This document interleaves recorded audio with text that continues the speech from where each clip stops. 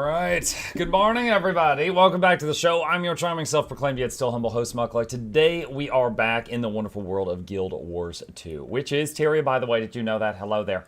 Welcome back everyone. It is a very special day. A couple things going on. On the Twitch side of things, they are starting drops in roughly an hour and 45 minutes, according to the countdown on the streamer dashboard.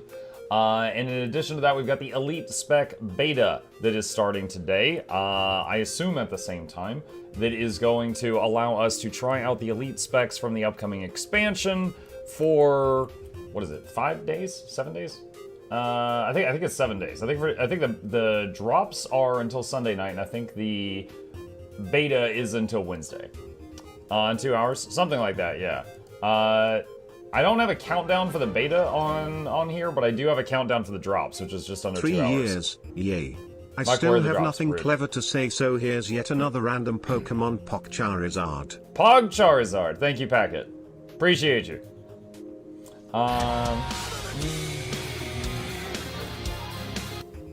Make sure you want any items available in the beta characters. Heyo, Muck.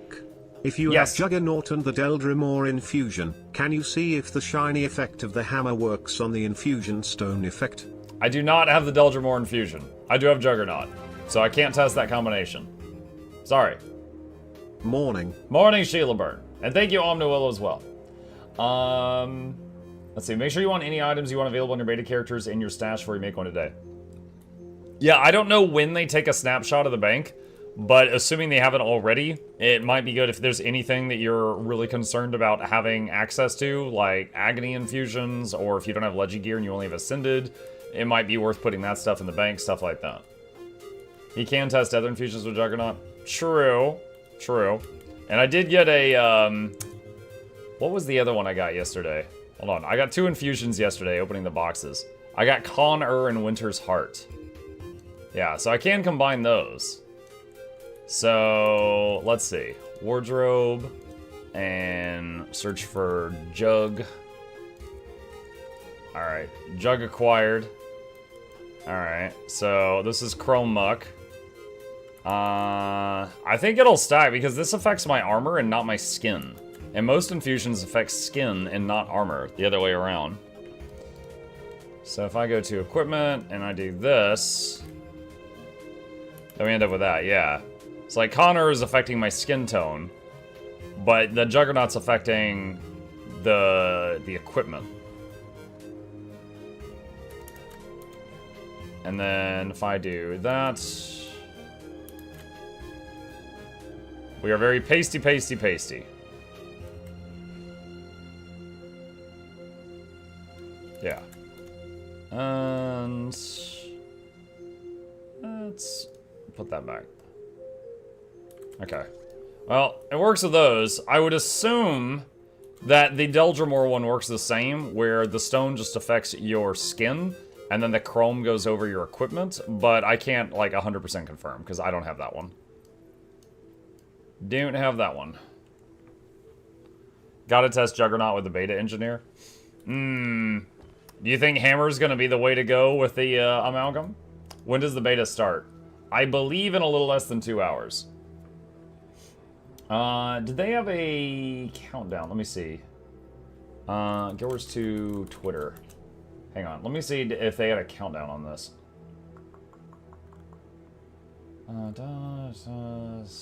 Sales. Voice acting. Festival of the Four Winds.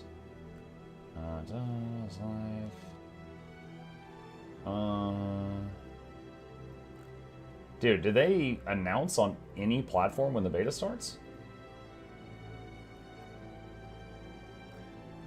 Crazy. Yeah, I'm assuming at noon, but I don't see a blog post that has the time. I don't see a tweet that has the time. I don't see a blue sky that has the time.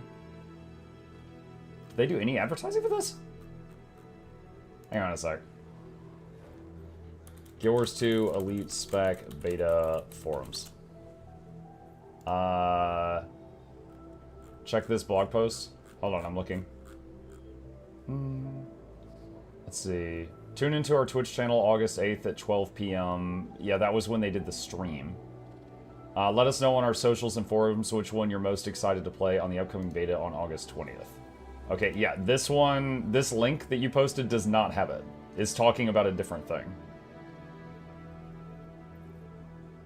I'm assuming it's noon. I'm assuming it's noon, but this post doesn't say it. Try this one. Okay.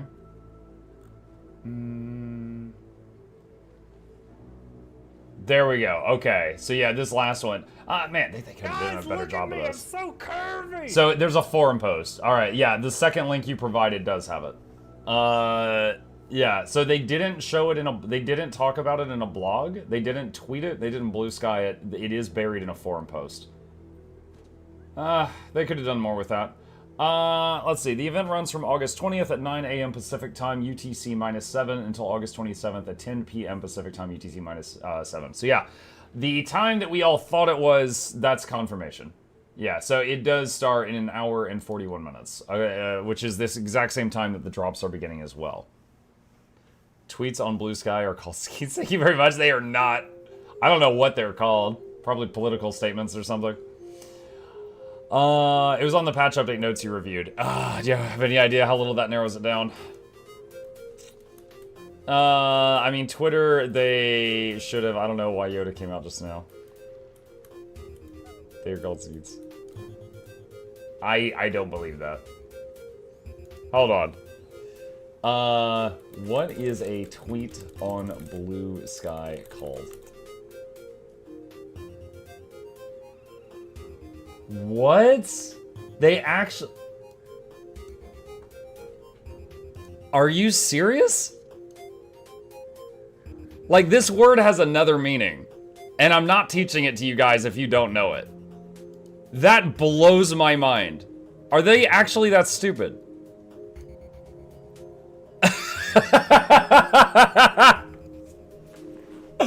Bro, are you serious? Okay, yeah, you guys can go to Urban Dictionary if you want to learn that one. That blows my mind that they did that. Dude, I saw someone in chat say, oh yeah, they're called bleh. Like, I'm not even saying the word because I don't want to get clipped. But people are like, oh yeah, it's called bleh. And I'm like, no, you're making that up. There's no freaking way. There is no way. The user base decided it? Well, they're stupid for doing that. Huh. I wouldn't trust the AI results. Well, you know what? I hope the AI results wrong, because that is that's real bad. Oh my god. There's also the clay shooting. Well, yeah, sure. Anyway, yeah, I'm not saying that. I'm gonna say Blue Sky tweet. I'm not saying that. Oh, my Blishhead's not awake. Hang on a second. And run, and yep, that's your windows. Chat, check your windows. Okay. Call them bleats like a goat. Not all of us have Urban Dictionary memorized. I don't have it memorized, I just remember that word from years ago. Lindra, I'm not talking about that. I'm like, the internet decided Bodie McBoatface was a good name for a ship. You can't be surprised about them collectively naming things poorly. Oh man, when we played Rogue Trader, I named my ship Bodie McBoatface, and I often forget about it. I would forget about it until something serious would happen.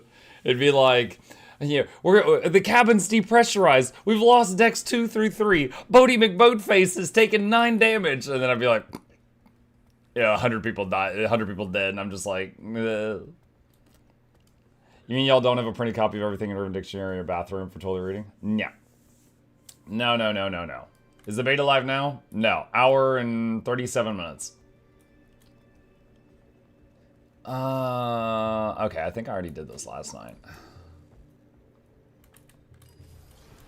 Used to sing it in middle school, didn't know what I was singing about. Oh, well, that's not working.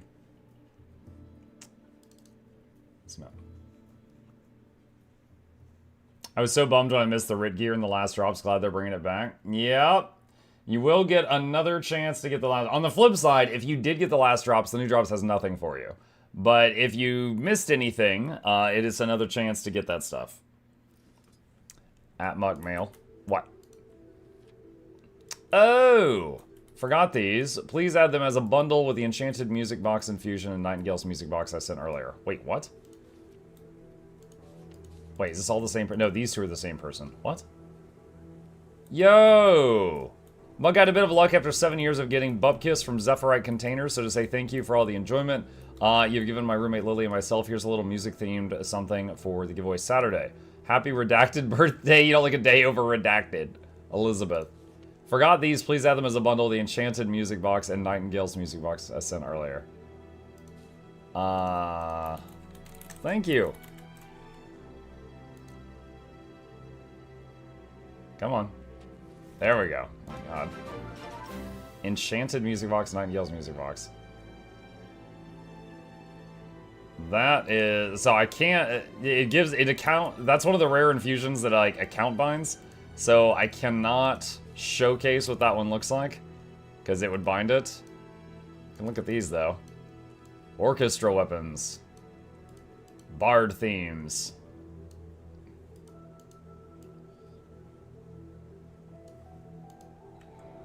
Very cool.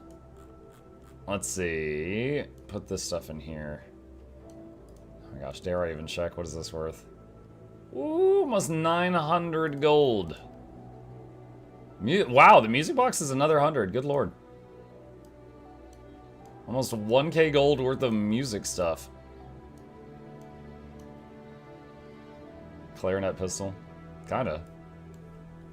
Orchestral weapons about to go up in price. Yeah, just because they share a theme with Troubadour? Maybe. Let's see. Let's see if EU is doing shock. You could use the wiki page to preview it. Yeah, if I cared enough. I could. No need to be sensitive. Mark may be 87, but he doesn't look a day over 69. Nice.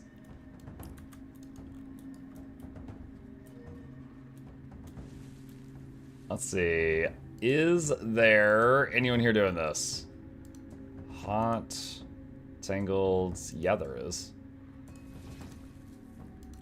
Okay, 237 is full. Minus 237. Don't show me those. 137. There we go. Mesmers know what's up. Orchestra rifles at 165 gold. The rest are 49. Oh my gosh. That reminds me of Mirage Rifle Ambush, where it's just like, blarg, you just vomit purple everywhere. How'd you do that teleport thing? What add-on is that? Blish HUD. You can see a list of events, click on one, and teleport to the waypoint for that event. It's from the Blish HUD overlay with the event table module, I believe. Exclamation mark Blish if you want it.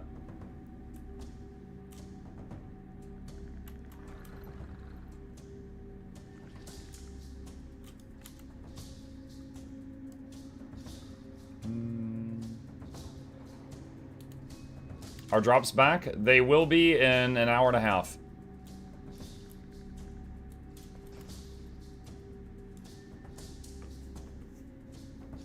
Still haven't gotten the Blish mount wheel thing to work. I mean, you can ask them on their Discord. They're super nice. I sent T-Pain a Twitch DM asking him to collab with Muck. Why? What content are me and T-Pain gonna have in common? First of all, T-Pain is actually managed by SideQuest, the same agency that helps me get my sponsorships. I could easily go through them to send an inquiry to T-Pain if I was like, if I had a really good reason to. I do not have a really good... Hey, T-Pain, you want to try Guild Wars?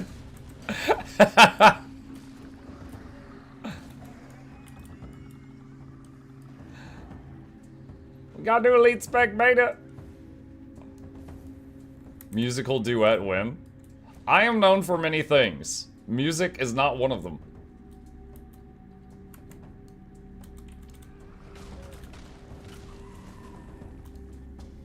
First he could say is no, right? You should totally ask.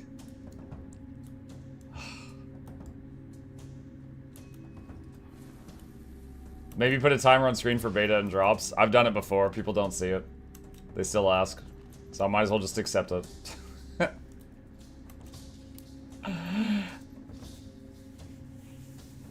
Any prop that music is not one of them. Mark, what game are you playing? Guild Wars 2. What's the name of the hat you use on all your tunes? Wizard's hat. Right there. Jinxie X Mutt. I don't know. The only Jinxie I know is just a viewer. I don't think I know the Jinxie you're talking about.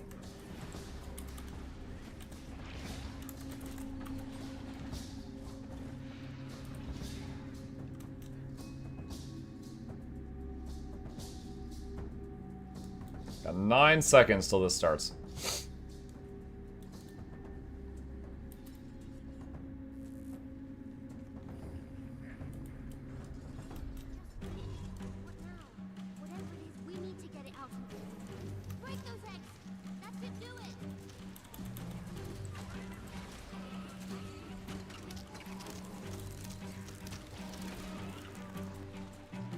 Obviously, this is last epoch. Yeah, I'm playing Falconer. What's the chance that you start with a new Necro spec? I mean, I could. Totally could. The Rit is definitely one of the things I'm excited to try.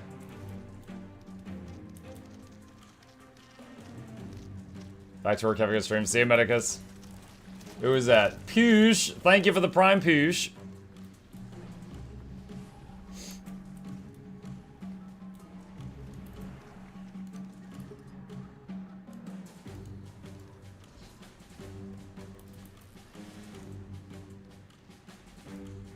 Thought you said you start with range to get out of the way before the good stuff. Yeah, man. It's like pulling teeth, you know? Like, I really don't want to play Gailshot. I'm considering starting with Gailshot to get it out of the way, but boy, am I not excited to, you know? The other stuff, I'm excited.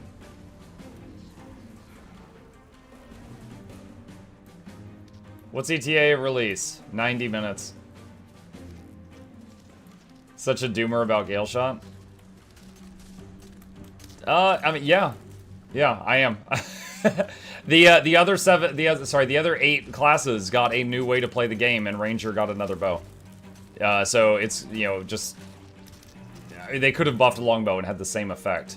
So yeah, it might do good damage. People might be excited about it. But there's just like how, like, if you've got a bunch of mechanists in one place, there's just a million green robots. If you have a bunch of Gailshots in one place, there's going to be a million people with the same giant wind longbow. Like, it's not a new way of playing the game, and it is got not even like a customizable appearance. So, yeah, I'm not hype about it. Now, that doesn't mean that there's not going to be people that enjoy it. There's going to be people that like it, but it definitely feels like, as a Ranger main, got the short end of the stick compared to everybody else. Because, like, you know, an Evoker is a new way to play the game. Ritualist is a new way to play the game. Gailshot is another longbow. Did Rev really get a new way of playing? Yeah. Yeah, I mean, it's not like a massively new way of playing, but yeah, it's different from another bow.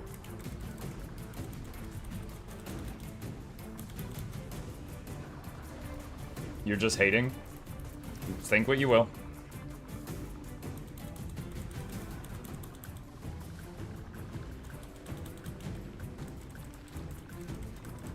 I actually don't think there's been another elite spec of the existing 27 elite specializations that was as similar to something we already had besides Gailshot. Since, you know, the elite specs first came out in Heart of Thorns. Like Scrapper, Druid, Firebrand, Bladesworn, like all of those are a distinctly new way of playing. But then Gailshot is just longbow, but longer. Hi Mark, what's your promo code? Samuel just linked it in the chat right there, and I thank you for using it. Appreciate that.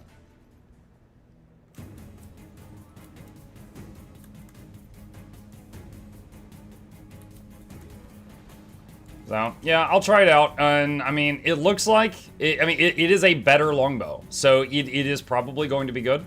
It's probably going to do good damage. It's got good mobility because it's got the ability to move around while firing and stuff like that very rapidly. We saw it has, like, really fast constant movement speed.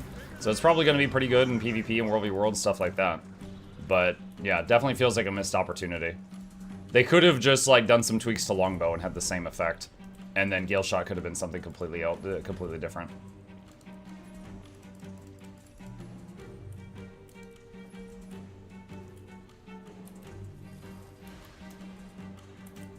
That's 2 lanes down. Did the others finish? I think they did.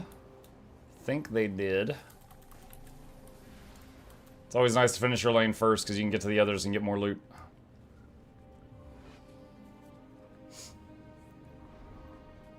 Have you tried Antiquary? No, I haven't tried any of them. They're not out yet.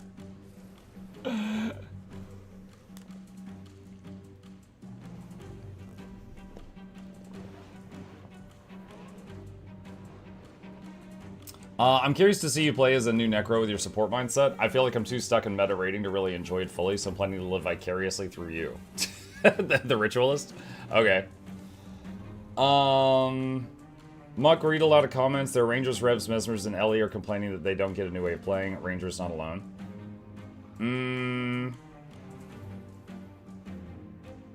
I mean, looking at the way the familiar system for Evoker looked, that was a new system. The thing with the Conduit legend, adjusting the other legend and the Dervish sides, that was new. It's not like a massively new thing, but it was new. The Troubadour thing, while I would say the Troubadour gameplay it's still going to use the Shatter system, right? So it's going to certainly be similar to existing Mesmer systems. But the Troubadour is certainly more different from existing Mesmer systems than Gailshot is to a longbow. Has Muck ever got the Chalk Egg Sack? No. I have one. It was a gift. But I have never gotten one, like, out of my own luck. Although I did get a Con Infusion last night from Zephyrite lockboxes. Mike, did you prepare some gear or other stuff in the bank? No, I've got full legendary in the armory, so no need.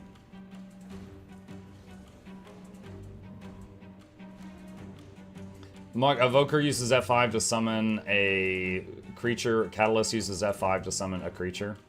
Catalyst uses F5 to effectively throw a combo field.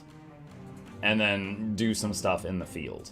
It's as someone who liked the look of Evoker but hates playing Catalyst, there's definitely a difference. But it could be like, you know, someone who doesn't drink soda looking at Coke and Diet Coke and being like, oh, those are the same thing.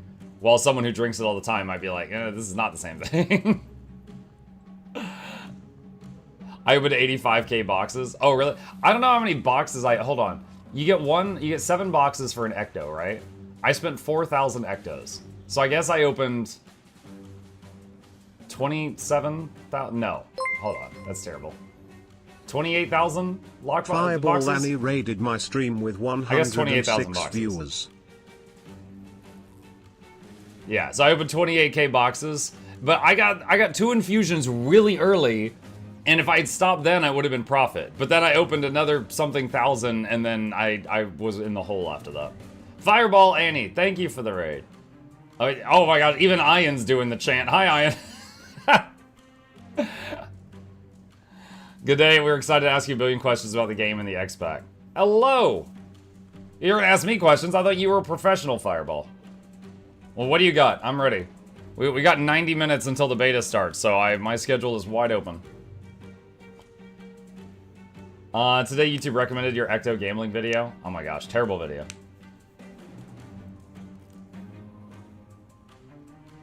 Muck, what should Ranger have gotten as an elite spec? Okay, look, I could give you a few ideas that I've gotten from other people. I do not think I'm as creative as some of the people at ArenaNet are. Like, for example, when Mesmer got Chrono, I never would have predicted that the class that is a Master of Illusions was going to get time travel powers. But they pulled it off quite well. All right? They have made some incredible classes that I would have never predicted in a million years. Okay? For Ranger, I mean, if I'm going to pluck some ideas from some other games, I mean, maybe like Beast Mastery Hunter from World of Warcraft. They have additional animals that are more exotic, like dinosaurs and stuff that they can tame, but they can only use these more powerful pets while they're Beast Mastery, you know? Or there was a version of Beast Mastery Hunter in WoW that had not stronger pets, but they had 2 pets, you know? Or like the Warden class, which was it from Rift? Some other MMO, which was nature themed, but it was more of a frontliner. Like they had a big shield made out of like what looked like tree bark. And, you know, they were, you know, tanking and doing like frontline stuff, so things like that. They could have done like a kind of like a lycanthropy thing. Like Soul Beast is kind of like you sort of get your pet's abilities, but if you wanted one where you went like full feral, that could be kind of cool. Like Beast Boy from Teen Titans. You know, things like that. I don't know. I'm spitballing here. I don't believe there's like one answer to this. Like, oh, instead of Gailshot, we should have gotten Bleh, the end. Like, no, it's not like that. I just think it's unfortunate that we're getting something that is the exact same playstyle that Longbow already is. And everyone's going to have the exact same weapon skin on top of it. Warden was also in Lord of the Rings Online. There you go. One question. The beta character could select World v World server or will be linked to the alliance that I joined.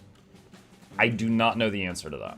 I would assume so it would be on the same alliance as your account is, but I do not know for 100%. I think it's funny that Muck at Ranger Main likes the look of Evoker, but not Gailshot. Wooden Potatoes and Ellie Main likes the look of Gailshot, but not Evoker. The Guild Wars 2 potatoes are at odds. There's a few other weird things about it. Like, let me give you another example. Of the 9 base classes, Ranger is the only one that cannot effectively do Alack DPS. It's the only one. Because Alacrity is only on the Druid, and the Druid, the DPS build, it is difficult to incorporate Alacrity into it because the Alacrity comes from doing heals and stuff to people. Okay? So, then they gave us Gailshot, and Gailshot is quickness. So we already had quick heal and quick DPS with Untamed. We had a lack heal with Druid, and it's the only one of the 9 base classes that didn't have a lack DPS, but then they gave Gailshot quickness again. That's odd. I find that very strange. That, like, there's... I do not know why they chose to do that. Druid needs a DPS build. Druid has a DPS build that's pretty solid, but it cannot very well do Alacrity at the same time. I would have taken a page from D&D with something like Swarmkeeper subclass, replace the pet with a swarm of insects. Oh, yeah, you know what? I recently, in Baldur's Gate 3 and also in Pathfinder, there is some swarm specs. Not exactly the same as that, but yeah, I've seen some games with those. I think quickness works better for open world solo play. I agree with that. I agree with that. I just think, like, from a comp perspective, it's weird that Ranger, the base Ranger, is getting another quickness option and still doesn't have an Alack option. Muck, it's a Kiki and Boba's situation. Who cares if there's a gameplay niche that's missing? I have no idea what that statement means. I will say, yeah, as far as who cares if there's a thing that's missing, I'm not real broken up about it, right? I'm the kind of guy, like, sometimes playing this game, it'll be like, if I'm going to support, I get on my Druid, if I'm going to DPS, I get on my Engineer, and if I'm going to PvP, I get on my Necro. Like, right? There's times during my time in this game where my favorite for each thing was a completely different class. Totally okay with that. I'm just saying, like, if I'm looking at the picture for how these specs were designed, I find that bit odd. I find that odd. I used to main Ranger and found it pretty boring, nothing flashy with a bow, so I think Gailshot is meant to fill that fantasy. Like, bow looks really cool, I guess. Still newest to the game, working my way through Heart of Thorns, trying to get Eternity. Any tips? Oh, man. Wow, so you got a big goal. The legendary greatsword that's made out of other legendary greatswords. That is definitely a big goal. I mean, as far as tips, Going through Heart of Thorns trying to get Eternity. I mean, it sounds like you're doing it. I mean, I think you just need time. Like, you know, make sure you finish your map comps. Make sure that you get all those hero points as you're going through them so you can get your elite specs, things like that. Yeah, just do a little every day.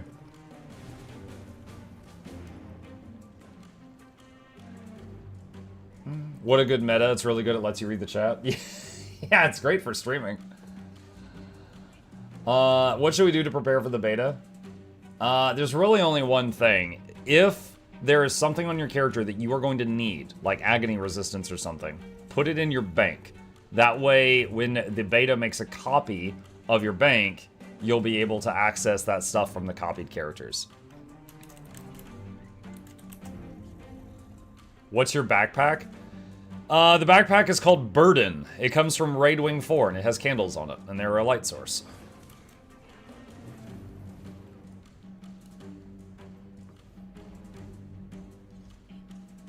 Are the drops already on? Nope, got 1 hour.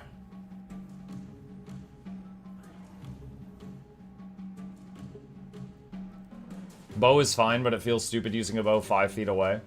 True, and that's not going to change, because of that is a result of the boon and heal system. So if you go, you know, instead of using Ranger Longbow, you're using Ranger Gailshot, you're still going to be, in PvE, if you're in like a striker raid, you're still going to be stacked with the party.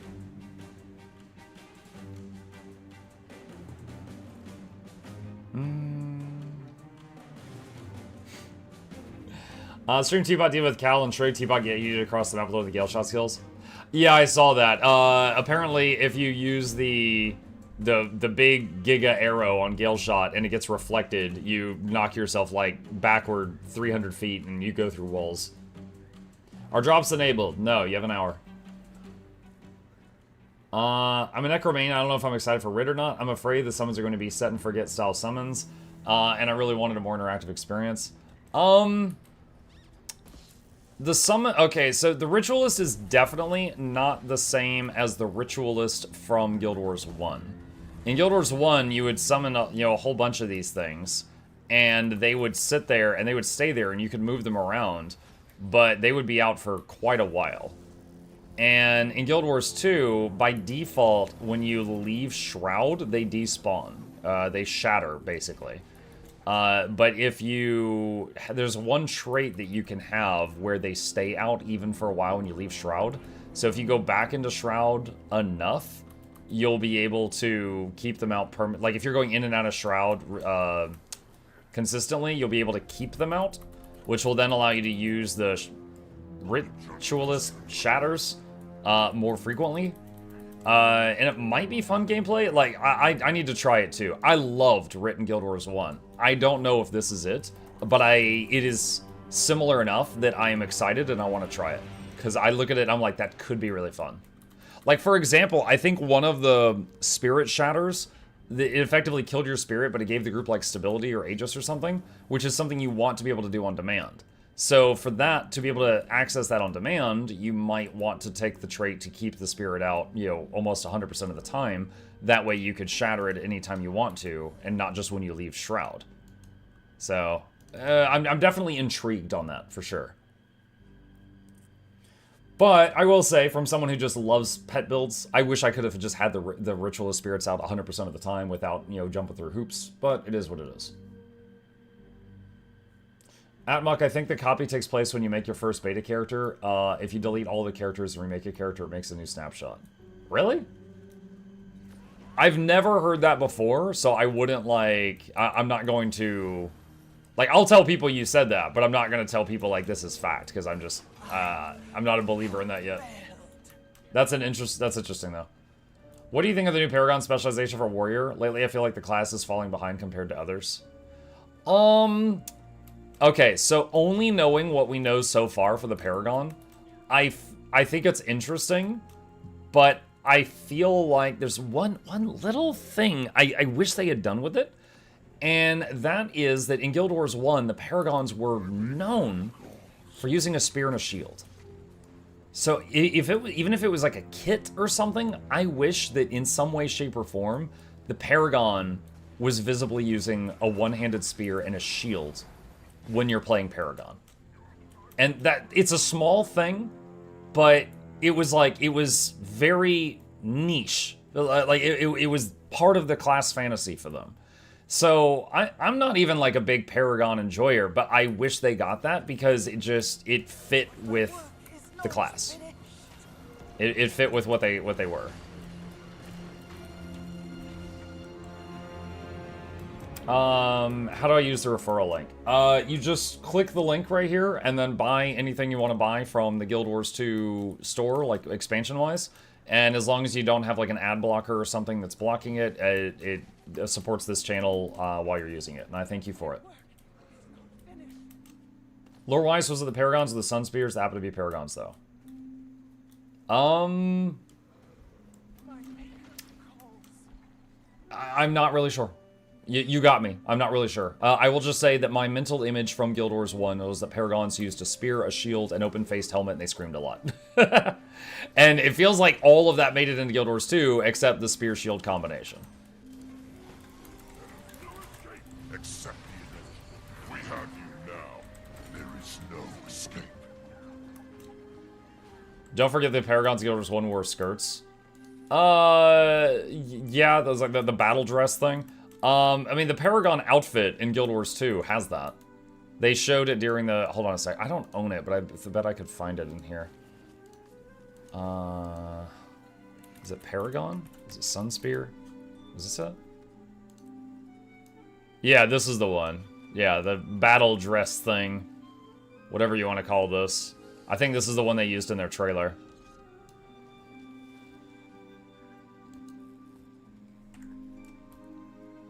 If I remember, Guild Wars 2 Sun Spears became Spellbreakers. Dagger was the pointy bit of the spear after they broke their spears. Yeah, that sounds right. I remember that lore. To me, it seems like they're trying to adjust something that doesn't really need fixing. The Berserker spec itself already provides decent support for everyone. Basically, share Crapface's view regarding new changes. I definitely don't play Warrior enough that I can just look at Paragon and say whether it's good or bad. I'm just talking about, like, the general vibe when I looked at it. That's all. Hey, boss man. Hi, Solar. Instead of Rit, they should have designed a revamped minion master that feeds off life force and health to buff your minions, and then add minion control like the One Mummy quest in POF. That'd be cool. Is the beta on? You got an hour. What keeps you playing after Guild Wars 2 after you got a legendary for every slot? Community, fun, new content, stuff like that. Berserker does not have specific heal mechanics. Please left click those chests, they're driving me crazy. Paragon is the one I'm least hyped for, but I'm so excited about it. Shows how exciting new specs are in MMO. Guild Wars 2 is the ultimate choose your own goals game. Yep.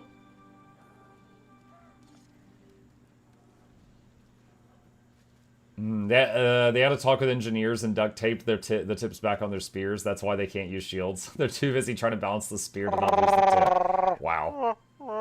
Muck, on the Rit, I'm repeating myself, but best way would have been a Scourge-like system with the spirits. Life Force equals mana that gets drained from sustaining the spirits. I mean, if you take that one trait, that's kind of how it works. Because it's like you leave Shroud, and then your remaining Life Force is what keeps the spirits out while you generate new Life Force. Muck, what has been your favorite expansion?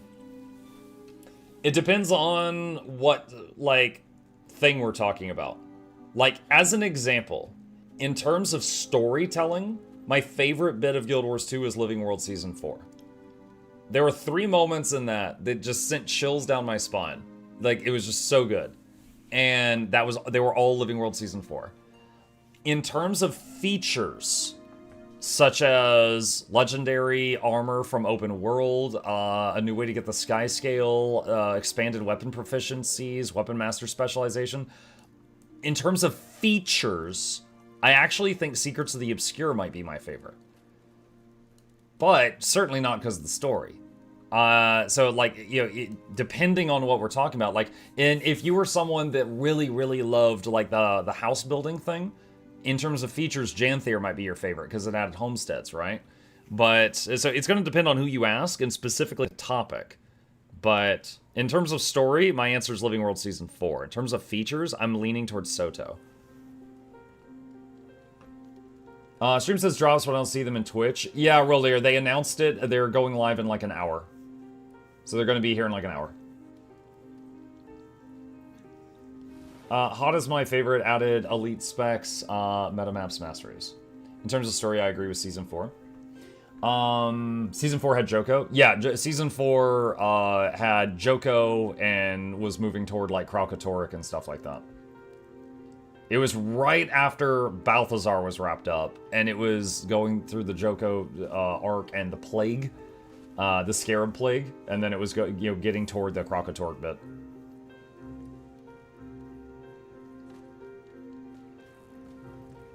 Actually, Kralkatorrik was wrapped up as Season 4. Yeah, so yeah, it was Kralkatorrik and Joko were Season 4.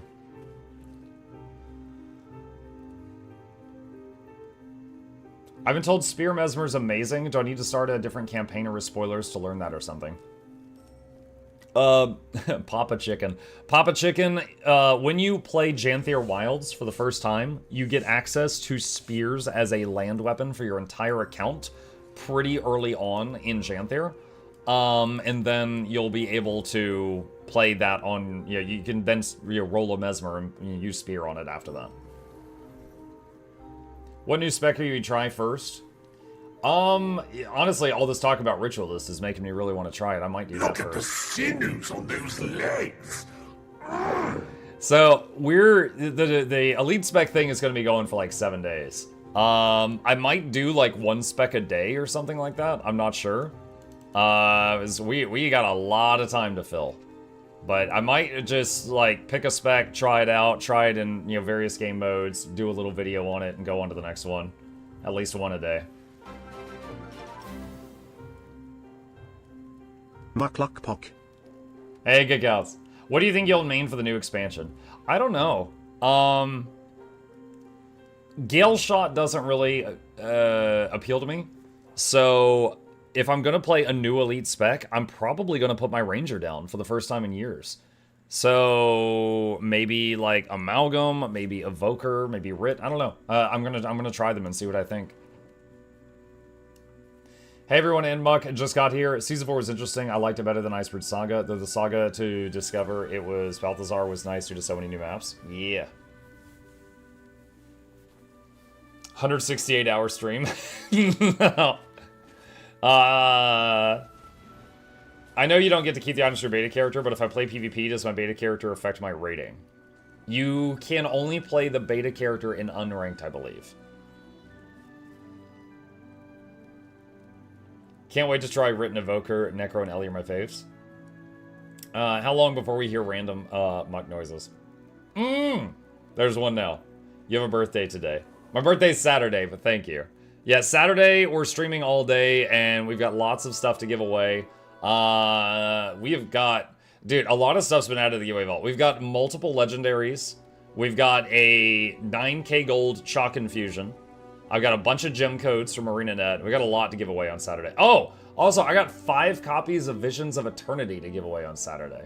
Yeah, that was last night, right before I went to bed. Someone sent me 5 paid-for copies. Well, specifically 2 people sent me copies, totaling 5.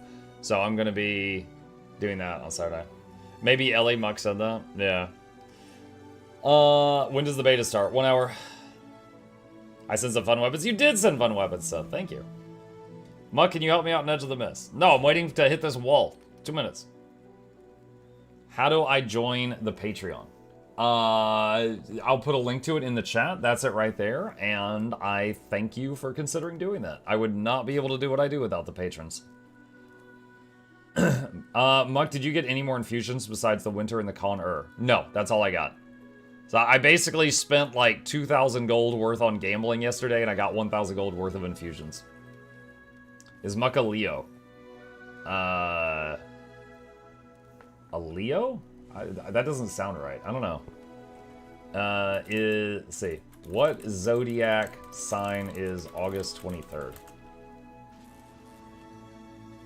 I'm a Virgo, according to Google.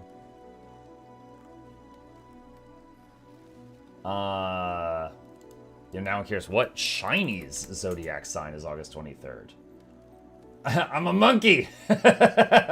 Ooh, ooh, ooh.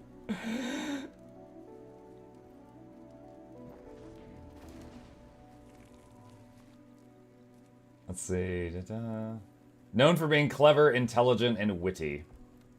I'll take it. Actually, wait. On this page, it says I'm Leo. Okay, so apparently the 23rd of the month is like the cutoff. So some of these websites say I'm one thing, and some of these websites say I'm a different thing.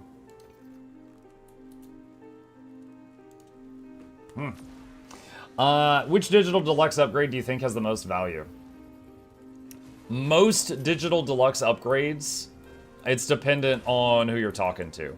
Like, for example, the Visions of Eternity upgrade to Deluxe Edition has Unbreakable Gathering Tools, an extra character slot, and then a mount skin, which it's like, okay, the value of that is just, do you think it's pretty? And then some other thing I don't even remember. But it's like, if you need the Unbreakable Gathering Tools and the character slot, it's worth it. If you don't need it, then maybe not.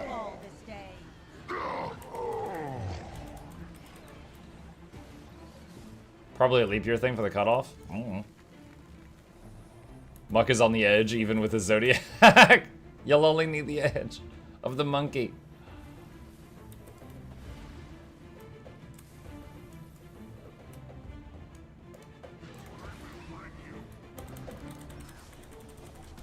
Sup, Muck, greetings from Hungary. I don't really care about playing on Steam as long as I heard about the content creator codes from you that's not working on Steam. Yeah, the referral links that the ArenaNet team gave us creators are really, really nice of them, and I super appreciate that. But if they, if it were ever possible, I would love for them to work on Steam or Epic, because right now they're the referral links to the content creators like that me and Iron Maiden and many others have. Those links existed before the game launched on Steam or Epic, and there was never any change to accommodate those new platforms. There's more where that came from. Monkey Muck emote win.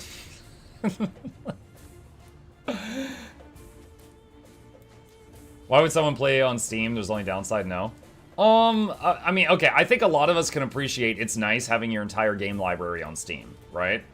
That's like the primary reason so many people complain about Epic is it's not Steam.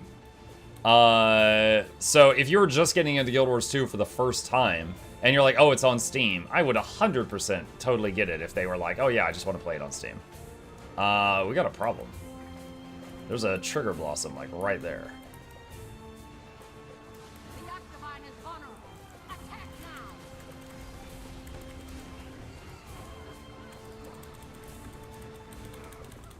Steam Deck also? Oh yeah, true. There are, I don't own a Steam Deck, so I forget about it sometimes, but yeah, there are people that play it on Steam Deck. I hear them complain about the tiny little cast bar on the Catalyst Sphere a lot. Like, they can't see it at all on the itty-bitty little screen. The armors are not stunning the frog, and the frog is stunning all the players. Got me.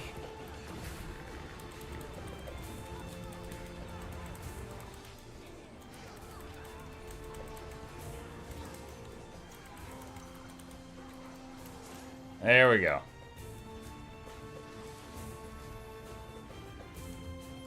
However, that said, when, like, the stuff related to the content creators is often standalone client only. Like, to give you guys an example, when I'm given gem codes to give away to you all, they're often standalone client only. They often are like, this gem code only works on standalone and it doesn't work on Steam or Epic. You know? So there's if you frequently do community stuff, it might be better to be on standalone because of all the things that we get to give away. But if you just play on your own, then I would say maybe Steam. But it depends on you. Look, why do you do Octovine frequently? After you beat it, you get to open 35 treasure chests, and it makes my monkey brain go.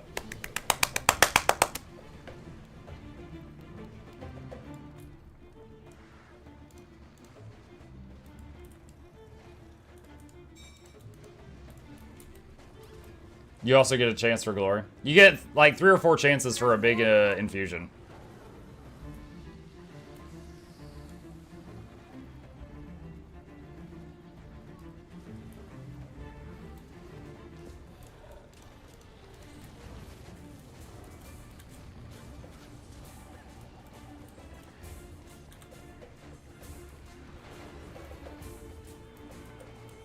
The Octovine is vulnerable.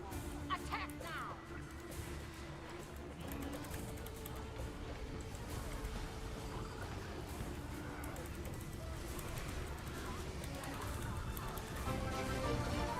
Easy.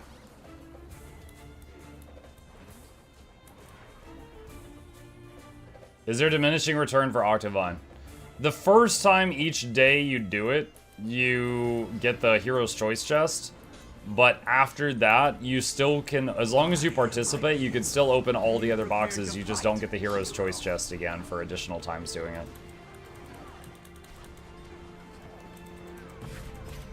Oh, what? Oh, we're fusion!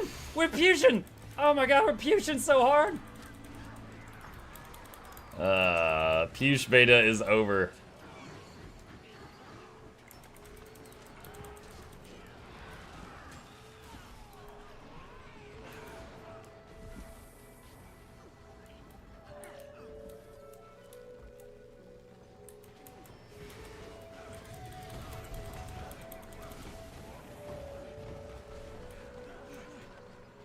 How many keys do you get per Octovine? I guess not enough to open all the boxes. So here's the deal with that. In my home instance, which I farm every day, there's an Aurelium node. And I get a bunch of Aurelium from that node every day. And periodically, I will simply go to the person, the merchant in this zone, and I'll just buy like 1,000 keys. By the time those keys have run out, I have more than enough Aurelium from the daily node plus occasional Octovines to buy another 1,000 keys. I literally don't have to grind events in this zone ever. Is Untamed the class you enjoy playing the most? I enjoy multiple classes. Right now, Quick Untamed is my favorite open world build. But that might change in a month. I'm waiting to see what your next morning game is before I change my sound again. Yeah, we did just finish Rogue Trader, but we're going to be doing Guild Wars 2 for the rest of this week. Currently doing Dawn of War in the evenings when not doing Guild Wars 2. Everyone knows Willbender's your favorite? Willbender? No, Willbender is unique, but not my thing.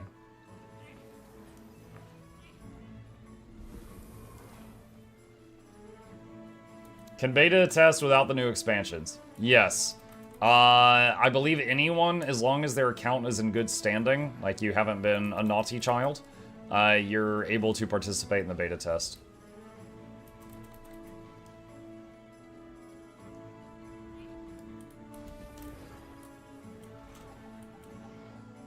Did you ever play the other game from the Helltaker devs?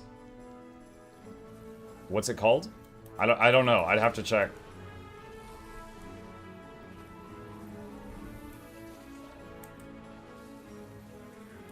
Who's been a naughty child?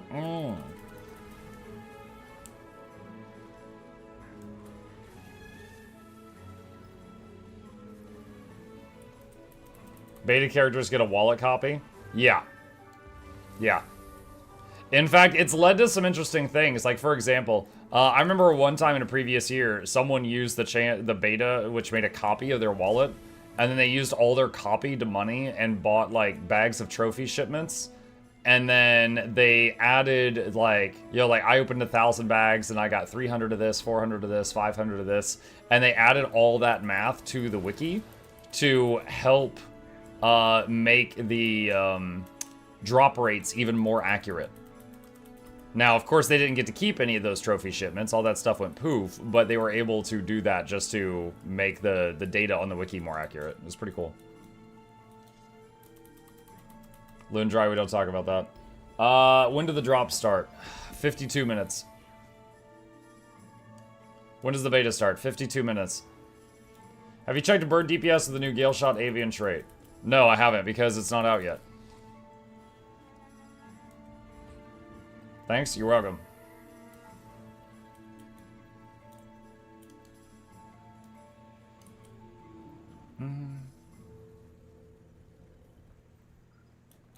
I just want to use the beta to gamble guilt-free. The problem is, like, if you got to make sure you use up the bad luck on the beta character and then the good luck on your real character.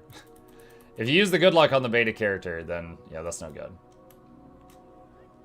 Can you update us every minute on how many minutes are remaining? 51 minutes remaining. Also, no. I laughed yesterday when you said drop-in betas feel like the preparation to be a father. Yeah. Yeah. I've said before in stream, because people have been like, Muck, I've been here the whole stream and you've answered the same questions like 5 times every hour. And I'm like, yep. And they're like, is that what, you know, being a parent is like? Did, you know, being a parent prepare you for streaming? And I'm like, streaming prepared me for being a parent. You guys are way worse. My kid might ask a lot of questions, but he doesn't ask the same questions this much. No. Being a streamer is way worse in terms of questions than being a parent. Are we there yet? Yeah, you should have gone before we left the house. All streamers have to do this? No. People like Shroud can just ignore chat and shoot people.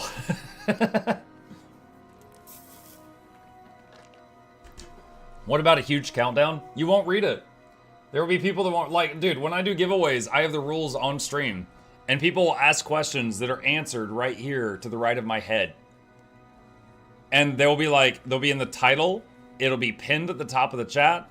It'll be right here. And it's not going to work. It's not going to work. Inventory's so messy. I can't watch. The inventory's fine. Look at all this space. Like, look, your opinion fit right there. It's fine. Good lord. Here's the drop. Drops in an hour. Mike, what are the glyphs in the middle of the screen? What? Did you see, like, maybe you saw Regions of Tyria, the loading thing? Maybe?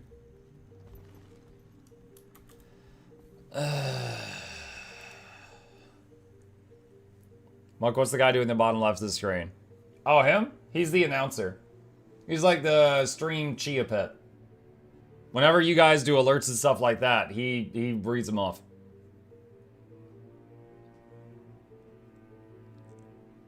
People are not very smart. Sai, by the way, how do we get Twitch drops? Just scroll up till you see where someone did exclamation. What? We're so back. Hi, Kojax. Yeah, just look at where someone else did the exclamation drops command and click on that link and make sure you follow the instructions there. DBS pre-event failed? No. But I need to kill the dragon.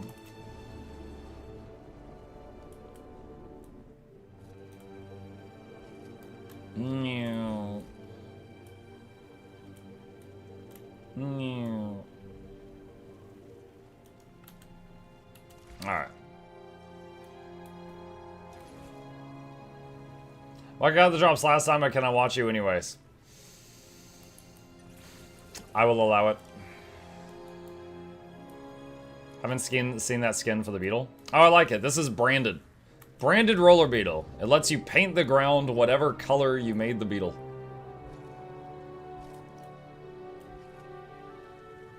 Deja vu.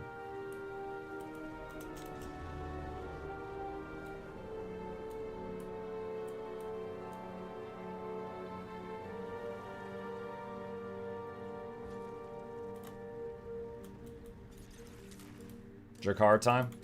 I can be convinced. No, it's not gonna work because something just shot me.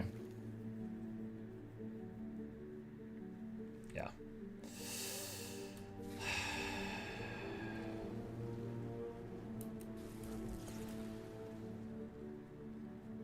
Let's try this again. Is it more viable in raids now or is suboptimal for LFG? Wait, what? Wait. Oh, I missed a key word there. Is Thief more viable in raids now? Thief is fine. It just depends on the spec you're playing. Does event table auto take you to the waypoint? Yep! You can just click where you want to go and then just give it a minute and it'll do it. Drops are working already? No. 45 minutes.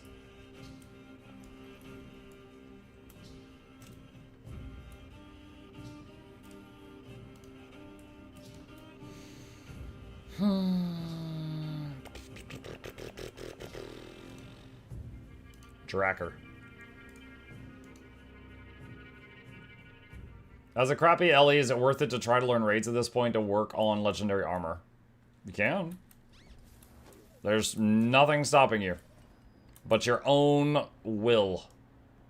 Day 11 of asking Muck to play Sword Zerker. Oh my god. Should I get the Elder Dragon Saga Complete Collection or the Elder Dragon Saga Standard plus Soto? The Complete Collection includes all of the Living World seasons, which is a lot of content. I am a believer that it's better to play the game like through all its content in order. So if you're asking me my opinion, I would lean toward the Complete Collection so that you get all that Living World stuff. And then just get, you know, Soto the next chance you can. Do you have any other secret tips?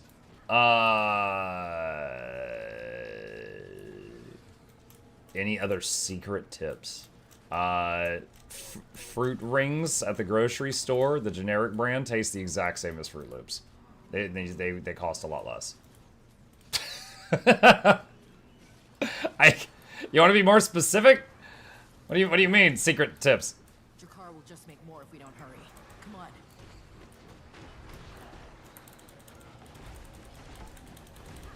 Fruit Loops taste better? Maybe? It's really close.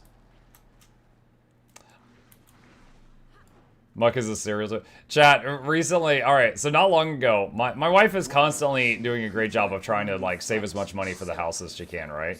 And she brought home bargain brand cereal, right? Like the generic stuff. And one of them was, like, Fruit Rings. And I'm like, I'll try it. And I try it, and I'm like, you know what? This tastes almost the same as Fruit Loops. I'm fine eating this. And she's like, oh, cool. I'll get that from now on instead of Fruit Loops when we're going to get Fruit Loops. I'm like, okay. And then the next time, she brings home something that's like Unlucky Charms. And I'm like, all right. And I try a bite, and I'm just like, I am Javi. Blood of Sparta. and my wife's like, uh-oh, what is it? And I'm like, all right, so I don't know how dog food tastes, but, and she's like, oh my god. Dude, it was so bad. It was like mush with blocks of sugar. It was terrible. I'm like, I had like poured myself a bowl, right? I'm like, I cannot finish this bowl. I cannot eat another bite of this. This is so bad. Sup Muck and chat. Excited for Elite Spec Beta? I'm so excited, yes. Have you tried just eating normal bread for breakfast? Kind of. I mean, like, any time that we're out of breakfasty things, I usually just have a piece of toast. Which is toast a piece of bread, put a little butter on it, either some jelly or some, like, cinnamon, depending on what I've got on hand. That's my, you know, last-ditch resort for breakfast. If we really need groceries. Someone said, hey, are you Levi? Are you Levi on YouTube? I'm also at Drakekr. It's gone further inside. We need to get Watch my back. I'll rip down this whole cavern if I yeah. The player you're trying to whisper is not online. What? Yes, he is. He's whispering me. Alright, this guy's got me blocked or something.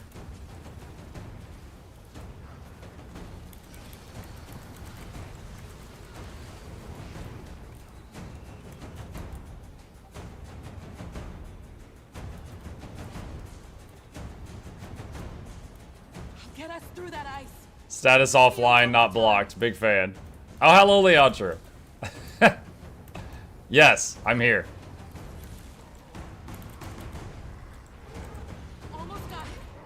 Keep them busy just a little longer. Are you gonna try any heal builds during the beta? Yeah. Support Ritualist and Evoker are on my radar. I'm more experienced at Necro than I am at Ellie though, so I'm gonna have to. I'm gonna need some help putting together an Evoker build.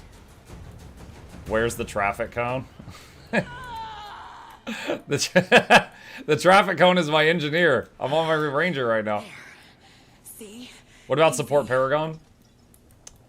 I'm sure I'll try it at some point, but I'm not, like, jumping to do so. It looks so similar to existing shout builds. But, I'll try it. Do you like Condi specs, Muck? Yes. I definitely like to just fill the enemy with dots until they realize there's nothing they can do, and then that last look when they look up and the light fades from their eyes, there's nothing they can do about it because they're out of cleanses. Yes. However, it just... Some specs, it doesn't work as good as power.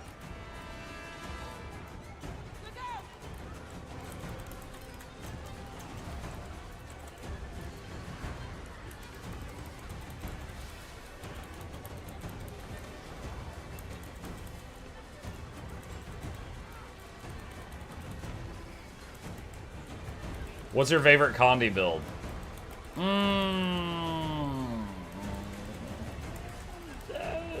DPS Scourge is kind of fun. I like that even when you're just focusing on doing damage, you're still providing barriers and stuff to your team. So as a support enjoyer, it's a fun way of doing damage.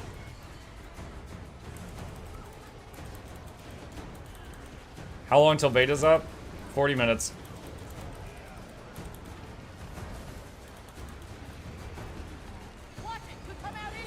How to access Dancing Asura GIF. That guy? Oh, no, you don't. There you go. The claws. Go for the claws. Try to save this guy here. It's stealing magic from the lost spirits. The gate's open. Now get in. Condivert because it's easy. Yeah, Condivert is pretty easy. It's also kind of the flavor of the month or the flavor of the year. There's, I don't know. It makes me feel dirty playing it. Like, it's great. It's effective.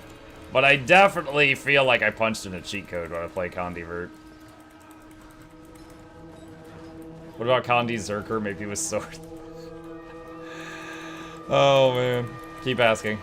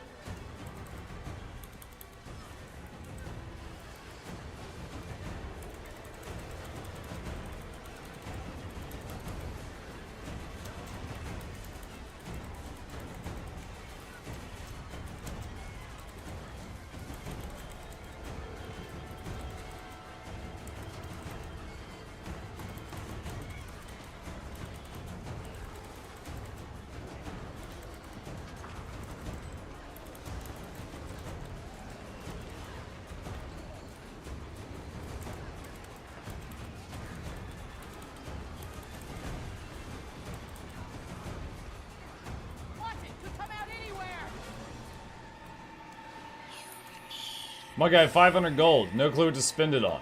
I've no upgrades on my account other than expansions. No living worlds. What should I get? And how long for drops and beta? Drops and beta start in 38 minutes. As for what to do with your 500 gold...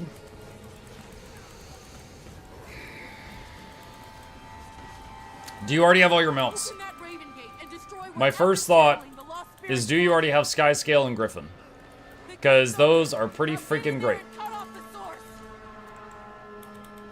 Ecto gambling. Do not listen to the people telling you to ecto gamble. Our drops on Twitch. That is correct. Now you've got many days. You've got until Sunday night to get the drops, so you can just like, if you, talking to someone on YouTube right now, if you don't like watching Twitch, you could just like, before you go to bed, open a Twitch stream. Like Iron Maidens or, you know, someone else's if they're streaming late, and then just go to sleep. And then the next morning you got your drops done.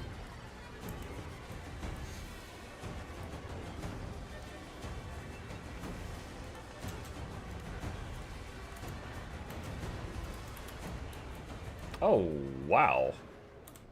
Jade bot. Let's go.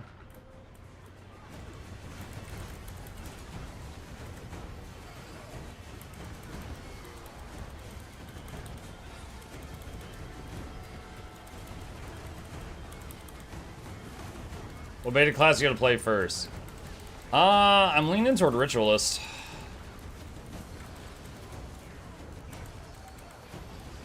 It's back in the ice. But we're gonna be doing a lot of streaming over the next week, so Oh no, you don't. so we will have time to try almost all of them, I think. Some help here.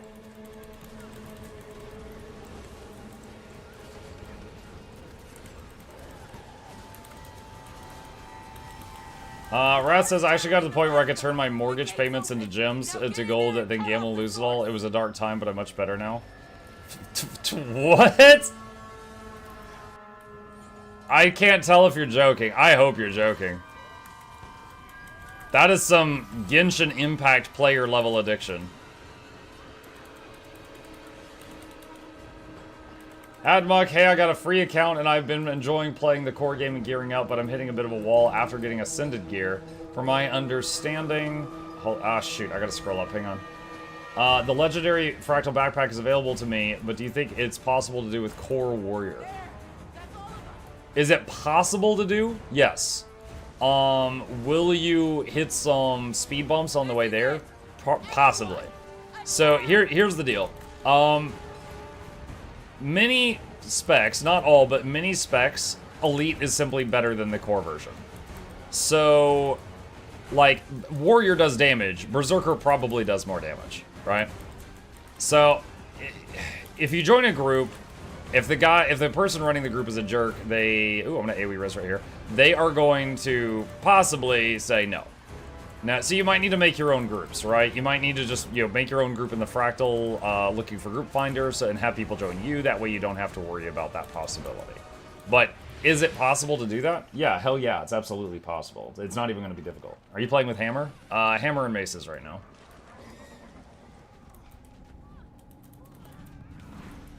As a Genshin Impact, it's crazy, you right? I mean, I've just heard so many stories of, like, there was that one that floated around the internet of, like, someone that worked at a bank and some guy had his account auto-lock because he kept pulling money out of it at, like, 2 a.m. And he called in, like, yelling at them. And they're like, sir, it's an automatic thing. We saw that, $6,000 went into Genshin Impact and a failsafe went off. And he's like, unlock my account. And they're like, okay, sir. So they unlocked it. Immediately, they saw another $200 disappear. I mean, yeah, there are some people that just... Like, I just don't have that addiction. Like, last night, just, for the content, I gambled all my Ectos away for Zephyrite lockboxes. And it was just like... And people are like, oh my god, he's got the bug. And I'm like, no, I don't have anything to use these on. I've got full legendaries. I've got nothing to use these Ectos on. I might as well just have some fun with them. And then, like, I lost it all. And I'm like, oh, well, that sucks. And then that was it. I definitely, like, I've been to Las Vegas, gambling capital of the United States, and I gambled, like me and my wife went down to the casino, and we're like, okay, we're each gonna gamble $50, and then no matter what happens, we stop there if we lose that 50. And I'm like, okay. And I gambled, like, 20, and I was like, I'm bored. I want to go back to the room and watch TV. And so then I put, like, the remaining 30 all down on one bet, lost it. I'm like, okay, cool. I'm never gambling again. I hate this. Like, there's no temptation to keep going. There's none at all. What class are you trying first? Maybe Ritualist.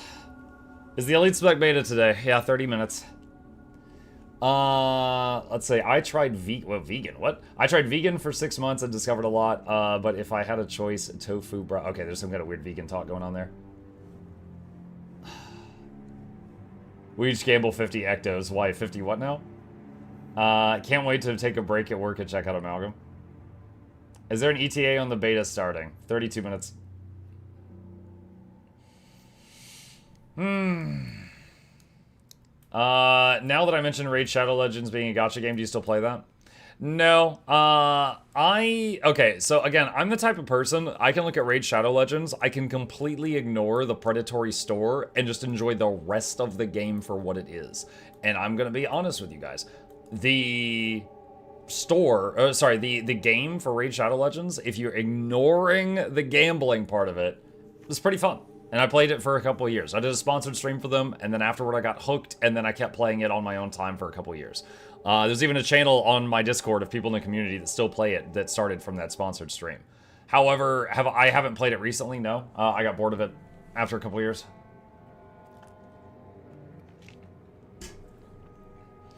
What do you truly think about Daredevil? It's a DPS. I mean, I'm a support main. I look at all y'all DPS like, you know, yeah, I do red DPS, I do blue DPS, I do purple DPS, I do flips when I do DPS. You know, you're all just DPS. Daredevil's DPS. Can't wait to see how many people will attest beta classes on Frog. The Road Toad? Yeah, you gotta say it right. There's the Water Otter, the Fire Fox, the Air Hare, and the Road Toad. Can I click your mail and vault notifications?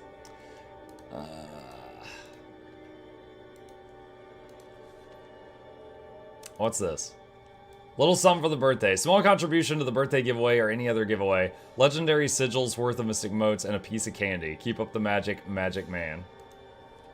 A little more for the day. A drink, a chain, and some watching. Kinky way to celebrate the birthday. What? Okay. Blueberries. Okay. Gift. Tanks.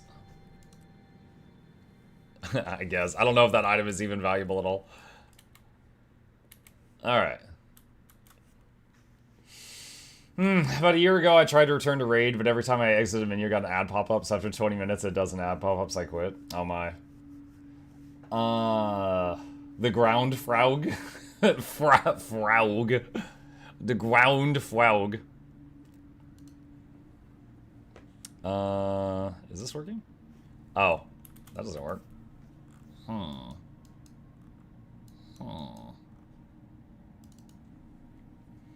You narrowly avoided Noxxi's troll portal in that fight, too bad.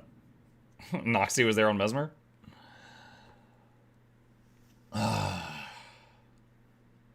I used to play... Oh, the Scourge portal. I forget Scourges have portals sometimes.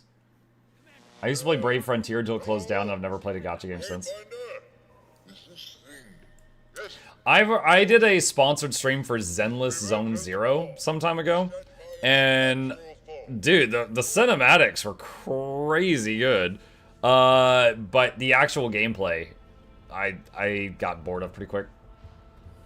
I think that's the last time I touched a gacha game, was a 2-hour stream for them.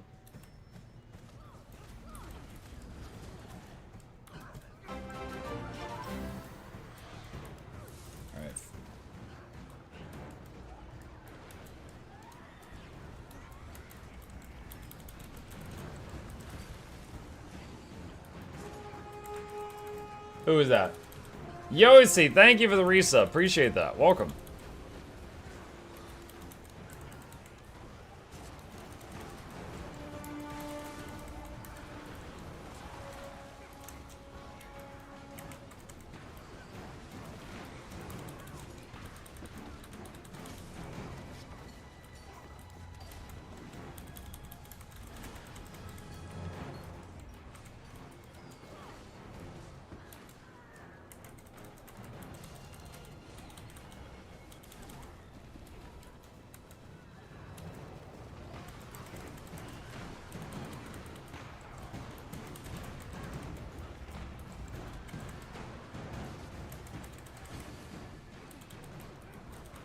Beta in 30 minutes. Yup.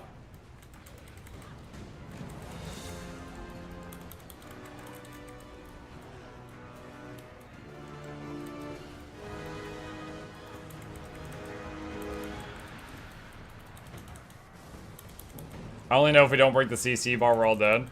Oh, also, those little ghosts that are around the room, they make the CC bar bigger. But yeah. He one-shot kills the whole raid if you don't CC him when he needs to be CC'd. Go, spirits. Suffer this place no longer. Were we as lucky? Oh, I don't know. My son... What's your thought process for creating a build at the beginning of the beta when everything is new? It depends. Okay, let's go over that. All right, Gailshot, right? Gailshot is either a power DPS or a power quickness DPS. Okay? Let's just say we're going to do power DPS. I could just take a Soul Beast power DPS build that will be like something Soul Beast, and just take Soul Beast out and put Gailshot there. Alright, now at that point, we don't even have to think about the other two specializations or traits, those are already done. We'll just look at the Gailshot one. Then we actually read the traits on that one and look for stuff related to power DPS, and then it's like, okay, so now we've got sort of a build here. Probably Berserker gear, because it's power. Lady, I am talking?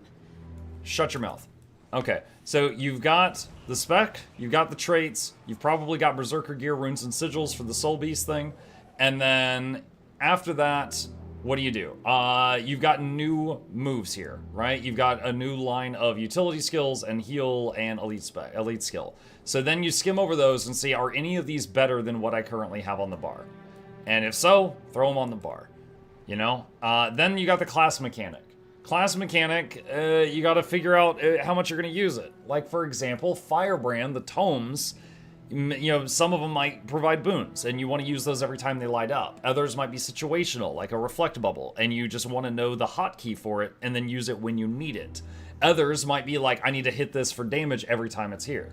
With Gailshot, my first thoughts are going to be, can I sit in the energy bow the whole time? So, I'm going to go to a target dummy, I'm going to fire all the Unga Bunga arrows, and then just auto attack, and keep firing Unga Bunga arrows when possible, and see what the DPS is.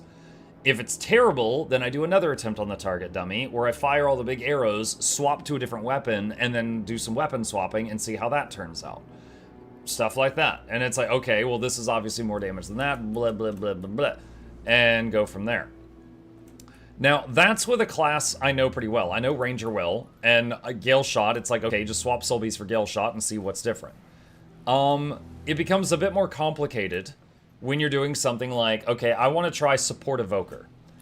A support in this game is typically expected to provide its group with 25 stacks of might, fury, regeneration, protection, vigor, swiftness, maybe quickness or alacrity, and stability on demand and Aegis on demand, and healing, condition cleansing, and damage when possible, and also get blamed for anything that goes wrong. So, looking at the Evoker trait line, they are not able to provide any of those boons except alacrity.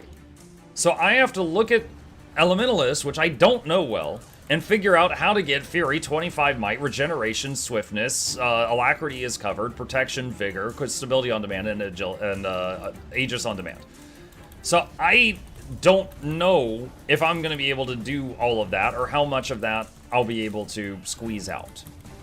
That's the situation with Evoker right now. I don't know how much of that I'm going to be able to do.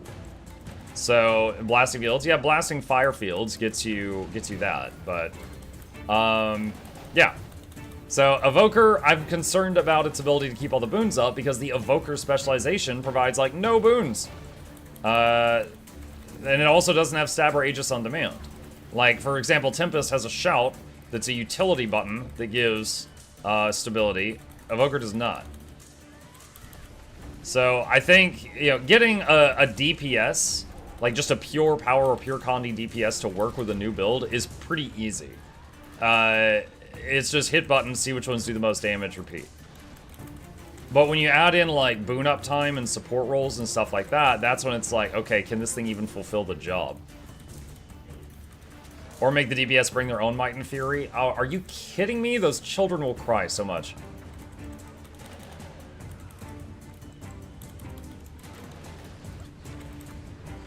The only way the community is going to shift to accept that is if, like, the game is changed so that that just happens for everybody.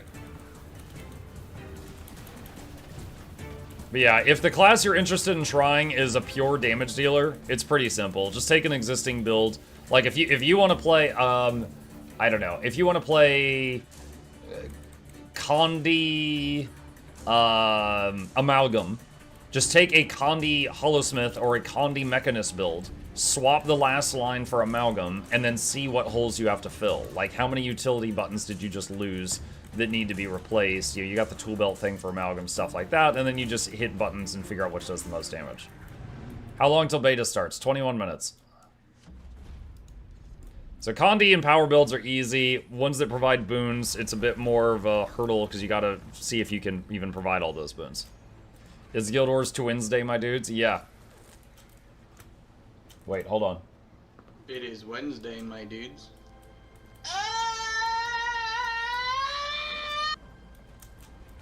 There you go. I'm a heal main, I don't bring stab or Aegis. I'm sure your group enjoys being pinballs.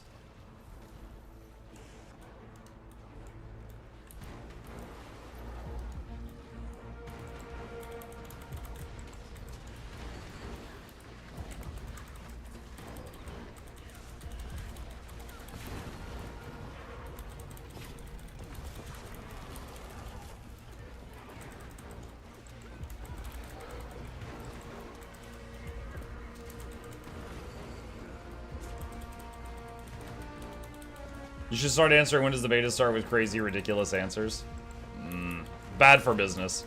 If I said 42 hours, they would be like, alright, I'll be back in 2 days. And I'm like, no, wait, and then I lost a viewer. Hey, we res.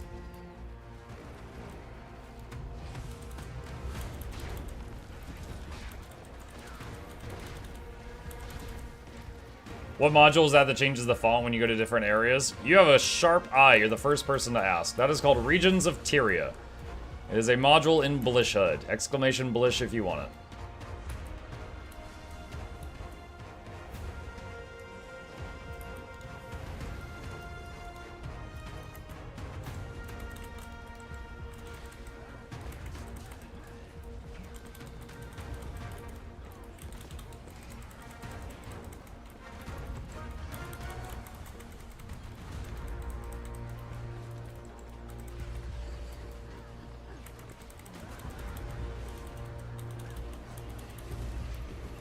Lose viewer, more chance for everyone else to win in a giveaway. Look, I did a bunch of giveaways yesterday, and I got a mountain of giveaways for Saturday. I did not say I was doing giveaways today. Do not spread fake news. CNN viewer.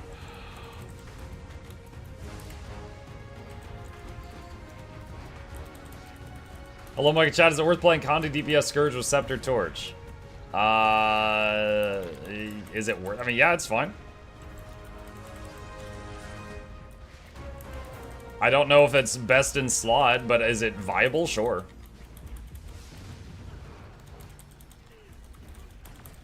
People constantly ask when it starts. You should have gone before we started the stream. It's too late now. I think the biggest problem with support specs in this set of lead specs is they don't have Aegis' stab. Is that they only provide a lack of quick while providing none of the other boons. Yeah, I hope that is addressed for Evoker, because legitimately, as someone who's never been enticed to play Elementalist, I think the Evoker looks fun to play. But it's not going to be able to be a proper support if it doesn't fulfill those other boon roles. And that goes for any of the others too. Like Ritualist is either going to be support or power. It didn't have anything that supported Condi. So, if you're going to play support Rit, it needs to be able to provide those boons. I would say the boons that you could get away with not bringing to a group is maybe Resolution, Vigor, and maybe Swiftness. Now, the group wants those, but you could get away with not having them. But if you are the support, the Might, the Fury, the Regen, the Prot, and then the Quickness or Alacrity are mandatory. Like, it's really hard to do the more challenging content without those. Dude, what is this commander tag doing? He's just doing, like, figure eights here.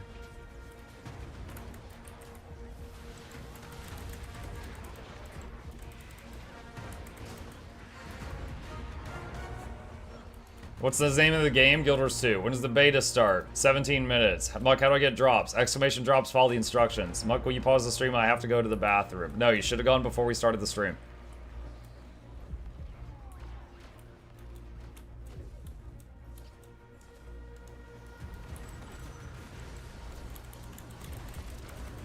Swiftness is pointless when super speed is in the game. There's not a ton of classes that can perma keep super speed on their group. And sometimes a super speed also stacks to a maximum of 10 seconds, whereas swiftness is like 45 seconds or a minute. So if you've got someone, like let's say they're a kiter on Doom or something, and they're going to be away from the group for more than 10 seconds, then swiftness is better than super speed because that will stay on them and keep them alive. Like, super speed is of course better, but because of its limited duration, it absolutely has some places where it just doesn't work.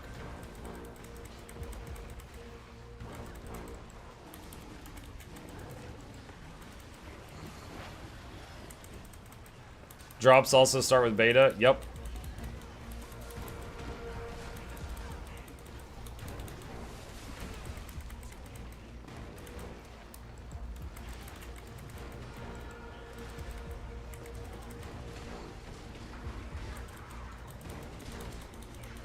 This is a lot of red circles.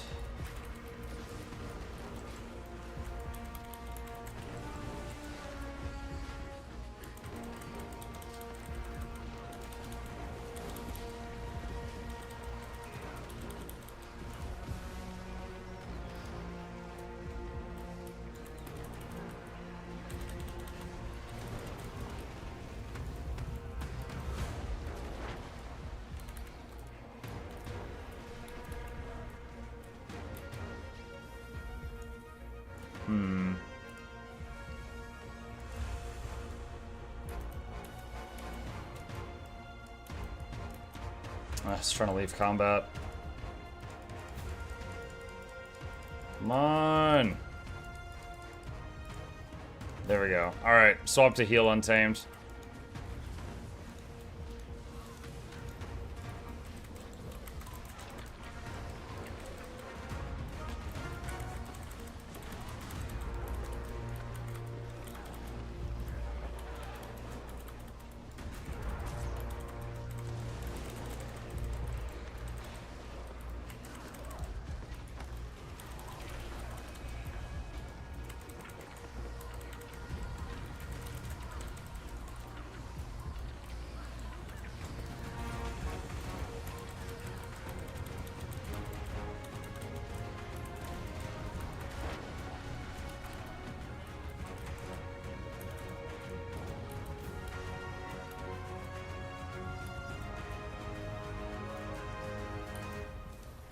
Same drops as last time? Yes. They usually don't do drops again less than a month after the last set, but they did, but they said that it was to let people that missed them last time get another chance at them. So if you got the drops last time, it is the same stuff.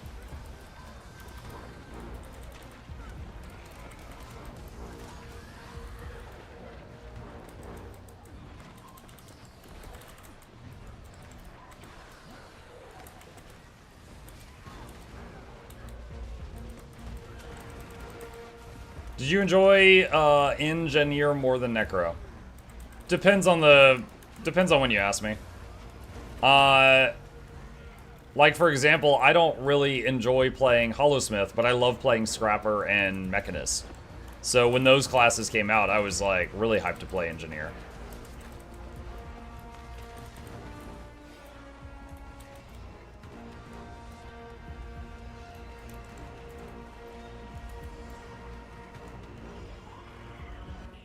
Boom. Wow, no one died? I don't think I've ever seen no one die in that. Did the beta start yet? No, 12 minutes. I don't see any drops for Guild Wars 2 showing. 12 minutes. The game is not listed as a game with drops.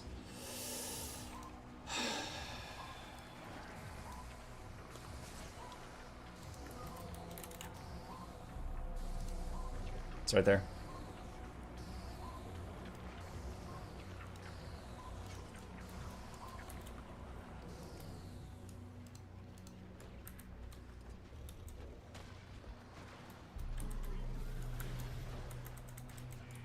Okay. Did the other lanes finish? No. We're waiting on another lane.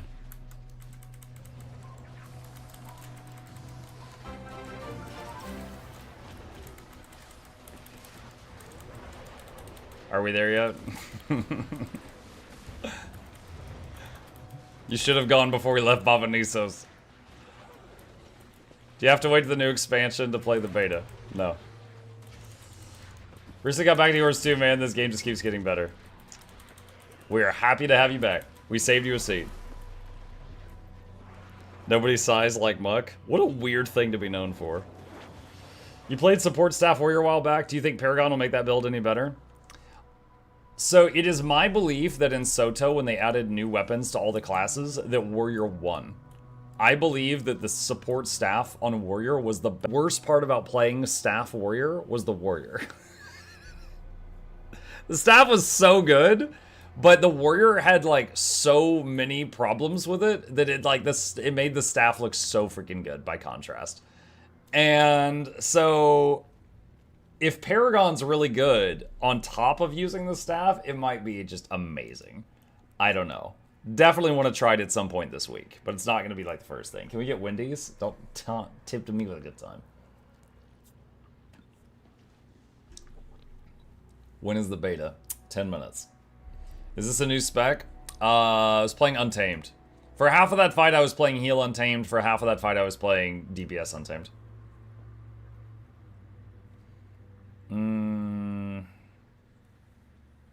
Is this Ember Bay? No, Bavanisos. Last zone of Janther Wilds. That is a giant heart. Heal Untamed is a goofy build.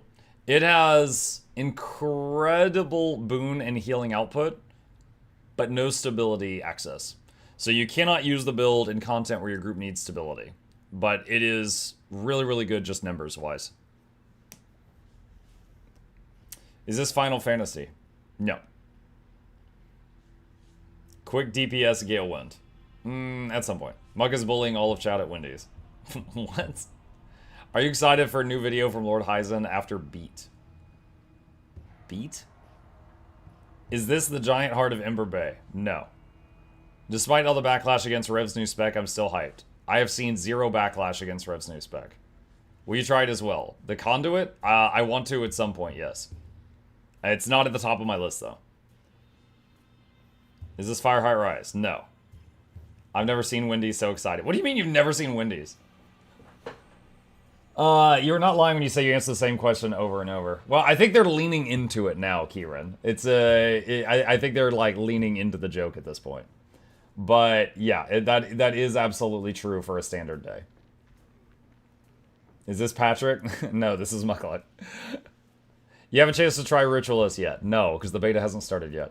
I'm hyped for it. Me too. I want to see more. Me too.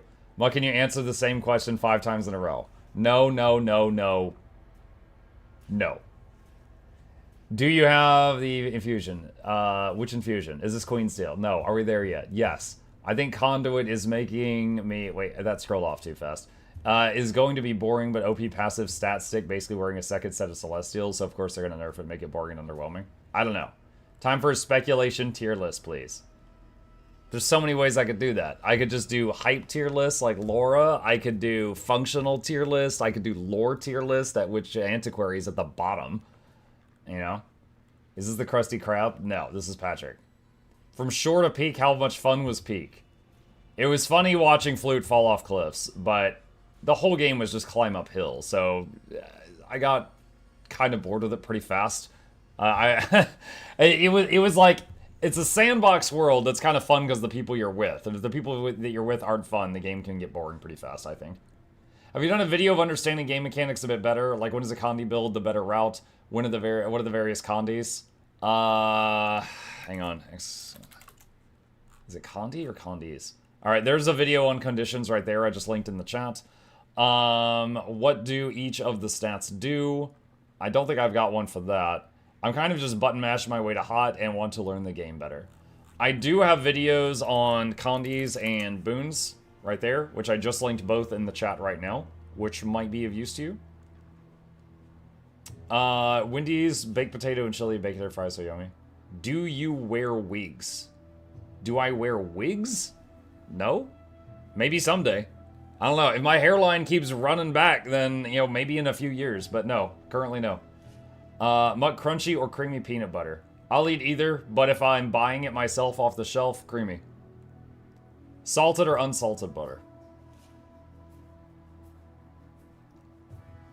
I don't even know if I've had salted butter or not. If I have, I can't remember the taste. What's the story behind the name? Here's the video with the story behind my name. Mug, I asked 10 minutes ago, how long till the beta? 6 minutes from now, or 16 minutes from when you asked. What should I eat for breakfast? Toast. What is a hypotenuse? A squared plus B squared equals C squared. Speculations tier list starting with Guild Wars 3. So they are about to possibly announce the release of Silksong, and it took 6.5 years. So if they announce Guild Wars 3 tomorrow, we've got 6 years counting down. That's my logic. Can't breathe? Call 911. I'm cooking dinner, maybe you should too. It's 11:55 a.m. here. No. What God of War game were you talking about earlier? Did you start a new one or go back to the old ones? What? God of War game? Last God of War game I played was like Ragnarok. How much is 2 plus 2? 4. Unless you're a member of Congress. Then it's, you know what? I'm not going to finish that joke. I think Paragon is worse than Antiquary. Paragon has... Okay. Paragon looks more boring from a functional standpoint, but it makes more sense from a in-the-world and story standpoint. Antiquary makes no sense at all. The Infusion from the Wizard Tower, I'd like to see how it looks. Don't have it. Human Fall Flying, Mooring. Peak was fun. Glad you enjoyed it. Are your vids about Heal and Tame still relevant or something changed? It's still fun. It still works. I was playing it during this meta. Is it possible to swap what account is connected for a new Twitch drop campaign? Don't know. Never tried. You can give it a shot. So it wasn't peak gaming after all. I mean, technically it was. You have to check out Soul Chain to get a partner play next year. Don't know what that is. Is a taco a fancy chip or a sandwich? Fancy chip. It's the ultimate dipping chip. Have you worn wigs? No. When will you wear wigs? To be determined. When will you wear wigs? I just answered that. Put on the wizard hat. Hang on. What? Why is there's like 17 wig questions? Burgers or hot dogs? Whichever one I haven't had most recently. I love both. I think the only Condi build I enjoy is Firebrand, but because there isn't any way to play it, isn't any other way to play it. Okay. When you understand the lore reason behind Antiquary, you will feel ashamed of your words and deeds. You sound like a villain. It's like, you'll rue the day you defeated me. And then, you know, Team Rocket blasts off again. When you understand, let's see, Rat Wizard or Mold Wizard, Salted or Unsalted Butter. Skip. Who thinks Amalgam is like Terminator? I don't know. It's weird, because it's supposed to be the engineer is wearing the ooze, like friggin' Venom symbiote, right? But there were times when he just like turned into a liquid puddle. So apparently he's liquefying his bones, too. What's the powerhouse of the cell? Mitochondria. New shoes or a catch tune? My shoes are fine right now, so I guess catch tune. You shouldn't use salted butter for baking. Wait, what?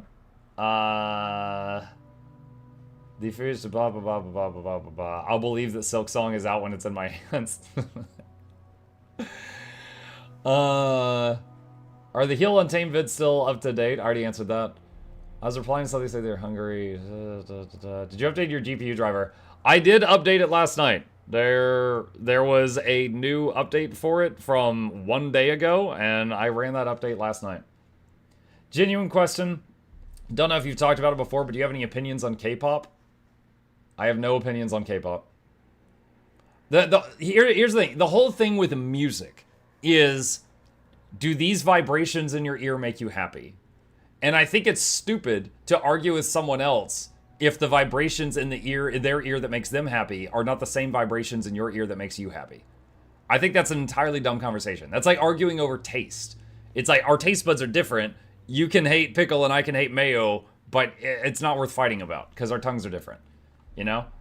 Like, the only thing I think it's worth arguing about music is like if it's something a child should not be listening to. That's it.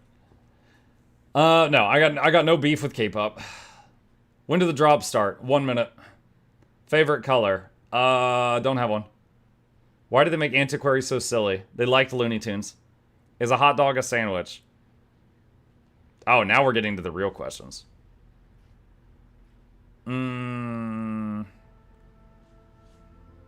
Horsehair, wig, or synthetic? I have to do more research. Are pizzas an open-faced sandwich? Not if you have two pizzas and you put them together. Then it's closed. Is this Q&A? I mean, you guys are kind of turning it into one. A hot dog is a taco? Skrit or Quaggan? Skrit, I guess? Quaggan, I don't know. Quaggans, they're just like little balloons. Little nudist balloons that occasionally get angry. That's like their only thing. Which lead spec are you going to try first? Probably Ritualist. What's the quadramatic formula? Don't know. Never had to use it in my life. Ah! You guys distracted me till I died.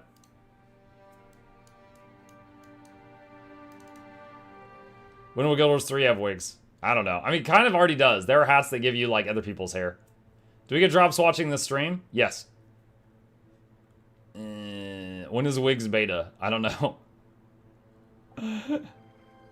Your opinion on music is vibes based? My opinion on music is that a lot of people who ask like what kind of music you like, they're trying to pick a fight. And I think it's stupid. Like, you like that? Oh, you're supposed to like this. You know, stuff like that. And it's just like, okay.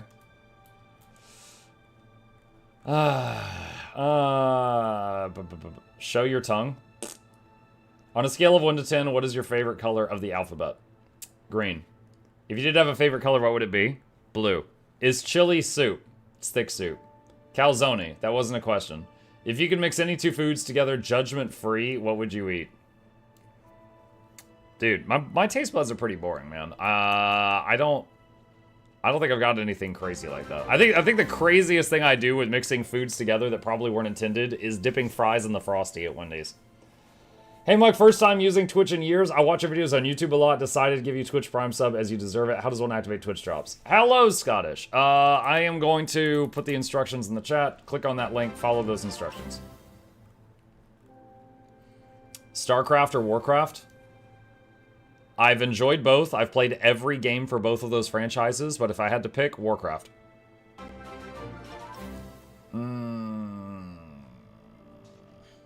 Mutiny Wednesday? Yes.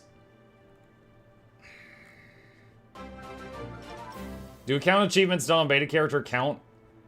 I don't know. I know loot doesn't. You're on a runaway train and there's a fork in the track ahead. You can change. On one track there's a family of 12 and on the other track is one of your family members. Which do you pick? I mean, if I'm driving the train, how do I have information on what is on the tracks up ahead? Like, is someone up ahead relaying this to me? Because if there's someone up ahead, they should just, like, untie those people. That's psychopathic behavior. And I believe the only correct answer is multi-track drifting. Lorenity needs to know how long until beta. -2 minutes. It should be started. When is the bald stream? I guess when my hair falls out. Look, have you ever played a game called Supreme Commander? Yep, the full playlist of me playing Supreme Commander is up on the Mukluk Plays YouTube channel. There's a link to it in the chat right now. Mug, is there any advantage of owning 2 copies of Guild Wars 2? What are we trying first? Necro. Is there any advantage of owning 2 copies of Guild Wars 2? I guess you could do like Wizard Vault dailies on one and mail the rewards to the other. Get money. Ghost Pepper or Carolina Reaper? Never had either. Mug, is there a module in Blitz that can help with arranging squids? What's a squid? The Ritualist outfit is in the drops. Yes. You're driving a train, you're not stopping. StarCraft or Warhammer 40k Dawn of War? Okay, I'm halfway through Dawn of War 1, which is an ancient game. But I've played StarCraft 1 and StarCraft 2, which are much more modern. If I have to pick between them based on what I've seen so far, I'm going to pick StarCraft. But there's still like 3 more War Dawns that I need to get through. And then I might reevaluate that. This question's dumb. First time on Twitch. I want to get the drops. I follow all the terms. Should I finish the stream now so I can receive it? Should I finish this stream now? Please don't end my stream. If you've already set up for the drops, all you have to do is leave the stream open and you'll start farming them. Is the beta out yet? No. Monk, please don't play Dawn of War 3. Why? Is there a way to make my ground target skills auto-place under my target? Yes. There is a way to do that. So I don't have to use my mouse to do it. That is in the settings. So what is it? Snap something to target. It's in the options settings. Yes. You can have it automatically go to your target. Which bender are you, Muck? Air, water, fire, or earth? See, when I get questions like this, I think, like, you know, in my day-to-day life, if I was still doing what I do now, which of those would be the most useful? And fire and earth, I just don't think would be useful day-to-day. I'm leaning toward water or air. Because I think, like, if I end up in a fight, yeah, that's great. Any of them would be great. But if I'm just in day-to-day life, I think water or air would be the most useful. What's your favorite Power Ranger? I mean, I watched it as a kid, so the pink one was cute. There's no such thing as Dawn of War 3. It was skipped to bring us glory to 4. Is that how it works? Thinking like a true waterbender. Let's see. Warcry or the Ascension or Orax Manifested. What is Warcry? Just Warcry! I mean, I think Warbringer is probably what you're talking about. Warbringer, I think, looks the coolest, but it takes a lot of work. Let's see. Do you know if there was any murmurs of Condi Luminary? I'm trying to remember. Okay, so Luminary Shroud, and I use that term loosely, had those 5 summoned weapons. I don't remember if there was a Condi one. Muck, isn't the beta supposed to be out now? Yep, they're late. They're late. Muck, have you played Vampire the Masquerade? I have not played it. Will you play Bloodlines? I don't know. I have to see. Hey guys, how can we access the beta if we didn't pre-order VOA? You should still have access to it as long as you have an account in good standing.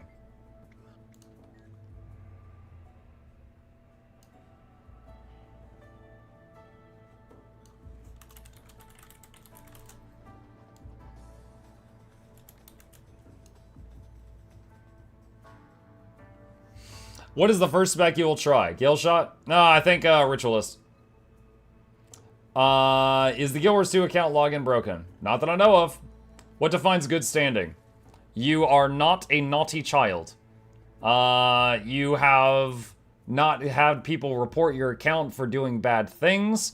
You have not been using no-no words. You have not been using a VPN. Things that set off alarms at ArenaNet and flag your account for naughtiness. I dare you to try Ottervoker first. I want to try that, but I know more about Necro build crafting than I do about Ellie build crafting, so we'll do that later. VPN flags your account. I don't know. Yeah, I'm not saying I support that decision, but I have heard that, yes. If you have standalone Guild Wars 2, can you download on Steam and play there? If you download Guild Wars 2 on Steam, it would be a new account. You cannot make a standalone account become a Steam account. I see the last drops being repeated. Yes, they announced that days ago. What in the world am I looking at? It's called breakdancing. Educate yourself. Muck, happy to hear your excitement coming to Seattle for the community meetup. Woo!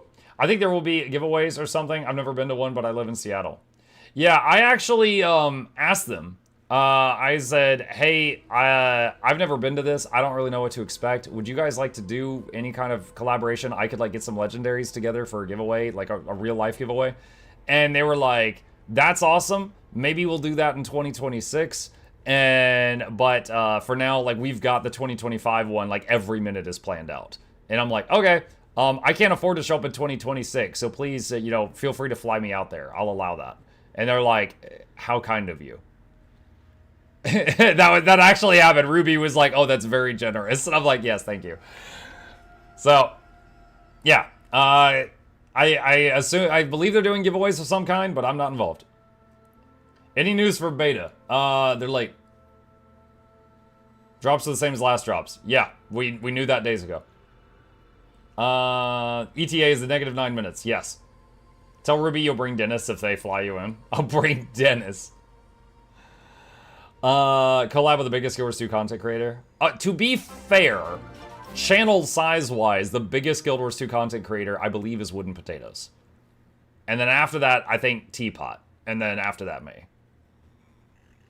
I am blessed enough to be top 3, maybe. Do you have to restart the client to get beta access? Probably after it says there's a new patch. I'm waiting to hear about that. Mug should try winning the giveaway so you can know what we feel like. How did you beat Laura? Laura... Okay, Loranity is awesome. From my perspective, like, Laura was someone who just rarely made a YouTube video about her guild and all the silliness they got up to. For the first, like, few years that I was doing stuff, I had never heard of Loranity. And then Loranity decided to try streaming, and she blew up, right? She is now one of the big Guild Wars 2 content creators, but that is all, like, in the last couple of years. Like, she has done really well for herself in the last couple of years. But if you're doing, like, size of, like, channels and stuff like that, like, Wooden Potatoes was already a massive channel when I started, like, 6 years ago, right? Teapot has been going for, like, 10 years, right? So it's like Wooden Potatoes and Teapot were already huge. And then I started doing stuff, and I was fortunate enough that I did well for myself, and I've grown my channel a lot. And then she's been skyrocketing after that. Another one that is like a really, like, size-wise, it's a younger channel that is doing well for itself, in my eyes, is Caffeinated Dad. Do you guys know him? Like, he has been doing a lot of YouTube stuff, and dude, a lot of his videos have been doing better numbers than mine lately. His stuff has been doing really well. Glad you're not a one-game Andy. I was for a long time. I do a lot of variety now, but Guild Wars 2, I'd say, is my primary game, so anytime there's new Guild Wars 2 stuff, we do that first.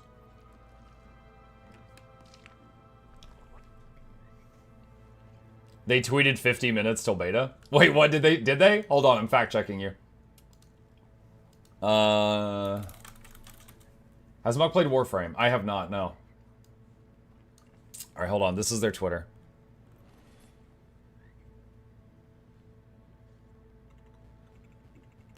Time to put those new elite specs to their paces. From now until August 27th, every account in good standing can test all 9.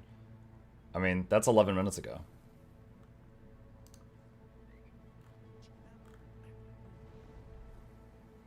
I mean, from now.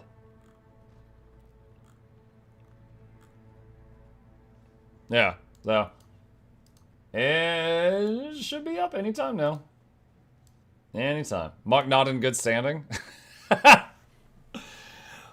I'm not standing good because my guy's head is so big. Ugh. Soon TM. Read the time. Hold on. Hold on. I already closed it. One sec.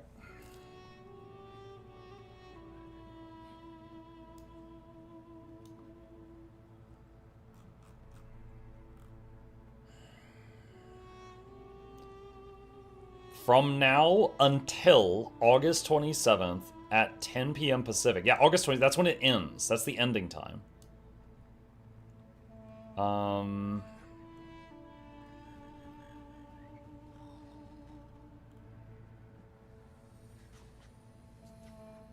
This is when the drops ends in 4 days.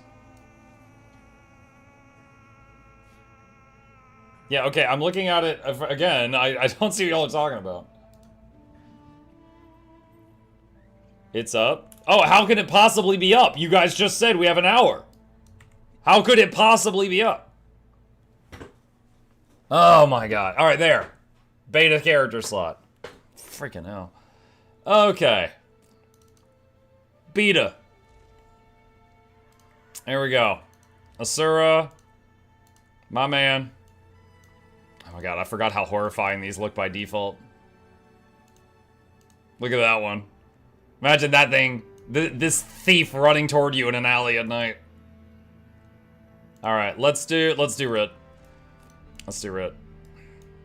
Tall boy. Let's see. Skin, don't care about that. Bald. Let's see. Where's our guy? I think that's him. And... I'm getting there. Let's see. Eye color... Black. Giant irises. You guys don't know it, I got max size irises. Alright. Oh my god. Sure. This is my story. Ritualist. Very good at naming.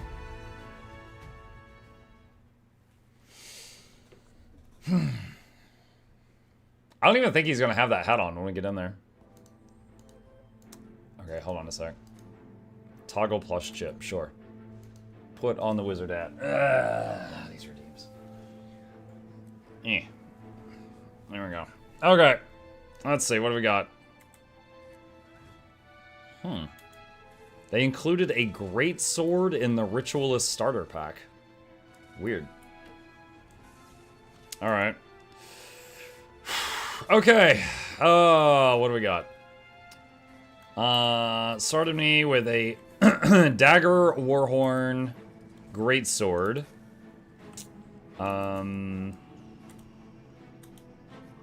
You need an enemy to use spirit number 2.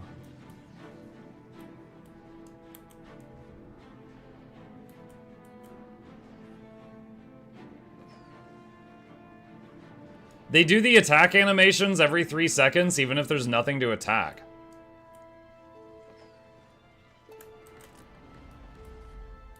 Weird.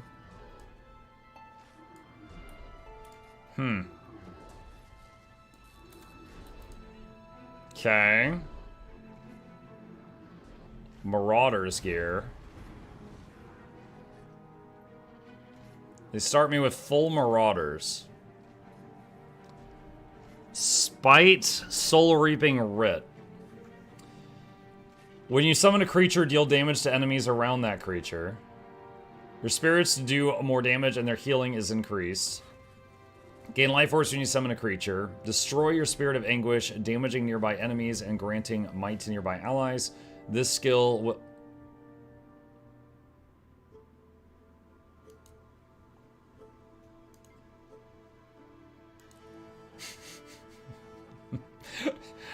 Beta's over, guys. It was a good run. It was a good run.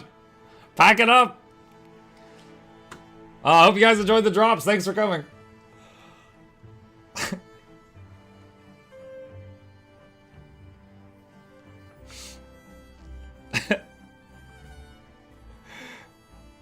This skill disconnects you.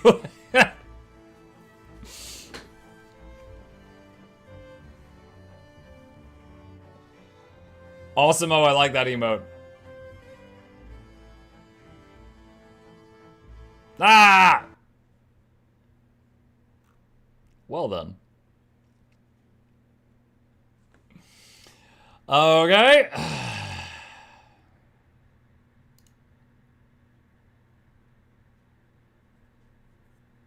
I want to test something. Hold on. This character is in Bavanisos. I want to try to log into this character. If that works, I'm going to then swap. EU's fine. I'm on EU, Doku. Do you not smell the tea? EU's fine. Your camera filter's too advanced. That hat looks real. Mm-hmm.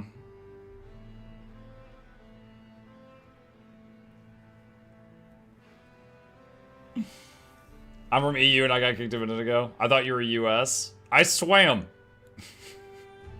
Alright, I can't get on my character that is not a beta character that is in Bavanisos either. Why would you play on EU? Because in the mornings, there's more people on EU. Like, right now, it's noon, so more people in NA are at work. We don't like people from US here? I mean, are you just trying to give me a history lesson?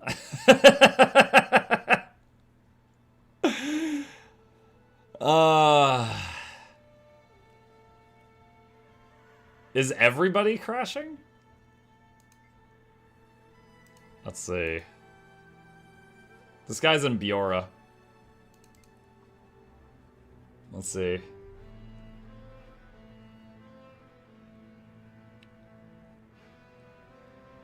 US server's doing fine. Maybe I should flee back to the colonies. NA crashing? What is going on? I'm crashing on EU. Okay, so there's people saying NA crashing and people saying EU crashing, so it seems to not just be a regional thing. I've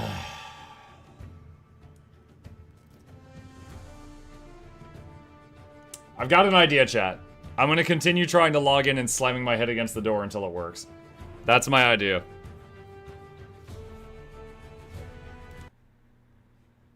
Are people without art crashing? I don't know.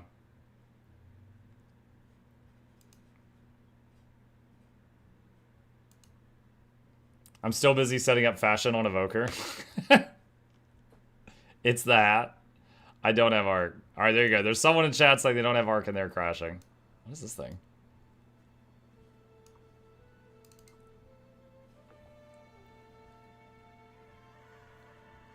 I'm on NA, I don't use art, and I'm not crashing at all. My Linux is working? Oh, freaking Linux. Have you tried connecting to a VPN? I'm NA without ARC and I'm crashing.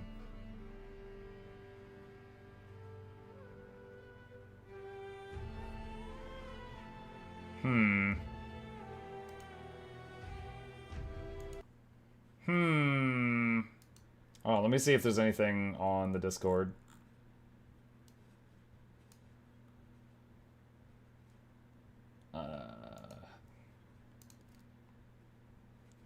Turning off the hacks will help. The hacks?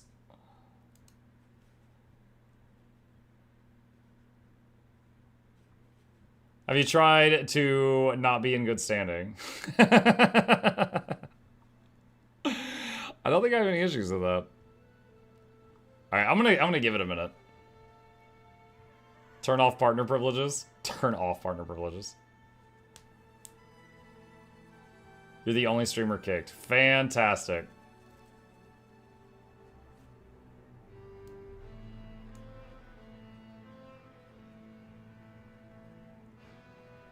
I removed Arc, I'm still crashing. I'll miss Arc because that's where all my data comes from for builds. Hi Zaz. It's time for the week stream. Oh my god. You would make another Mucking Asura? It's a beta character. It's only gonna last for a couple days, then it's gonna get deleted.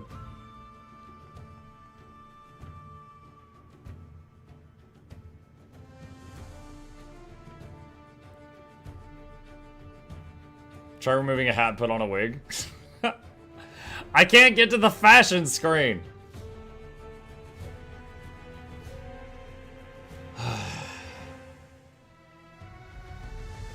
I mean, since I can't get past character select, I mean, I could do a server transfer. I could go to NA again and see if that helps.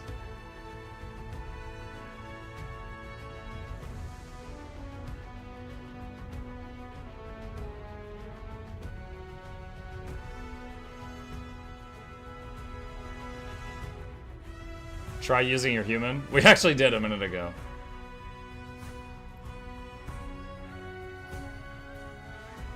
I was able to morph one skill with the Amalgam, 10 out of 10. Dear Muck, have you considered doing an I Tried series specifically for low intensity builds? I know you have older videos, but a larger, longer format would be super cool. The last I Tried thing I did was... what was it? I think it was Noxxi's Heal Harbinger.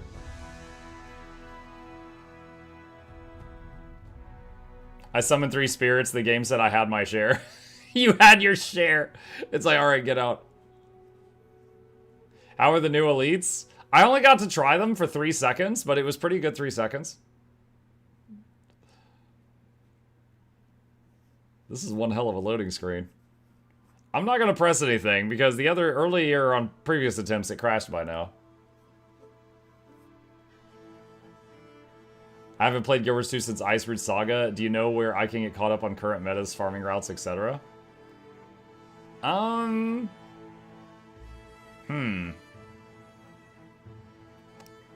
Maybe like the Overflow community? Exclamation Overflow? That's a Discord of people that like money. They might be able to answer. Quick, summon spirits! Experience the beta before they kill us again! Alright. What do we got? Let's see. Let's try this out.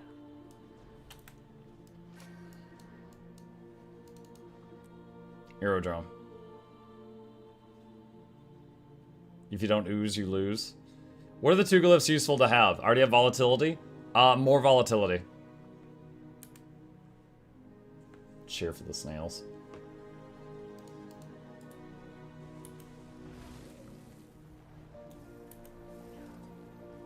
Your spirits were playing patty cake? Oh, great.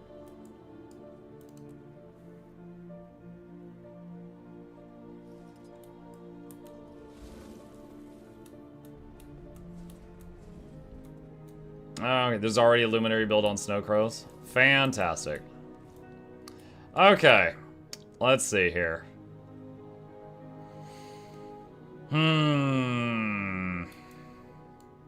Okay.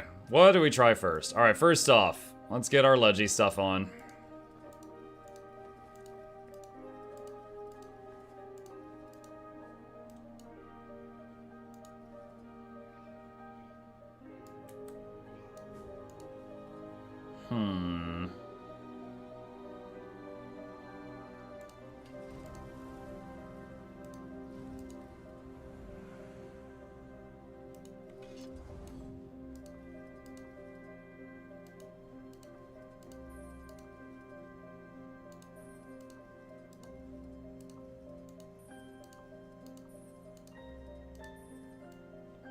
Okay.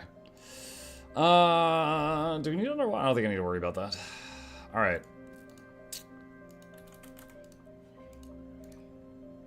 Alright, so let's find... I'm gonna go to Snow Crows. And I'm gonna find a... just like a Reaper DPS build. Just a power DPS build.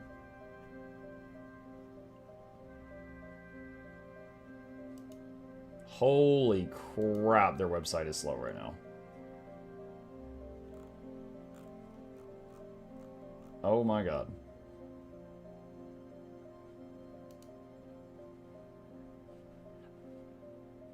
Okay, finally loaded. Alright, Power Reaper. Here's the one. Okay. So they usually do Berserker everything, Rune of the Dragon Hunter. Dragon Hunter. Apply to all.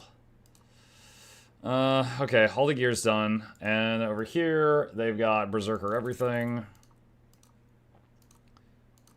And they're using Relic of Fireworks. Okay. And they're using...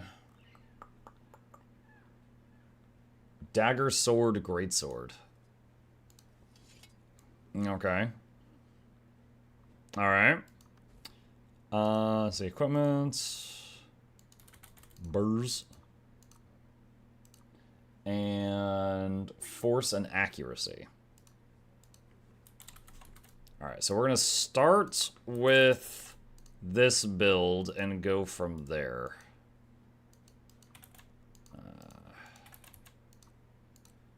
And then the Greatsword.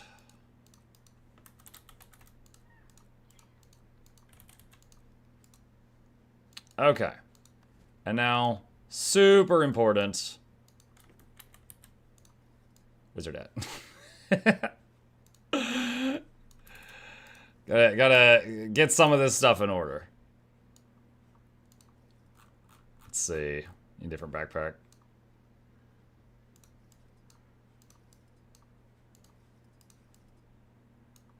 That's fine. Little edgelord.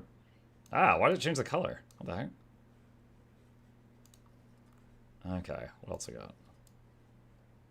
Meteor wielder gloves. That's fine. Okay. If only I had fashion templates. I know. I know. What was that one? It was like bloody something. Nope, not that. Nope, not that. That'll do. Okay. He's ready for action. Alright. Let's look at the traits and stuff. Let's see. So, typical is bing, bing, bing, and bing, bing, bong. Gain life force every interval up to threshold, not in shroud. Gain increased crit chance. Gain increased crit chance while in shroud. Alright, so those are the traits on Snowcore Reaper. So the question now would be how to do this. So, let's do adjust self, add boons, all of them. Golem, spawn a golem, average, spawn. Adjust golem settings, add condies, all of them. Update golem. Alright. So, Rit. When you summon a creature, do damage to enemies around the creature. Gain life force when you summon a creature. Your spirits deal more damage and their healing is increased. Destroy your spirit of anxious. Gain access to rupture skills. Spirits persist when exiting Rit Shroud, but continue to drain life force. During this time, spirits die more rapidly. Life force that is gained during this time will not be consumed by spirits. Okay. Alright, so... And then we got the Rit skills. What will take it? Reduce damage from strikes and periodically heal. Your strikes trigger an additional strike on nearby enemies. Your strikes steal life from enemies and inflict vuln. Gain fewer stacks of this on nearby allies. Block attacks gain prot when the last stack is removed. Oh, thank you! Appreciate you guys. When you take damage over percentage of max health, heal. Okay, so these two are DPS, but this one's AoE. So the only one that's going to affect single target DPS, I think, is Nightmare Weapon? Okay. Is Arc working right now? I guess I'm about to find out. Alright.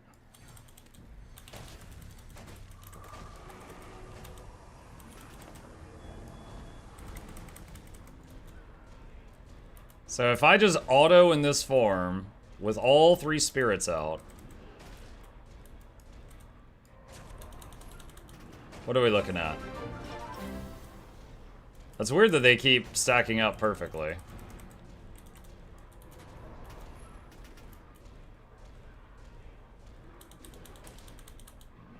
Alright, so all boons, all condies, sitting in Rit Shroud and just blasting.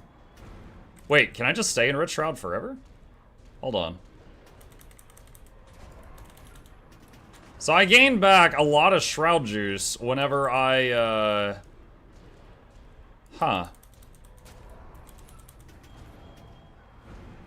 the damage is quite low sitting in Shroud. This is full Berserkers, full boons, full condies, and we're sitting 16k DPS. I am surprised at how long I can stay in Shroud, though.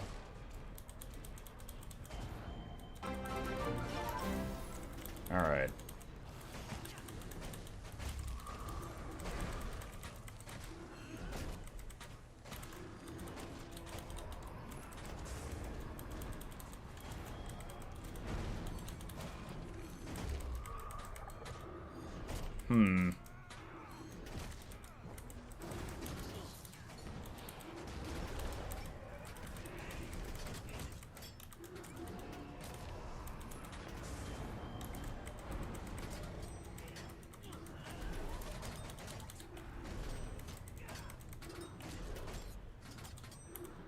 Alright, hang on. Let me reset this.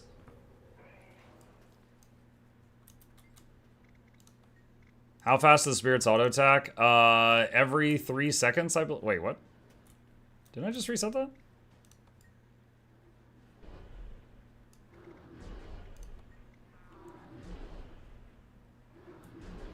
Okay. All right. Let's see.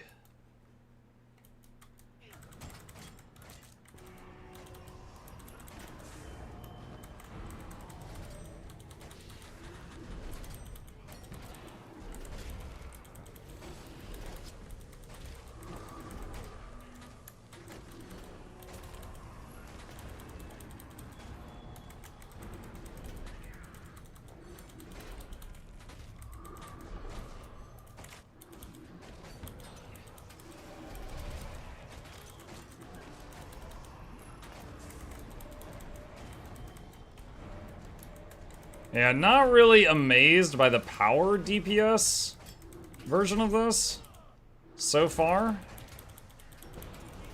Now, Snowcrows will absolutely come out with a better skill order than me just mashing buttons right now, but...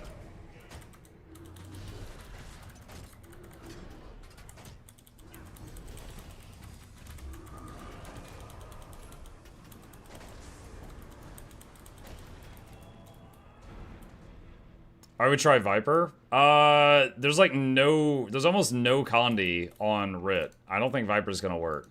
I think it's either power or support. Okay, so let's do a... Hold on, reread here. Alright. So let's see. When you shatter Rupture Anguish, you give Might and Fury. When you shatter Wanderlust, it does Fear. When you shatter Preservation... It does Aegis, Stability, and Resistance. Can confirm the Gailshot Elite Unblockable, no longer self-heating. Lol. You're also not using your Elite or Utility skills. I was using Nightmare Weapon. Splinter Weapon is an AoE thing. It doesn't do anything single target. I don't know. Reading this, it made me think it just makes a single target attack become like a shotgun. If you're fighting one dummy, I'm not sure if this increases damage or not. This is a defensive skill, this is a defensive skill, and this is a defensive skill. So if you're going full power, I don't know, you could maybe put in like Flesh Golem there for a little more damage. Yeah, most of the... Let's see, that is supportive, that's AoE, that's single target. And self-healing. Splinter buffs allies too, which doesn't help on the dummy. Yeah, true.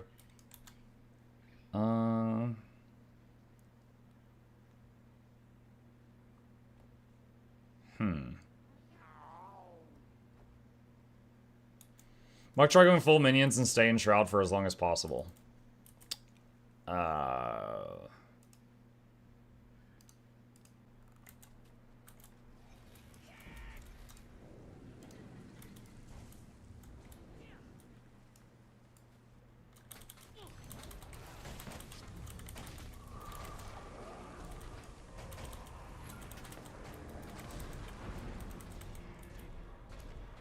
Why stay in Shroud as long as possible? Because the stuff that buffs the minions is outside of Shroud.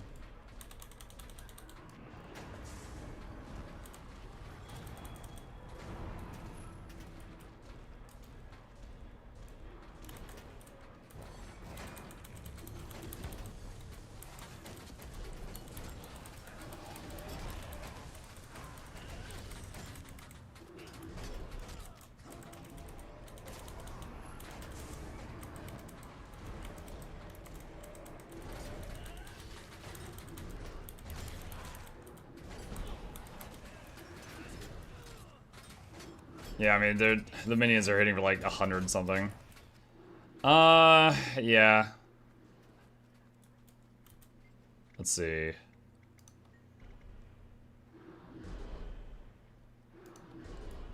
Let's get rid of that.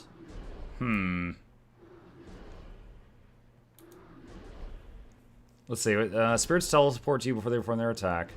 Heal and remove condies from allies near you when you summon a creature. You summon a creature, do damage to enemies around the creature.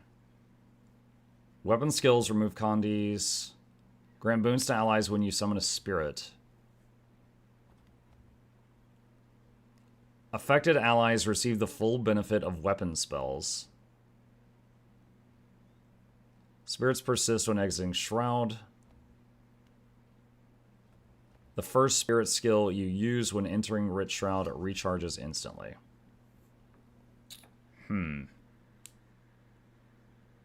Muck, hear me out. Drop utilities R and T, replace them with the Signet and one of the well skills similar to normal power DPS builds. If we want it to do normal damage, it needs the core power skills. Drop utilities R and T. Replace them with Signets.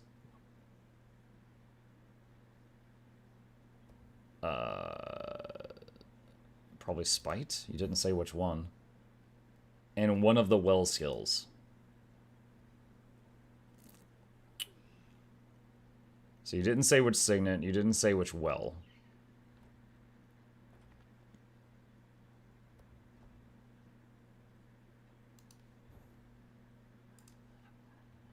Suffering. Okay. Anyone else having a problem logging in? Yeah, a lot of people are. Which gear makes your character glow like that? I don't know. It's some of this is boons. Just all the boons are all on right now. Let's turn this stuff off though. That helps a little bit. All right. Let's see. Remove golem. Respawn.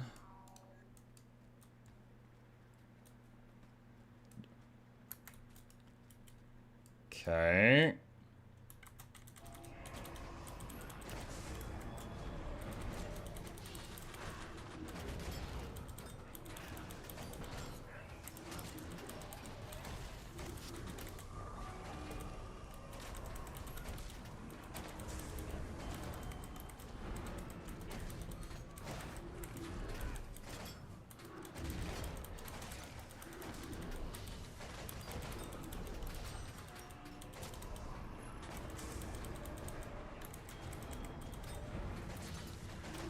I mean, we're sitting right at 20k right now. Why can't we log in? Login servers are exploding. Keep trying. If you do get in, I would recommend you get out of Lion's Arch. I don't think you want to rupture them immediately. I'm actually never hitting the rupture buttons. The only time they're rupturing is when I summon a new one. So, like, I'm summoning a replacement one, and it ruptures the old one when I do that.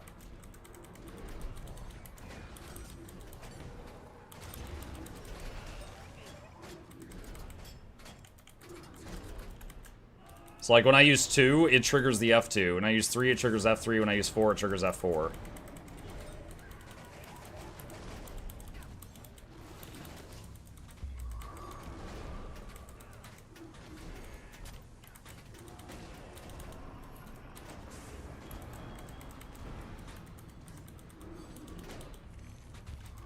Do you not need to time the new one to not cut off spirit autos? The spirit autos...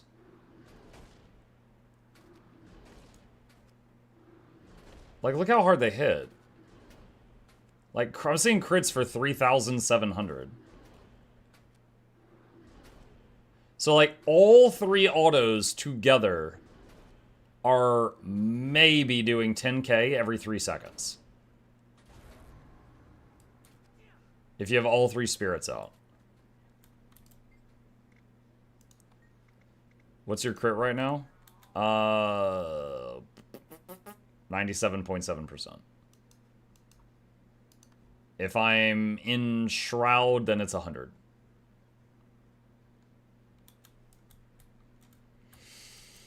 The base values on power rate need to be turned up, which I'm sure they will. Yeah, maybe. All right. I'm definitely not a perfect player.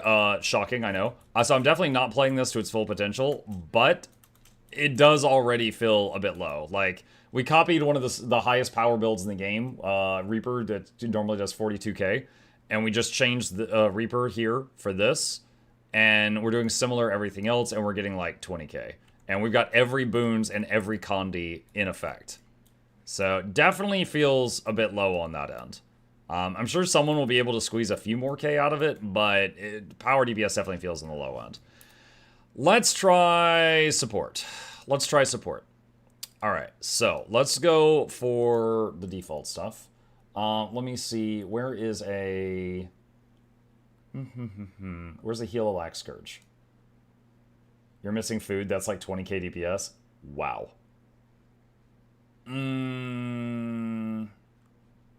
All right, let's try this. Harrier and Monk.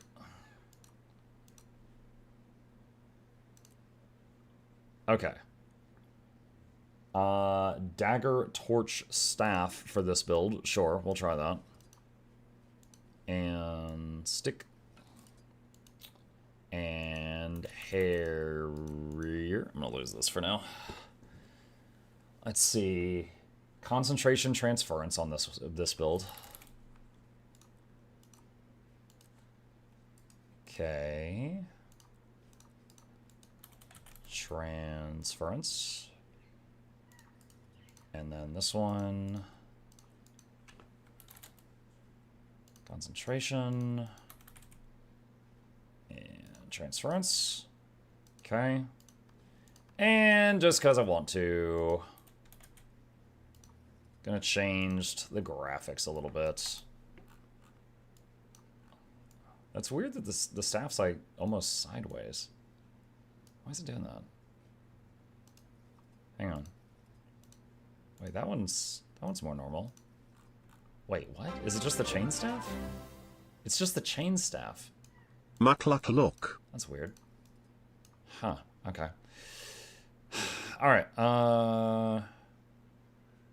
who's that? Muggle? Hi, Zamer, thank you. Let me see. Spellfire, sure. Let's see, Incinerator. What do we want that one to be? Something that's not a lightsaber. Change the relic to fireworks. It was fireworks. I'm going to change it to something else for the support experiment, though. There we go. Okay. And you know how to switch the familiar on the evoker. Try right-clicking on the familiar. See if a little menu pops up. Apparently the ruptures are bugs, so they don't get affected by boon duration, so that part is already impossible to properly test. Really? I guess I'll find out in a sec. Okay, this stuff over here. Harrier.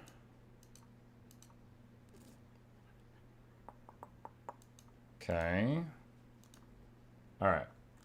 And first, I'm going to copy an existing support Scourge build.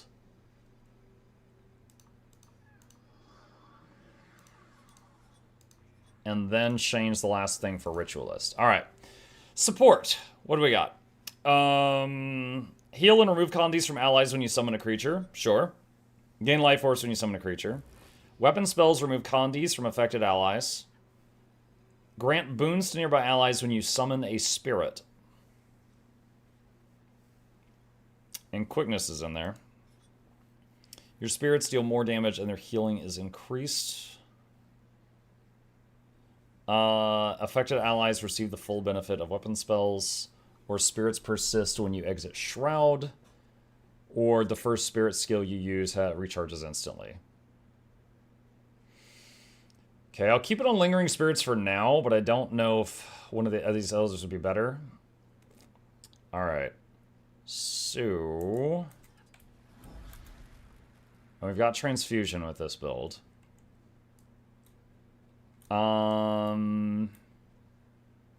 Alright.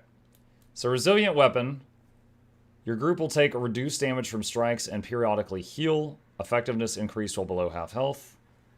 Let's get rid of these. Let's see. Weapon of Remedy. Periodically remove conditions. Healing for each condition removed. Weapon of Warding. Block attacks gain prot when the last stack is removed. Grant fewer stacks of this to nearby allies. Okay, so this is like the group Aegis.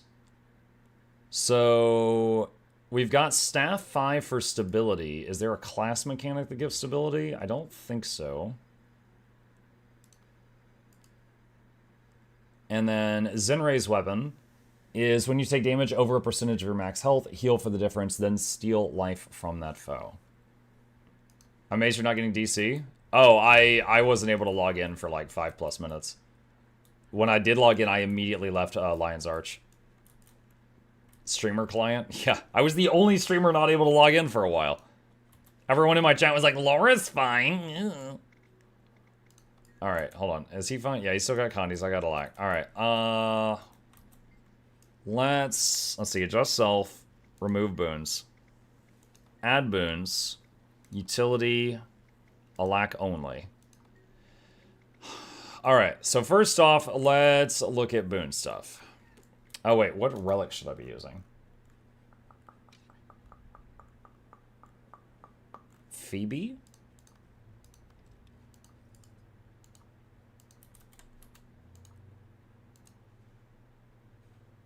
Swiftness when you use a healing skill. Alright. It's pronounced Phoebe. Phoebe.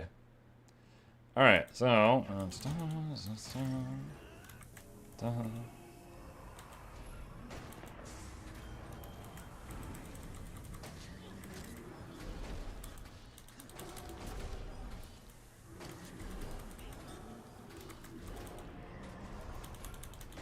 Alright, so I'm kind of just button mashing right now. And we've got those boons that you see right there.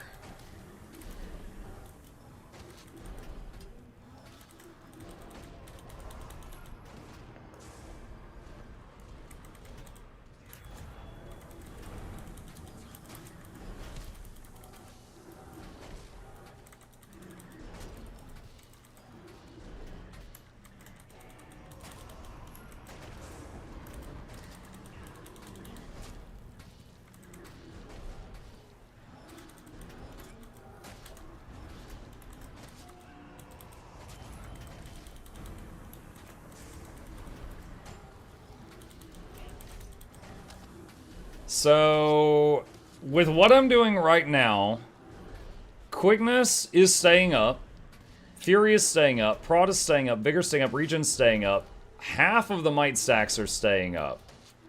And we're occasionally farting out like a lot more stuff. So when I use 2, that's just damage, but when it replaces a previous 2, it gives Might and Fury.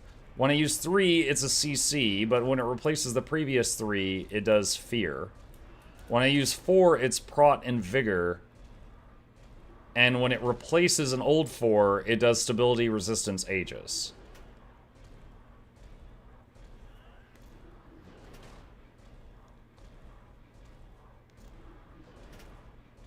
You need Torch offhand for Might? Maybe? Beta characters missing repair armor buff. Alright, fixed.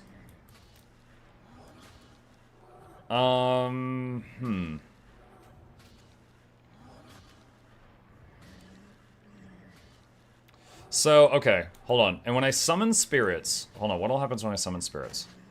Deal damage to enemies... No, oh, we didn't take that. Heal and remove condies from allies near you when you summon a creature.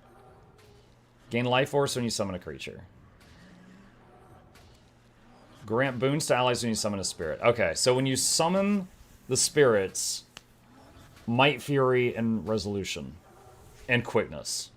So I'm wondering right now if I can save the 3 spirit and not just do that, you know, whenever.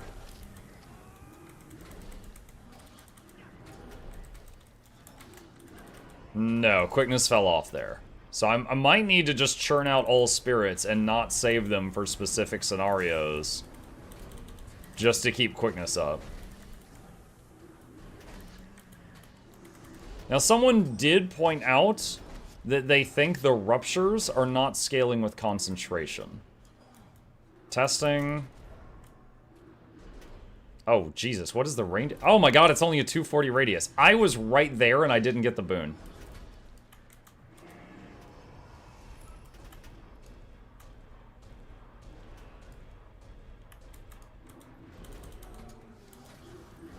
Okay, I want this might to wear off.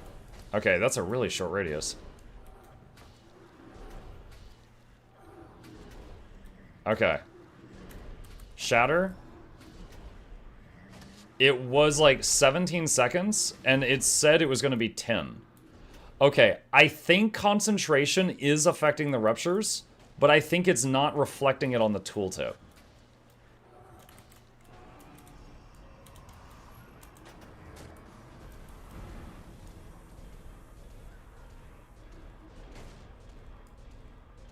Do the boons from ruptures happen when they time out or when the active is used? So if I hit 2, it will also do F2 and shatter the old one before summoning the new one. When they time out, I'm pretty sure it would. I mean, let's just wait. Let's see. It's gonna take a minute because of the lingering trait, but let's see if they time out if it auto ruptures.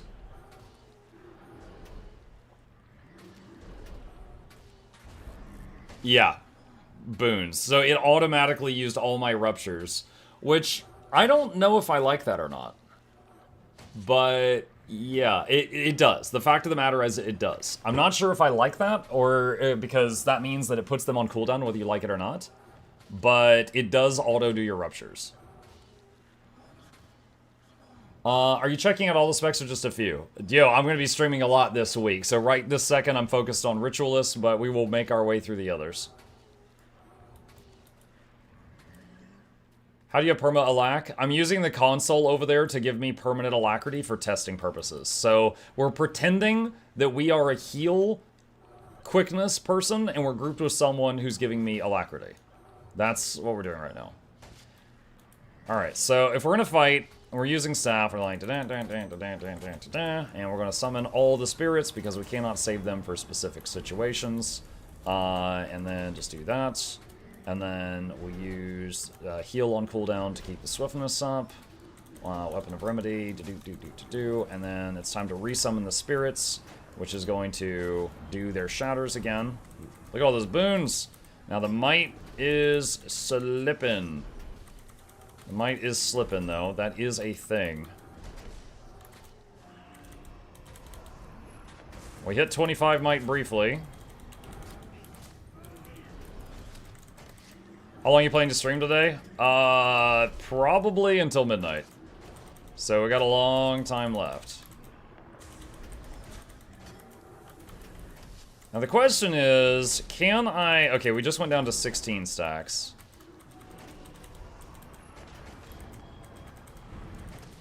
The big question for me is, can we keep the might up without having to swap weapons? Because if we have to swap weapons to torch to keep might up, then we do not have access to stability for some windows of time. Because, like, I could, for example, weapon swap and do torch 5, and that gives some might. But now I don't have access to...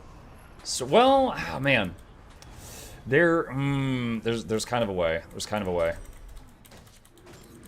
Alright, hold on. Let me try... What about Blood is Power? That's a good idea.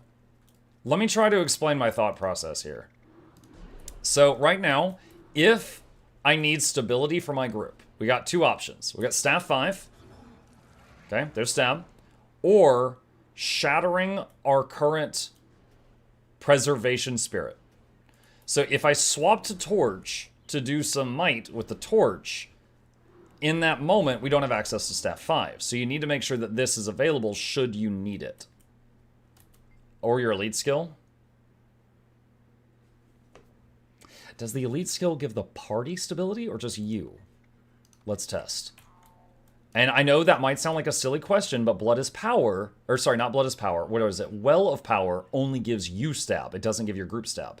So that's an honest question. Let's do a little test here. I'm going to summon a Shadow Fiend. If I do this, does it hit both of us? Yes, it got boons. Okay. If I do this... Okay, it gives group stability. Good to know. Good to know. Okay, so your elite skill is a single stack of group stab in addition to all the other stuff. That's actually really nice. You could do a lot with that. All right. Still like staff better. Me too. So other options. You could use Blood as Power for more might. So Blood as Power is an option. But if you do juggling with the torch and you don't use Blood as Power, that allows you to bring something else. So you could bring Nightmare Weapon, which is more damage for the group and more healing for the group. Basically, the whole group, their next 3 hits do another 1,300 base damage and 1,600 base healing to themselves. That's not bad, and it's a 20-second cooldown. Alternatively, Splinter Weapon is your whole group's next 3 attacks are shotguns, and they do AoE. But there's no survivability to this. This is pure damage, no sustain. Whereas Nightmare Weapon is damage and sustain. So that's really juicy. Let's see. Thinking. Do I have Boon Table right now? I haven't used Boon Table in so long. I don't know if it's still installed. It might have broken long ago. I might just have to eyeball it. Will you eventually make a video? Oh, absolutely. That's how I pay my freaking bills. If I have an excuse to make a video, boy howdy. All right, so let's do this. All right, so current test is boon uptime, and then we'll do healing output after that. So what we're gonna do right now for this experiment, you guys, is we're gonna do the marks 2 and 3 on off cooldown.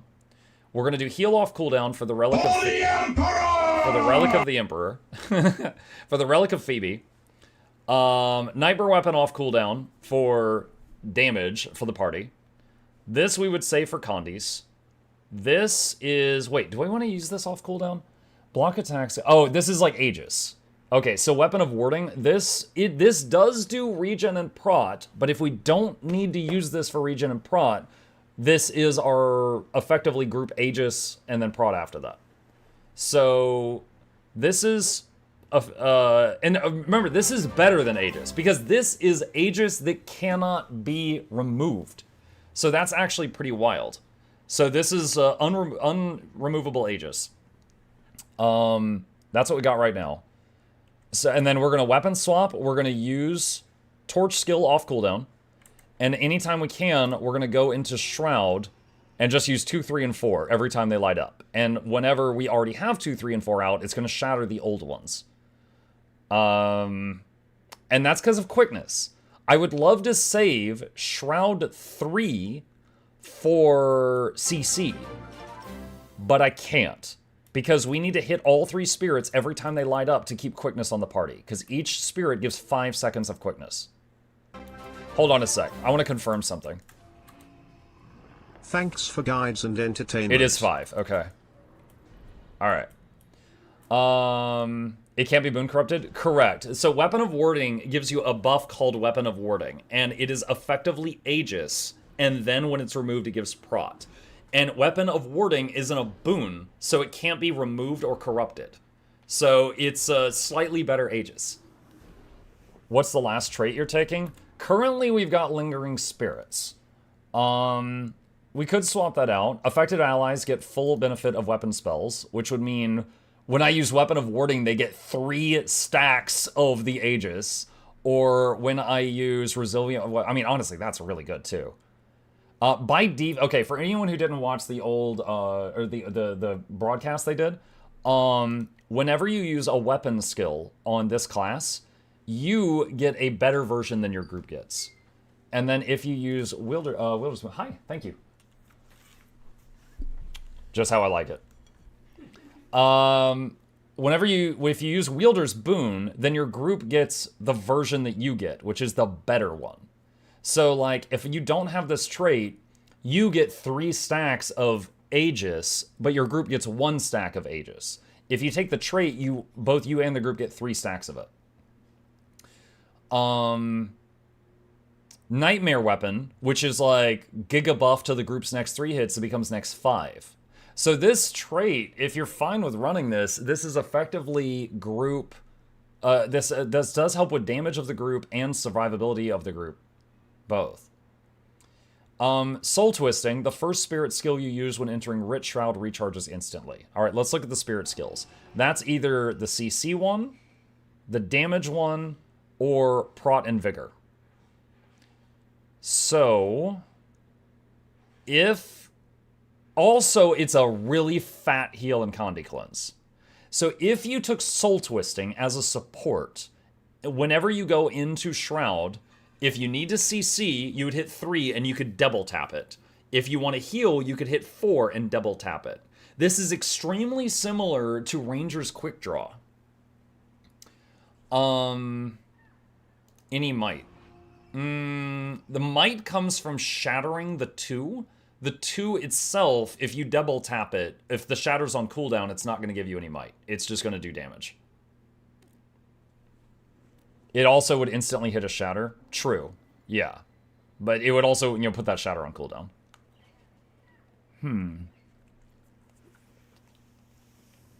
Would Ritualist stats be good? Ironically, no. And I'll show you why. It's Condi damage. And Ritualist has no conditions. Which is weird. But, yeah, there's nothing in here about Condi. And there's nothing in here about Condi. So no. Not really. Ritualist gear is terrible for Ritualist. Alright.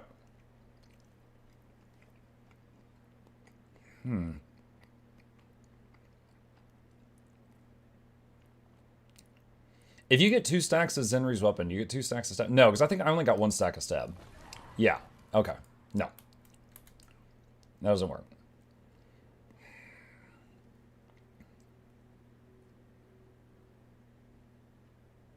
Oh. Oh, that's an unexpected interaction. Okay, check this out, guys. This ability, whenever you use a weapon skill, you remove 2 Condis from you and 1 from your team. But if you take Wielder's Boon, it's 2 Condis. So this trait is also considered to be a weapon spell. So this is buffing this. So if you take this, then every time you use a weapon spell, it cures 2 Condis from the whole group. Interesting. Now, I think if you're the heal support, you need this one for boons. Plus, this is your quickness. You have, if you're the quickness provider, you have to take this. So it's fun. It's actually, all 3 of these are interesting options for support, but if you are the quickness provider, you have to take the middle one. That's the end of the story.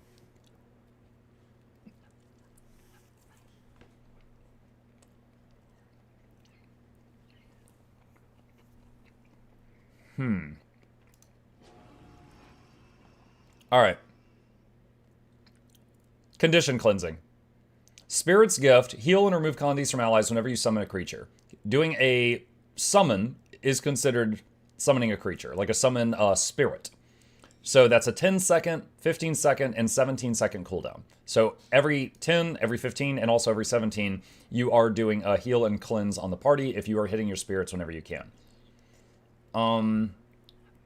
Muck, the middle master trait, gives boons on summon, which doesn't show in the spirit skill for some reason. Double summoning should give the boons twice. Yeah. Yeah, so if you were using Soul Twisting and you double tap summoned a thing, you would get Might twice, or Fury twice, or Resolution twice, and then also another quickness application. Do minions count as well? Yes. I'm pretty sure they do. Hold on a second. But it's when you summon them. So, like, if I summon this guy, I stand corrected. Oh, sorry. Boons are when you summon a spirit. Heal and cure conditions when you summon a creature. Okay. So creature can be spirit or minion. Not really any point in picking anything but quickness trait. Yeah, if you're the quickness provider for your group, you're taking this. Whether you are heal quick or attempting to be DPS quick. If you are pure damage, you would probably take spirits do 50% more damage. So really the question is, when would you ever have an opportunity to take this? Maybe in PvP or World v World? Maybe? Even still, it's like, this is not a bad trait, but the other options are just juicy. Juicy. So it's a competition. World v World, it could be okay.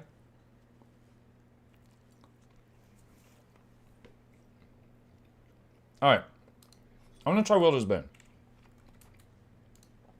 Okay. So, next experiment, I am simply going to be eyeballing the boons and trying to see what would keep up. So, we're gonna start by summoning our spirits. And then they all shatter as soon as I left that form.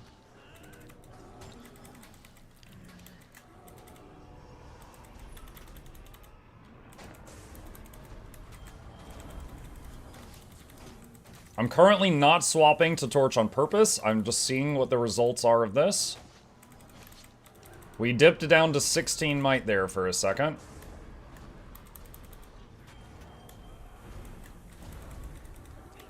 Alright, so might definitely slips from time to time doing this.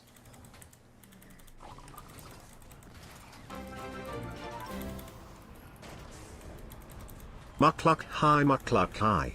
Hi!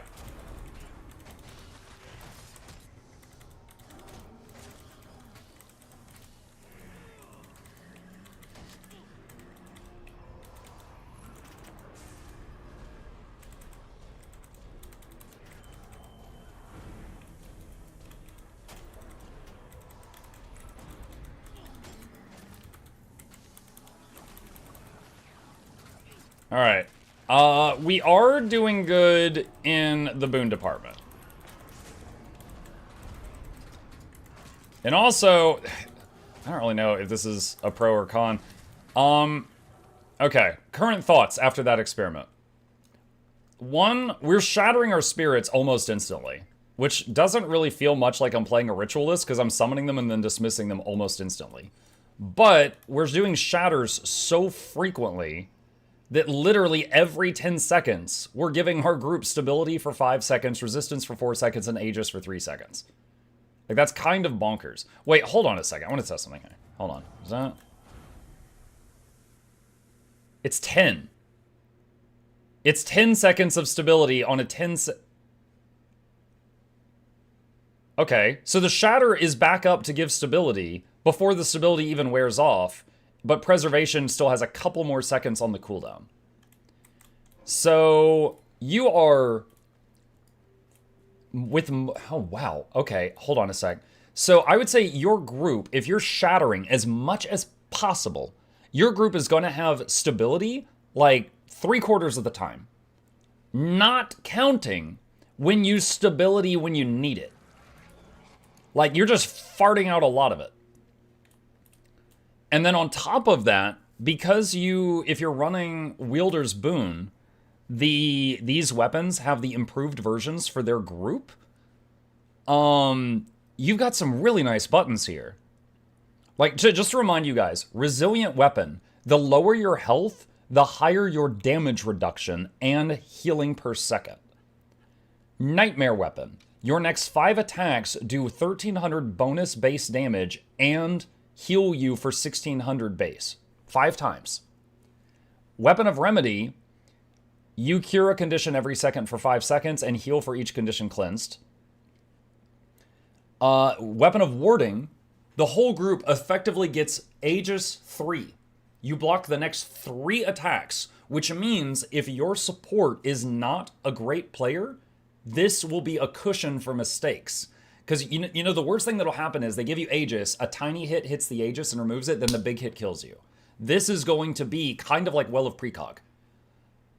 And then Zenray's weapon is when you get hit, if it doesn't instantly kill you, it only will take away 5% of your max health and heal for the difference.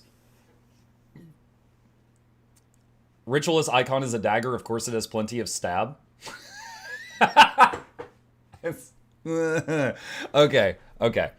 All right. So part of me, the part of me that enjoys minions, hates constantly summoning and killing the spirits right away. Right? I hate that.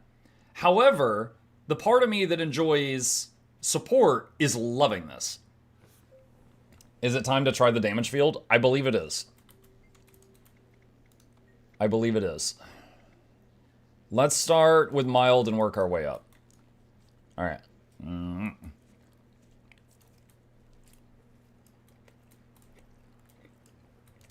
All right.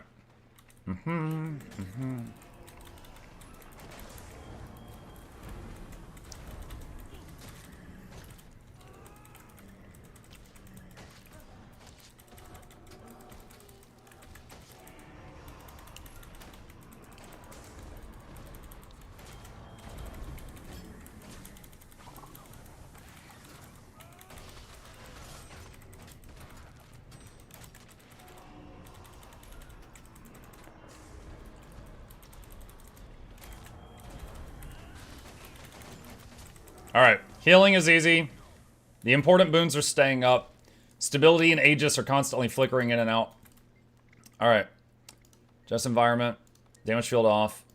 Turn it back on. Moderately threatening.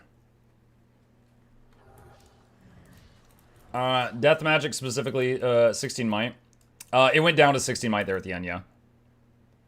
Death magic, hold on. Marks become unblockable. Yeah, we want that. Your fear effects have increased duration. That's fine.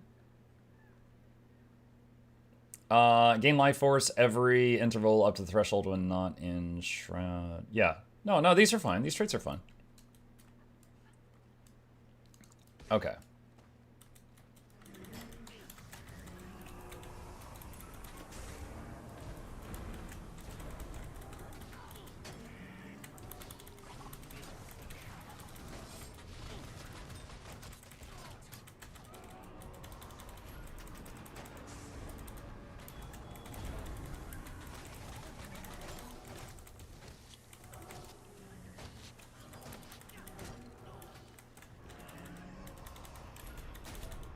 Okay, might definitely slip there for a moment.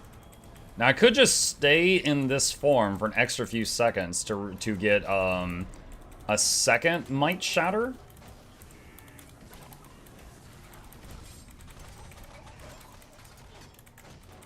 Like I could do 2, 3, 4 and stay in shroud long enough to hit 2 again. No, that's probably not the answer, because I'm not pumping out outgoing healing right now, so that's probably not the play.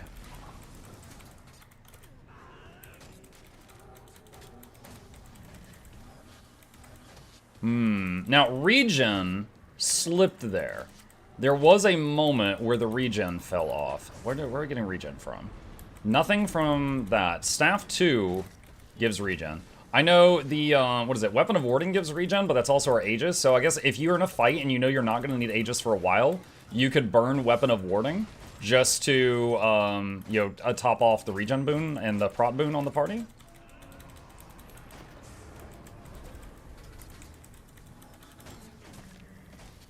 Honestly, I'm keeping the might as it. Yeah, no, like, real talk. In most groups, there are so many DPS builds that will spill out a couple of stacks of might. So this is probably fine. Now, you should still aim for 25 might as a support, but there's very, very frequently builds that top it off and you're not even, like, thinking about it. Healing on that was fine. Now, Extreme, there are plenty of very valid supports in the game that can't heal through Extreme. It's not really a big deal if we can't do this, but I'm curious. You could run a Bloodless Power. True. All right.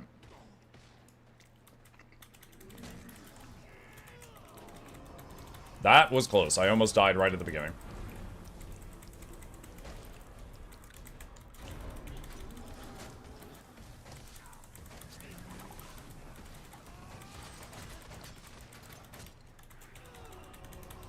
Now, one thing to remember is when I'm in the Shroud, I'm effectively invulnerable. My group would not be invulnerable. So just because I can heal myself through this during the seconds I'm in Shroud, that doesn't mean they would be alive. That said, we are in Harrier's gear, which is the glass cannon of gear. And we are just barely holding on through some of these bursts. That sounds like a them problem. Remind me not to go to any raids with you.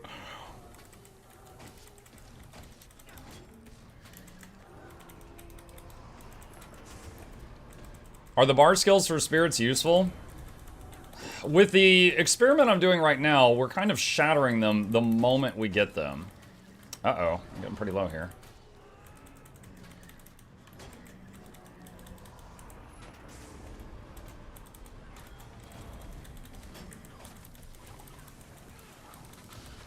So, yeah. Again, that damage field is stronger than Bone Skinners. Like, if you can heal through that, you're gonna be fine on everything else. This looks pretty freaking decent, you guys. And reminder, a couple of current thoughts right now. I'm in full Harrier, okay? This is the glass, like if you're not a support main and you like, maybe you like playing Berserker, this is the Berserker for healers. This gear has no toughness or vitality on it.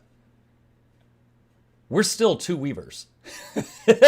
We are still 2x Weaver health, all right? We could run Givers or Minstrels and have even more hit points or toughness. Like, we don't have to run this glassy gear. But it's an option. So, Lingering Spirits, Wielder's Boon.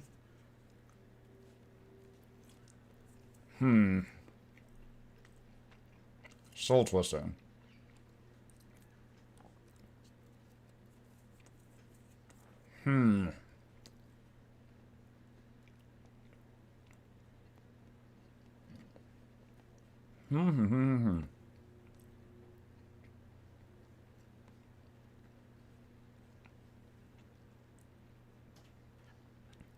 Soul Twisting could be Permamite. Yeah.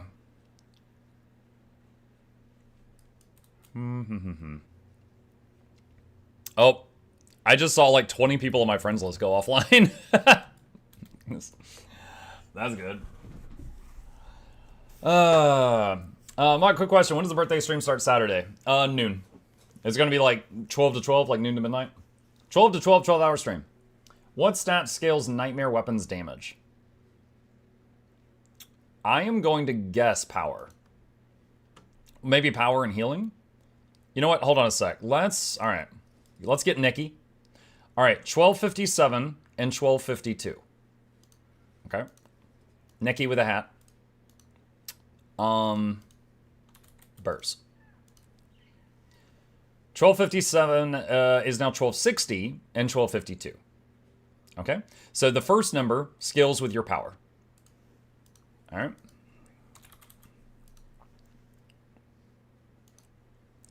1252 is now 1266 with Harrier. Yes.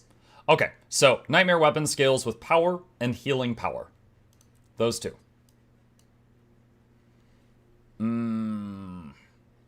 Let's see. Looks like the spirits are more a spawn than shadow for buffs thing than turrets. The weapon spells will be the only reason to take this over another support necro, only by virtue of unique buffs, and ain't been giving unique buffs these past years. I give it 1 year toss where they become just boons. Okay, valid. Let's think about that. Let's compare this to Scourge. This does have a good amount of healing. I don't know if it can match Scourge's. One thing you could do for more healing is if you take Soul Twisting, allowing you to double tap Preservation. Preservation does a monstrous heal around you the moment it's summoned. And if you have Soul Twisting and you can do that twice, you get that monstrous heal twice back to back anytime that you use that. So, you know, that is an option. And if you stay in the Shroud for a little bit longer, that would allow you to do the stability shatter more often. I wonder I wonder if Soul Twisting plus Preservation would allow you to perma-stab your party. Hold on.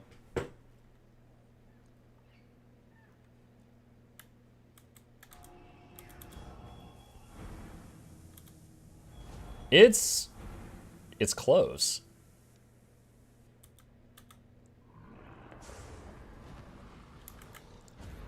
So there's stability.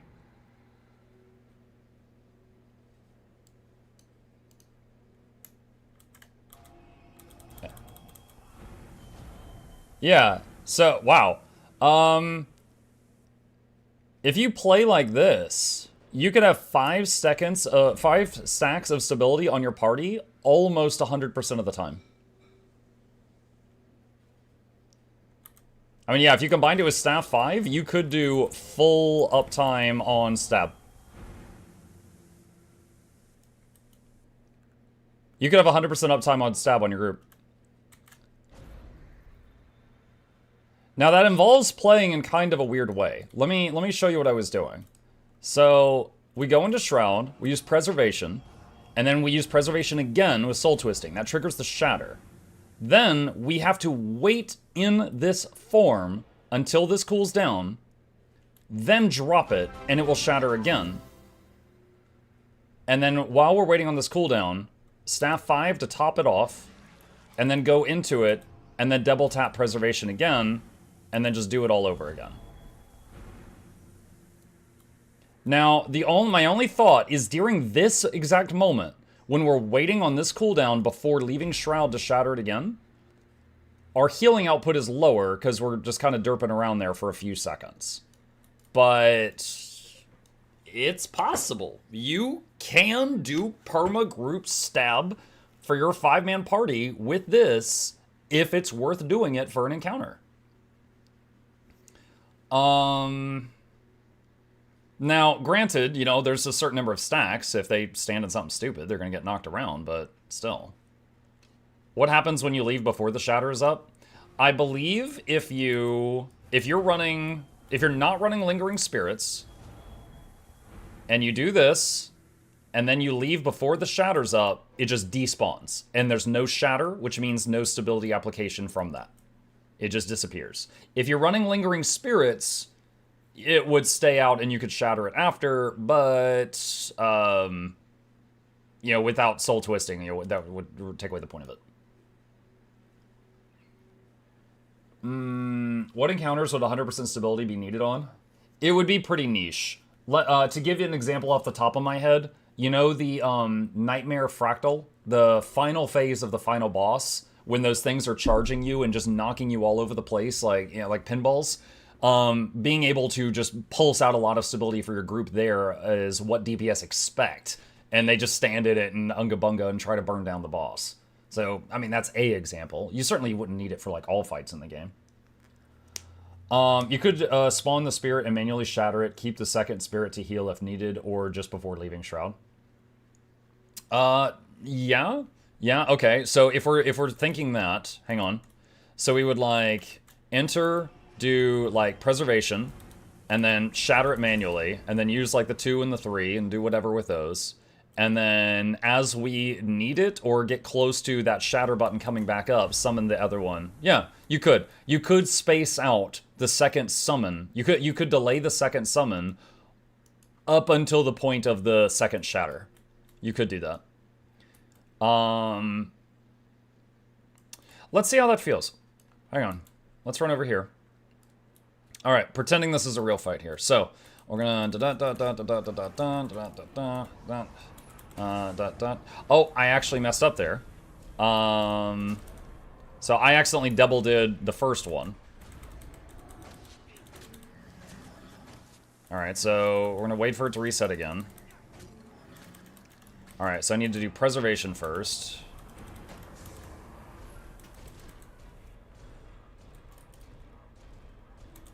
Yeah, there's a few seconds there where I'm just auto-attacking, and I really don't like that.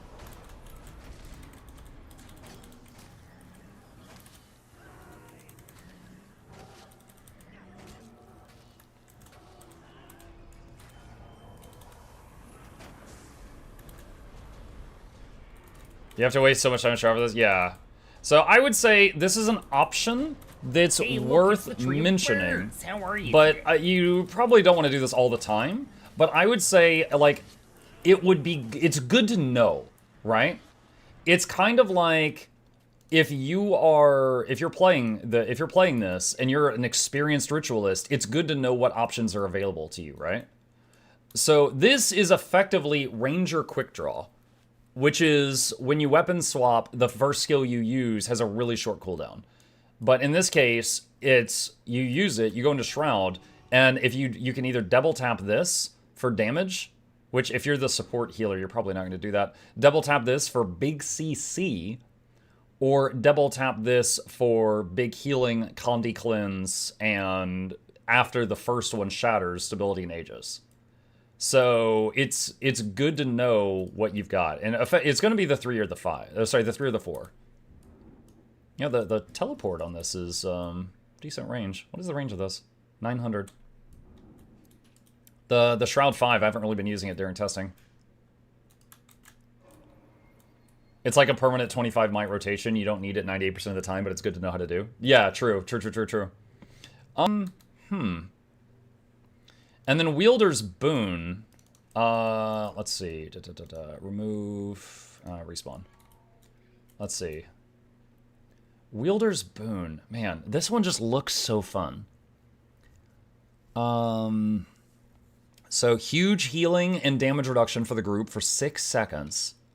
3 Aegises in a row for the group. Buff their weapons for 5 blows. Condi Cleanse them all for 5 seconds. Or don't die for 2 hits. How much mitigation would Relic of Leer give if you make yourself immortal? Relic of Leer? I don't know what that one does. Hang on. Upon healing an ally, shield up to 4 allies, redirecting a percentage of any strike damage they take to yourself. Allies may be protected by 1 shield at a time. So, if you were running Givers or Minstrel's gear, which makes you really tanky, you could do this. But the thing is it's a 5-second duration with a 15-second cooldown. So it's not going to be up the whole time, and you can't choose when it's going to be up because you're constantly healing allies. So for those reasons, I probably wouldn't use that.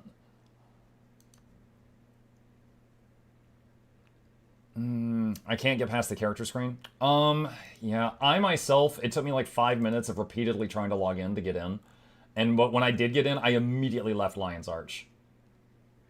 Wait, it's Evoker's fault? We have temporarily disabled Evoker's trait Evocation while we address a crashing issue. Elementalist, damn you! Why are you? We can't have nice things. Elementalists are crashing the servers. We know that many of you are looking forward to trying the Evoker during beta event. We'll update you as soon as we have more information. Oh my god. Server downstate rotation. Evoker's too powerful.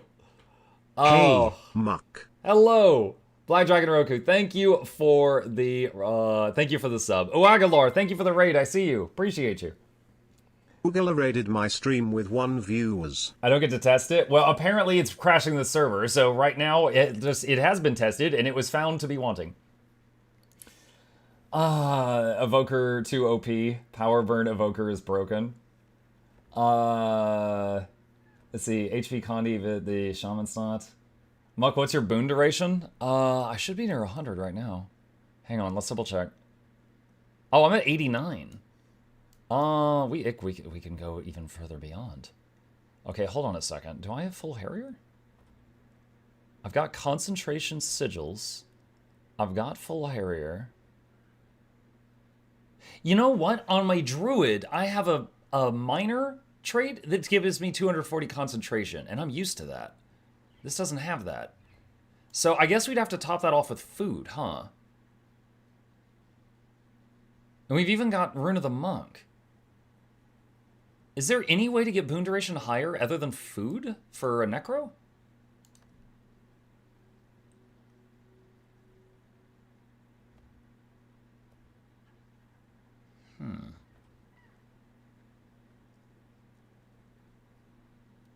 Either Sigil of Concentration or Rune of Water. I'm using Sigil of Concentration. I'm using Rune of the Monk right now. Check water. This has 25% boon duration instead of 15. And what do we lose? We lose some healing power. You still in game, you luck? Yeah. Not worth it with food. It's going to be 100 anyways. Which food, though? Hang on. First, I'm going to throw down the cheapskate food. So we are currently at 89. Now we're at 91. All right, so that's not enough. So it would need to be, like, ascended food.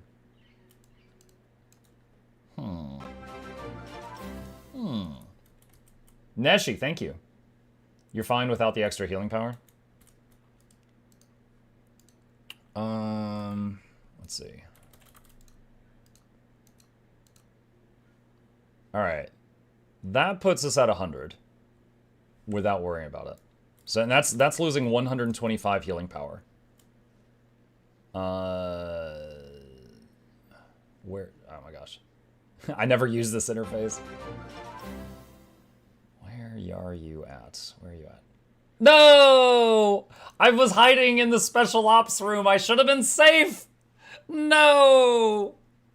I was doing science. Oh, man. My strategy of hiding from Lion's Arch finally failed me. RIP. Alright, time to start joining all you guys. Let me in! Let me in! Slam on the doors. Damn you, Elise, yeah.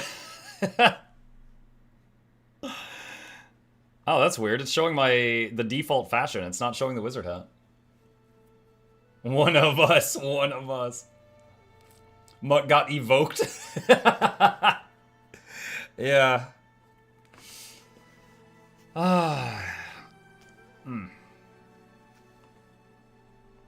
You crashed anyway? I might. Earlier, when I last got in, it took me like 5 tries to get in.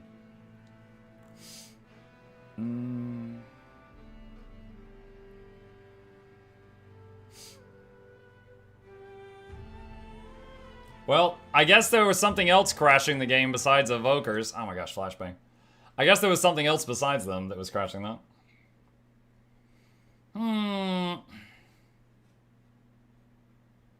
We only wanted to have a pet. Rangers can have it. Why can't Ellie? I mean, yours isn't even technically a pet because it's not targetable. It can't hold aggro or get hit or anything.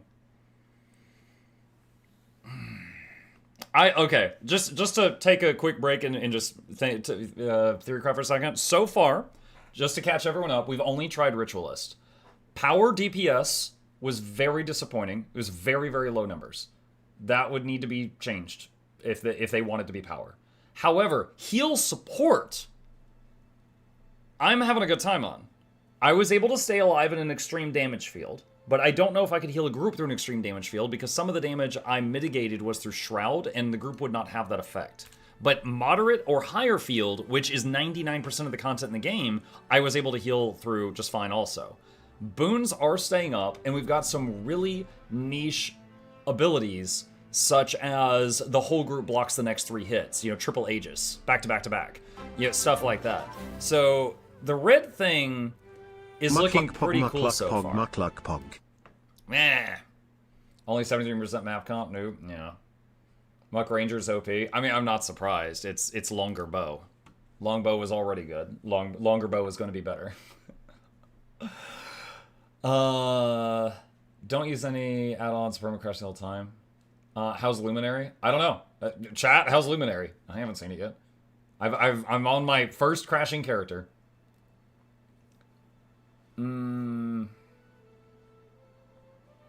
I tried the same trick. I was in a tier 1 fractal trying to be protected from the LE menace. Gailshot at 46k at the moment. No proper rotation yet. Muck shouldn't have changed character. I'll give it a minute. This will give me a chance to get a drink. Let me put my plate away so my office doesn't start looking like Asmongold's. I'll be right back.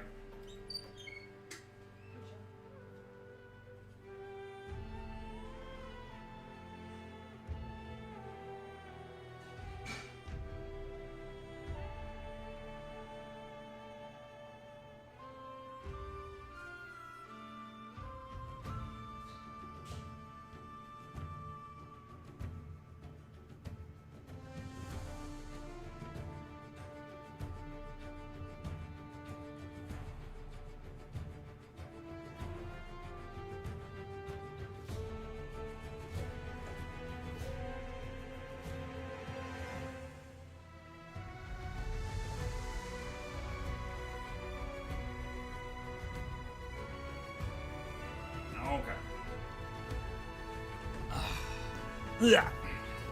Next attempt. Let's see. Luminary's cool and all, but it's basically core guard. I tried Conduit Rev for an hour. Can't say I dislike it. The flavor of the room temperature water has me more excited. Room temperature water. Wow. I can't connect to the game at all is an issue for Europe. I think, well, judging by my, thing.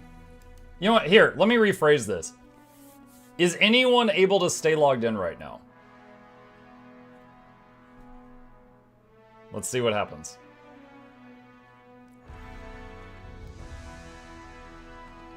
Okay, there are some yeses. So there are some people still in.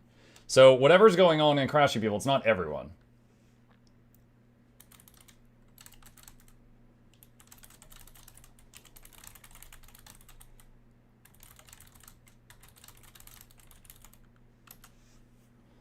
All right.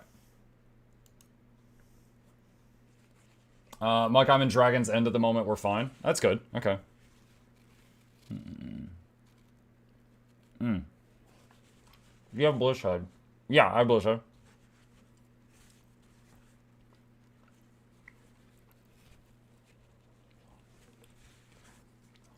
I got an oatmeal raisin cookie, chat.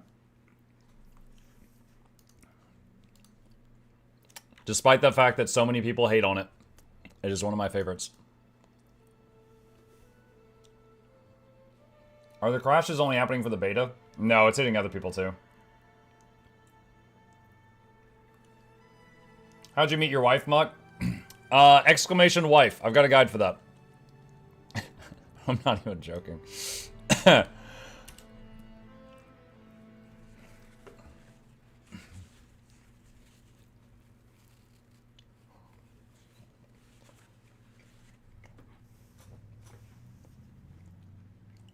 Would be funny. No, I'm serious. It just scrolled past. I have a video for that. Oh, I'm in! Gaming! What? I can't get into the special op training room anymore. No.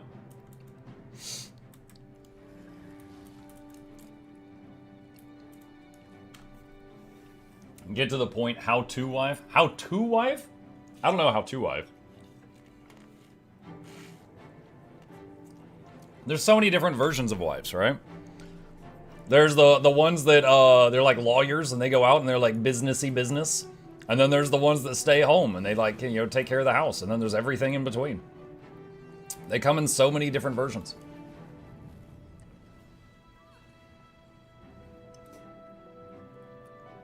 It's not a guide, Muck. It's not a guide. I mean, it can be if you follow the step by step. Do you recommend LinkedIn to slide into DMs asking for a friend? If it's business stuff, sure. I don't use LinkedIn hardly ever. I haven't updated mine in years. I think mine still says I work in tech support. But LinkedIn can be useful, even in the streaming world. Like, okay, let's pretend I see a game coming out from Pathfinder. Let's say Owlcat Studios is making a new game for Pathfinder. And I'm like, wow, I want to do a sponsored stream for them. I have an awesome idea for a video, but I want to get paid for it. I can go to LinkedIn and go to Owlcat Studios and find out who their marketing director is. Then I can DM them on LinkedIn and say, hey, I'm a streamer. Here's my numbers. I'm interested in doing this idea that would promote your product. Would you like to sponsor me to do it? And you can literally get people to pay you to do content creation if you do the right stuff. So LinkedIn is absolutely a useful tool, even for us streamers and YouTubers. That said, you could also get by not using it and doing other things, but it's an option. I don't get why ANET is doing the same drops as before. Because there were a lot of people that complained that they didn't get them last time, so they just restarted them. They were very open and clear about that. They said that they were doing that.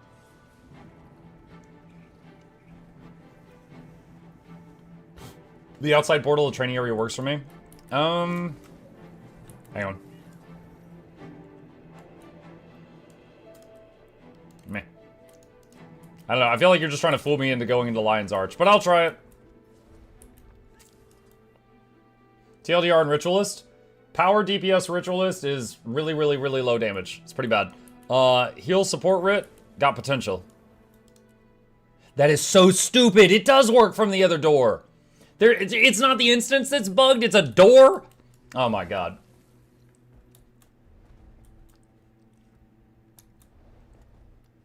I'm letting them know. Hang on a sec.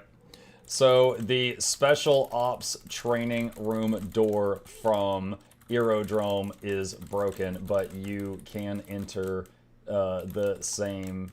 You can enter it from the Lion's Arch door. What? LOL.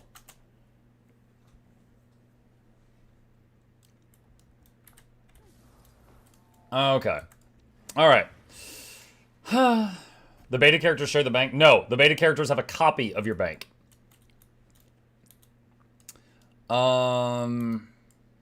Let's see. So if you gamble all your money away and then swap it back to your main, the bank will be unchanged. You won't have the lost money, or like you will have the money that you had lost because you hadn't spent it for real. How many characters I can create? You get 3 beta character slots, and you can create and delete stuff in those slots as much as you want. All right. All right, anyway, but trying to get my head back to where I was with Ritualist. Okay. That trait is mandatory. If you're support, you're going to take this one. The only really thought here is which of these 3 you're going to take. And they are all pretty nice in different ways. But I think the best 2, with my limited time trying this, is probably either Wielder's Boon or Soul Twisting. Those 2 seemed like really good.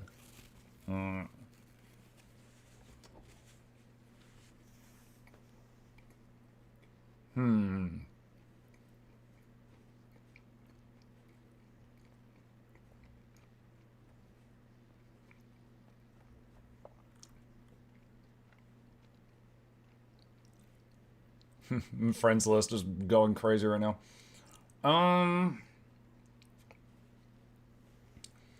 Alright, Wielder's Boon. Allies get more stacks of this stuff when you use it. So 6 seconds of Resilient Weapon instead of 3. I really wish we could save Resilient Weapon for when we needed it. But with the way our build is right now, we have to use Resilient Weapon on cooldown to give our group swiftness. With the Relic of Phoebe. So, unfortunate, but okay. What else? Phoebe. I know it's Phoebe. I like saying Phoebe. Anyway, Nightmare Weapon gets 5 stacks instead of 3 of big damage and self-healing. 300 radius. People really need to be tight for this.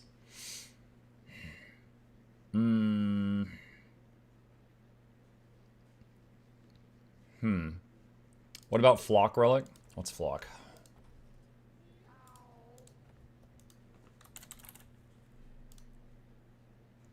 Grant barrier to yourself and nearby allies have to use a healing skill. No. Because then we would just not have swiftness. You can choose to use Warhorn 5. I would have to take off the torch if I did that.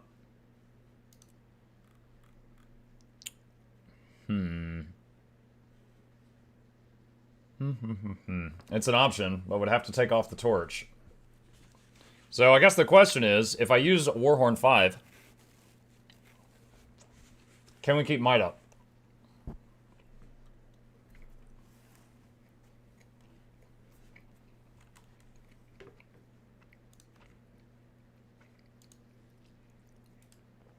Alright, so if I change this to Midnight King, which helps with Might and Fury when you do CCs. And we would be doing CCs periodically with some various stuff. And see, this is transference right now. Alright, let's put on the doot. And transference. Harrier. Alright. Drops the same as last time? Yep. We can use Legend Gear on the beta character? Yep.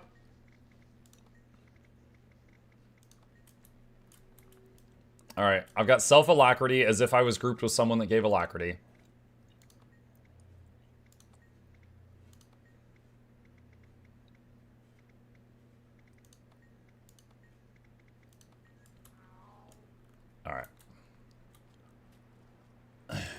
Let's try this out. All right, so...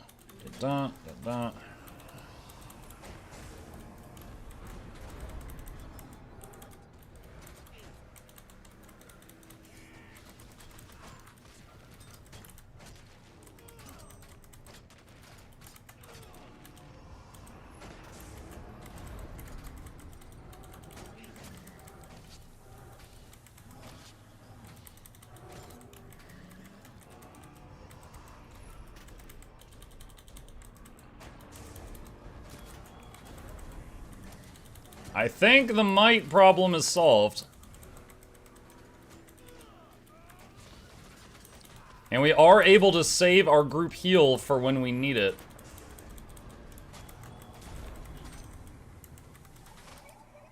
No! My boons! The Evoker stole my boons! You can't have anything in Detroit! Might be solved? Yeah. When Evokers aren't stealing my boons.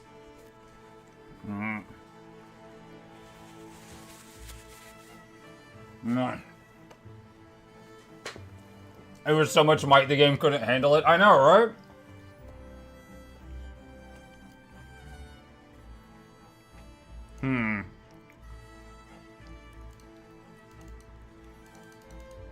Should go ahead and make the next one for later.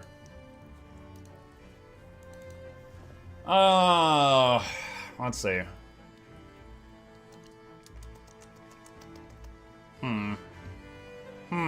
I'm just making this for later. Trying to decide. Luminary, Paragon, Conduit. Amalgam? Ellie? They just... Okay. Ellie probably would have been the next one, but they literally just disabled it. So, it's a bad time to prep that.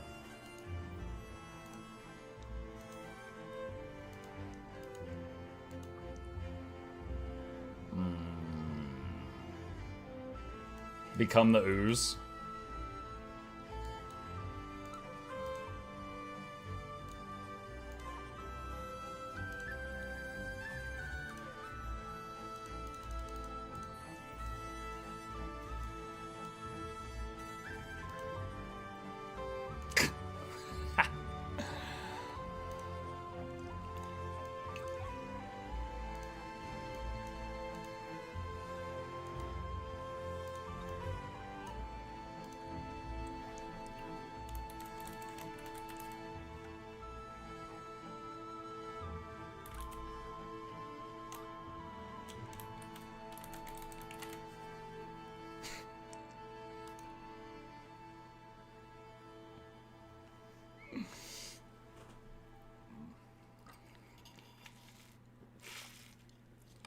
Which spec is the funniest, guys? Probably Antiquary.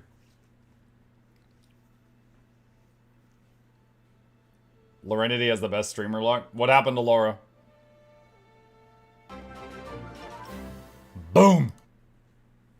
Hey Muck. Did any of the new GW2 specs caught your interest? Yes. Enough to maybe play them more? Yes. I'm looking at it right now. It's looking pretty fun. It's looking pretty fun. Trying to get back in. Laura just rolled a third ult and actually got to test them. Oh, nice. Hold on. Someone said Laura has the best luck. What is happening to Laura?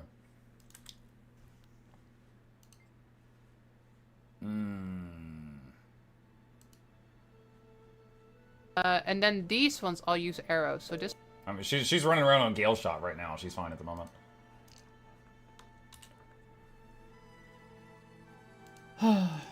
One eternity later. Yeah. Ugh. No blue shroud yet? No. I mean, let's ask chat. Chat, have any of you tried out Luminary yet? What are your thoughts if you have? Try changing servers? I mean, I think there's people on both sides that are having the issue.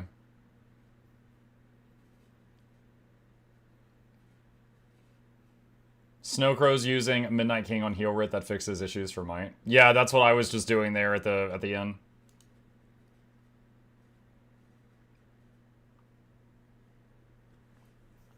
I closed Blishud and stopped crashing? Really? I mean, there were people in chat that didn't have Blishud that weren't crashing. You know what? Hang on, though. Hold on. I will close Blish, because I don't mind testing it. Okay. I have closed Blishud.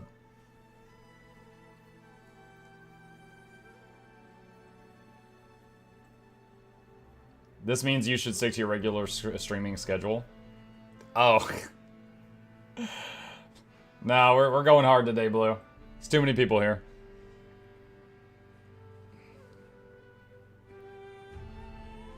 Do you think pure lightning Ellie could work?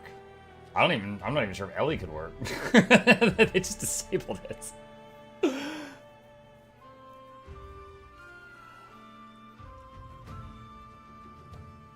Paragon shouts sound amazing as male Sura. Oh yeah? Alright, I closed Blishud and immediately crashed. It's not Blish.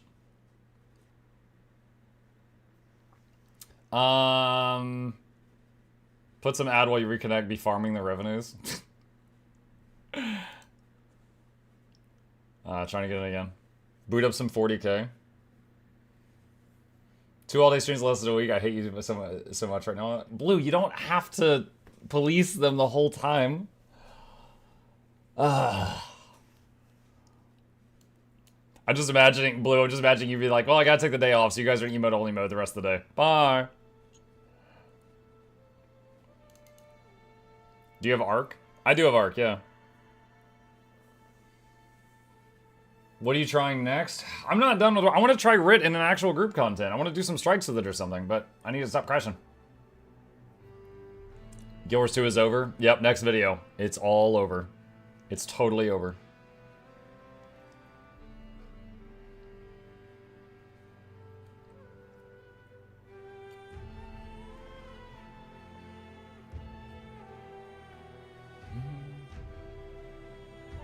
I would suggest later do Wing 7 Airgen and see what happens when you kill the barrier.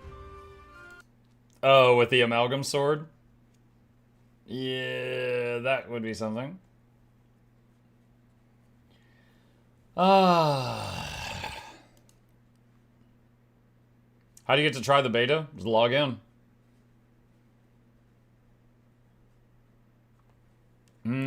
Ordinary says anyone else can't access Myung Lee.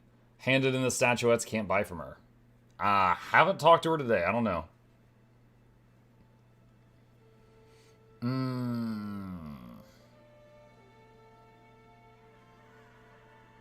You're quitting Guild Wars 2 a lot today?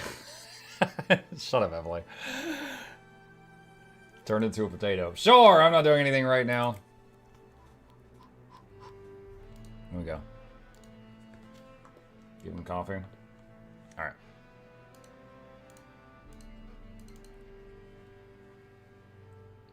I'm just gonna keep playing my regular characters. Joke's on you, I can't log into my regular characters either. Have you tried sending nudes to ANET for game time permission? I mean, I think that would just make them kick me out more. Alright.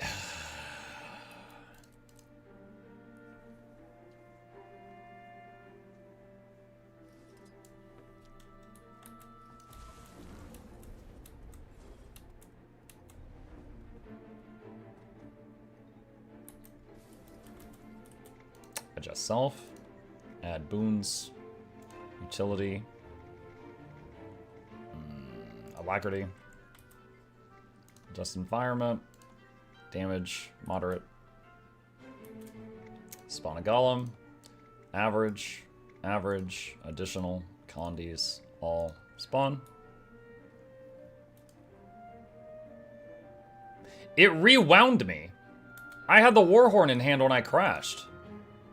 What?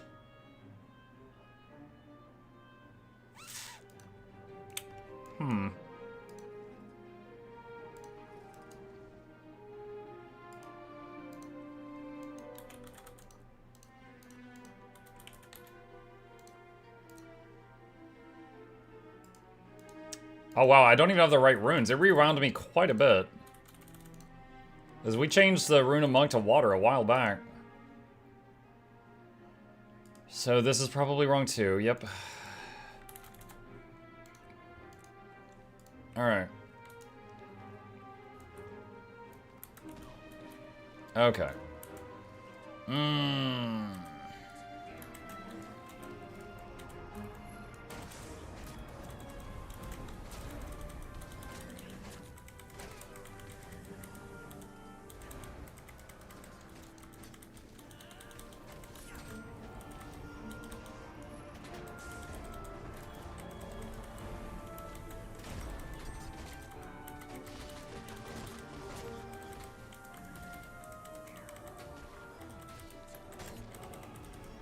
Alright, chat, look at the boons.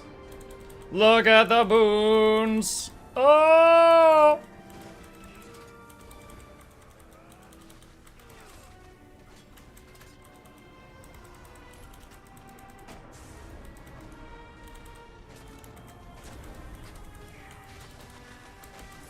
I'm booning! Oh, yeah.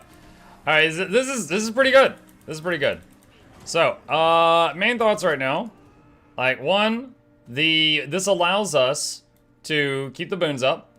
We get to keep Resilient Weapon for when we need it. We have, if the group has a bunch of Condis on it, we do cure Condis every time we summon a spirit, but if we need more than that, we got Staff 4, and we got Weapon of Remedy. Weapon of Remedy cures 5 conditions in the whole team. Weapon of Warding is a triple stack of Aegis on the whole team when you need it. For stability, you've got the occasional stability just from Shattering. You've got stability on Staff 5, and you got stability on your Elite, which also is a save the group from getting smacked really bad. And that is currently with the Wielder's Boon. You could easily swap this to either of the other Grandmaster things. Like, you could use Soul Twisting and double cast the big heal one, for example, or double cast the CC.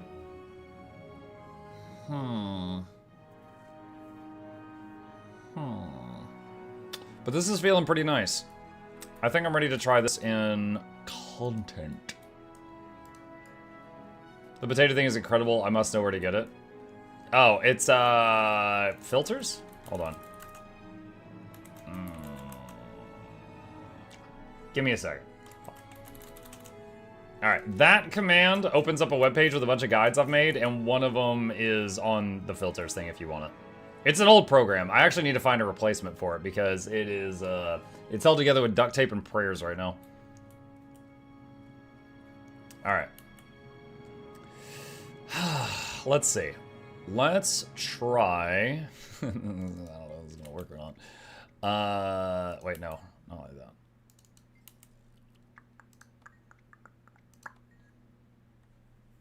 Let's see if we can set up a group for strikes or not.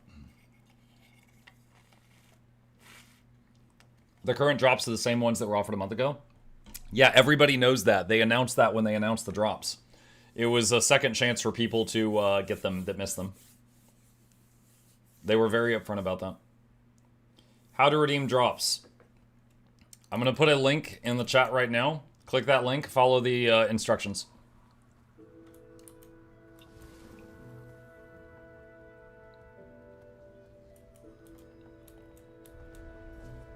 Today's a good day to do fractals and raids because everyone will be testing new builds. They could be horrible quick DPS and no one will know. Can Ritualist be quick or lack? It's quick or nothing. There's quickness on this trait right here. So like whenever you summon one of the dudes, they throw quickness for a second. Alright. I would consider changing editing spec icons. They are fully frontal, not rotated, so they look windy and ugly. The spec icons? Do you mean like the dagger for ritual, like this thing? Or do you mean something else? Has full minion DPS been tested? I tried it out. I didn't really get good results with it.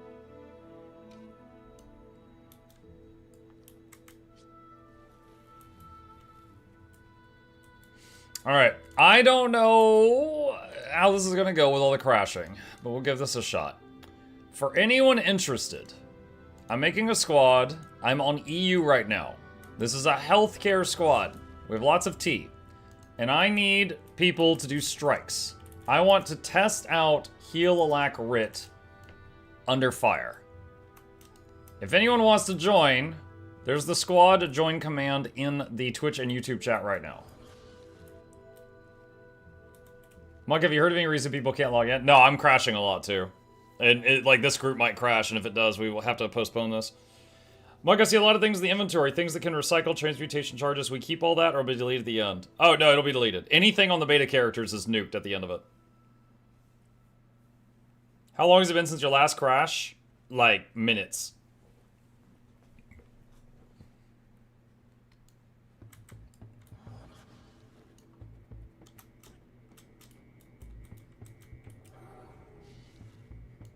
Boop, boop.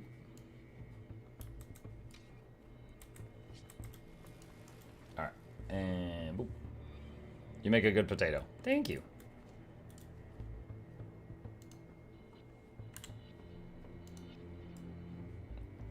Can we come on normal characters? Yeah. It's just, yeah, you can come on beta characters and test things, or come on normal characters and get loot. Whatever you want. Alright. If you can heal or boon, please say. Let's see what we got in this group.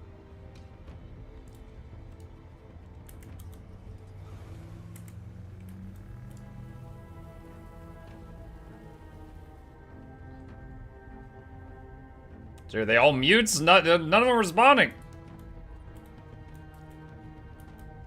I got 9 people in the party and none of them can talk.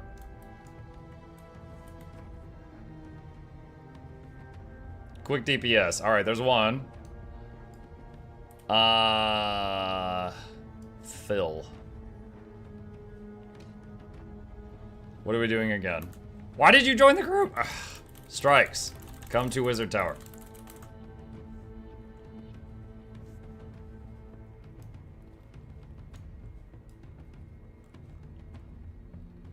Alright. Is there anyone who joined this group that can alack or quick for the other party? Treka said they can fill, but I need someone else to pair up with them. I can quick DPS. Alright, perfect. Treka, if you can heal alack, please. And Inari will quick DPS.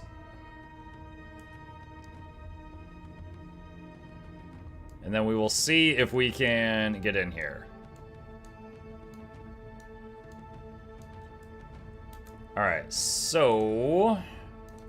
let's see. Daily strikes. Cosmic Observatory. Huh? Hey, how's the leveling and gearing? Wait, what? Leveling and gearing?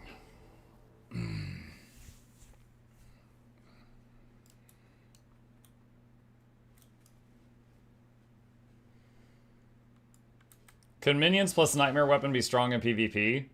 5 minions plus 5 stacks equals 25 instances of 1300 extra damage. Yeah, but they're not all at once, right? Like, the minions have to, like, crawl forward and get into melee range while probably getting hit by things.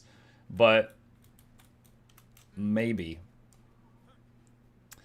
Okay. Zoning in. Waiting on the other 3 to zone in here.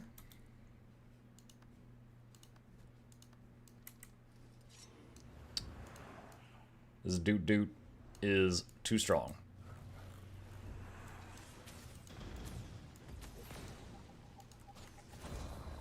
There we go. The fireball doot.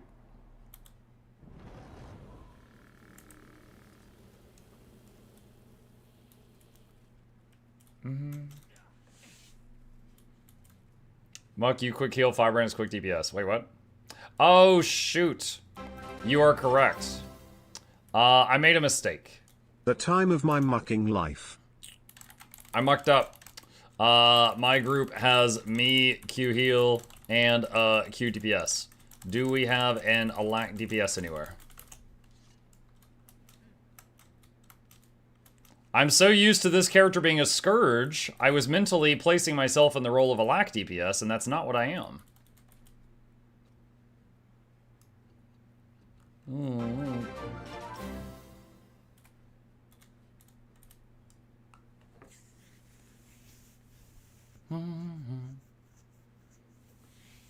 Have betas been like this in the past on separate servers? Yes. Yes. I can swap to a lack DPS. Watting, that would be lovely, thank you.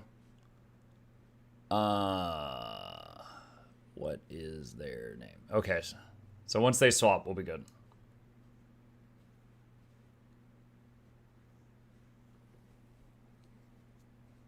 I could do a heal. No, it's fine, it's fine. Once Pedro wins and Kieran gets here, we're good. I do not have Soto on this account. No! Alright, well, Inari, I'm afraid you'll have to step out then. Sorry.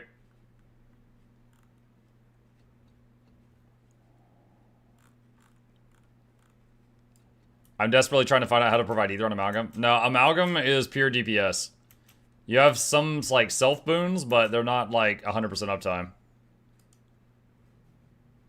Alright. Chat, we got room for one more. We had someone joined that didn't have the... okay, fine. We got someone.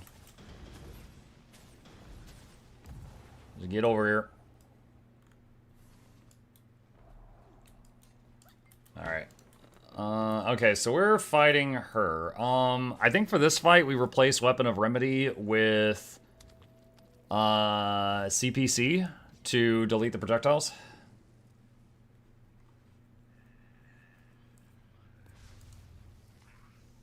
What you want? We want you to get here, Saitama Sensei.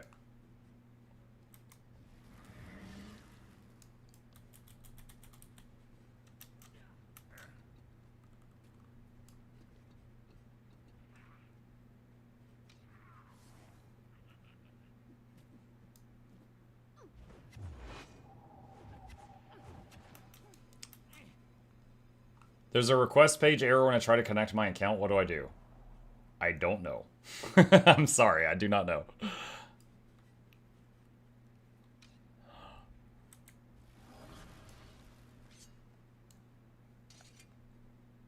Got Radiant Helm skin this morning. Congratulations.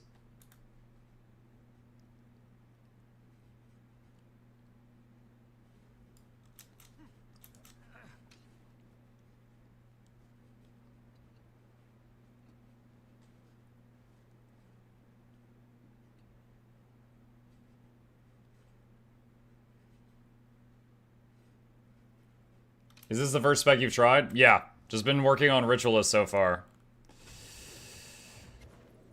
Just waiting on this guy right now.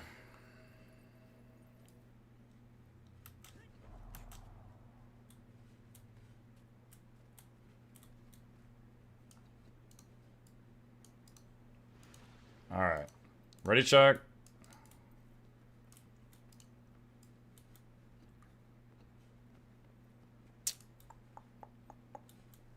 Wake up! Oh my god. I'm going insane. Okay, there we go.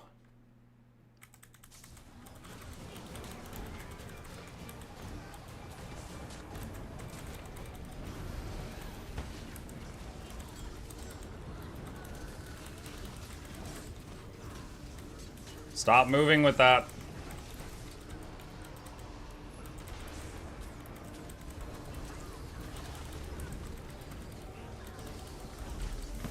Dude, that giant marker above the boss's head, do I just have that the whole time?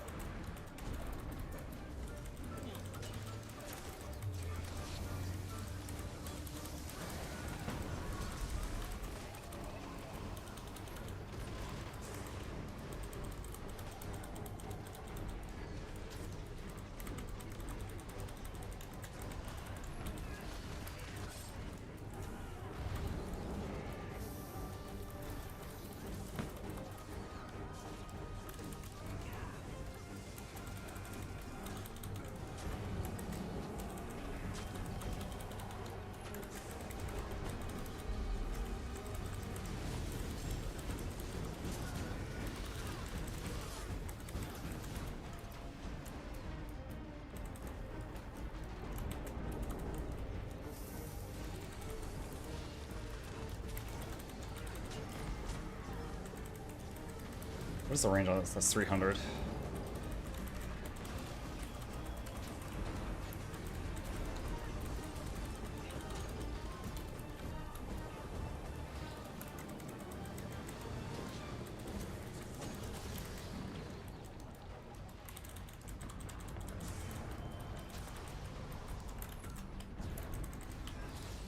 So yeah, I kind of like that. As we needed to like leave the center and we were all backing up, I did the block the next 3 hits thing on the party just to make sure that no one got popped, and everyone left the center with almost full health, which is not what normally happens there.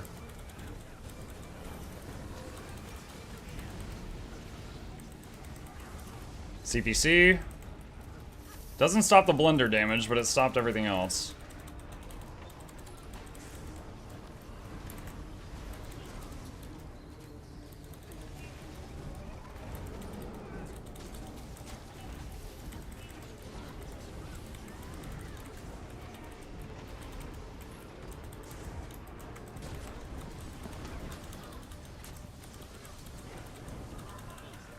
Red feeling good? So far, yeah.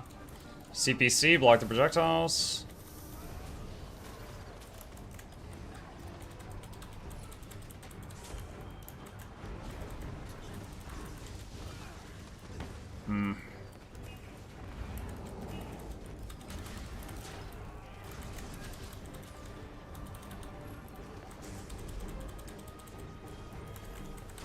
Shatter. Nightmare. Block the next 3 hits. Get out of there. That guy was out of range of the block.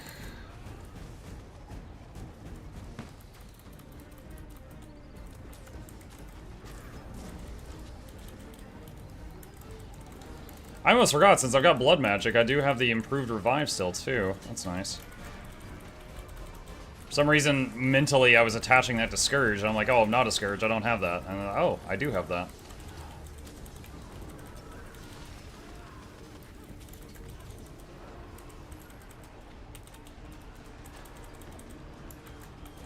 CPC.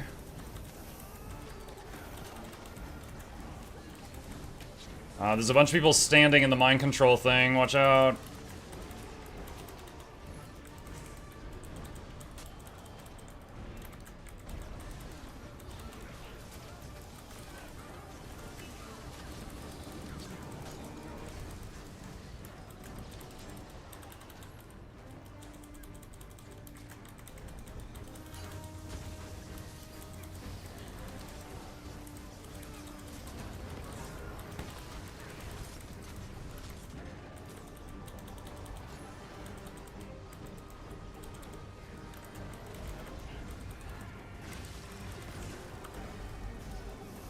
Blocked it.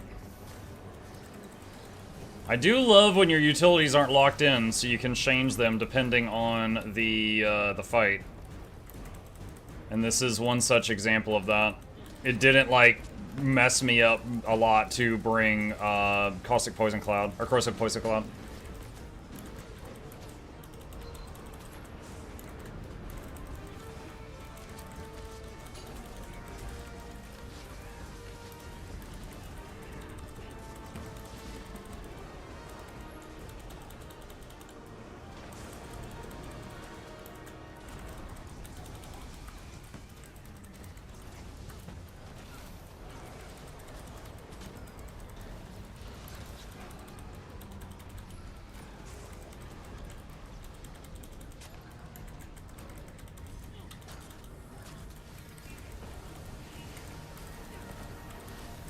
How much CC do you have currently?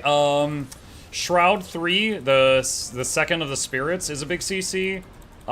Staff 5, Warhorn 4. So basically all of my 1 through 5 bars have a nice CC button.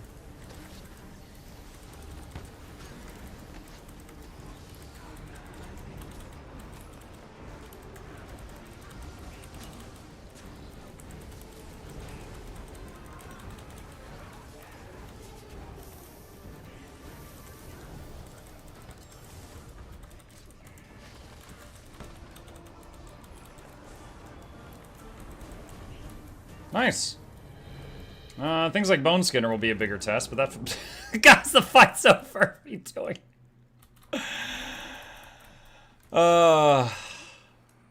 We're gonna 5 of them hug and explode when the fight's over.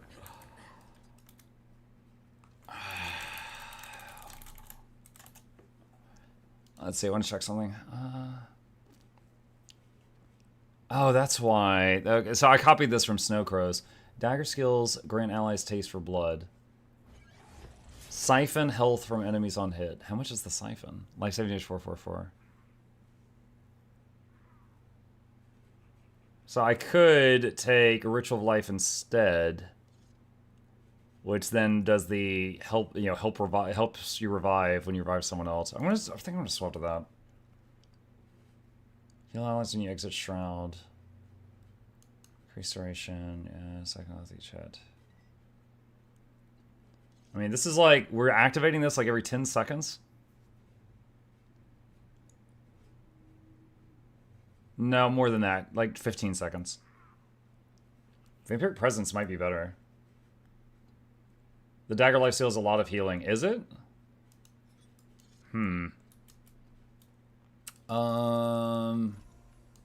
Okay, let's... Alright, Arborstone. Arborstone's next.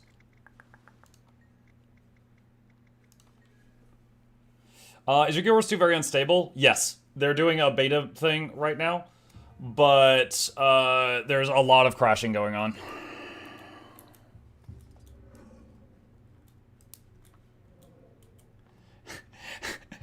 So I messaged Ruby earlier and I said, so the Special Ops training room from Aerodrome is broken, but you can enter it from the Lion's Arch side, LOL. And she just replied, what on earth? Like, what do you mean?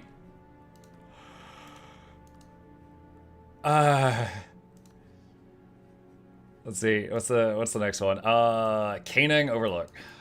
All right.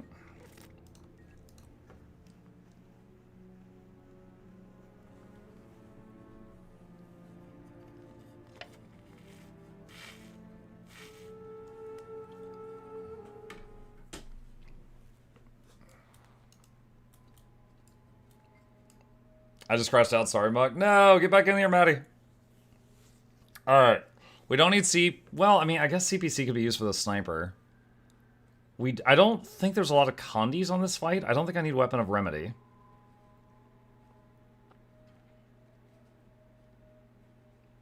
I could use Splinter Weapon just for more buffs on the party for damage. Can you use both at once? Yes, you can.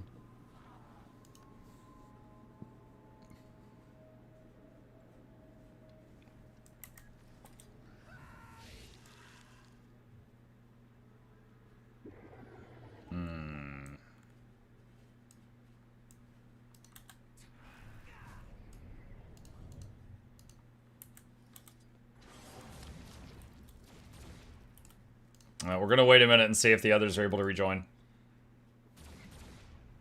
Have you tried Evoker? No, they just disabled some stuff with Evoker. We've temporarily disabled the Evoker's minor trait evocation while addressing a crash issue. So Evoker can't evoke right now. I'm late, how's Necro?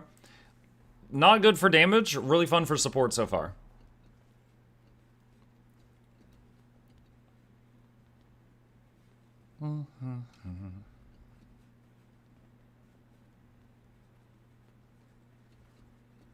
Evoker's Revenant. Evoker is Elementalist.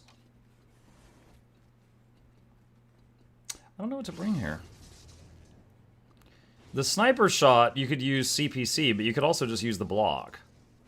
I don't think there's a lot of condies to deal with on this fight. Unless people get burning, I guess. Could just try Splinter Weapon just to give the group more damage.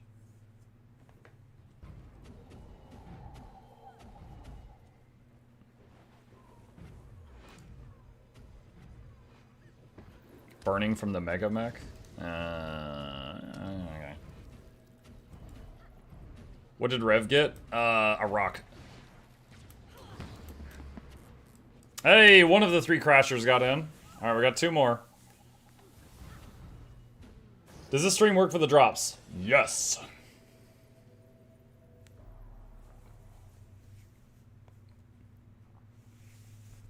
Yes, it does. Doesn't even know how to summon the Evoker Spirit. Mihai, we have temporarily disabled the Evoker's minor trait Evocation while we address a crash issue. It might be related to that. Are you AI? Beep boop. Does anyone have power food? Birthday cake.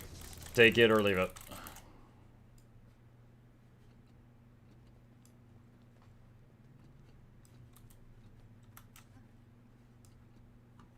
The drops work for the stream, not really, just noise mark. Does both.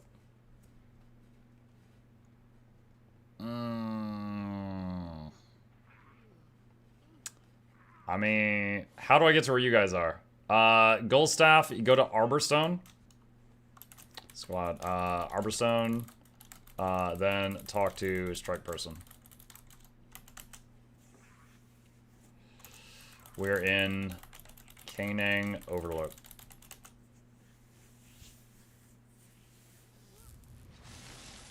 Alright, so the owner of the Ranger, Hawk, your Hawk just went in and hit the boss.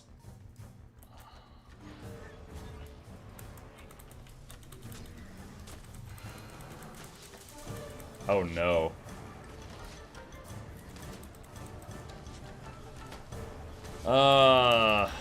GGing. Blah. My first ritual is death, and it was because of a Ranger. There's something poetic about that.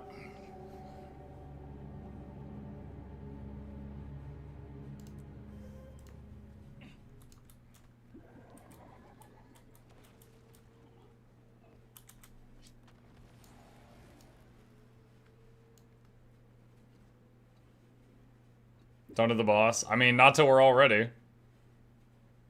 Wait, we lost a person. What happened?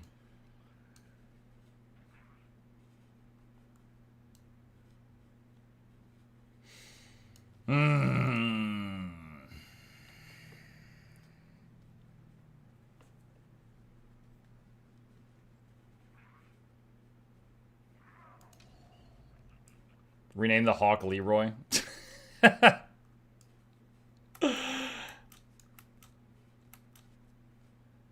How did we lose someone? You pulled the boss, and now we have less people than we had before you pulled the boss.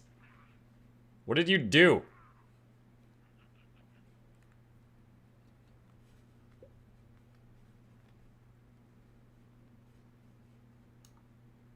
Alright, we're back up to 9. Mr. Maddie says I'm reloading. Maddie, are you Witch of Darkness? Is that you? What's the verdict on Rit? Bad DPS, fun support. What's your opinion on Mesmer Heal Boon? Chrono is fantastic. This is me. Alright.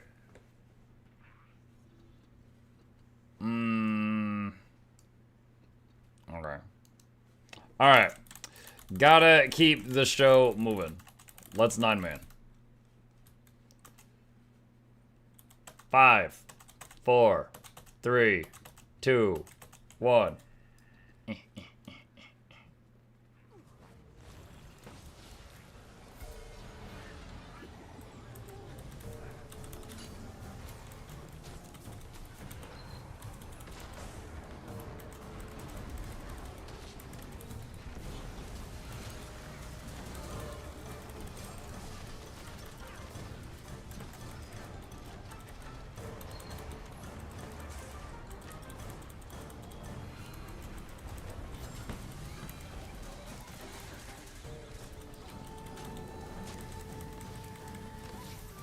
I've got the number thing.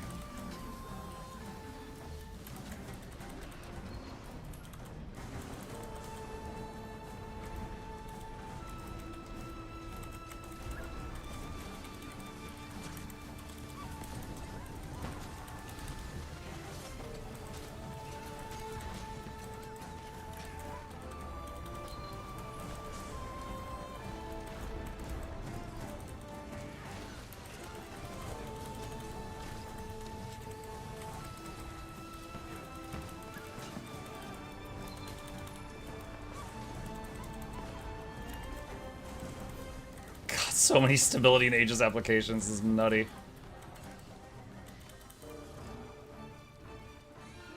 How spammy is Rid compared to Scourge? If Scourge is a 10 on the spammy scale, Rit is maybe an 8. You are hitting a lot of buttons. But it's not... I don't think it's as carpal tunnel-y, if that's a word.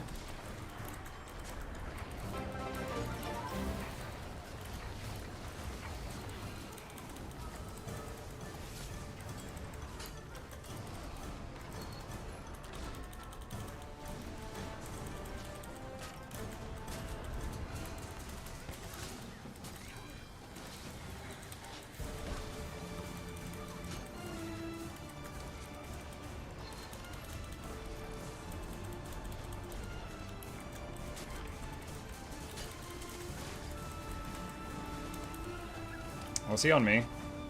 Ah, shoot. How well can I support my group from this distance? Let's find out. So the 3 is around me. The 4 I can throw really far away, so I can still hit them with most of the boons. Oh my god! Kinda wish I had that, Well of Blood thing right now. I'm just gonna AoE block on everybody just to make sure that they all stabilize.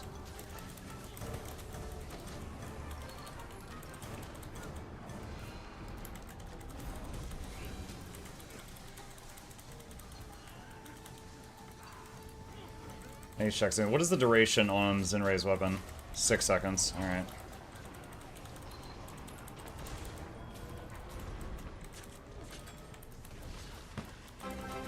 I just realized I'm in one of the few fights of the game where you can do Ritualist versus Ritualist.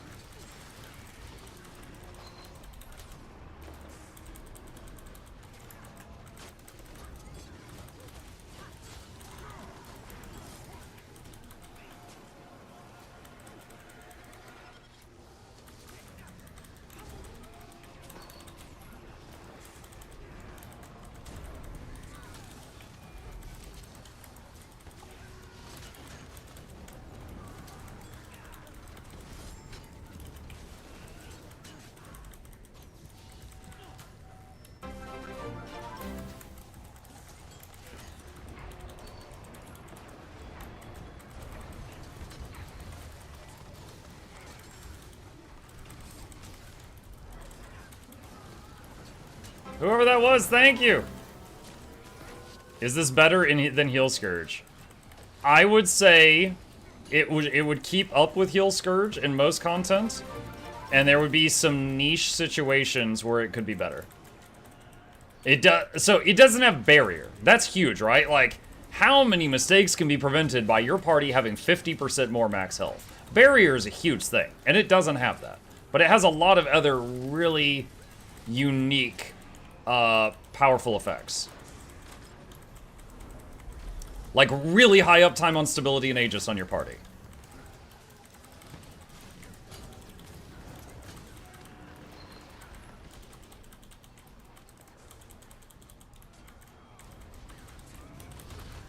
Good on boons. Yep, we found a way to be solid on boons.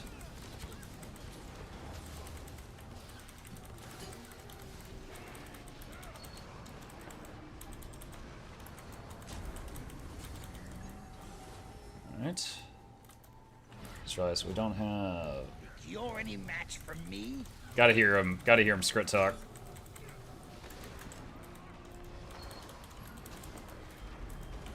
Wait, do I? Oh, I've got one of the things.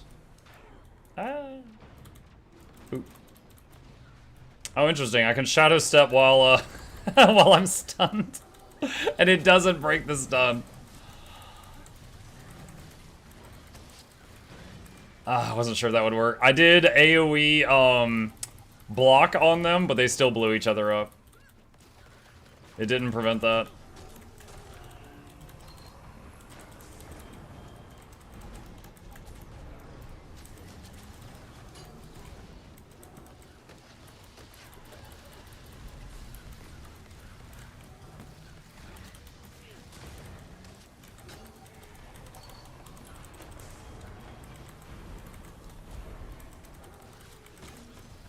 Right now, I'm just having to mentally remind myself constantly on how some of these abilities work. Like, the first spirit goes to my target. The second spirit goes around me. The third spirit goes to my mouse. Which are all minor things, but I'm having to remind myself those. And then I need to shatter, and their shatter has a very small radius. I would like to see the radius larger. It's 240 on some of them and 300 on others. So it's basically like, okay, everyone hug, it's boons time.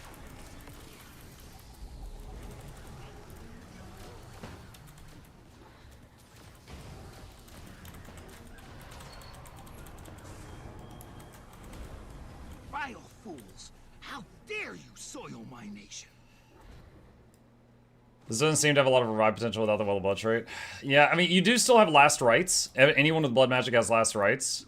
But I don't know. I tried the dagger thing because it was a recommendation that someone had, and I might go back to the lesser Well of Blood trait also.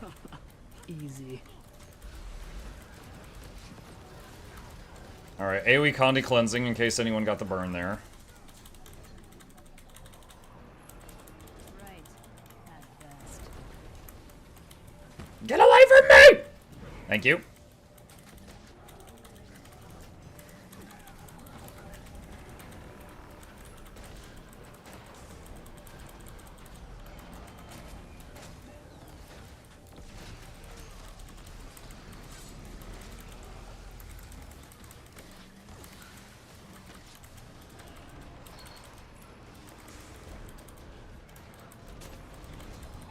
Night-night.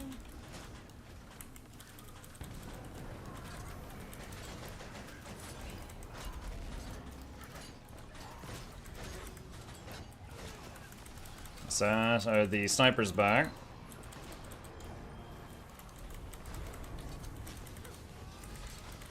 I gotta say, a small part of me is loving the boon explosion. When I'm like, Spirit 1, Spirit 2, Spirit 3, kill all the spirits, and then just like freaking fart out like every boon in the game.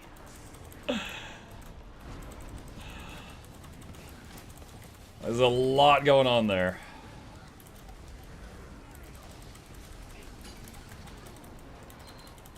I've had enough of you goons.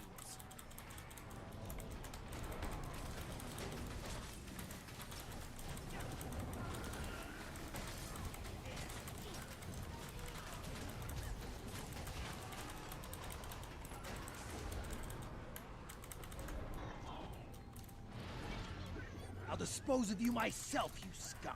Also, where's the music? Oh my goodness. Can't do Kanang Overlook without the music. It's such a long strike.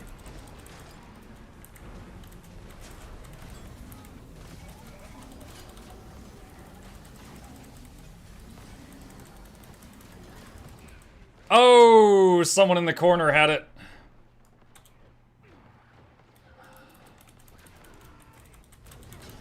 I didn't even see it.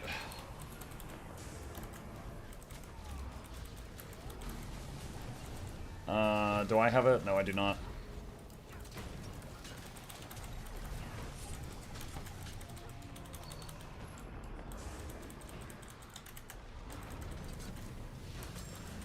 Okay, I've got number 2 this time.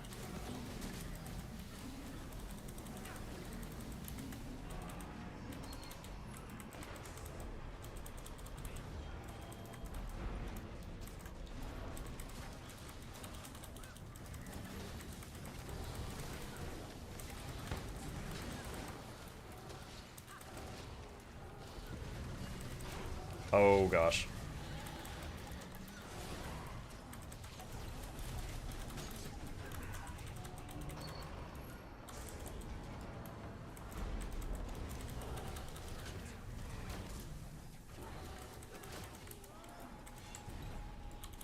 Enough! Enough! Oh boy. I concede. Hey, hold on. I wanna check something here. Can I get Aaron? Can you just stay there for a second? Wait, I need someone without boons. Stay. Okay. No, you're not doing that. Hold on. Just stay right there. Stay right there. I need to test something. Stop. Okay, I need someone who can listen to basic instructions. All right, Oron. Oron, please don't move.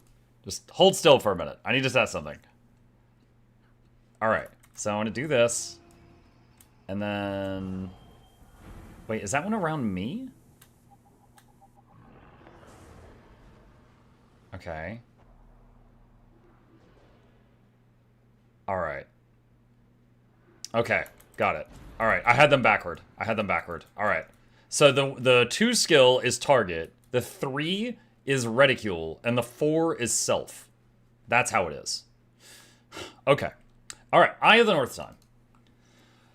Rat says, in the case of blowing up, can you do the thing where you take all teammates' damage while you are in Shroud and negate that mechanic entirely? Wait, what? So, okay. If you're talking about one of the, like, weapon skill, the skills over here are not available when you're in Shroud, if that's what you're talking about, like the weapon skills. Let's see. Wait, where's Eye of the North? There we go. Okay, going to Eye of the North. How is Ritualist? I'm having fun. I'm playing it as a support. When I tried it as DPS, it seemed pretty bad. But maybe someone else will figure out how to make it work better than I could. Mug, I can recommend trying Heal Luminary. All boons except Vigor, easy upkeep. And I can survive extreme damage field by button mashing. I had Stab and Aegis and Barrier on Demand. Definitely an easy and relaxing healer on Guardian right now. As for DPS, the damage seems to be very low and basically unusable as DPS or boon. Interesting. Is the Ritualist a lack or quickness? It has got a quickness trait right here. It is quick. Alright. Start at Shiver Peaks.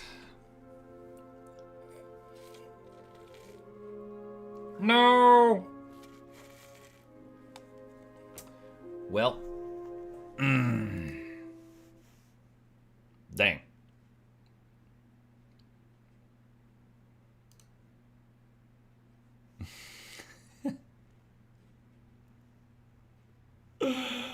Definitely.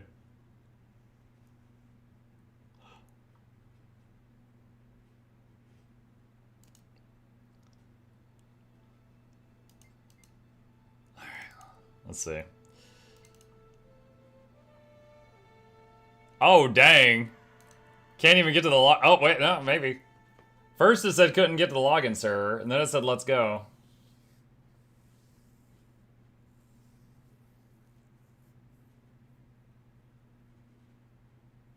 The feedback on the forums has been really cool. I didn't know that everything ever created was awful and sucked before today. Are you sure you're not on the subreddit? How interesting. Alright. Shiver Peaks. Let's try this again. Luminary has 30 seconds of lack on a 15 to 20 second cooldown. Permanent lack. Nice. Alright, I am in Shiver Peaks Pass. This better be good. Alright.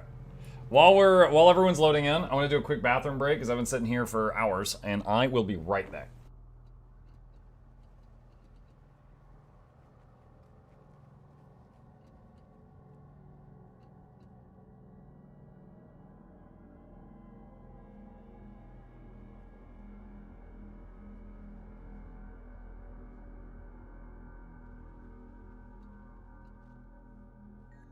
Commander, heard you're headed back into the pass.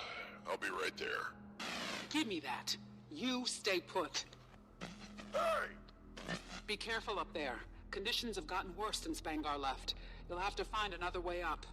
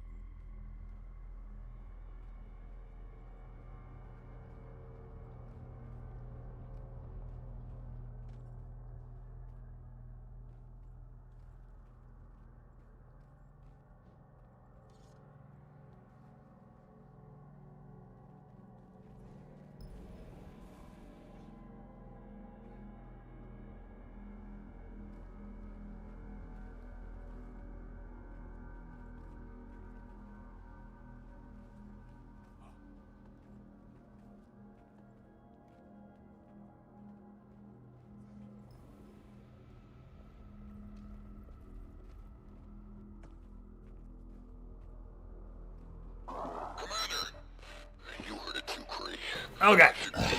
We are back. You're being a distraction. Oh, nice. All 10 people are in here, too.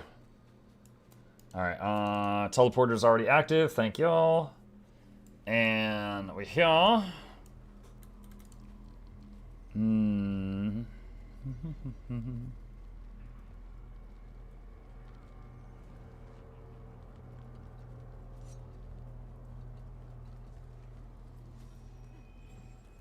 Let's think about, like, minions in this fight. Like, it wouldn't really...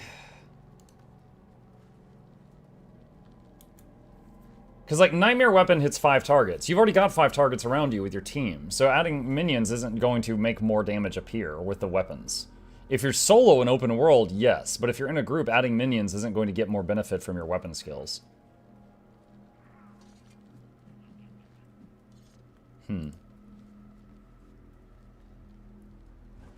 Okay. Ready check. Make sure everybody's here. Don't know if anyone else went to the restroom.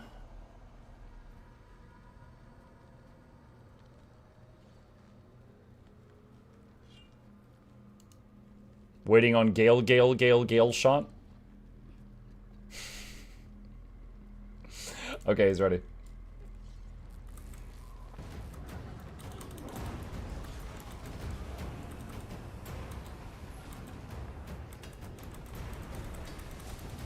Minions could be an extra heal skill. Well, keep in mind the minions only trigger heal at the moment that they're summoned. Not the, not like when you want to, if that makes sense. Because, like, if they stay alive and stay out, then that's it.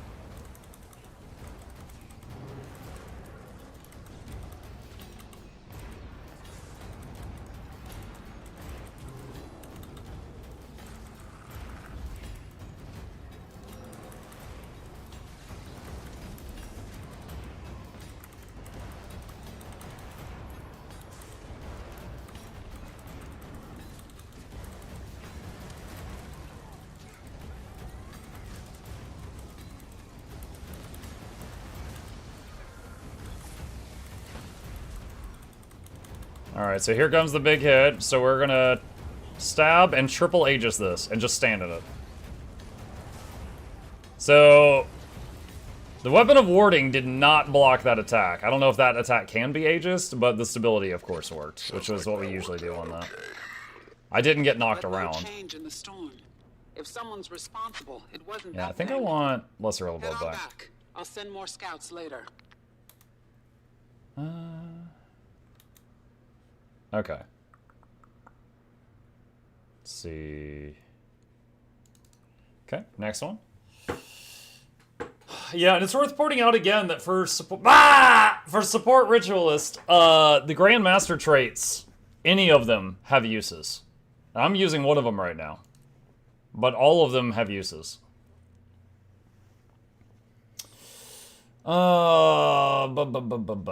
Someone evoked. That's right.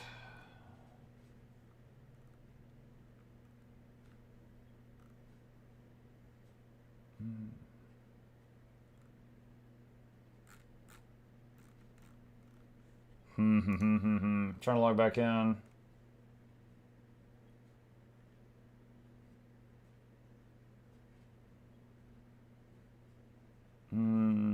We've got a hotfix coming that will fix some issues. Okay.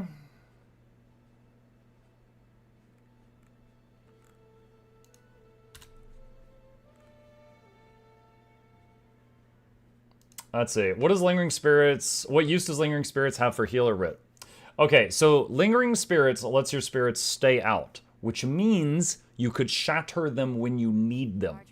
So there is a niche situation where maybe you wanted to keep the spirits out so that you could use Rupture Preservation at a specific moment for stability, resistance, and Aegis on demand.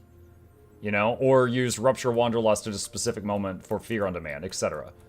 I don't know that that would be my preferred way of playing it, but it's an option. I feel like Soul Twisting is so good. Yeah, Soul Twisting is good, and the one that doubles the buffs on your allies is really good. When you were playing DPS, Rit, did it feel like low numbers clunky or both? Both. It felt both.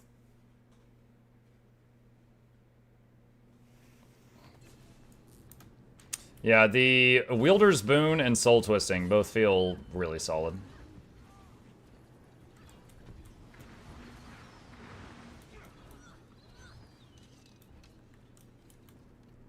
I mean, honestly, you know what? Let's try Soul Twisting out for a fight and see how that feels.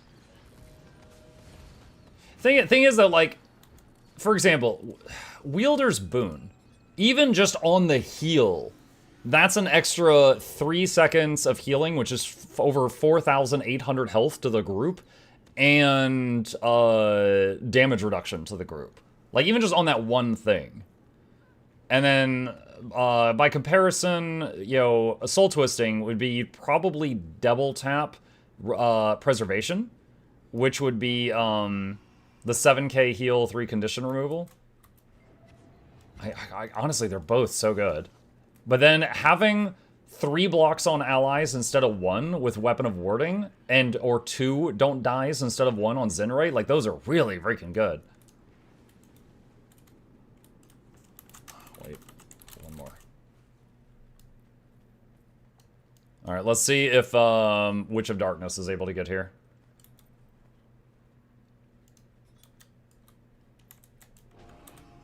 I can do this, and then do this again. With that. Which, if I was having issues with boon uptime, that would be more boon uptime also. Because that would be, you know, more access to summoning the spirits, which is boons. But in terms of, like, healing output, getting that second preservation is like a big heal, or the second of the middle spirit would be a big CC if you happens to line up with that. Whereas Wielder's Boon is like buff to this, buff to this, buff to this, buff to this, buff to this, which affects like all of those. Okay. All right. I'll say 3, 2, 1, and I'll try Soul Twisting for this one. I don't think I'm going to prefer it.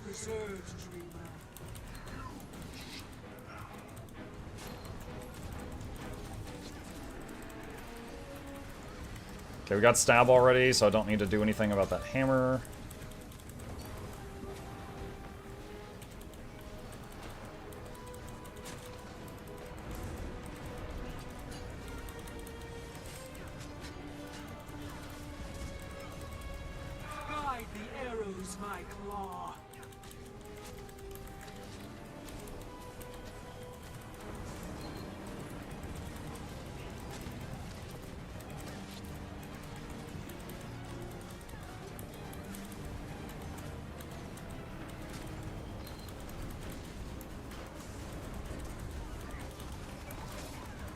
It's a different rotation. I keep messing it up. We dream together.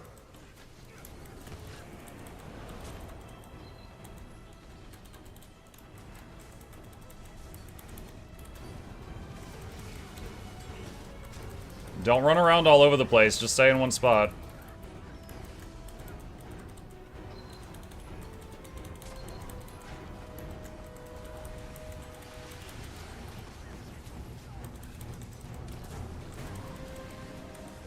There we go. Real test is on Boney. On Boney? Yeah. Yeah, so I kind of feel like, let's say you're just comparing healing output. Soul Twisting is every 15 or so seconds, you get a second big heal for your group when you go into Shroud. Wielder's Boon is more healing from every single skill on this bar by like 80 to 100% for the people in your group that are not you. But they're both solid. And I like that there's options.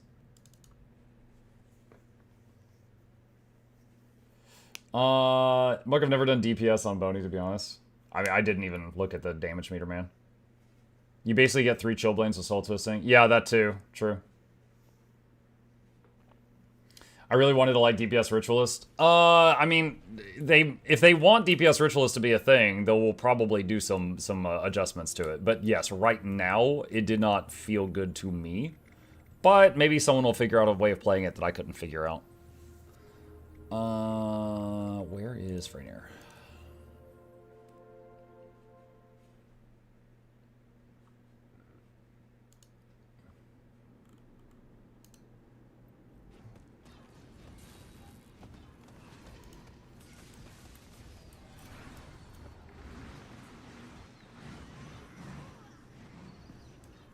Has he tried Evoker yet? I've only tried Rit so far. You're young to be so confident.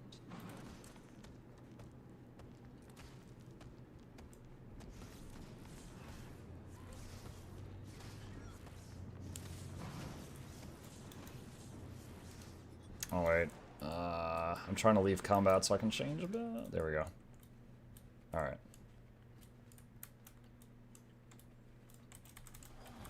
Dream with me.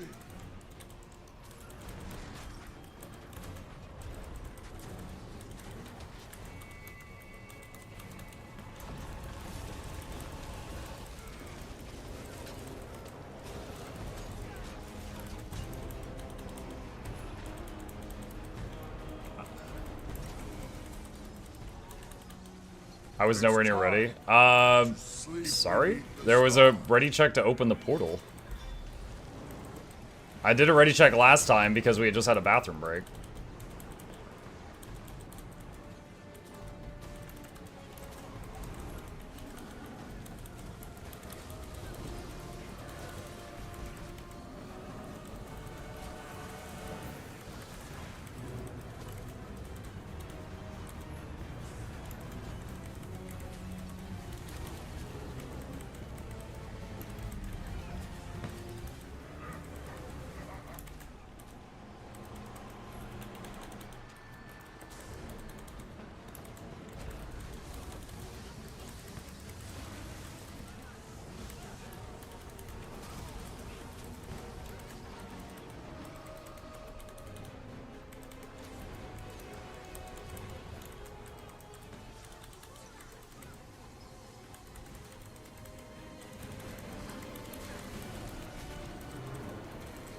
Did the AoE block thing since we were stacking all those circles there?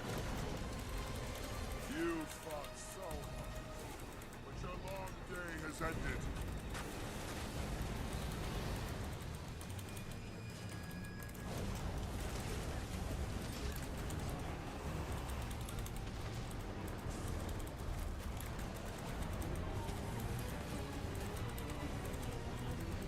Nice.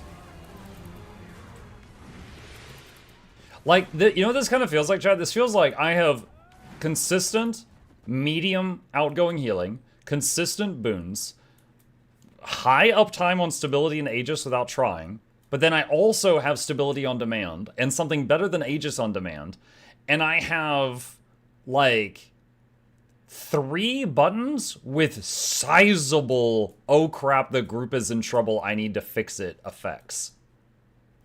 Like, it's pretty nice so far as how it feels to play. Now, I don't know if I would enjoy playing this out, like, again, the DPS was terrible. I don't think I would enjoy playing this in, like, open world just on my own. Like, if I was going through the story of whatever the next expansion is, or if I'm going through whatever the new story is in the next expansion, I misspoke, I don't know that I would want to play this while I'm just running through it on my own. But in group content, this feels pretty good. Whisper.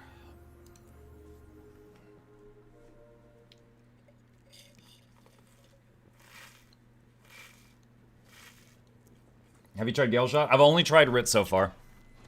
We will get to something else in the near future.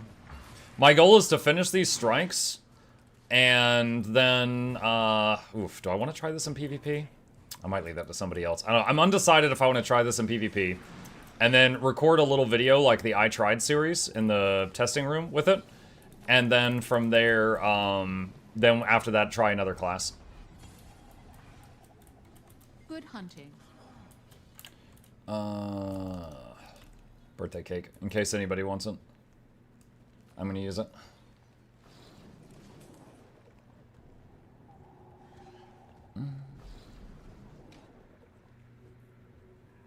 I tried insert spec names, so you don't have to. No, I'm not gonna do that. I don't want to be too much of a hater. I try, unless something's like really broken. Like it's just like, okay, this class does 10k damage. That's something is wrong, you know? Most of the time, I'm just like, okay, this isn't for me, but these are my thoughts after trying it. Samurai, thank you. Appreciate you.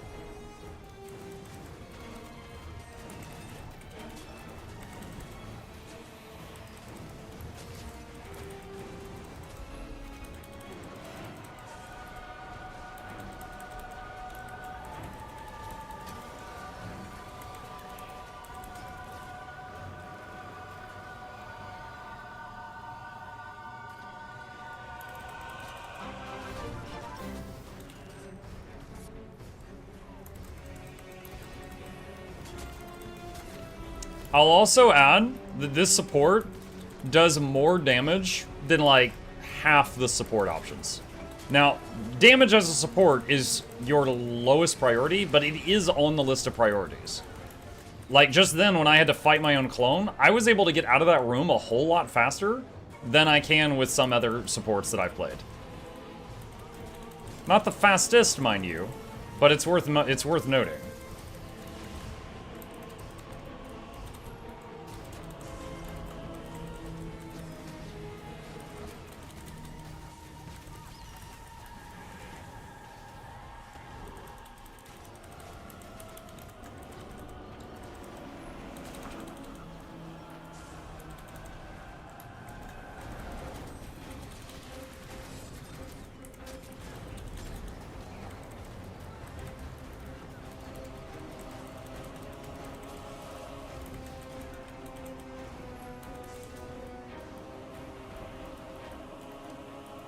I'm waiting to shatter these guys. There we go. I needed more people to get close to these spirits before I shattered them.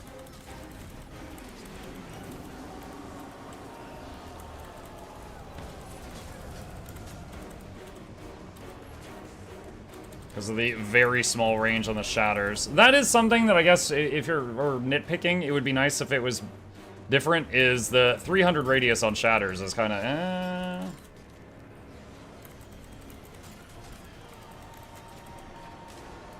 Ooh, didn't get the stability up in time. That's on me. I should have done that before I weapon swapped. Or used Zen Rise. That would have done it too.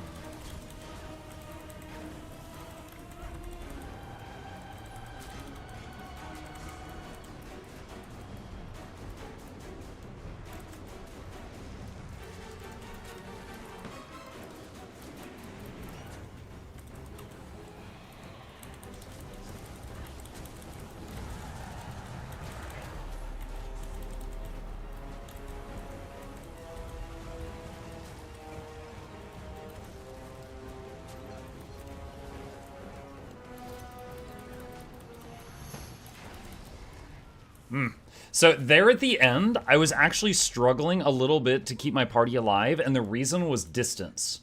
All of my big heal moves were 300 radius around me, but everyone was encouraged to scatter out and run all over the place, and I could only heal like 1 or 2 people near me at a time. So that's something. Worth mentioning. Bird says, when you play games on your PC, do you ever worry about heat generation while playing? No, I keep this room pretty cold, and I've got many fans and the cooling system. We've run back when the last time I had tech troubles on my computer. One of the things that we were troubleshooting was, is there a temperature issue? And we ran temp program, and we found no issues at all with that. So no, I've got no cause to be concerned about the temperature of my PC at the moment.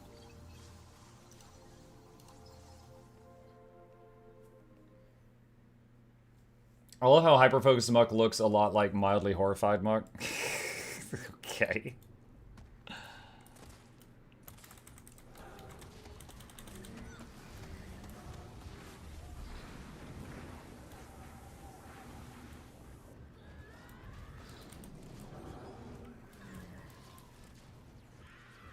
Just needs bigger boon radius on Shatters, the ability to play it as pure DPS. Yeah.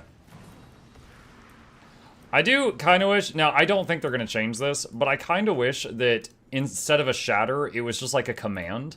Like, you command the spirit to do whatever, like an explosion of buffs or whatever, but then it goes back to attacking and it doesn't get rid of the spirit. Like, the spirit's not that strong, and it feels like it's the flavor of the class to have the spirits out. So I find it minorly unfortunate that... Right now, the best playstyle I found is constantly to kill the spirits the moment they spawn. Because whatever I'm playing right now does feel fun.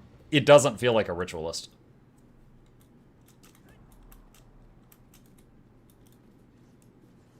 Alright, Bone Skinner. The ultimate test.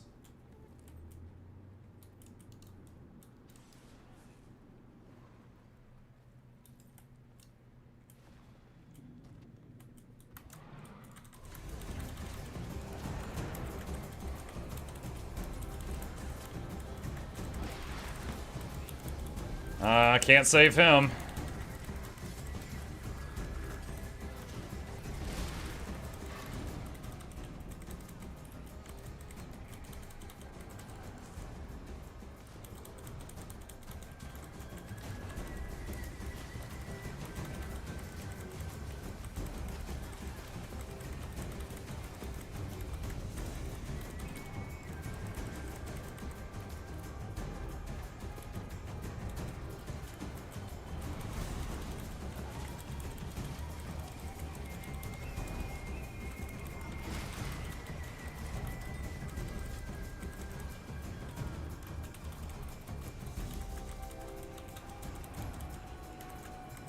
I Aegis that, just so that I didn't have to worry about people dodging it.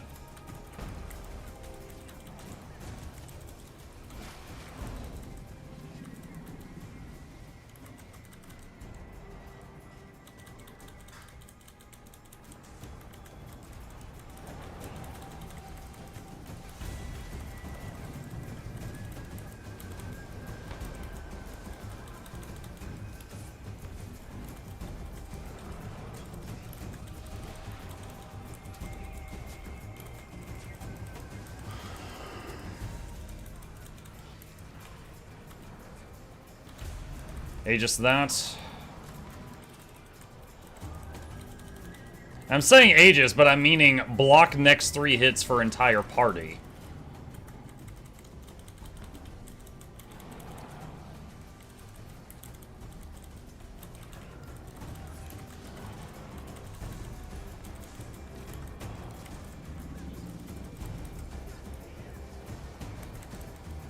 Aegis.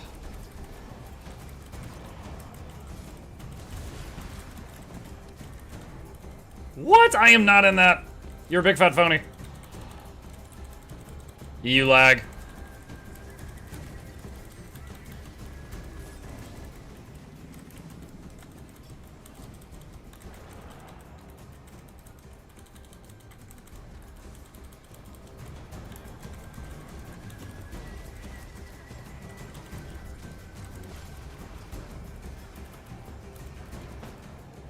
I never even used Zenrise. I probably could have found a moment for it there, but that felt like my whole group's alive. 2 people did die. They just didn't get out of puddles, and I didn't have any means of pulling them out of the puddles.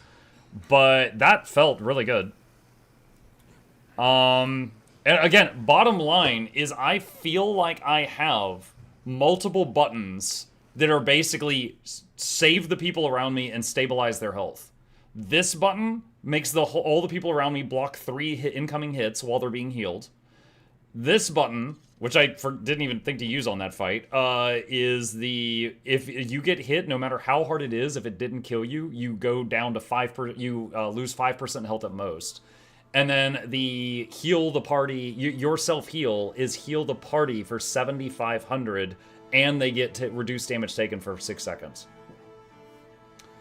How do we know that you're not being carried by the other support? That's a legit question. That is a legit question. And I would need something akin to a healing meter to be able to answer that with confidence.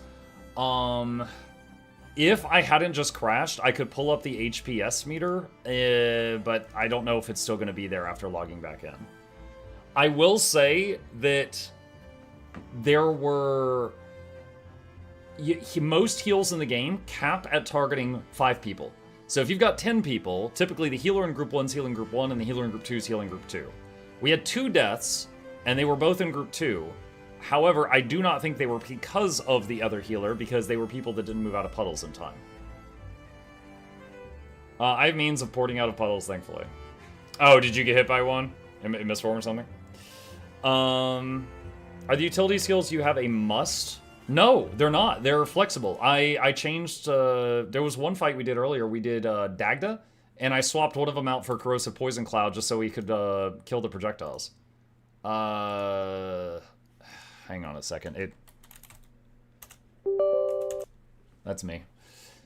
Alright, I'm trying to log back in. Oh gosh. Hang on a second.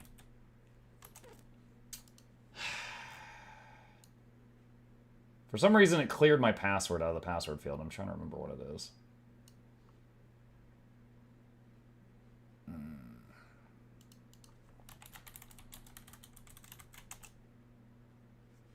Is that it? There we go. Okay, logging back in. Looks like Muck already found his new main for the next X-Pack. I will say I am greatly enjoying it as a group support. Wouldn't want to run around on my own with this thing, so wouldn't play this through like in the new X-Pack on the story when you're running through it on your own. I wouldn't want to play this because it's very much like a group thing. How many crashes so far? Yes. I thought Bone Skinner Puddles increased your DPS. It increases DPS being done, but not to him. If puddles weren't meant for standing in, why are they so standable? Right.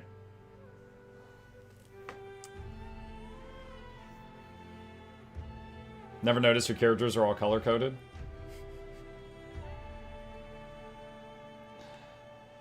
Have you tried the new Rev Spec? Not yet. I have not tried it yet. Well, for the person who didn't know about my characters being color-coded, let's pass some time. Let's have a minute. Our beta is normally this buggy. I have taken part in every beta they've done for the past 6 years, which honestly isn't that many. They did one for the End of Dragons, new Elite Specs. They did one for the new weapons coming out in Soto. And then there's this one here. I don't recall if there are others. But I can tell you hands down, this is the buggiest one. I do not remember crashing this much on any of the others.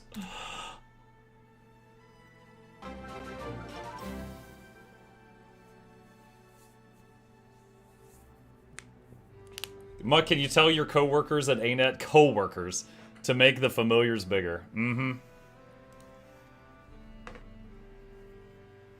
New Rev Spec is unusable, no damage, no group support, no nothing. Oh, wonderful.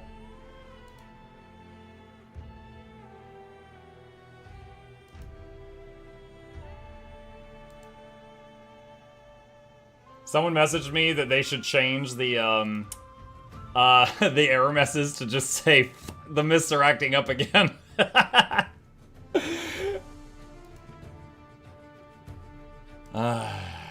Came you loaded the game? Yeah, I'm trying to.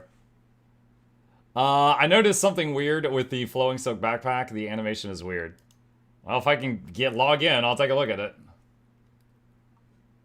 Path of Fire... Okay, so I wasn't active in the game during when Path of Fire launched. I started playing the game again after that. What build did you try so far? I've tried DPS Ritualist and Support Group Ritualist. TLDR, DPS Ritualist feels bad. Support Group Ritualist felt actually pretty good. We will see.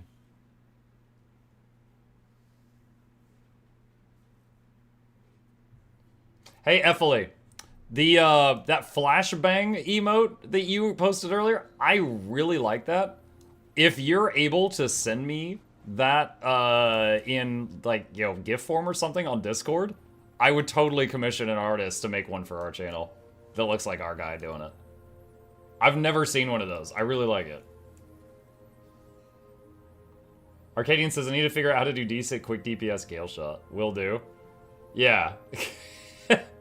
Just that one frame that's like an X-ray before the blast. Here, just to show everyone I was talking about, this one. I effily posted this with the moment that the game crashed. And I was like, shoot, I need one of these.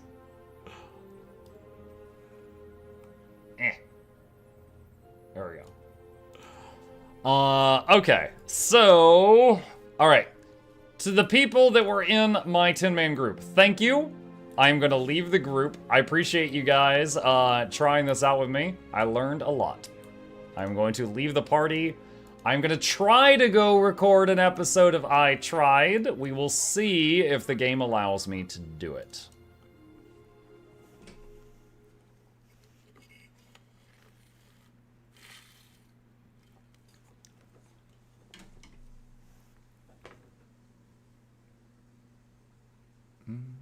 Hey, what is up, my guy? Hello.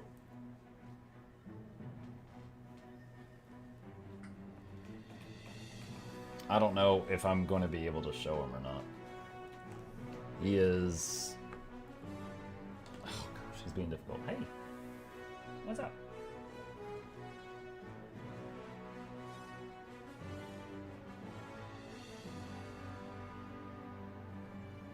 Want some more? Yeah, you do. Yeah, you do.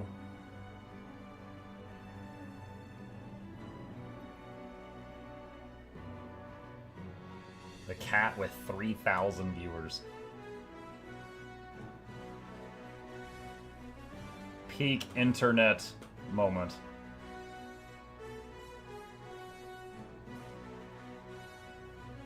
Alright, he's done. He's out.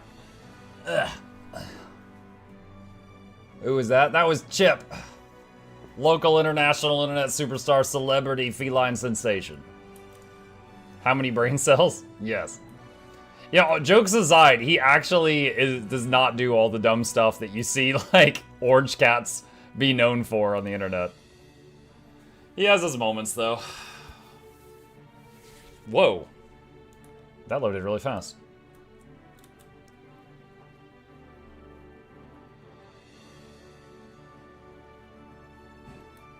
Snowcrows just uploaded power quick DPS rip builds. Oh, yeah? Let me see. Let me see.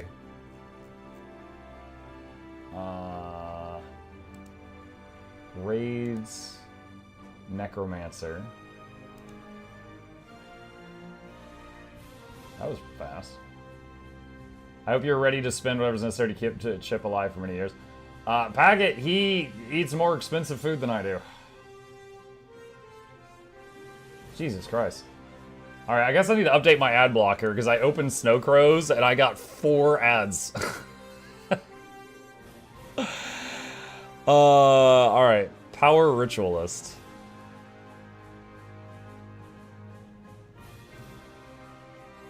How is Red so far? As support, it's really, really fun. I'm trying to take a look at the power builds. I just really want to see how much damage they were able to get out of it. You need a better ad blocker? Well, the problem is, like, Chrome and YouTube and stuff keep fighting against it, but I don't know.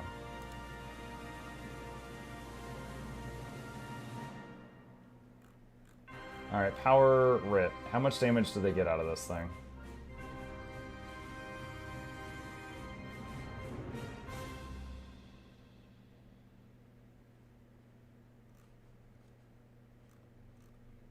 Does it even say? Usually they have a link to like a video where it shows how much damage they got out of it.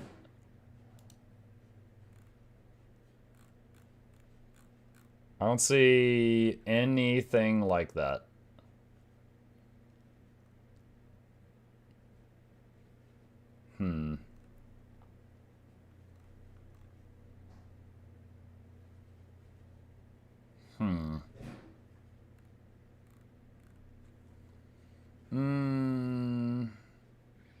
The only build I saw with a DPS log video, like I wish they at least wrote it somewhere.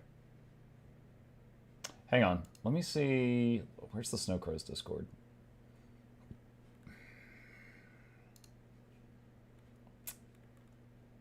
Let's see, where is Ritualist section?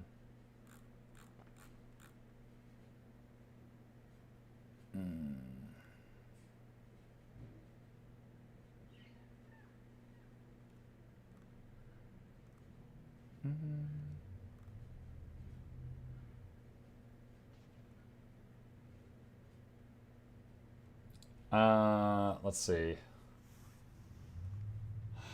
Does he get hit once with the buff? 500 damage, 500 damage, lovely. Increase on my spirits, target them all.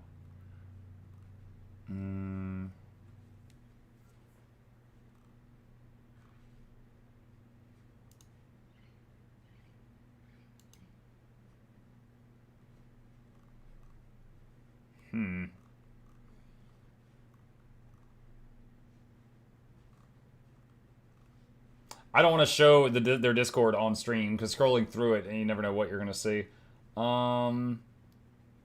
Okay, here we go. So here's someone with a screenshot. They were able to hit low 30s with Ritualist. Oh wait, there's a 37k there. They were able to hit 37k.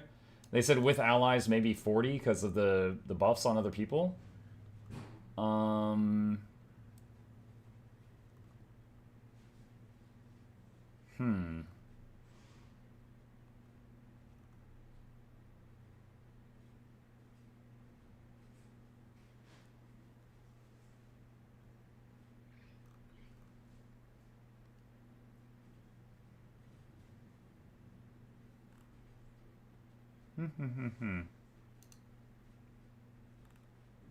Okay, I guess I'm just gonna go with my gut with these like guesses and stuff like that, and I will just do it according to that. All right, let's see if we can get. Use the console to begin combat testing. If you have any inquiries, come speak to me. All right, so add boons, utility, alacrity. And I will just do this to the best of my ability. I'm sure some people will prove some things I say wrong, but that's the best I could do. All right, average, additional options, add condies, all of them. Please spawn my golem. Okay, and all right. Okay, so let me make some bullet points here. Let me do. Open my notepad for just a second here. And let's go over some stuff. So, if we're going to talk about what this thing has got, we got to talk about boons, we got to talk about healing, we got to talk about stability, Aegis on demand, condition cleansing, CC, damage,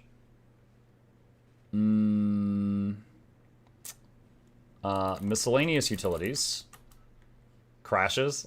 we don't gotta talk about crashes.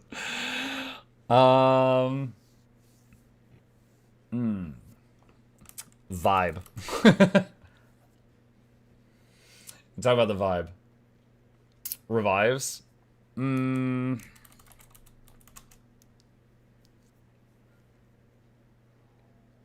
Is that everything? What I would change. Let's see, we talked about lingering spirits baseline, make shatters into commands. Alright, so that's. What about barrier? I mean, this class doesn't really do barrier. It doesn't really do barriers. So I'll say comparisons to competitors. We'll talk about that there. Okay, so let's see. Oh yeah. Thank you for the reminder. Yeah, increase radius. So like for example, if I change this and I'm like, okay, I am a Scourge now. All right. See, Sand Cascade. That's 180, but it's also around the shade. Shade's 190. Hi. What's up? Do you want to Do you want to hang out?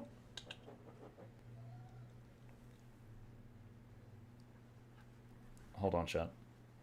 What's up? You want? Come here. There we go.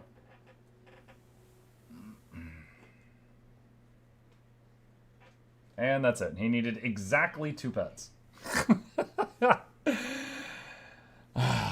Hit and run. Okay. Where were we?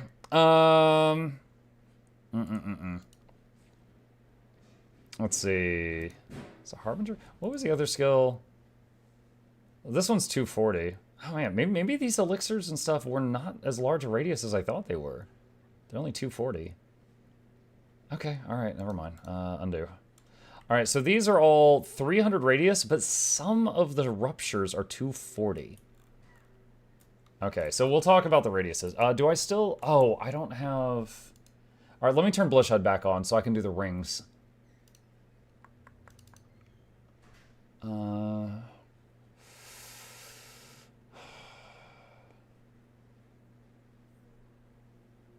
Let me see. Blush HUD. Okay, hang on. Boop, boop, boop, boop, boop. Alright, Blush is waking up. What sorcery was that? There's an undo. Yeah. You can undo. If you hit undo, it puts it back to how it was before you opened the screen.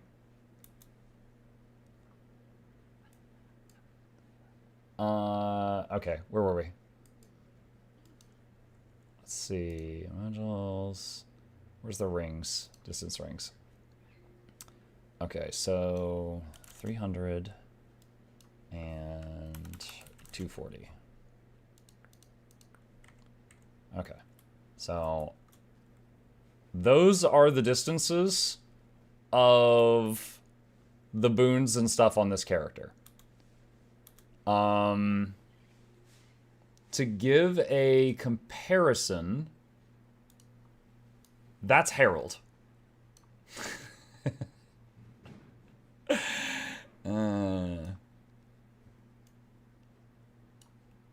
Alright. We'll use this during our conversation. Okay.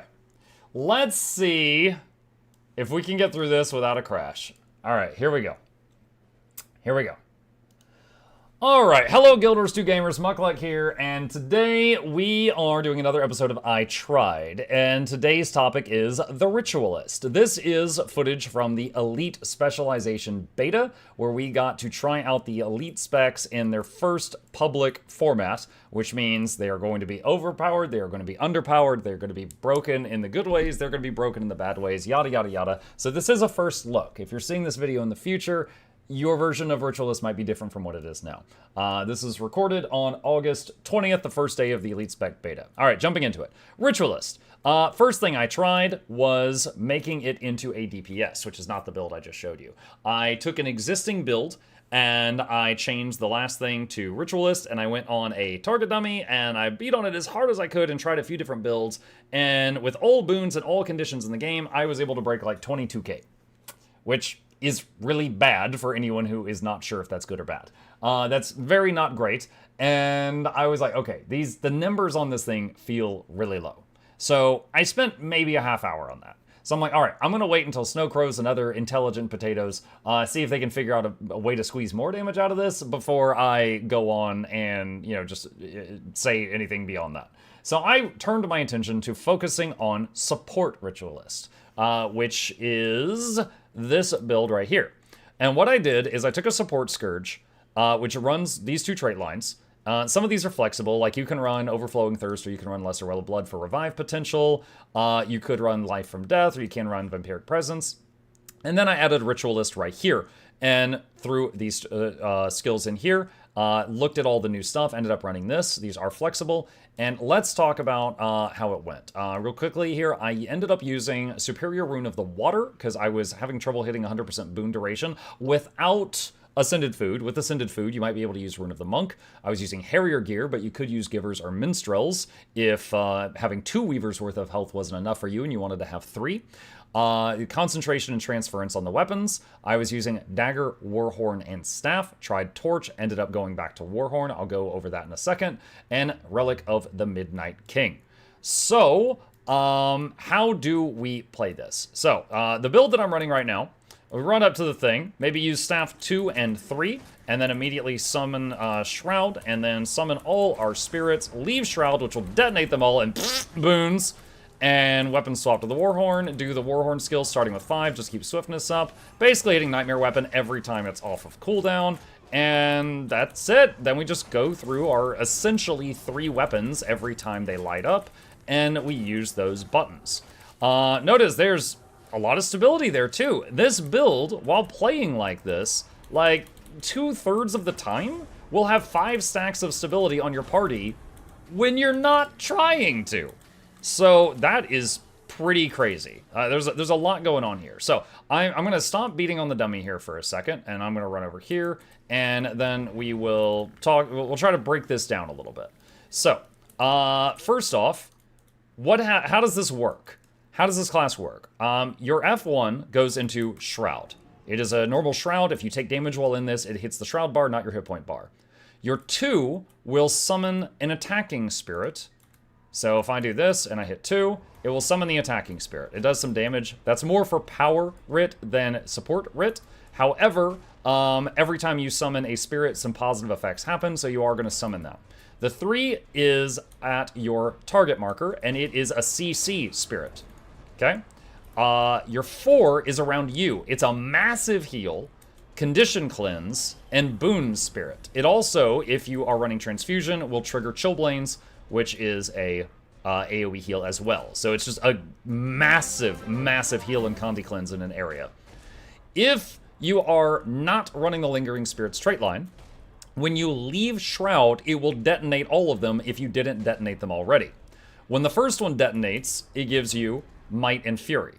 When the second one detonates, it does another CC in the area. When the final one detonates, it does 5 stacks of stability, 1 stack of Aegis, and resistance on the whole group around you. Note that the numbers on the tooltips for the ruptures do not seem to be using your concentration. So that's actually 10 seconds of stability, not 5. So if I go in here and do this, and then I shatter it, you notice there's 8, 7, 6. Like, that was close to 10 seconds of stability, not 5 seconds of stability. It's not showing with concentration on the tooltip. Okay? Now, if you are running Lingering Spirits right here, it will not detonate them the moment you leave the Shroud, which allows you to detonate them later if you want to. I feel that if you're playing support of this, in the first column, you're going to be running Spirit's Gift, which is every time you summon a spirit, you do a heal and a Condi cleanse on the party. The second one is, second column, has 3 choices, which all look pretty nice, but one of them gives quickness. So if you're in charge of the group's quickness, you're taking this one, that's at the end. It will make it so that when you summon spirits, the first spirit gives might, or more might, the second spirit gives more fury, and the third spirit gives resolution. This trait here adds Condi cleansing to all of your weapon spells, and this buffs this. You notice if I do that, the number goes down, so this is buffing this, so this trait itself is considered a weapon spell. And this one here increases the healing and damage of your spirits by 50%. So a pure DPS ritualist would probably take that one. So we're taking this because of quickness, and other boons are great. The final column, you have 3 options, and legitimately all 3 seem good in different ways. The first one greatly increases the effect of all of these abilities on allies. The second one makes the spirits stay out when you leave Shroud, which means they don't shatter immediately, which means you could postpone and shatter them a little later if you wanted to. The way I was playing, I was pretty much shattering off cooldown. I'll talk about that more soon. The last one is Soul Twisting. When you go into Shroud, the first spirit you summon has no cooldown one time. So if I go into Shroud, and then I do my 4, I can then do my 4 again, which triggers the Shatter and summons it a second time. Now, the spirits do something when they shatter, and they also do something when they are summoned. So the question is, if you double summon something, what are the benefits of that? Well, summoning the first spirit is damage, but you're a support, so it's not much damage. The second one is CC, so if you double summon this one, you're going to do big CC twice. So you could do that. If you double summon the fourth one, you do the massive heal twice, the massive condition cleanse around you twice, and also the Chillblains proc twice. So double tapping that last summon is really big. Additionally, something that we found out that was kind of cool is a way to keep permanent stability on the party. Now, this involves spacing out your heals a bit, so this is a niche thing that I would say this falls under the category of it would be good to know how to do this if you need it, and have it like be a tool in your toolbox, but don't do this all the time would be my recommendation. If you go into Shroud and you use the 4, okay, and then you immediately shatter it and just stay in Shroud. You can use the 2, you can use the 3, but we're waiting until that's almost up. Use the 4 again, and then shatter it again, and then leave the Shroud. And look, stability is got 5 seconds or so. And then do once. No, no. Let's see if we can get back in, chat. If we can't, the whole video's kaput. The whole video's kaput. Too much shatter. Yeah, we shattered the whole video. Ugh. Damn. We were close. We were getting there.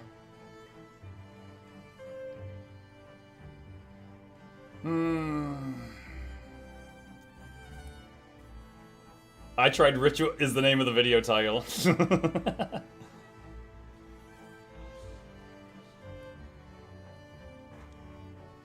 Damn you, Elise. Is this the Weaver's Ridge? Yeah. The plushie view on my desk says hello. Hello, Suzaku! Let's see. Hang on a sec. My plushie is currently in the shoulder harness for Seattle. We've got a harness thing here that will allow him to, for those who haven't seen it, it will strap onto my upper arm, and then he will ride around on my shoulder. So he is currently buckled into this thing. We're working on fine-tuning it. Headphone cords. Mug, do you like how small the buff area is? I think it's too small. Yeah, I was going to talk about that. We'll see if I can get back in and talk about it. IRL Mukluk shoulder armor. Yep, it's a crochet pauldron.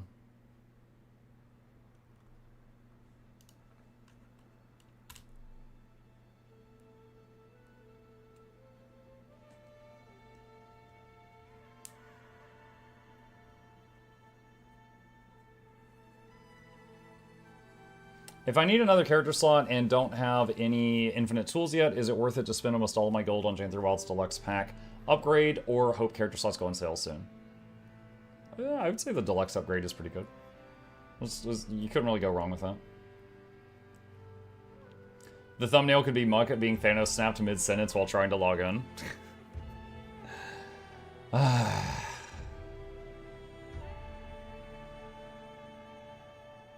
Alright, I'm still recording, so the question is, do I stop recording? If it crashes again, I'll probably, yeah, alright.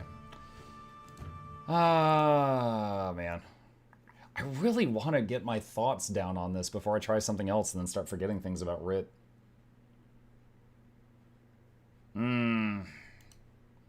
If I need another character slot and don't have any infinite tools yet, is it worth it? I already read that. Spirits are rebelling being used like this. Yep. Did game crash? Yeah. Let's see. How do you get the highlighting on your cursor?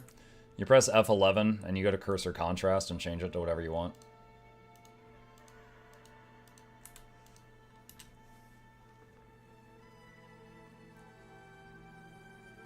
Have Noxxi make a collection of every time you DC during the beta. The Guild Wars 2 beta experience, just crashing to a beat.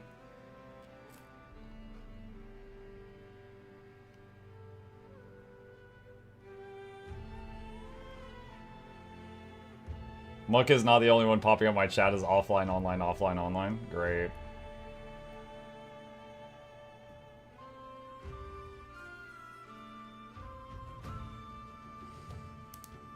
If you upload this, put error 502 on the thumbnail, web nerds might get a laugh out of it. Because it'd be like, I tried Ritualist and have an outline of a Ritualist, but like inside of like the graphic, it's the crash message.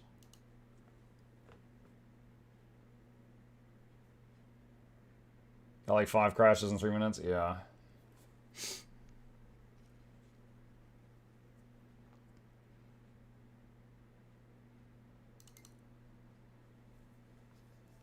I know you can't get boons there, but I found the fractal lobby had no issues over 3 hours. Noted.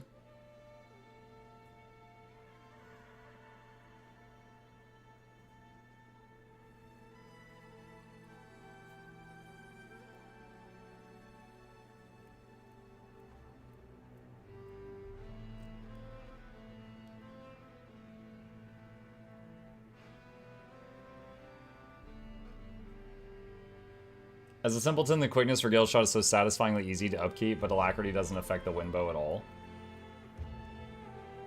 Isn't that like Thief Initiative? Doesn't alacrity not help Thief Initiative with their system either?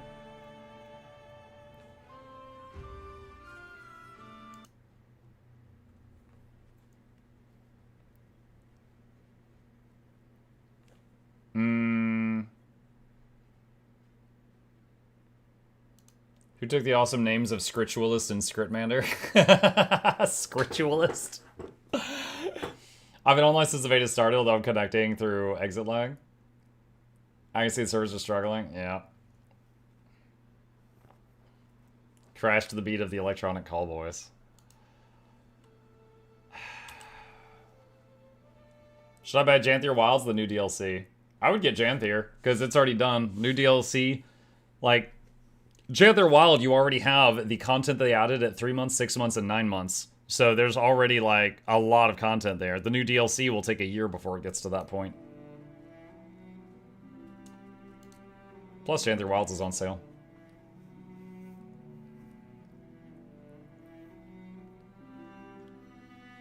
They're the same drops? Yes, they said that.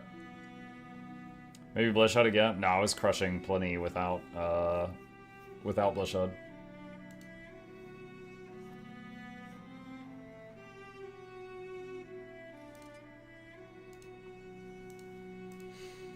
Okay, what was the last thing I was starting to record? I believe it was showing the infinite stability thing. Welcome.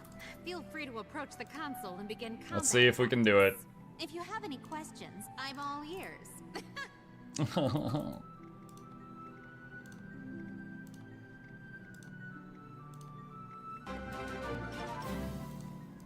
Okay. Let's, first off, turn off the dialogue. Let's try this again. Okay, the beta just crashed the server, so let's try this again. So, we found one tip while playing this, which I do not recommend playing like this all the time, but it is something you can do if you want to. And it's a way to keep up stability 100% of the time by spacing out the heals a little bit. If you are running the Soul Twisting trait, and you go into Shroud and you use the 4 will become available again. Shatter it immediately. Wait until the Shatter, or you need to heal. Just use this at some point before the Shatter comes back up and use the 4 again, and then leave Shroud, it'll shatter it again, and there's a bunch of stability. And then when the stability is close to wearing off, you could use Staff 5 just to top it off, and then you could go back in here and make sure preservation is the first thing you do, and you can then summon it, shatter it, and summon it again. And that's it. So summon, shatter, summon. Leave Shroud after the shatter's off cooldown, so it shatters it a second time. Staff 5 to fill in the gap, repeating. You can have stability on your party 100% of the time. You can still keep up all the boons, but it does space out the healing a little bit, and it means spending more time standing around in Shroud in order to make that happen. Now, I don't really recommend doing that again, but it's an option, and it's kind of cool just to know that you can do it. However, just playing it normally, the way that I was showing earlier, you are going to keep up all of the essential boons. You're going to keep up Vigor and Regen and Prot and Swiftness and 25 Might and Fury and all of that stuff. We are using the Warhorn 5 to keep up the Swiftness, which means that we are using Relic of the Midnight King to help with the Might up time. But as a result of that, it is completely okay.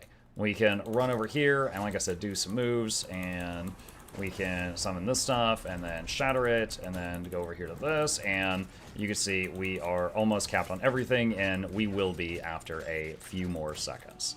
So that is basically it. And additionally, as I mentioned earlier, we've got very high uptime on random applications of Aegis and Stability going out. If the party gets in trouble and what you are doing so far is not enough, you've got a lot of fix a problem buttons. Now, again, any of these 3 Grandmaster traits are good in different ways. My personal favorite was Wielder's Boon during the beta. Wielder's Boon increases the duration of all of these things on your allies. So Resilient Weapon is 1600 healing per second on each person, and also damage reduction, which increases the lower their health goes. So this is really good for stabilizing people. They get damage reduction, and it is close to a 7,500 heal on the party. The next one is Nightmare Weapon. The whole party's next 5 hits give them a fat heal, totaling over 7,500. This one I just hit off cooldown because it also did damage. Weapon of Remedy, this is very much a flex slot. This is cure 5 conditions off the whole party and heal them for each Condi cleansed. Or you could swap this out for other things. When I did Dagda in the daily strikes today, on that fight I brought Corrosive Poison Cloud just to delete her projectiles. So you could swap this out for other things. You are still going to have cleansing on your party every time you summon a new spirit using Spirit's Gift, and Staff 4 is also cleansing. But Weapon of Remedy is another big cleanse for the party. So because of that, you have less regular cleansing than a Scourge who is hitting all their buttons just constantly because they've got a cleanse that's like every 4 seconds or something like that. But you do have some really big cleanse the party skills and some sporadic cleansing that just happens without effort. The Weapon of Warding, huge skill with Wielder's Boon. Without Wielder's Boon, Weapon of Warding will block 1 hit coming to your party, just like Aegis. With Wielder's Boon, it blocks 3, which means, for example, let's say you use this on Bone Skinner. He's about to do a huge hit on the group. They didn't move out of it. They're not dodge rolling, whatever. And you use Aegis. There's a pulsing damage aura in the room. That pulsing aura might break the Aegis, and then the huge hit kills the party. With this, it's like it's idiot-proof.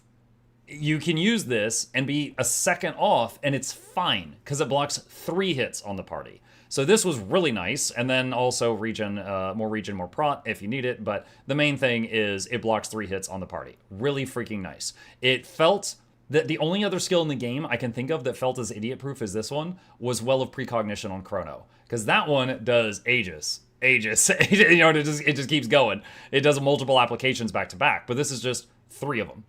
And the last one, which sometimes I had trouble figuring out when to exactly use this, but the last one is Zenre's Weapon, which without the trait I was talking about, it has 1 application for the party. With it, it has 2. And basically what it is if the party gets hit by a hit and it doesn't 1-hit kill them, it will do a max of 5% of their health.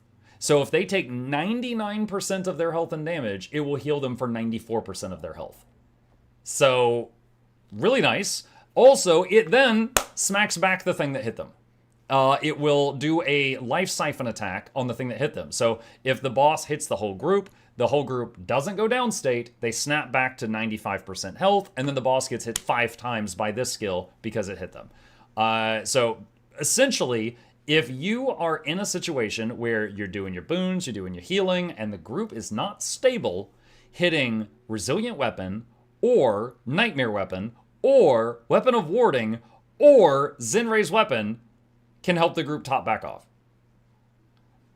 So good. On top of that, the heal from Preservation is fat. It's a 7k base heal, 3 condition cleansing, and on top of that, we've also got the Chillblains from Transfusion, which affects your 4th skill over here. So if I go over here and I do Adjust Environment, and I toggle the pulsing damage on, and let's try Extreme. Now, Extreme is a little dicey, so hopefully I don't embarrass myself right here. But, also my food buff's wearing off. I'm just going to use a cheap one here, just going to use the cakes. So if I, like, run in here, and I'm just going to use my heal skill just to make sure we get stable. So run over here and go Shroud. Now, when I'm in Shroud, I'm basically invulnerable, right? And then break out of that, there's a whole ton of boons. and go through here, and I've got all of this stuff going on, and go back into Shroud. And you see, it's a little sketch, but I am in Harrier's gear, which is the glass stuff. If I was in Minstrel's gear or Giver's, this would be easy. But we're doing okay right now. We're doing okay. And we're making it happen. Now, again, this damage field is extreme. This is not an example of the normal fights in the game. This is just a ridiculous thing for testing healing builds.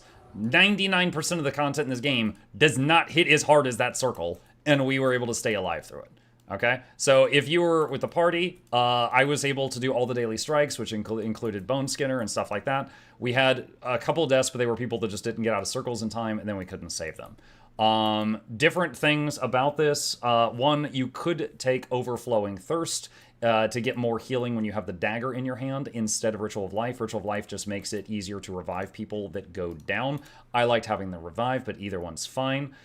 Down here, any of these three work. I feel like these are essential and you're not changing these. These are all flex slots. None of these are required. So any of these, like if you need to block projectiles, you could use Corrosive Poison Cloud. If you needed Signet of Undeath because Billy keeps dying in the corner, you could bring that. If you need a stun break for some reason, sure. Whatever. You can take stuff that's in here. Additionally, all right, let's go. I made like a little checklist here. Boons. You can easily keep up all the essential boons on this class that people expect of a healer and quickness. You also talk about stability and Aegis. Every time you shatter the spirit from the 4 key, your group will get Aegis, 5 stab, and resistance. And you're doing that like every 17 seconds before Alacrity. So every like 14 seconds, you're doing that. So every 14 seconds, you're giving like 5 seconds, every 14 seconds, you're giving 10 seconds of stab and all that other stuff. Additionally, you also have access to stability with Staff 5 if you've got the staff in hand from the Transfusion trait, which is 8 seconds of stab, 3 stacks, which is phenomenal. Additionally, Zenray's weapon gives 1 stack of stab to the party, so you could use it just for that reason as well if you needed to. That's the life-saving button. Additionally, you could just not get hit by the thing in the first place by doing 3 Aegis that can't be removed or corrupted because they're not actually a boon. So you've got a whole lot of don't get knocked away by that thing buttons. So ample amounts of stability. Aegis sporadically without trying. Giga Aegis that's back-to-back-to-back 3 applications if you're running this, 1 application if you're running either the other 2 Grandmaster traits. That's fantastic. And you've also got the, like, if you're about to die, don't. You know, you've got that as well. So, and then all of these heal the hell out of your party. So these are really good. Condition cleansing. I mentioned every time you summon a spirit, you cure a condition from the party. Also, Staff 4 cures conditions from the party. Also, if you choose to take Weapon of Remedy for a fight, that cures conditions from the party every second for 5 seconds, and also heals them as the conditions are cured. So all of those, pretty good. I would say it's got better Condi cleansing than mini builds. It does not have the top Condi cleansing in the game, but it felt more than enough for all the things we did today. Crowd control. Every time you summon this spirit from the 3 key, it does a lot of CC. Now, I tried, also shattering it does more CC. I tried saving that spirit for moments where we needed CC and only summoning the 2 and the 4 to keep the boons up. Couldn't keep the boons up. I had to summon, the quickness is provided by summoning spirits. So quickness, quickness, quickness. I had to summon all of them and not save any of them to keep the boons up when I was trying it. So you're sporadically doing CC every time you use Shroud 3, and then Shatter it, that's more CC, which also triggers Relic of the Midnight King, which helps keep, might up. However, like, if you go into Shroud, you can hit any of these first. This one is just boons and minor damage, because you're not building for DPS. This one is CC, this one is big healing and cleansing. So when you go into Shroud, the one you press first depends on the situation. If you're entering the Shroud and your group is low health, hit the 4 first to do the fat heal. If you're entering Shroud and the boss needs to be CC'd, hit the 3 first to do the CC. Otherwise, hit any of them in any order, it's fine, whatever. So all of that is really good. So you got a big CC in Shroud, you got a big CC on your Staff 5, and your Warhorn 4 has a CC. So every single 1 through 5 in your kit, because you've effectively got 3 weapons you're swapping between, has a big CC button. Very nice. So CC, you're pretty good. You could, of course, swap this out for Flesh Golem to have another CC button if you need to. I never felt the need to, but you could. You could. Damage. I was doing between 3 and 4k DPS on most of the fights. 3,700 beating the dummy a minute ago. 3 to 4k DPS. Now, for a healer, that's middle ground. A Mechanist and an Untamed healer do way more damage. But then you've got others like Scrapper, which is, it's a really low end. So there are other builds of healers that do way worse. So like in the rare situations where your damage is, it's very helpful. So like you're fighting Whisper of Jormag and he teleports you into the room and you have to kill your clone to get out. I was able to do that extremely quickly with this guy. It wasn't a problem. So that was nice. Miscellaneous utilities. I talked about this a little bit, but again, whenever you use the stuff unique to Ritualist, this is pumping heals on the party plus damage reduction on them. Great for stabilizing the group. This one gives the whole party your next 5 hits do additional damage and heal you. So this is DPS and a fat heal for the whole group. This one is cleansing for the whole party and also heals them based on how much it cleanses. This one is the better than Aegis, and when it wears off, it refreshes Prot and Regen on them. And this one is, if you're about to get hit, as long as you didn't die, I will get you back up to 95% health and hit the guy that hits you, and also hear stability. So we got some really cool utilities in here. The last one that I didn't have on the bar is Splinter Weapon. It scales with power, so it's kind of as a support, but basically it makes your whole party, for their next 5 attacks with the trait I showed, they're shotguns. Your next 5 attacks basically hit splash damage around whatever you're hitting and do bonus damage. So Splinter Weapon, very solid DPS choice. I'm not sure how well it fits into a heal support Ritualist, but it's absolutely, a contender for being on the bar for the power Ritualist once they fix the numbers a bit. Reviving, it doesn't have anything special for revives other than blood magic, just like a heal Scourge, or if you're playing heal Harvey, which some people like, some people don't, but just if you're playing a support with blood magic, it's got the same stuff as that. You've got, Last Rites, so people don't bleed out, which is really nice. You've got the transfusion stuff. You could take Vampiric Embrace or Life from Death are both popular, and Lesser Well of Blood or Overflowing Thirst are both popular. Lesser Well of Blood does help with reviving, though. However, I like Resilient Weapon on this build, so I would not take Well of Blood with it, but you could. You absolutely could. Comparisons to competitors. This is a quickness DPS. This is a quick heal, what I am talking about today, not a lack heal. Scourge is an alack heal. Scourge has one really big thing going for it that every other healer competes with, and that's the barrier. Barrier stacks up to 50% of your max health. So if you've got a Weaver with 10k health, Barrier can make it 15k. If you've got a Necro with 20k health, with Barrier they can be 30k. And that extra 50% to their max hit point bar is massive at preventing problems from ever happening in the first place. So it doesn't have Barrier. Now this is, quick heal, but these other buttons are really strong. Like you're pumping heals, you're pumping boons, you're doing a bit of damage, and then things are starting to get hairy, just hit one of these, depending on the flavor of the problem. Is Bone Skinner about to crash down and you don't trust these idiots to dodge because that happened the last time? You hit this one, they don't have to dodge. Are they all low health, but they're unga-bungaing as hard as they can? Hit this one, they'll all heal themselves back up. If they're just kind of anyway, you got a lot of problem-solving skills down here, and it feels good having all of these skills, and you don't have to just burn them off cooldown to keep boons up. I loved having tools ready when I had a problem that needed to be solved. The vibe of it. Okay, vibing. Ritualist in Guild Wars 1 had the spirits out, and you had them out a lot of the time.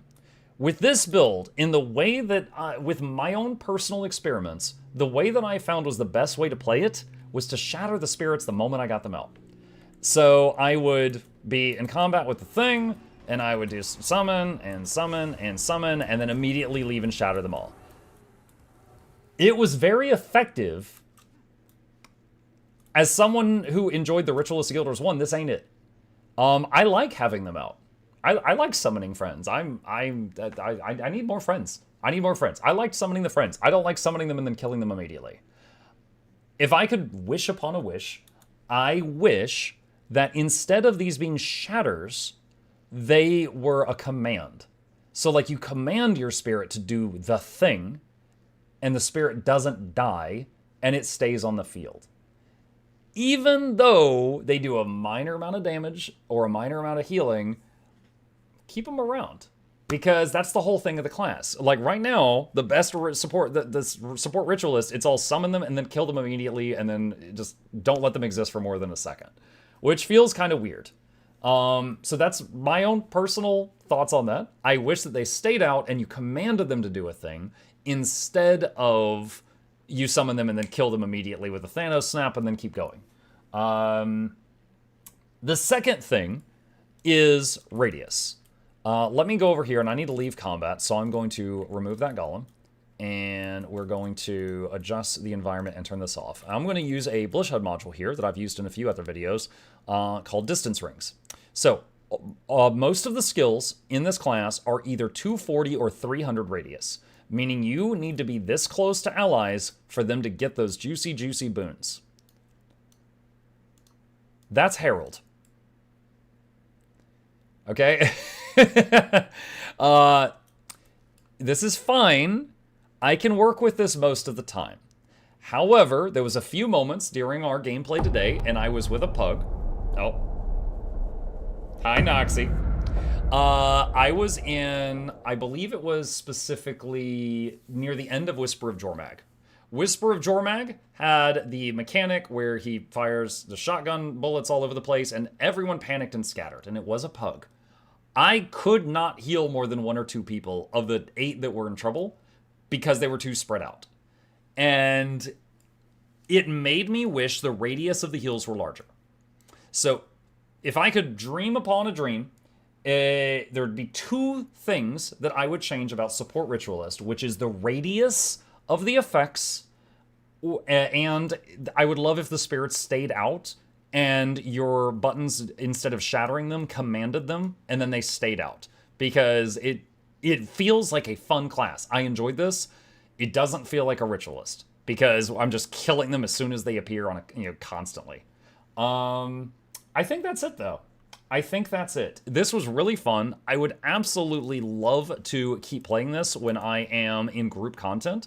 Currently, it feels pretty bad when I'm just running around on my own, like a power DPS version. It feels pretty bad, but that might have been me. Maybe I just didn't figure out how to make it all click, and I, recognize that. By the time you see this video, maybe it will, someone will already have figured it out.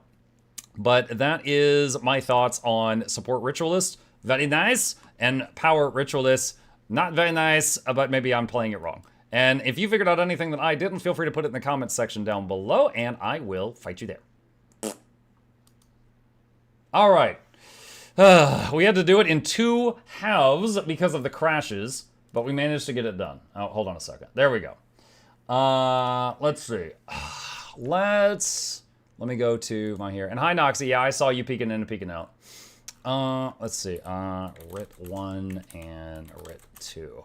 Okay, there's that. Will you try Gailshot? Yeah, I'll try it. I'll try it out at some point. I definitely will. All right, you got to sacrifice something for good ritual, either the spirits or the teammates. Yeah. How do I sacrifice my teammates to buff my spirits? Is that an option? But yeah, this was, dude, these buttons, these are like, support brain makes the happy juice. These are some great buttons. I really like these buttons. But the whole ritualist mechanic feels like they just tried to copy paste Mesmer. Have you not said anything about the crashes? I know they disabled a trait on... Here, hang on a sec. This is their Twitter. Let me refresh this, see if anything new. We are aware of some players experiencing connectivity issues with Guild Wars 2. You can follow this forum thread for updates. We've temporarily disabled Evoker's minor trait evocation while we address a crash issue. There's nothing new here at the moment.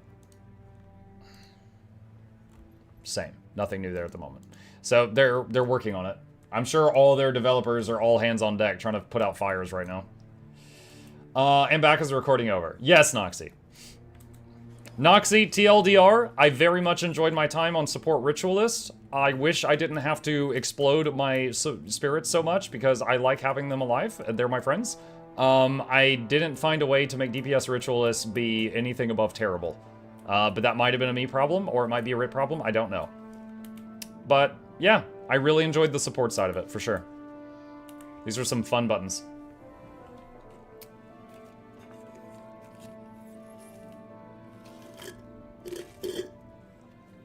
Same, DPS one was super bad. Lol.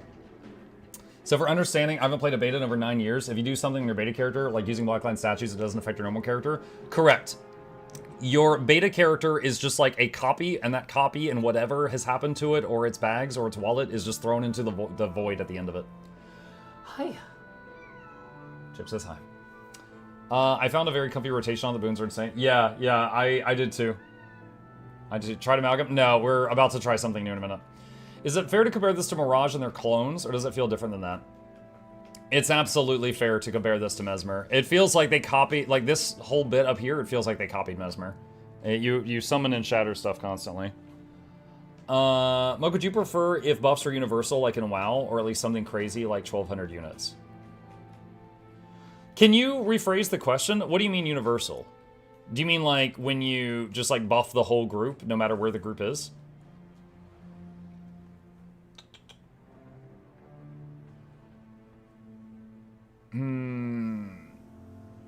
Amalgam is Chef's Kiss. It feels like Mesmer, then I might finally play Necro. Amalgam looks awesome, surprisingly more fun than Conduit. Here, let's see. Let's see, and filter. Just hang on just a second. I'm uploading stuff to the Nox box chat. Oh, change the view. There we go.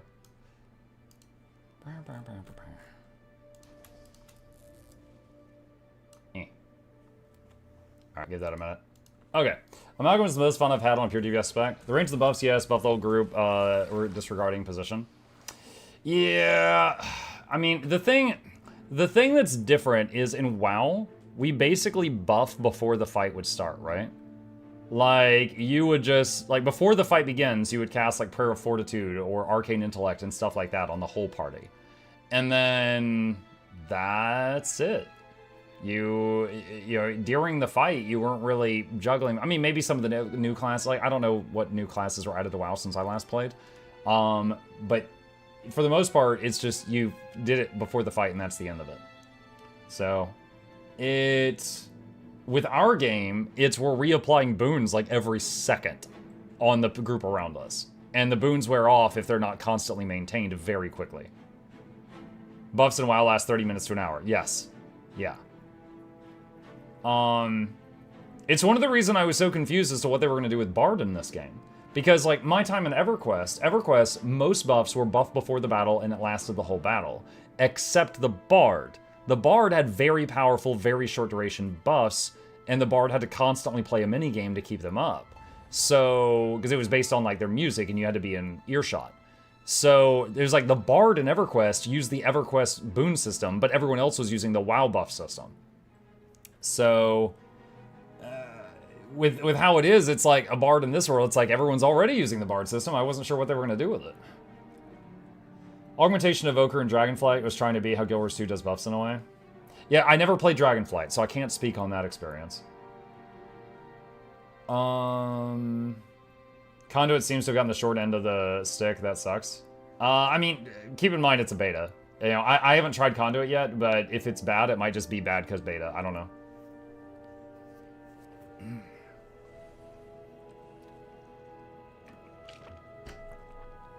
Make sure to get feedback. Yeah, my feedback so far is if I could change something on support a Ritualist, I want the spirits to stay out and command them and not shatter them. And I want a larger radius on the buffs. Otherwise, support Rit feels great.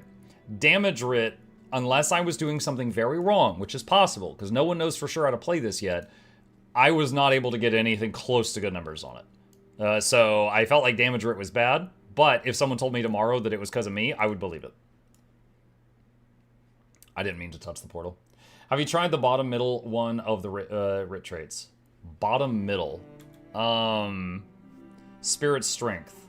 Yes, when I was trying DPS, I was using that. But for heal Rit, you have to take this because quickness. Alright. Let's see. Okay.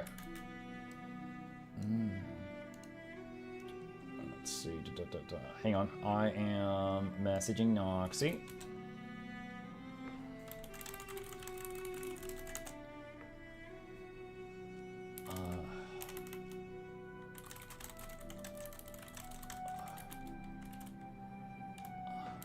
Give me one sec.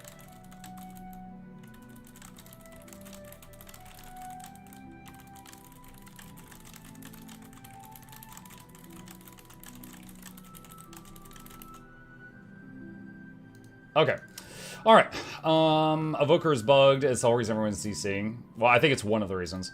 Muck, I would make the spirits' utility skills and their weapons the special abilities. Okay, so currently we're hitting the spirit buttons every time they light up. I don't want to hit my utility buttons every time they light up. I'm okay with the spirits being in, like, the shroud or whatever.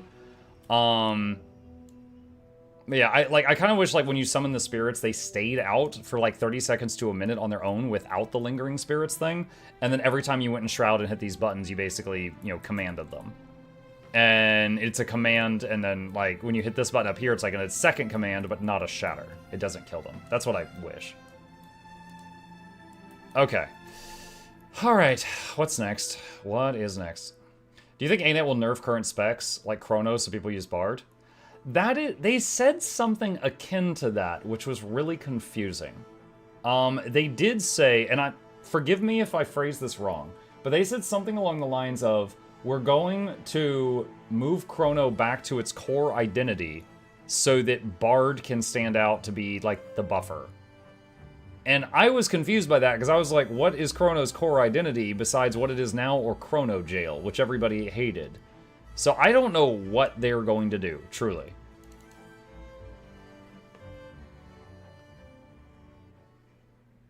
The moment you said, oh, okay, what's next, I thought the video started playing. Lol.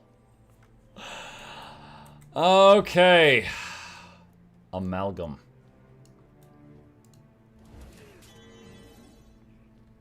Pointy.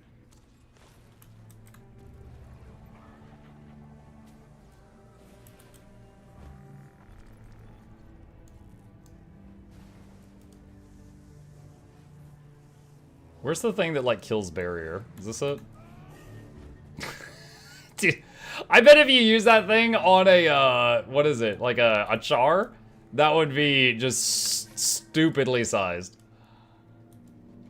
Quick leave lines arch. Oh no.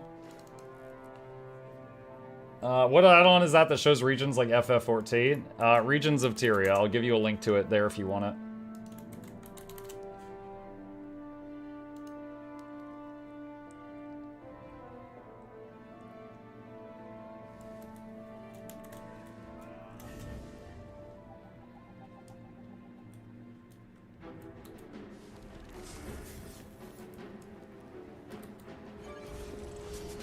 Ooh, I like that one.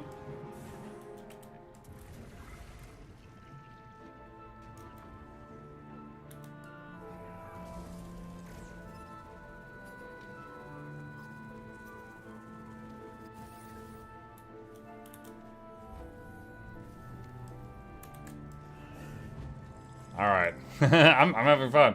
All right, let's head in here and see what's going on. Okay, now this one, I don't really need to take this into strikes and stuff. I could just, you know, beat on the dummy in here and see what we can get.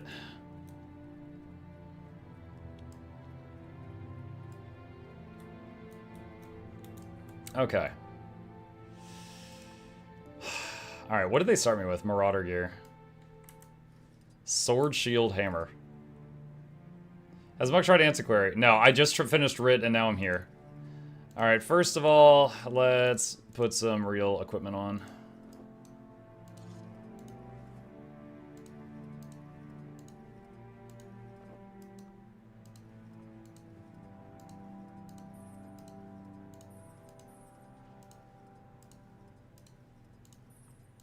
It's gonna take a minute.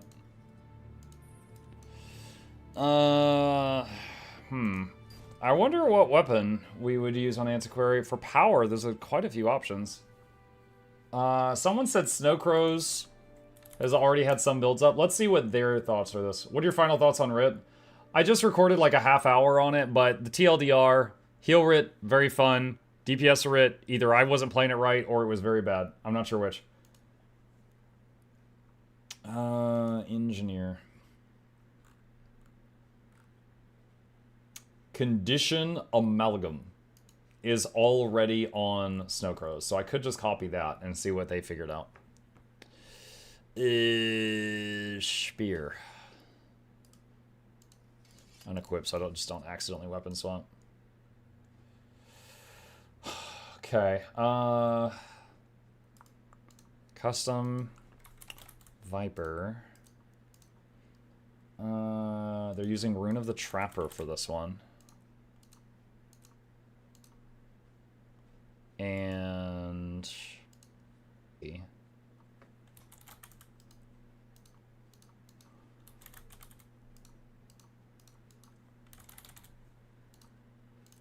okay. And then over here is full Viper. Actually, wait, they've got like 3 pieces of Sinisters. Why?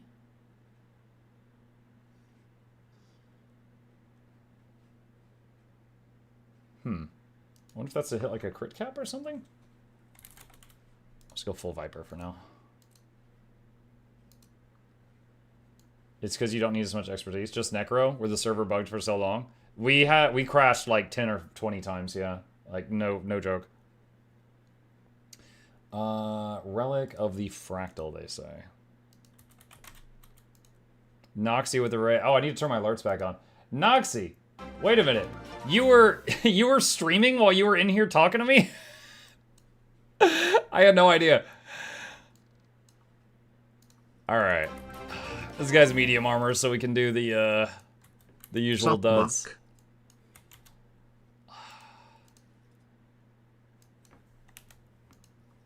Alright.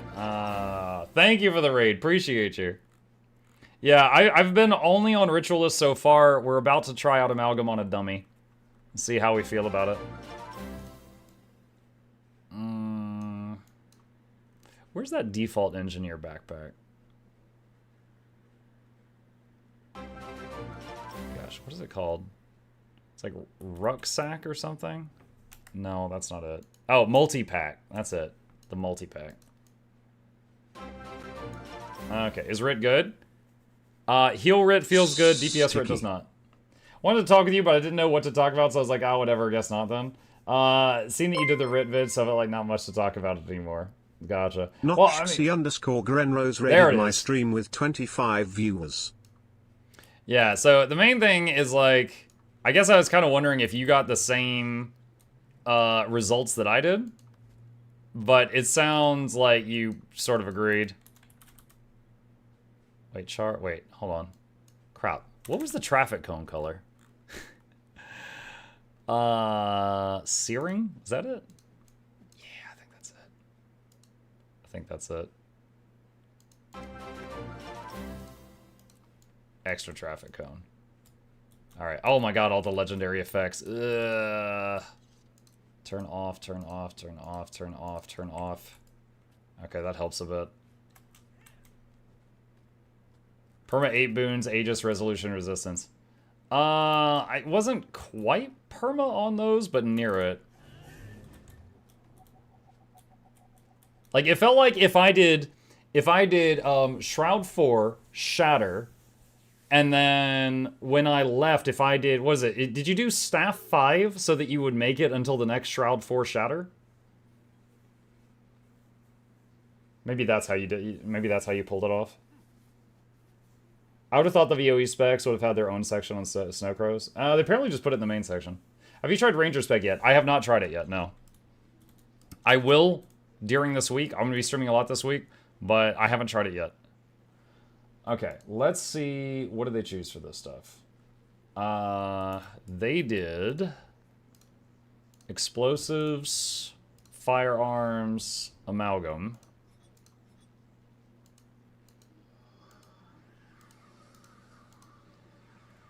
Tool belt skills, they did big sword thing, spiky ball thing, and saw blade thing.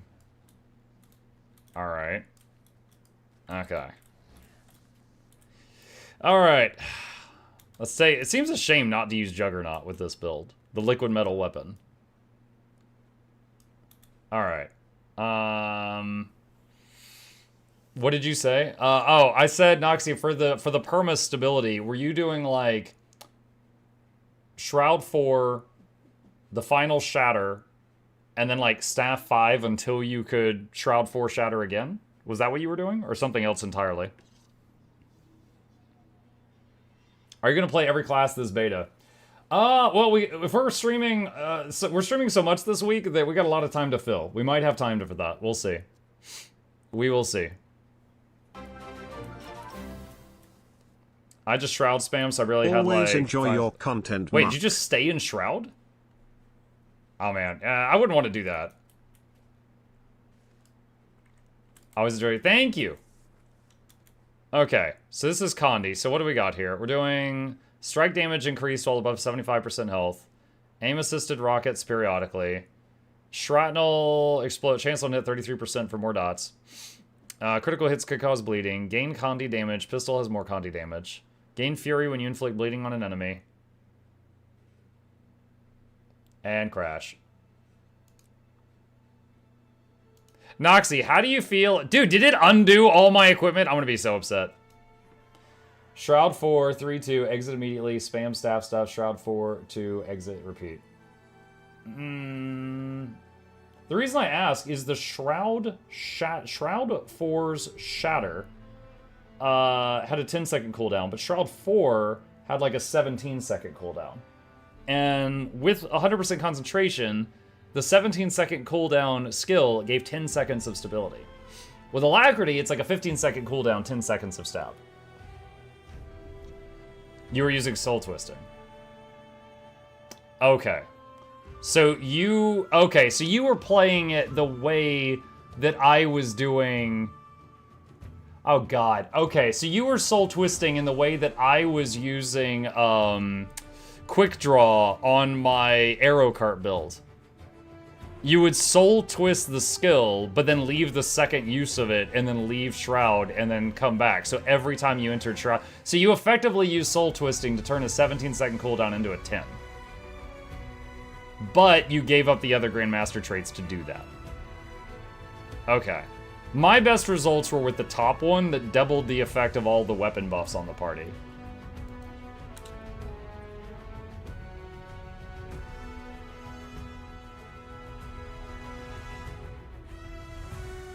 Otherwise, there's no point. Noxxi, how do you feel about doing a video called the Guild Wars 2 Beta Experience? And it's just like me like, okay, so we're going to... And then just like, crash, crash, crash, crash, crash, crash, crash, crash, crash, crash, crash, crash, and you just like do it to a beat. It'd be really easy to find the footage because you just look for all the flashbangs as you go through the stream. Like every time I just get blinded by white light, you know, like, oh, here's another one. Easy to cut that out.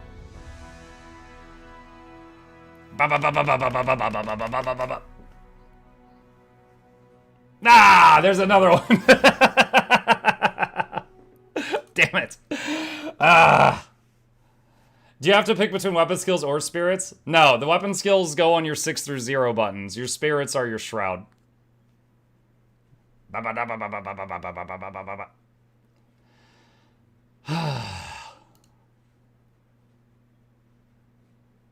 Just upload the whole stream? It's classic WoW all over again. What?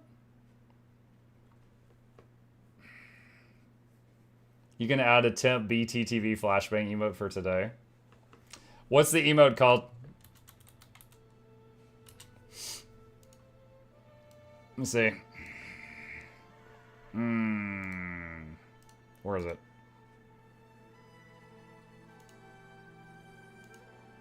It's called flashbang.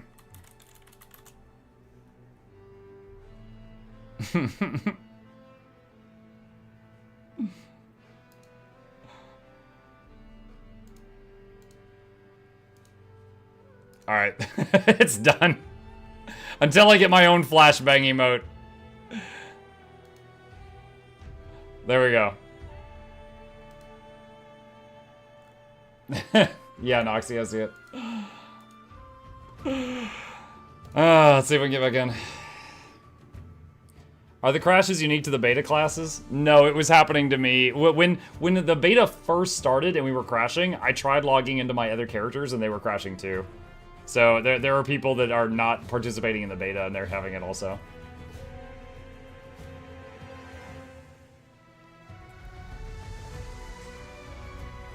I'm going through the list of Guild 2 streams, and every alt tab on each stream I opened was them going, I don't think I can showcase yet until the DC issue is fixed. Yeah, I tried to record a video, and this happened in the middle of it, so the footage is in 2 chunks.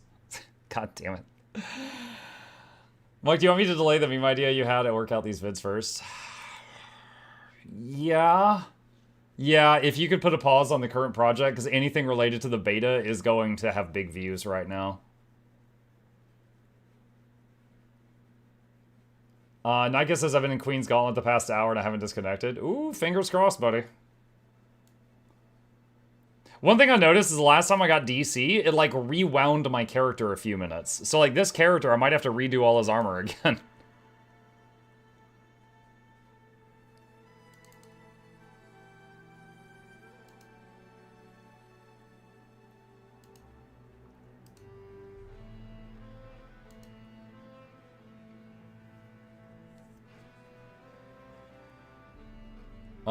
I just managed to check in. Have you been having issues all morning? How long have you been streaming?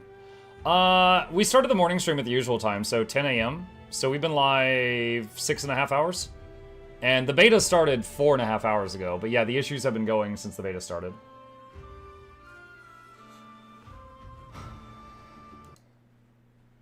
But yeah, of the betas I have participated in, I don't remember one having as many issues as this one is. Flashbang emotes.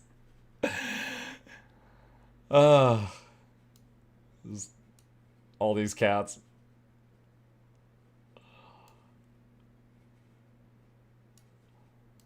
This is the crashiest beta I've ever seen. Yeah. I'm gonna need dinner soon, y'all. I'm getting hungry.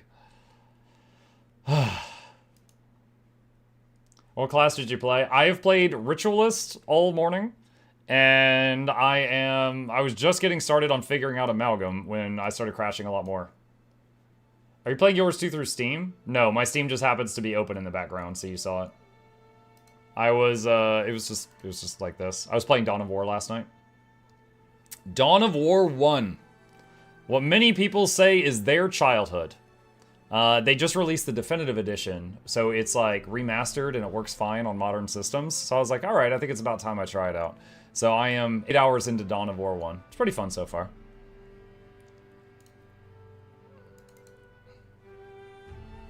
Got back into the game after a long pause, currently progressing on map exploration. Game crashes also rewind the heart quest. Oh no! Whose childhood? I don't know. Dude, you gotta keep in mind that, let's see. Hold on, doing some math. People that were born in 2009 can now legally drive a car. So... Dang it undid, like, almost everything. Wait, hold on a sec. Okay, hold on. No, okay, wait. The runes are set. The stats are set. That's set. All that's... Okay, so... Alright, this is after I put on the gear, but before I fix the wardrobe. Oh, we can't just record a video without a wizard hat.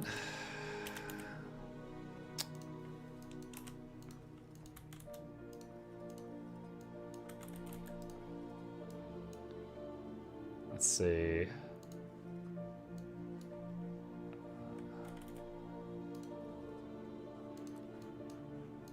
All right. Where was it? There we go. Okay. This. Do I need to set this up again? I do. I do have to set this up again.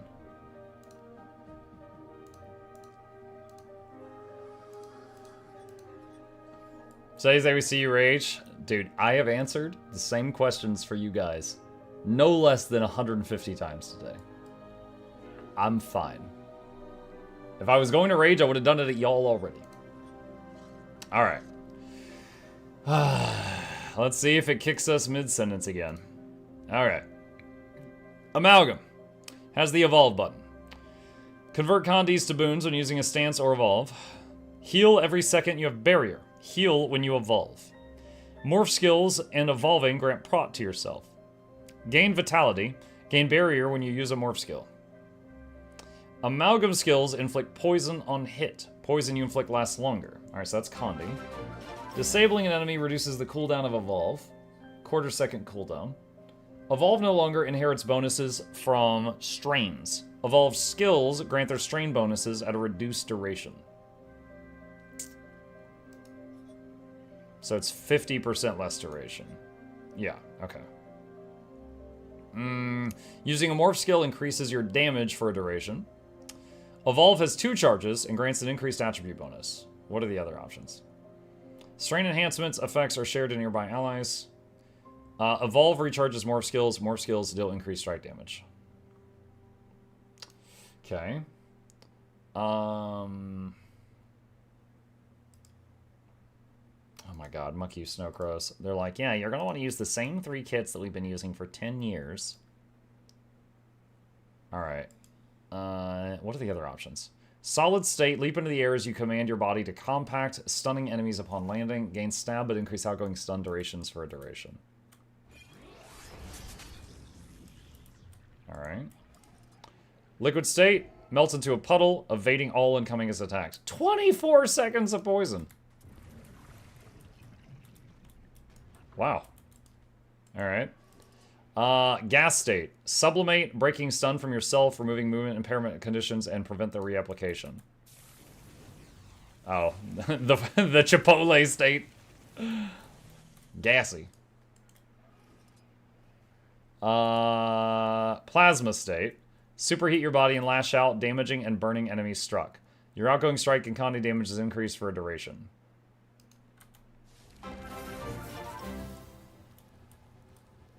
Okay. That does 15,000 burning and increases Condi damage by 15%. I feel like that would be easier to use than one of these kits.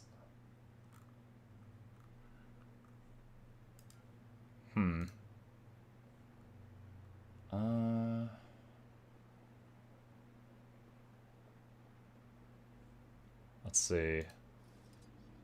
Oh, I forgot. They have changed the flamethrower kit since I last played Engineer. Or played Engineer with flamethrower, at least. Hey, Muck. I dominated.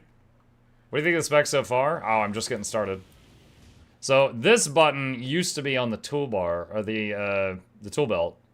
Overcharge your flamethrower with fuel injection, releasing a burst of flames around you as you grant yourself boons. Okay. Alright.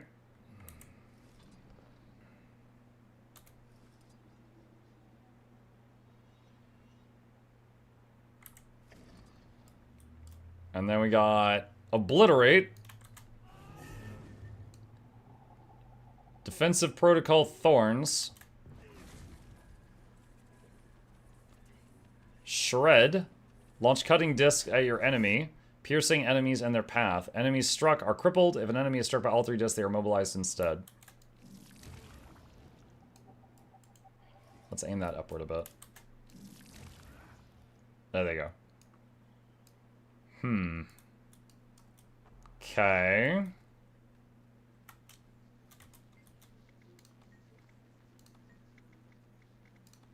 All bones.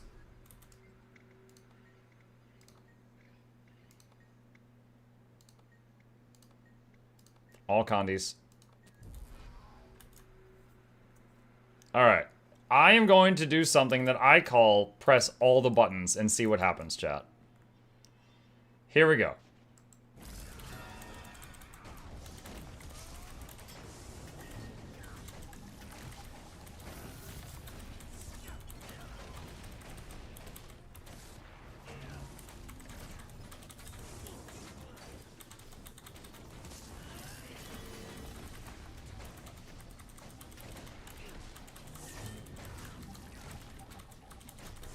Whoa, I'm at 34K and I have no idea what I'm doing. It's working! It's working!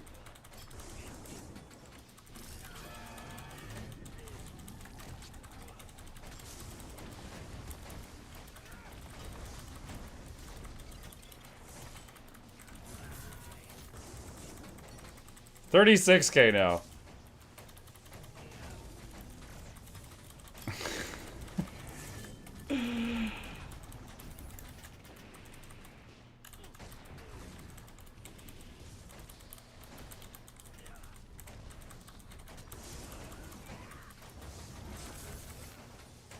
Alright, we'll stop there. Alright, so I was really just rolling my face on the keyboard there, and I did 35K. Having fun? My wrist hurts.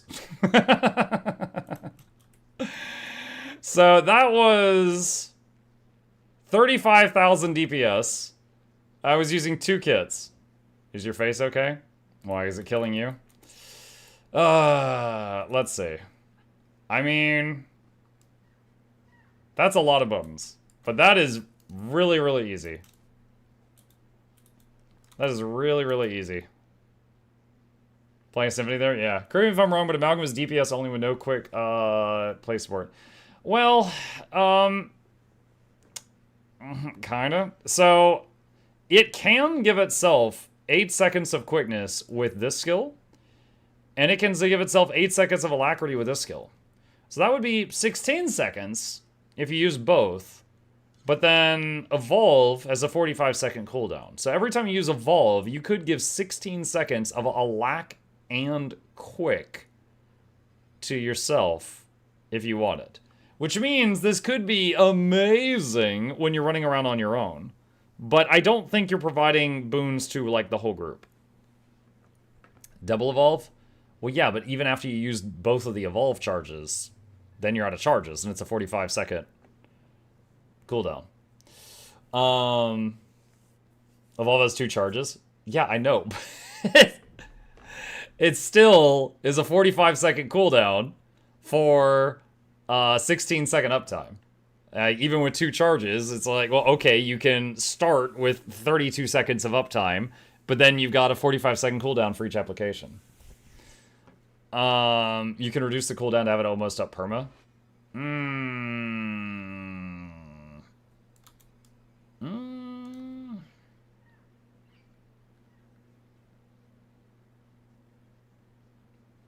With mercurial tendencies.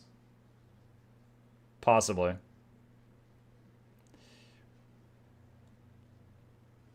Yeah. Every time you land a CC, you reduce the cooldown of Evolve by 3 seconds. So, yeah. But again, that's not group-wide, right? The quickness and the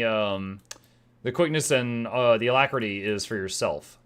So it could be really cool, and I don't know if it gives the same boons in PvP. Could be cool in PvP, could be cool running around open world.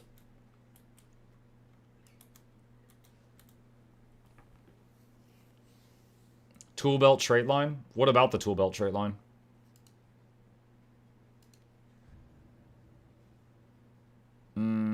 Third final trait.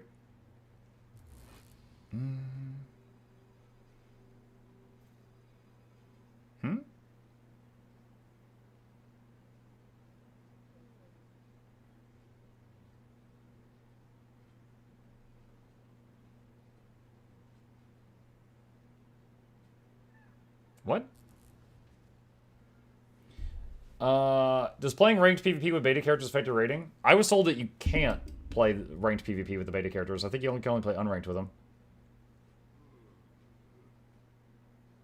Do anyone notice if any of the new elite specs assigned from Troubadour have new voice lines? It's above double helix.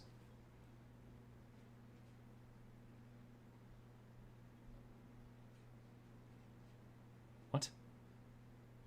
What? First Grandmaster trait of Firearms already gives NG perma quickness. Gain quickness and stability when you disable an enemy. Yeah. Oh my gosh. I missed the Juggernaut trait. I read some comments saying they managed to keep 100% lack and quick to the group. You could share your morph effects. Amalgam Grandmaster trait. Strain enhancement effects are shared to nearby allies when activated with a 25% reduced duration. So 6 seconds instead of 8, so 12 seconds instead of 16.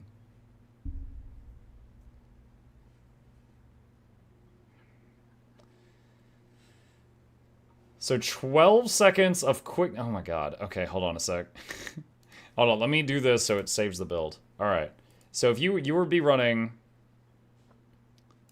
Defensive Protocol Cleanse and Offensive Protocol Shred, which is super speed and quickness and alacrity and a heal. You do all of that with a 12-second duration, and then has to hit the whole group, and you have to you have to reduce it from 45 seconds down to 12.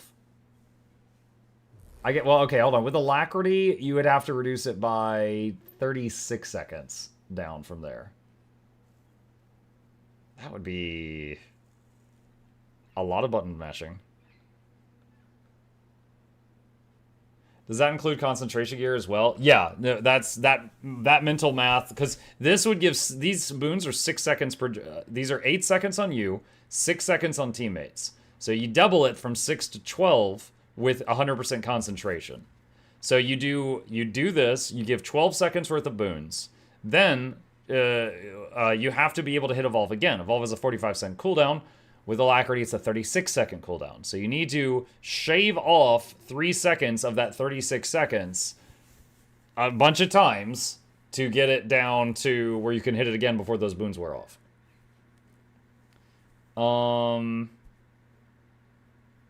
Did you already go over Mesmer? No. I haven't done that. 16 times the buff. Okay, Todd Howard. It seems complicated, yeah. Mechanized Deployment Minor Trait Line gives another 15% cooldown reduction. Yep, right you are. Yep. So 38 and a quarter. So that would bring it down to like a 31-second cooldown. And we need to be able to get it down to 12. So we need to remove 19 seconds. 19 divided by 3. You need to do 6 point something. So let's just round it up. 7 cc's. So you need to do, after you do the boons, you need to do 7 cc's that are at least a quarter second apart from one another. In between, and then you hit morph again, repeating. So morph, morph, 7 cc's, morph, repeating, and you got to do that sequence every 12 seconds. Now, is there going to be any time to actually heal the party? Like, if you're spending all your time just blah cc, do you have any time to actually do support? It's interesting, though. This sounds like Scrapper all over again. The heal thumper. It's not a heal spec. So, I mean, is it a DPS spec? How much DPS can you do while you're doing all this? Carrying those break bars. You get quick and alack at the same time. Yeah. Okay, so here's the thing, though. If this isn't the healer, most groups will still need the healer. So, it's like, okay, you bring this crazy quickness/alacrity DPS. And now the healer, I guess they're free to take a different trait. Like, Druid has another healing trait. Paragon has another healing trait that they're never allowed to take because they have to take the Alac or Quick trait. It's not a healer or a DPS, it's just CC. Are you Quick DPS? I'm CC. I'm Quick Alac CC. I am no DPS. What classes have you tested? Ritualist. What was your favorite? Ritualist. Which were underwhelming? Ritualist. Because it's the only one I've played so far. Official role CC. Amalgam came to stun bosses, that's it. What about turrets for CC? I don't know. I suppose in a 10-man you could have 2 Amalgams in one group and solo heal. I'd love to be able to play the heal trait on Druid. It does feel like the way they're meant to be played. Quick Alac CC. You basically have to trip someone and kick them 7 times. Oh my gosh. That is interesting.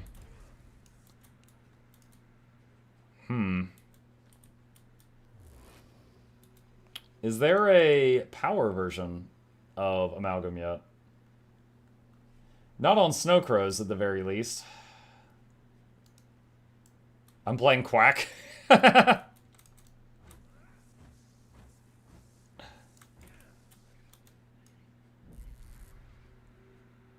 see.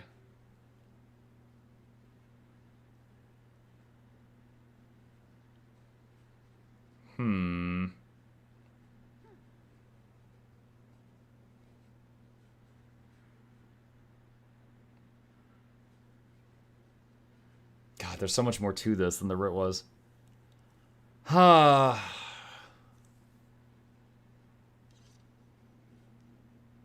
Is this Paragon? No. Is the new NG spec good? Yes. It is good.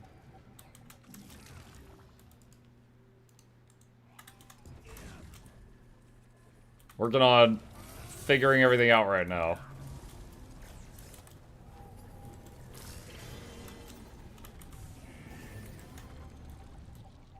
More like busted than good. Yeah, it's a lot of freaking buttons, though. World v World is bugged. Can't capture tier 2 towers even when champ is dead. What? Would the hammer be better for field combos and maybe even more CC with this 5 field? I'm not sure. During your keyboard mashing session, did some buffs stay up most of the time? I was using the console to... So I wasn't running the buff stuff. I mean, I guess Predator Strain. But no, I was using the console to give me all buffs while I was keyboard mashing. Hey, my company. Hi, Razor. Druid can now run the trait that makes Astroform longer. Maybe. Maybe. The question is, if you've got a engineer doing this thing, giving quickness and a lack at the cost of like everything else that they would be doing, how much DPS is the Engie doing? Because if the quick DPS or a lack DPS absolutely tanks their damage to be quick / lack, and you still have to run a healer, then it's a net loss for the party.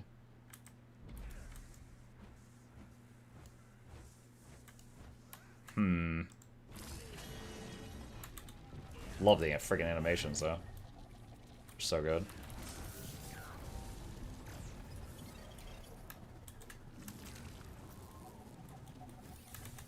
I could see this working in some tryhard groups, lots of boon extension. Just have everyone be amalgams. Just oops, all amalgams. Yeah, if you had 2 amalgams, they were both doing quick lag. Yeah, easy. Yeah, 100%. Does shield not have 2 CCs? It does. It does have 2 CCs, yeah. How many people have already frustrated with Chronos having both boons, despite not simultaneously? They'll never let something be heal lack, lack it quick 100% uptime. Tried to play this game to DC like 5 times, gave up. Yeah, they're doing a beta test right now of some new stuff, and it's having problems. We hear you. We totally get it.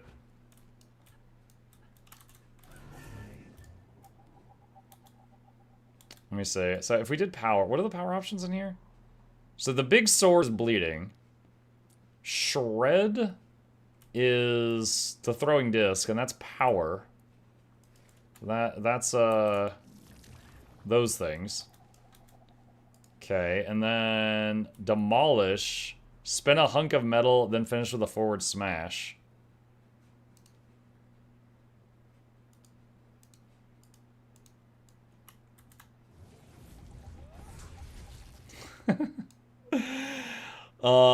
Protect, block incoming attacks.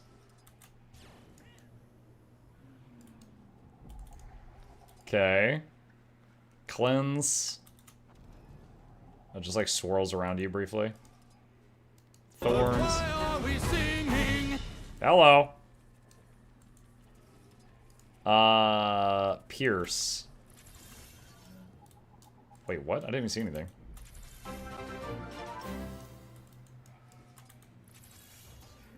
That's like, okay. It's like barely the length of the spears. I could just barely make it out. Okay. Alright. Someone said there's a power one on Snow Crows now. Let me reset. Does Amalgam give me the high of Super Speed Scrapper? I'm not sure. I do not see Amalgam on here.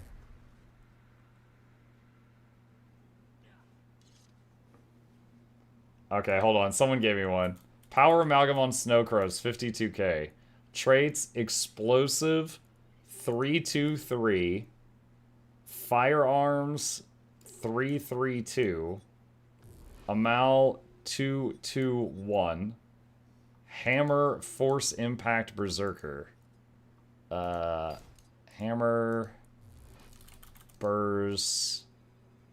Do we know what runes? Scholar.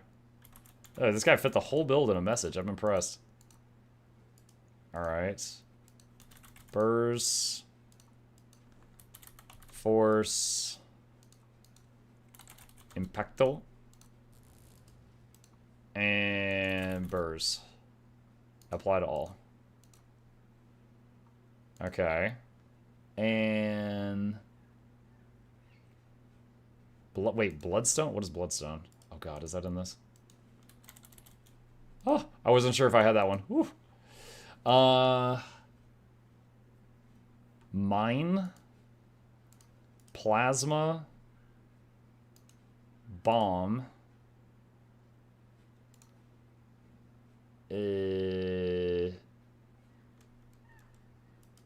Morph, Obliterate, Shred, Pierce. What about the elite skill? Hold on.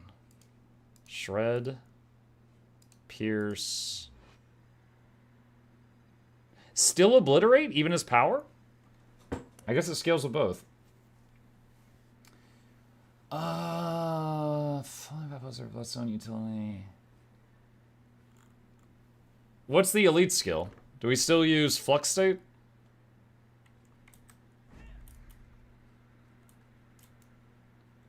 Alright, now we got the Liquid Metal Hammer for the Liquid Metal build.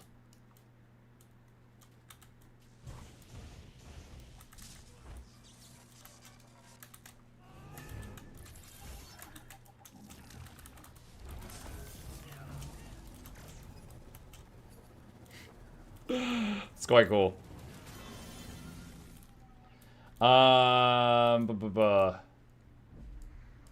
Let's see. You have Mux referral code for the X-Pack. It is pinned at the top of the chat. I can put it in the chat again right now. Thank you for using it.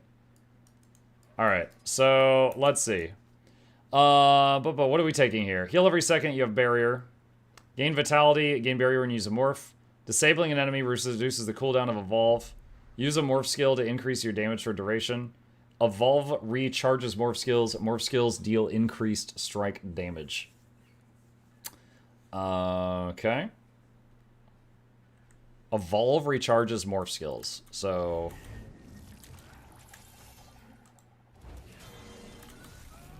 I see. So they want to all be on cooldown before you use Evolve. Okay. Use these two off cooldown. Bomb Kit. What scale's good with this? 3? I guess 3, 4, 5 maybe? Alright. Let us... Let's see. Let's restart combat. So we got...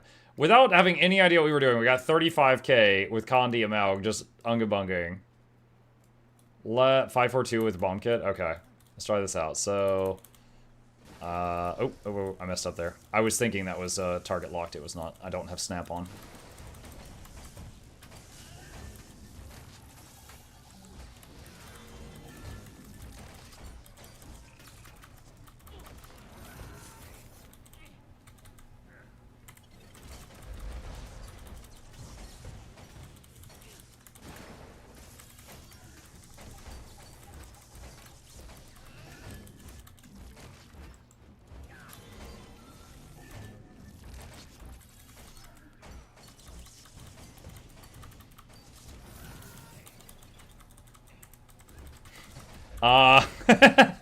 Yeah, so we've settled down to 35k, but we were briefly at 54. And I don't know what I'm doing right now.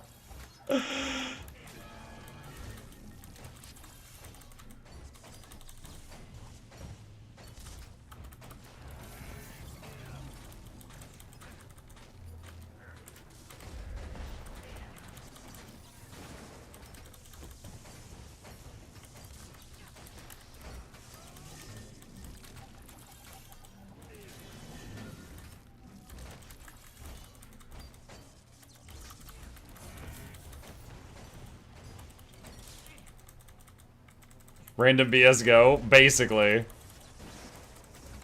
I'll say, since this is one kit, it's also a bit easier to play than the Condi variant. Because there's, you know, less swapping between stuff. And I'm still at 35k. That's crazy. That's without buff food. You select a gear. Yeah, I've got Leggy gear. So I'm in full Zerk right now. I should be. I can double check. Force impact, burrs. Yeah, we're full burrs right now. Bloodstone. Gain vitality when you successfully combo field to the blast finisher. Successfully staying in the combo field. Yeah. Yep. On top of all of that damage, chat, with this build, you have a movement skill. You have a block when things get hairy. You have got a barrier and magnetic aura on demand. You got a pretty nice self-heal. And your stats are larger whenever you're using the Evolve, which makes you just a bit sturdier in all regards. See, 19k health now. Friendship ended with Mechanist. Amalgam is my new best friend. Ton of CC. Yeah, what do we got for CC? There's Thunderclap, and then there's Rocket Charge in Thunderclap. And Throw Mine is a CC. Are any of these CC? I don't know. Pierce is a CC. And then the Bomb... Yeah, the 5-3 is a CC. And the Elite's a CC also. Running the Demolish Morph is pretty good on damage. What would I swap out? When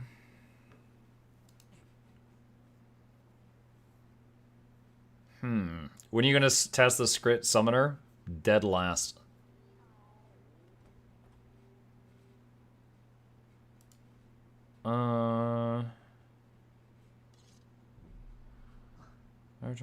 Hello! I just heard a belch from the other room. Let's see, Whirl and Blast. I don't know, this thing is its own... Is there any other skill in the game that has 2 finishers on it?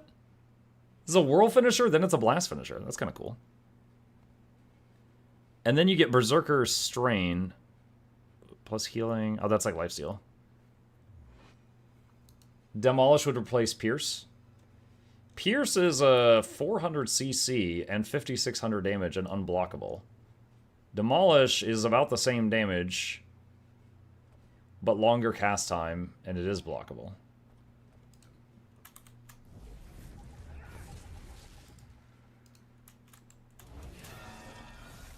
I hit the wrong button. Someone said, can I see the traits again? Yeah, take a screenshot if you need to. I think Explosive Gyro has 2 finishers, so I'm not sure. Nice they're running these drops again for those who may miss it. Yes, indeed. Indeed. NG, so no signets. Yeah, the signets for Engineer are part of the Mechanist Elite specialization. Core Engineer doesn't have it. Does anyone know how much data chat uses only on Twitch? I do not know. I suppose it would depend on how fast it's moving. Bomb Kit 4 or 5, I think, might have double finishers. Really? Oh yeah, Big Ol' Bomb is a blast, and then it's a blast. Right you are. I remember when Big Ol' Bomb used to be up here, so I'm still getting used to that. It was on the tool belt for a time. Okay. Alright. It's a blast, you say? It's a blast.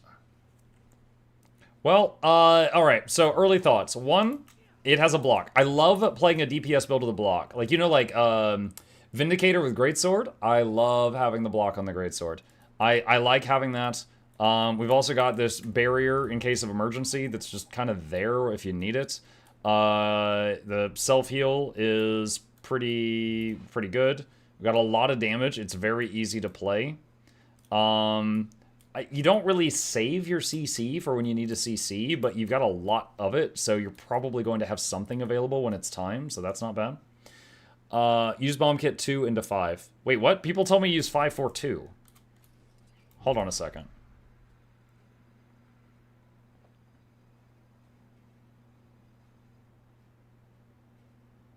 Is that backwards? Hold on. Oh, no, no, that's fine. It's so 2 is the field, but 5 and the 4 have a delayed blast. So if you do 5 and 4, they're ticking down like 3, 2, 1, and then when you do the 2, they go off like right then, so it's fine. If it's like Scrapper, it would be 5, 2, 3, 4. Yeah,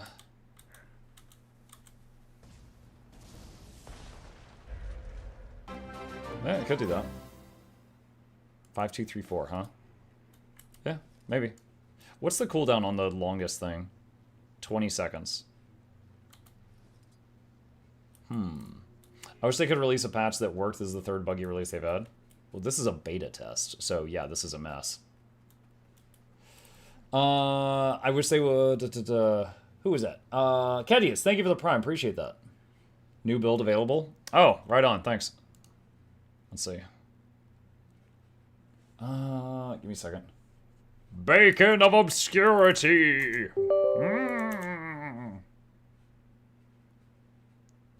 Did you see some people reached 100k DPS on it?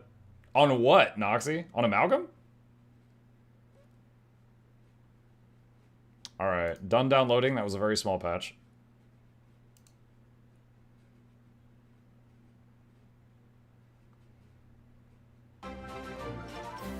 On Evoker? On Evoker? Wow. No, I didn't know that. I got 91k on Amalgam. What? They deleted Ellie, now everything works. I saw him do 60k when he began the onslaught of Amalgam. Yeah, the opener was stupidly strong.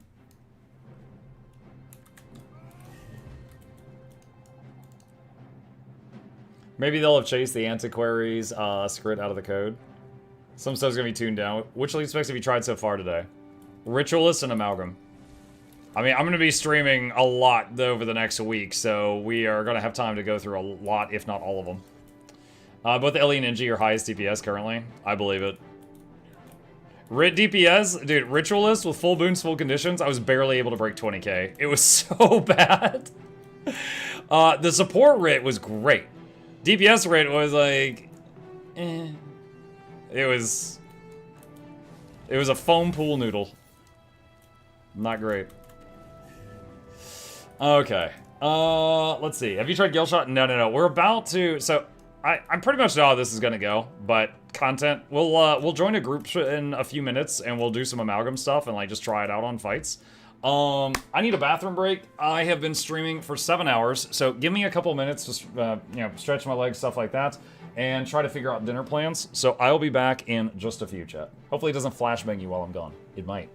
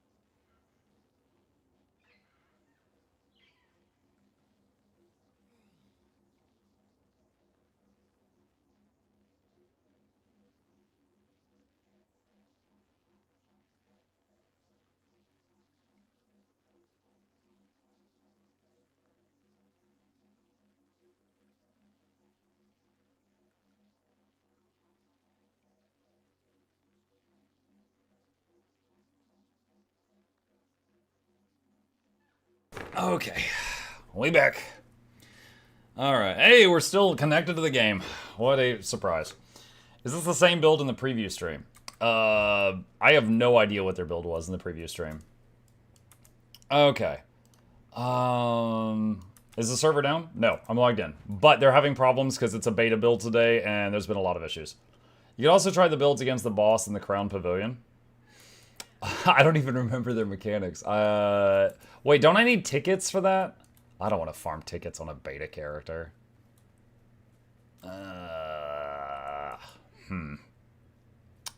Let's see.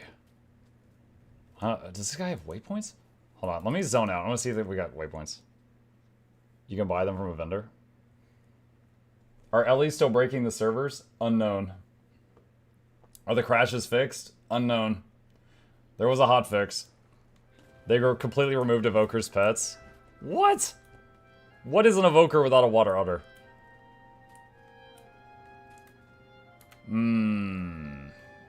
I have a lot of waypoints. Do Drizzlewood? Nah, I don't want to do Drizzlewood. Let's see. Alright. Let me try to go to Crown Pavilion. Ellie's the reason the server's crashing? Well, what they said here. We have temporarily disabled the evoker's minor trait evocation while we address a crash issue.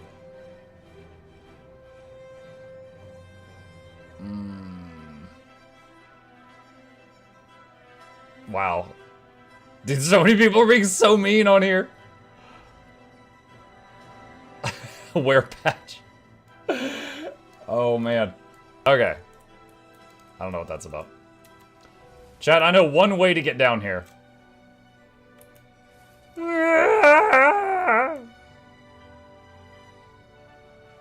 I know there's a safe way. I've just never learned it.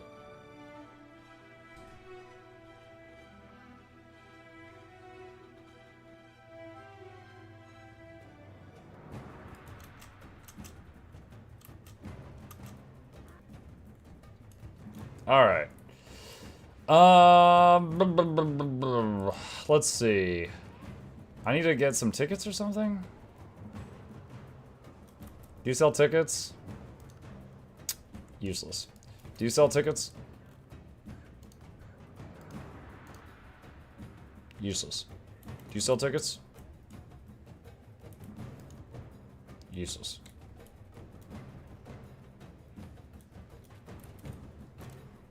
Useless. No. Oh, that reminds me, we don't have the armor buff on, chat. My stats could be higher. There we go. Oh, here we go. Yeah, there's 60, that's fine. Okay, let's see. How do I get up there?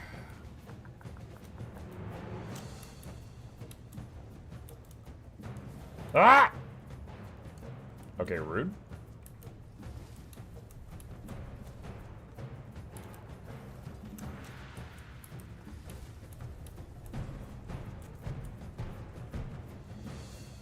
Does any loot on the beta character stay on the account? No. What if you send it to your mat storage? It's going to the beta mat storage.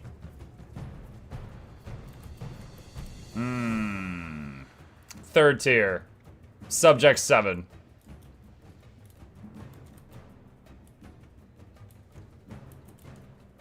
Let me at him.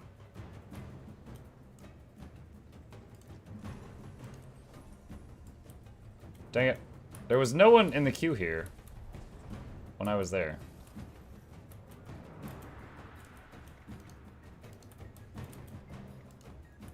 You're already queued for a fight. Yeah, but the...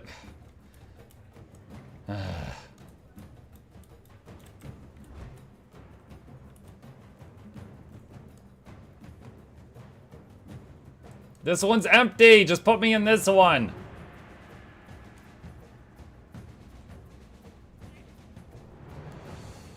Goodness gracious. Alright. Waiting for this thing.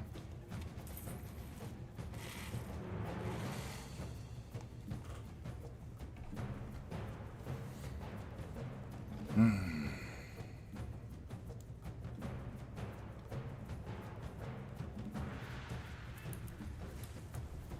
still stuck in the queue over here. How long is this guy gonna take? He's fighting a freaking cat.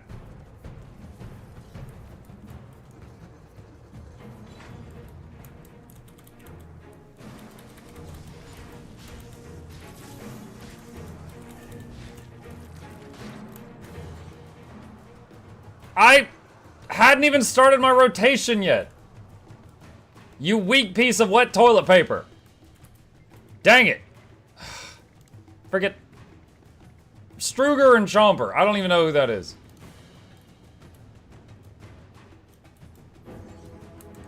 You.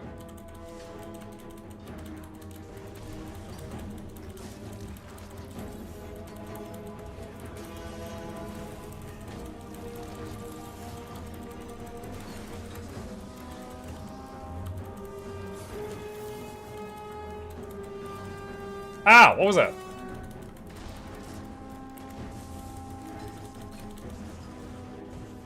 There we go. Alright, yeah, the damage is pretty stupid. Liadri. She sounds easy.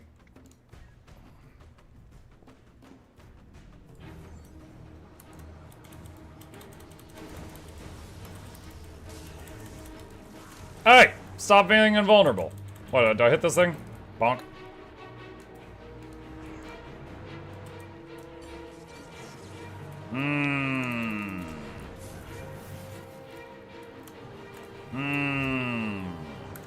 Do I kill these things or run away from them?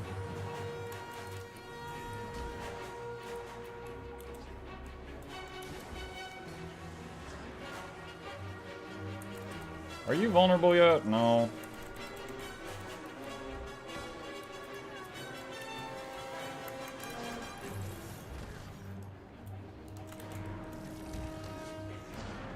Oh.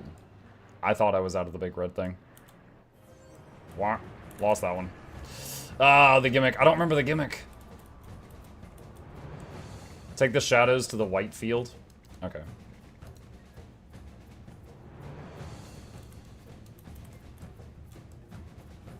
No! Go to one of the other cages. You. Oh my god.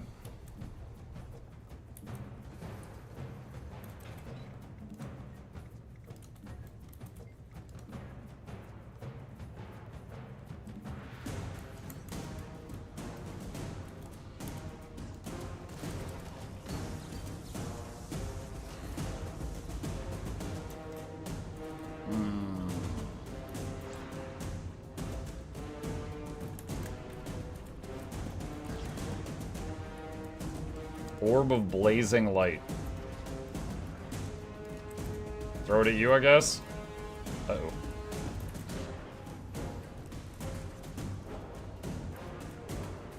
What?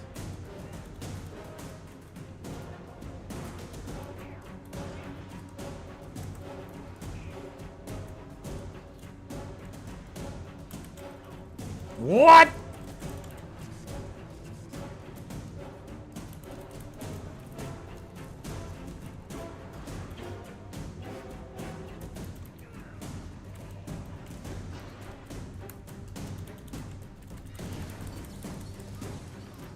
What?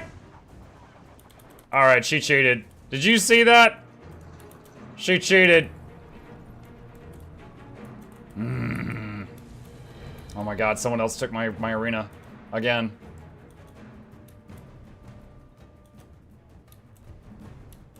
I have the achievement for beating her. I beat her a couple years ago. I do not freaking remember the mechanics. Wait, what did I just queue for?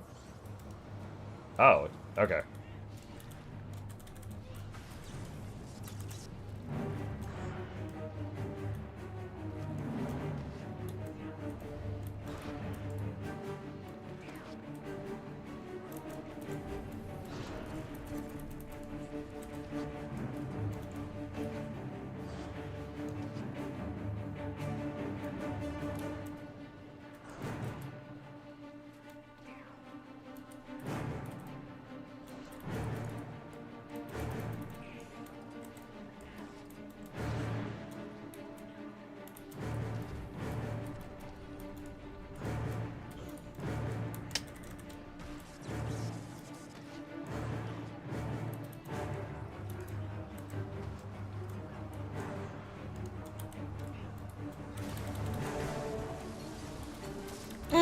What, dude? Are you serious? It just instantly. She's like, all right, so I'm about to... You're dead. It's like instant. All right, muck her. Muck her. Amalgam needs buffs. Amalgam sucks. They need to, like, triple Amalgam's damage. It's too low. Melee's harder than right. Yeah, clearly. So far, our tests in here are completely one-shot kill the enemy, or the enemy uses stupid mechanic. And then, wait, what? Why is it doing Leandri again? It didn't let me choose. Oh my god. Fine. Fine. Last one.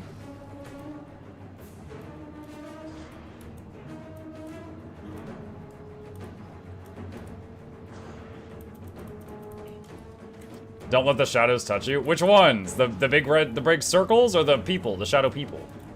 Oh god.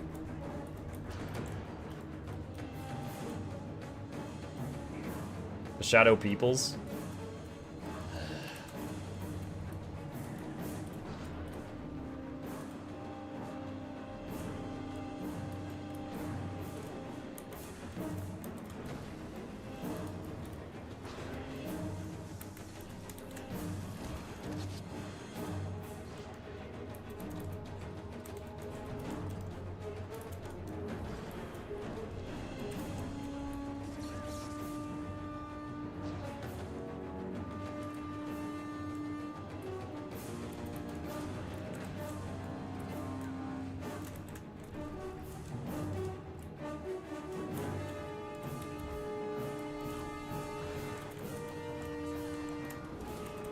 Dude, she hits so hard. Yeah, I think I did this as a ranged class when I beat her. Oh well. I assume you will love Gailshot and will made it now? Oh, shut up. Turns out Amalgam absolutely can bring 100% quicker lack up time, but when you spec into it, it's kind of all you do. Yeah. Yeah, I don't think this is a good example of testing this class. Yeah, so buff Amalgam. Go versus the king. Oh my god, that'd be so stupid. Hold on. Where do you... How do you change it? The only option is let me add him. I, like, can't change... Oh, here we go. King Tarai Osa. Alright, I remember he had some really stupid mechanics. And I remember beating him, and I remember it took a long time. Why are all your characters a Sarai? I have found perfection.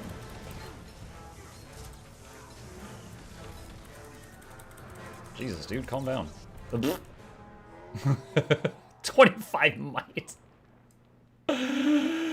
Oh my god. Blah. Yeah, like I said, he has some crazy mechanics. Alright. Let's do something else where there's actually a target dummy. Hey Muck, if at the community meetup someone got you a stick of butter, would you cherish for life and pass it down to boys a family heirloom? I'm asking for a friend. Dude, I don't even know. Can I take that on the plane? I don't even know if I can take that on the plane home. I might just have a stick of butter for a day.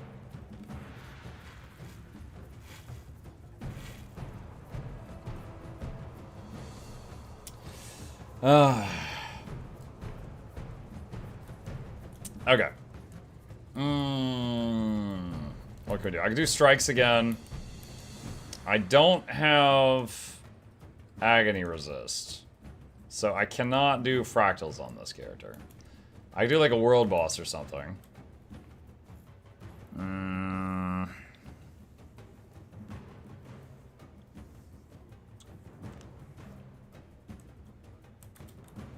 Dragonstorm? Could do Dragonstorm.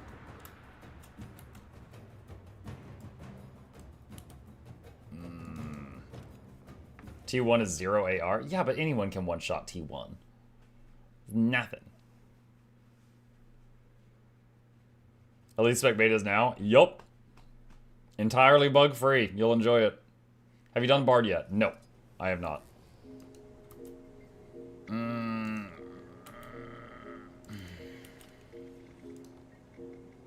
Let's try it out. For beta, just mail me some leggies to mess with. I don't... You know, I might have Because I think I have a Club Jarny in my bank that's not bound. So I might have an unbound beta Club Jarny I could throw around. Maybe. Alright. For anybody that wants to join, I am on EU right now. Here's the squad join command. I'm going to do Dragonstorm. You can come on a normal character and get money, or you can come on a beta character and hit Bram and test your damage. Those are your options.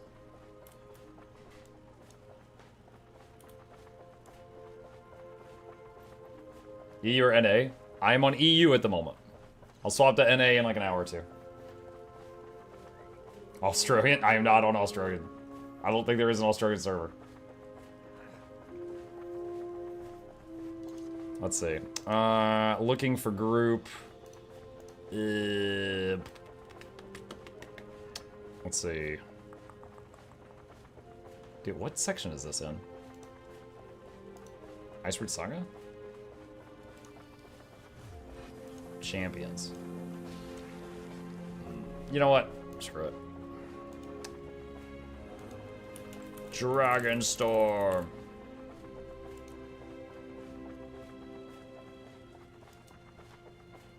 What?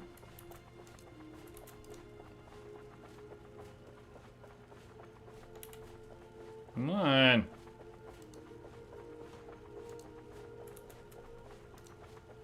Why is it not putting the title there? Oh my god, I don't know what's going on.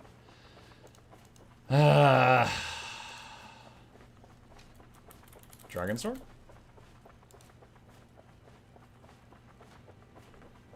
I don't know what's happening. I don't know what's happening.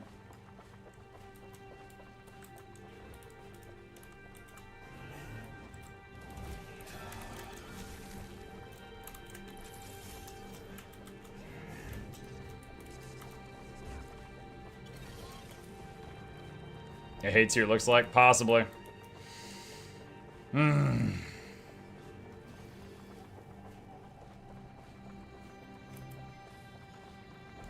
Alright, I'm going in. I'm going in! Bram's face craves my hammer! Is the EU server down? No, I'm playing on it right now. Watch it crash right now. Okay. It knew I was watching.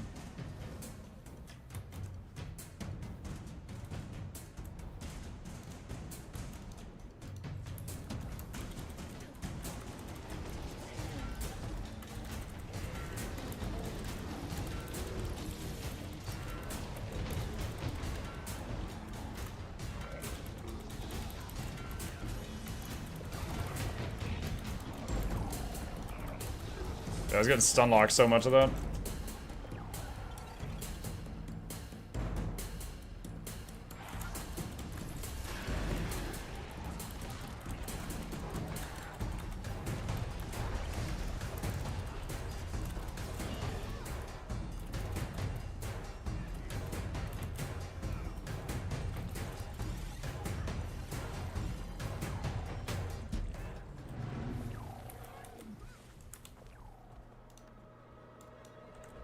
Break the champion's connection to the dragons. Then we use that magic against them.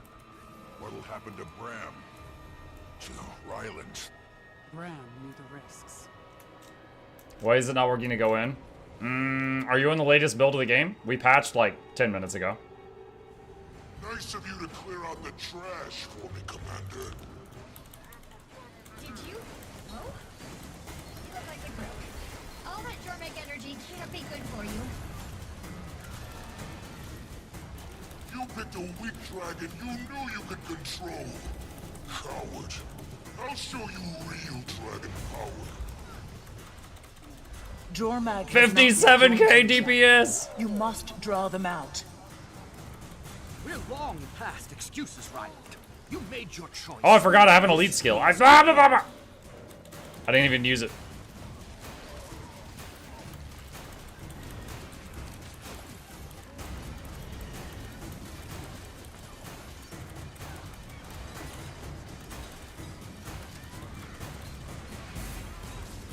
I have no idea what I'm doing.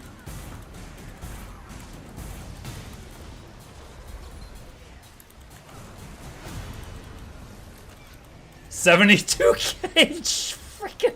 I threw a shuriken at him for 72,000 damage. Get back here, you coward! I'll break your ankles. Let him leave. Dude, each of these buttons were hitting for 72k. He'll be back.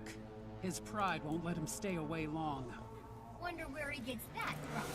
In the meantime, fire alarm!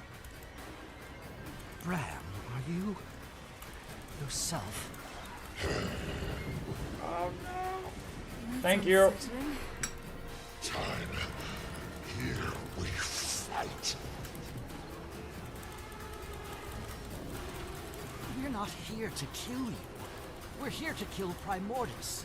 We are Primordus.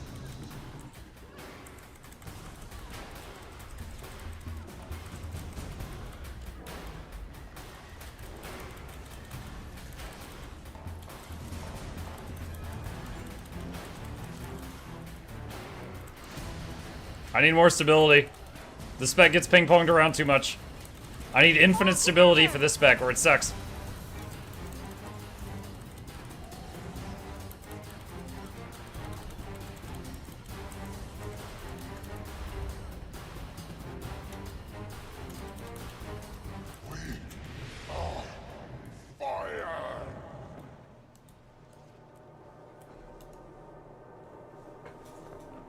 Wife brought me dinner, hang on. Take the bug. Whoa, hot!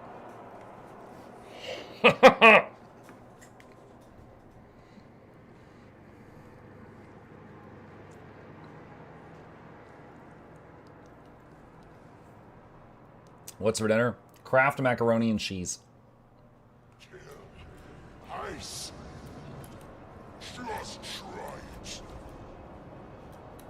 My champion will teach you to fear the frost. Hey, do not hold him over my food. I'll be quite cross with you. It'll shift the power in Jormek's favor. Hello, chap. That's bad. Not a huge fan of bad.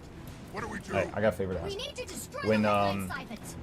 when you head up there, Break the could you bring me connections the to salt and pepper? dragons. I'm sure I we'll be appreciate it. Mwah. He loves you mostly. I've stayed my hand before. Muck, do you put hot dogs on mac and cheese? No, I'm normal. No! See that you even mentioned something that weird and messed up, and I get kicked out.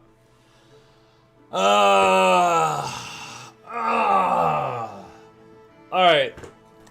Did the rest of the group DC?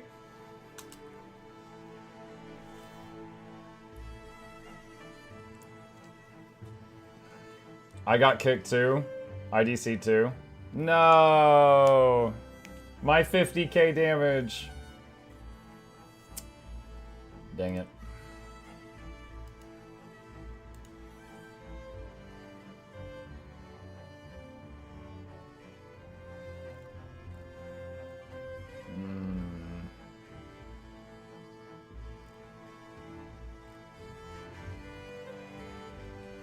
Ah!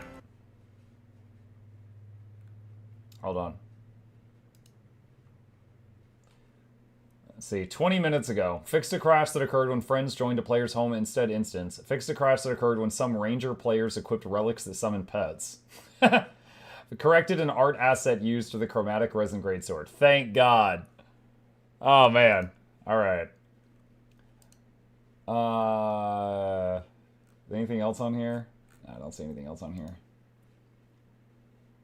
What's next after Amalgam? Honestly, Evoker was really high on my list of things that interested me that I wanted to try.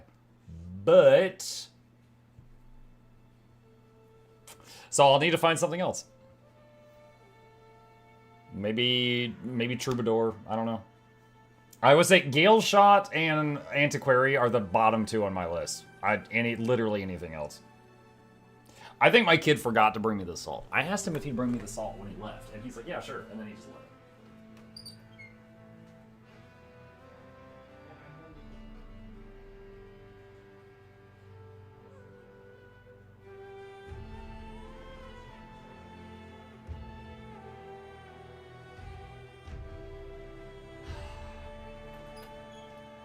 Chat, I walked past him and just looked at him, and I got the salt, and he's just like, oh, I forgot, sorry. I'm like, yeah, I know.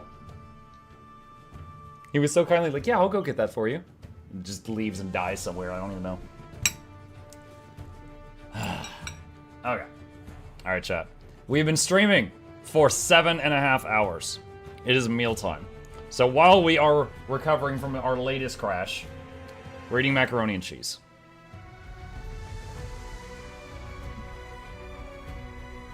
Insert your mukbang jokes here.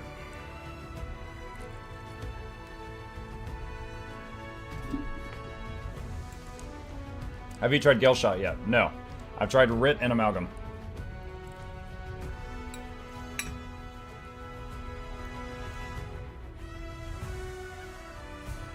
Record numbers for a day stream. People really like watching crashes. Didn't you start with Gailshot? No, I couldn't make myself do it. I'll get to it later.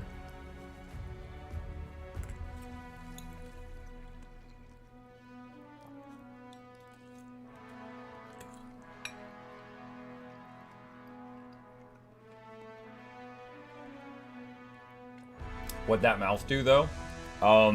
Currently, it is chewing up macaroni.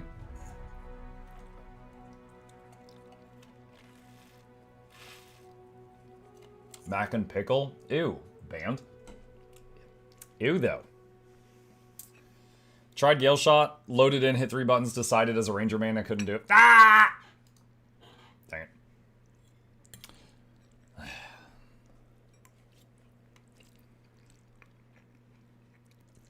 The flashbang ski was coming back.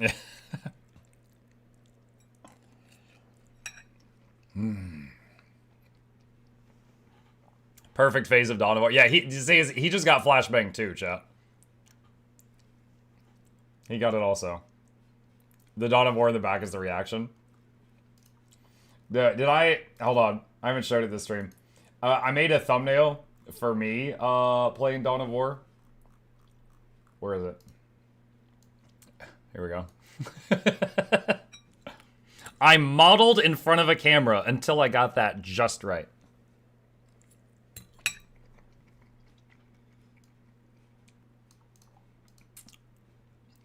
Art. I'm back in? Alright. Trying to get back in too.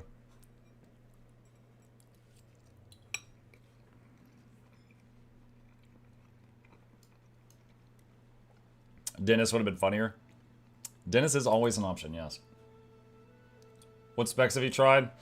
Ritualist and Amalgam. We've had a lot of crashing. Are you going to cosplay at the con? I am going to be dressed in a black hoodie, which I am usually known for wearing, and I'm going to have the plushie on a mount on my shoulder, so it looks like he's sitting on my shoulder. So if you see anyone walking around the Guild Wars 2 Seattle meetup or PAX West, and they've got an Asura plushie on their shoulder, it might be me.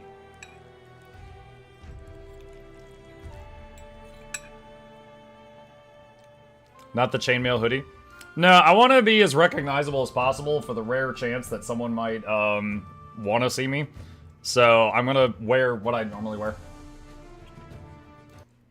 Are you cosplaying a semi-famous streamer? Oh yeah, international internet superstar celebrity sensation. Yeah.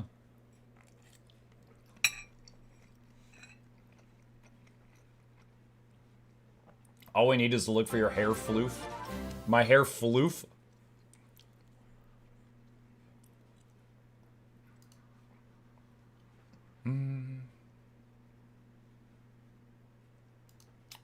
Let's see.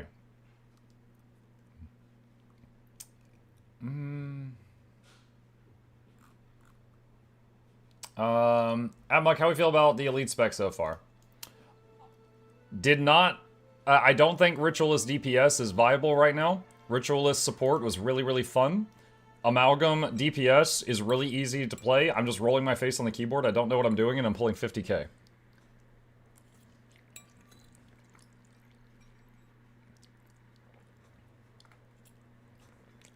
Hope you have an awesome time with Tom. Excuse me. Hope you have a fun time at the con. Me too. I've never been to a con before. So, you know, going to the Guild Wars 2 get-together, I bet that's going to be fun. And the next day, I'm doing PAX West. That'll be my first con in my life, chat. I have no idea what to expect. I'm going to be going in there just stun locked by everything, I'm sure. But yeah, I'm going to be there with my wife and my son. He's 13, so I think he's probably really going to love it too. And because, you know, he's a nerd like I am. So yeah, I think it's going to be fun. It's going to be a tiring trip. It's going to be very fast paced. Like, get there, go to this, sleep, wake up, go to this, sleep, wake up, get it back on the plane. Because it's a very expensive trip, so we condensed it as much as we could. But yeah, I think it's going to be fun. But I don't really know what to expect because I've never done one before. Take vitamins. Yeah, a lot of people saying I'm going to come back sick, and I don't know, I might.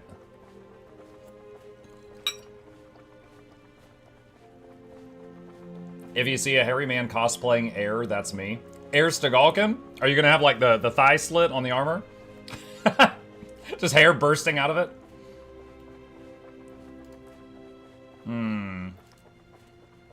I am unable to join the Dragonstorm. So, might just have to eat my macaroni, chat.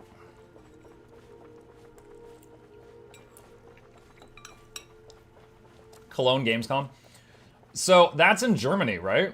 I live in America. That's a bit out of my price range. Flying to another continent. That's a bit out of my price range. Also, I would have to get my passport updated. I used my passport once when I was like 12. Because my dad went on a business trip to the Bahamas, and he took me with him and my mom, and that was like a vacation for the two of us. It was work for him. That's the only time I've ever left the country that I live in.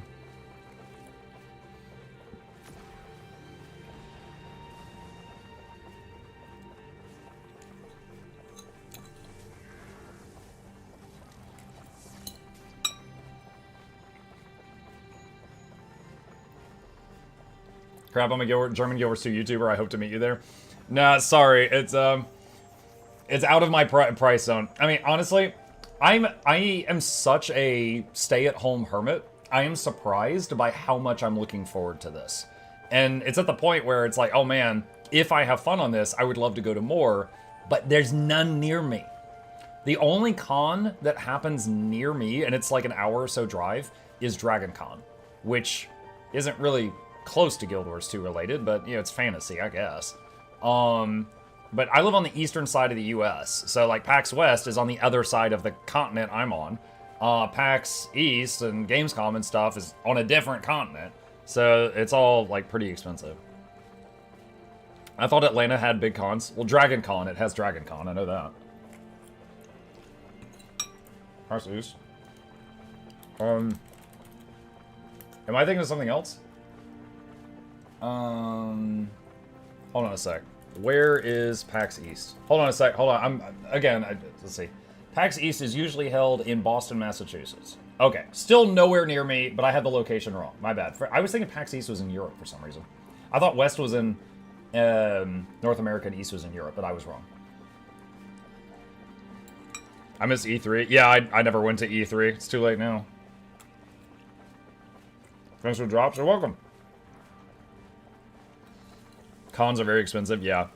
Yeah, part of the reason that this trip is so expensive, that like this trip to go to the Guild Wars 2 thing is super expensive because the con is happening, so the tickets and the hotels near there are more expensive.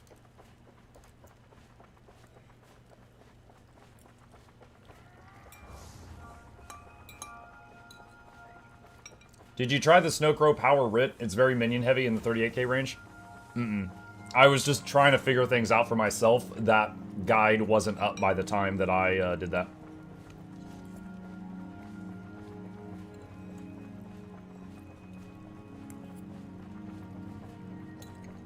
Animazement. Is that about anime? And GalaxyCon or East Coast?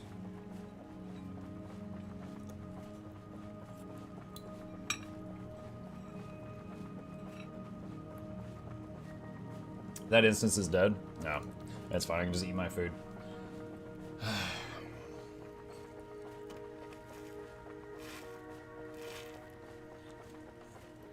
No cons in Florida? I don't know, I've never researched it.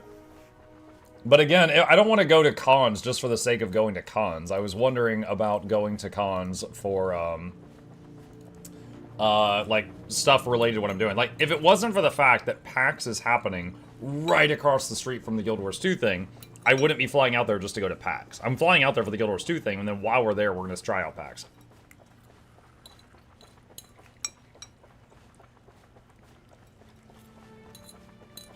You know, there's clearly a need for a con where I live, because no one's doing that. So, maybe I should officially announce MuckCon 2026 with catering by Wendy's Chicken Nuggets.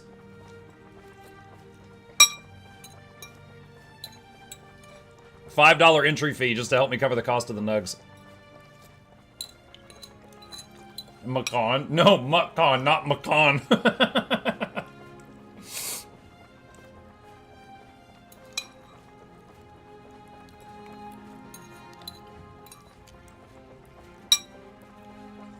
I'm trying to remember what all happened at that one cursed con. I remember there was a ball pit. I could get a little ball pit. If you know, you know.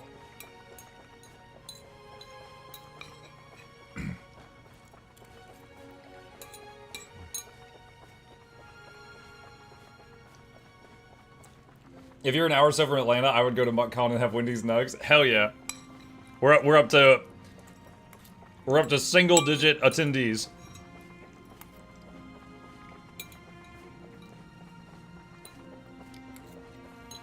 Wasn't that Twitch on? Oh, okay. I understand the confusion. I was thinking of DashCon, which is the one that was like a scam, and there was just like a big gymnasium with a tiny little ball pit in the middle of it, and someone peed in it. And yeah.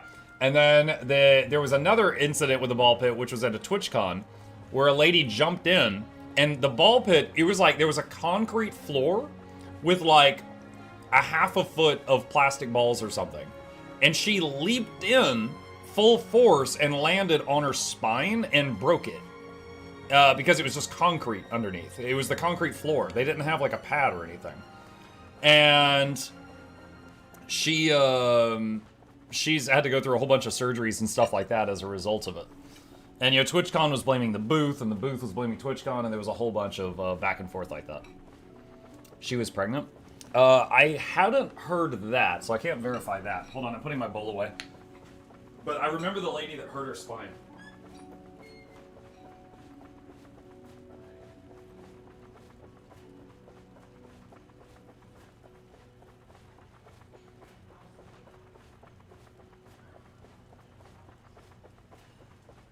Make them flee!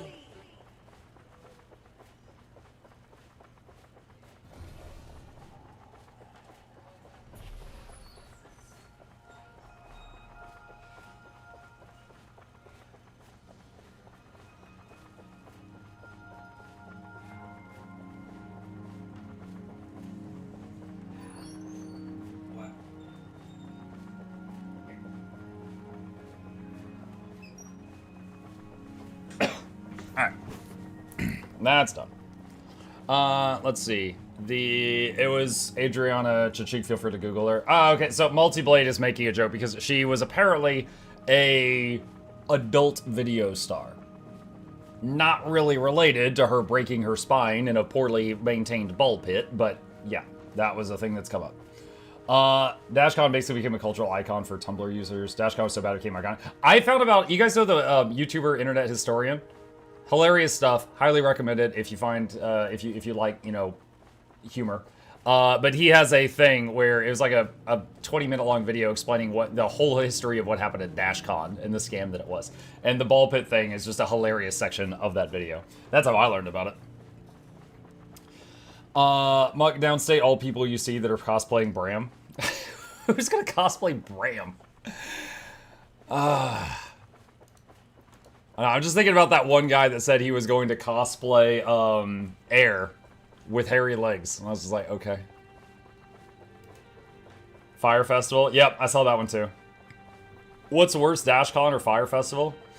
Honestly, there was... Oh gosh, what was the other one?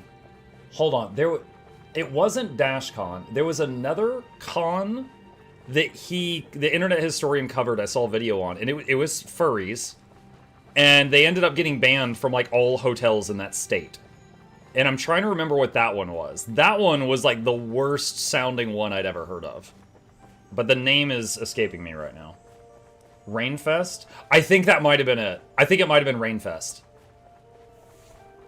Rainforest. Yeah. I think that's it. Like, they like did so much damage to this hotel, and they had insurance, so it was covered, but the hotel was like, no thank you, like, we don't want you here anymore, like, we don't care that you're insured and you're paying for all the damage. You're too much work, you're too much trouble. Do you want to know what they did? They left full diapers all over the place. One of them went to the pool and stuffed a bunch of towels into the air compressor and did like $10,000 worth of damage to the pool.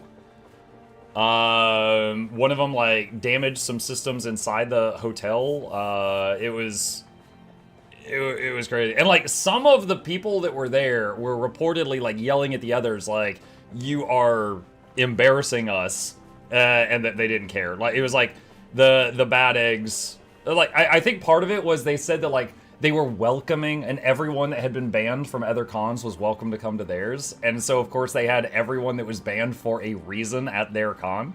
One group set off a fire alarm in the hotel because they were hotboxing. I didn't know that word before watching that video. They were hotboxing in the room, and they set off the fire alarms. To the whole hotel. So, like, everyone had to evacuate. Like, every single guest had to evacuate. And so it was just one thing after another.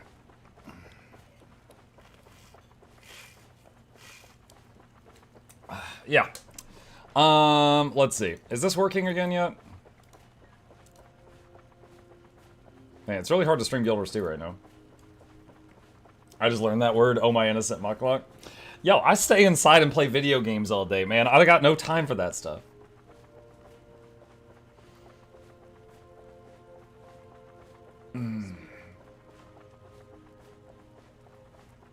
Close yourself in a confined area with smoke from drugs to get high. Yeah.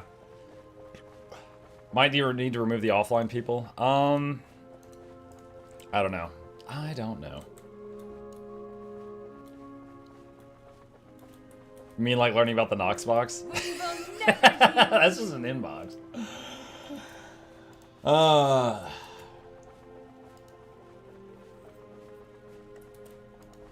Let's see. Alright, dude, do I even want to try this again? I might just try open world stuff. I don't know. I don't know.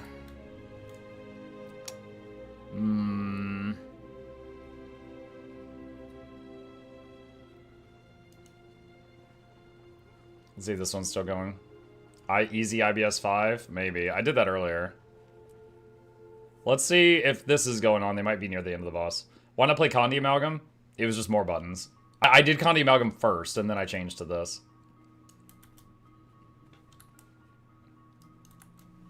Do you think Paragon will be better Tat Banner?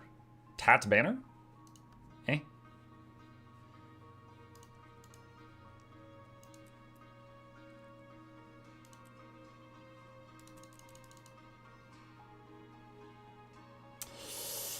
Have you heard about the Willy Wonka experience?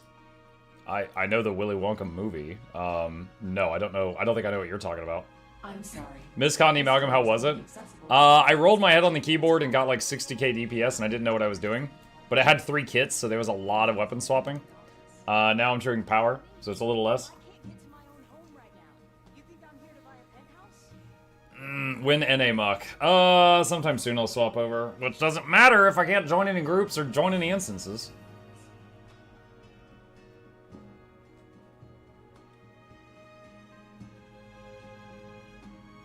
Do you ever see when Mooring Joe learned about furries when they got gas at Chicago Hotel? What? That is a sentence. No, I don't think so.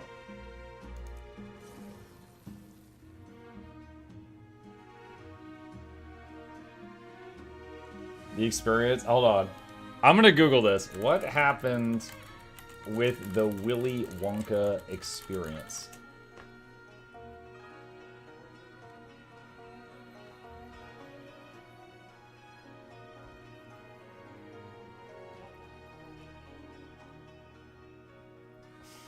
What? Alright, so Google says the Willy Wonka event, officially known as Willy's Chocolate Experience, which sounds terrible, was a disastrously underwhelming event in Glasgow, Scotland that promised a chocolate fantasy, but instead delivered a sparsely decorated warehouse with minimal props and hired actors delivering nonsensical lines. It was so poorly executed, it led to complaints, refunds, police involvement, and the event being shut down midday. The event became a viral sensation due to the stark contrast between the advertised experience and the reality, with parents and children expressing disappointment and anger. Misleading advertising. The event was heavily promoted with AI-generated images and text promising a magical immersive experience with enchanting environments and sweet delights. Reality and expectations. Instead of the promised wonderland, attendees found a poorly decorated warehouse with a bouncy castle, plastic props, and actors delivering lines that some described as nonsensical or AI-generated. The event was met with widespread criticism and disappointment, families felt misled, and some even called the police due to the perceived scam. The event was canceled midday on the first day due to overwhelming number of complaints and demands for refunds. The event organizers, House of the Illuminati, that's their name, issued an apology, acknowledged the event's failure, and offered refunds. The event's shortcomings went viral, leading to a plethora of memes, online discussions, and parodies like a musical called Willy Fest. This event also sparked discussions about the dangers of AI in marketing and the potential for misleading consumers in the live events market.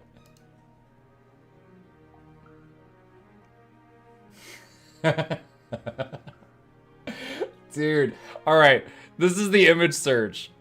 This is the warehouse. This is the magical adventure.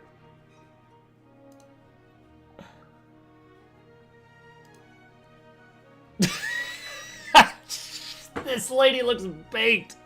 What? This is the Oompa Loompa. Oh my god. Dude, she looks like she drank whatever was in these bottles. Magical. Willy Wonka's meth lab. Oh no, my game. Come back. There we go. Mike, you gotta read the transcripts? No, I'm good, man. I'm good. Do the boss rush. Okay, maybe we'll do the boss rush.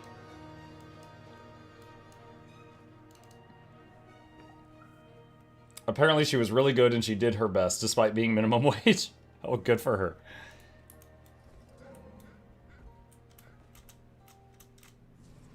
Mike, I was asking if you think a paragon might be the new banner slave. Okay, Banner Slave was always welcome in groups because it provided buffs you couldn't get anywhere else. Does Paragon provide buffs that we can't get anywhere else is the question.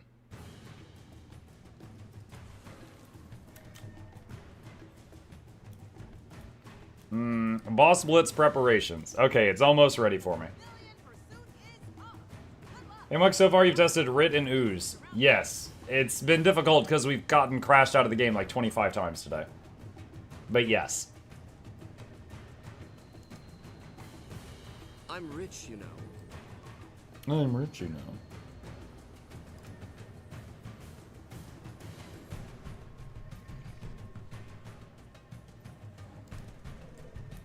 I didn't realize this was down here. Yes, at any time of the year, you should totally jump down this pit.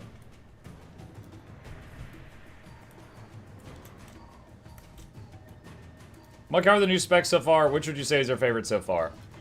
I've only tried Necro and Engineer so far. I'd say Support Rit was a lot of fun. Mike, can you do Squad? Alright. I have a squad on EU. There's the squad join command if you want to try to join. Doing boss rush in 45 seconds.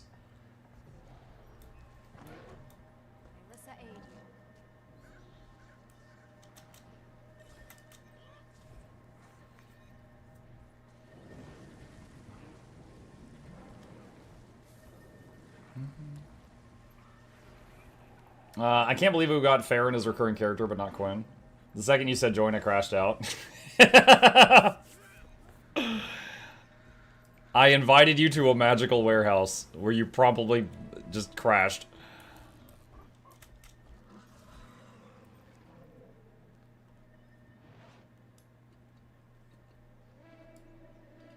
You gotta listen to the Blitzkrieg Bop. What is the Blitzkrieg Bop?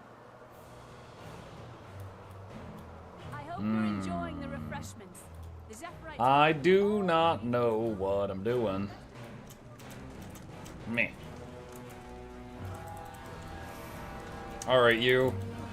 Find their weakness. 53k! 55k! Ah! Stunned me. 66k! 61k!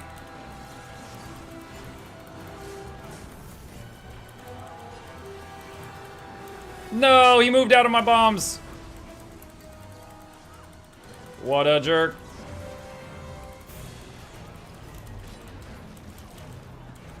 Our challenger better wrap things up quick.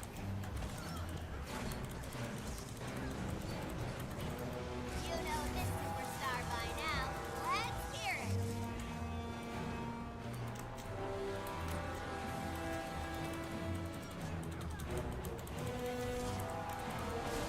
No!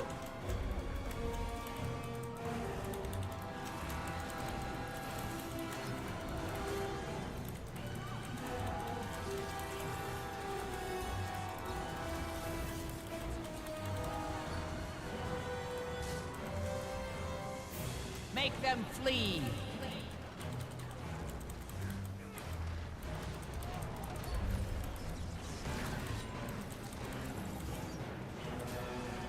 Our might is 80k hit!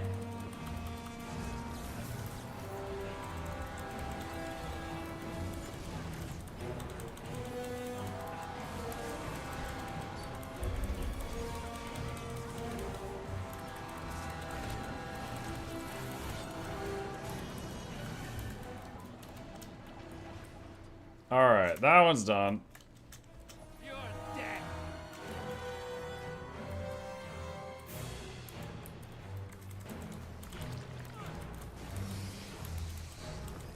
Ow!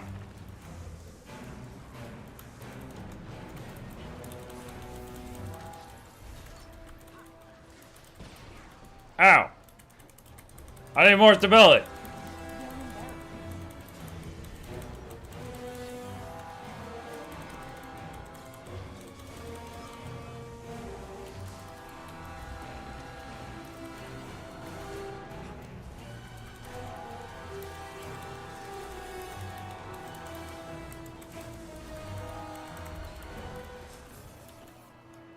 The fun's over here. Isn't amalgam something you fill cavities with? It's a mixture of mercury plus another metal, and it is frequently used by dentists, yes. Never surrender. There's nothing to fear. Okay, all these bosses are at 1% health the moment I get there. Not letting me warm up very much. What was that?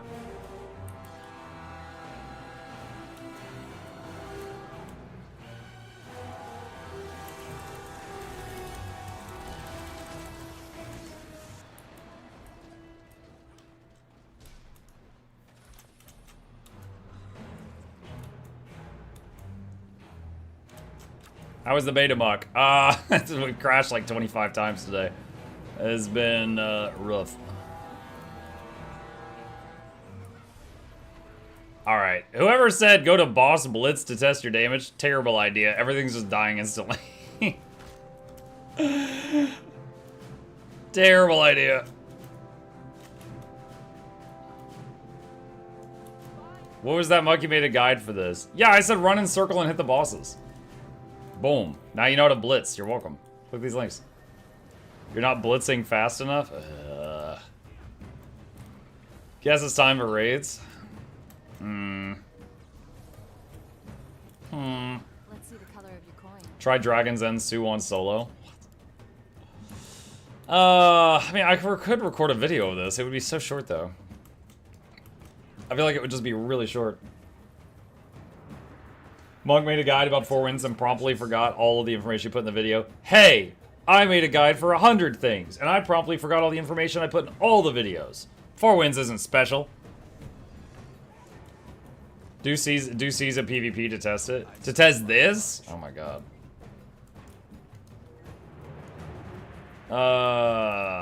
Man. I don't know about that. I haven't done any festival this year. I hadn't done any festival this year until I gambled all those boxes yesterday. Try Kinfall. I don't have any agony resistance on the beta characters.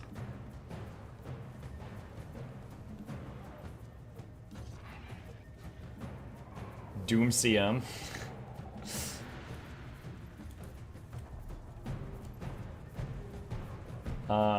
You could get some.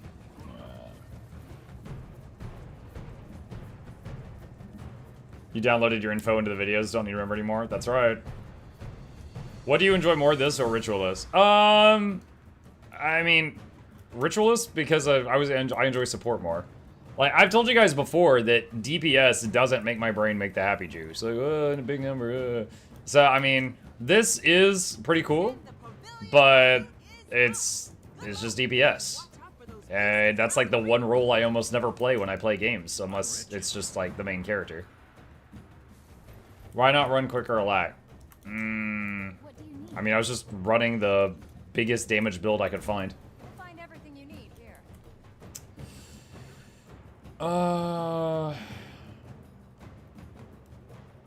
For the viewers, Amalgam is a filling material made of a mix of mercury, zinc, copper, and lead, banned in the US and the EU because of many dentists being affected with mercury poisoning after 20 years of dealing with the filling. Fish get mercury for free. For free. An amalgam by definition is a mixture of metals to create an alloy. Used to do that, but as always haven't got disillusioned with viewers too.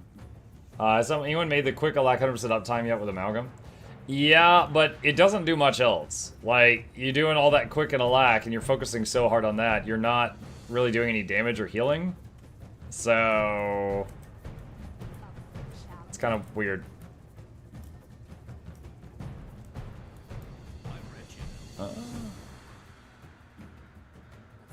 It's because you're playing crappy DPS. A proper DPS is nuanced, a mix of skill, APM, deep class, and game knowledge, which is a mixture of things I don't have.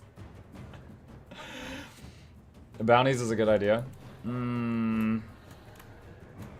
do I get out of here? Hang on. Let's see if we can find some bounties.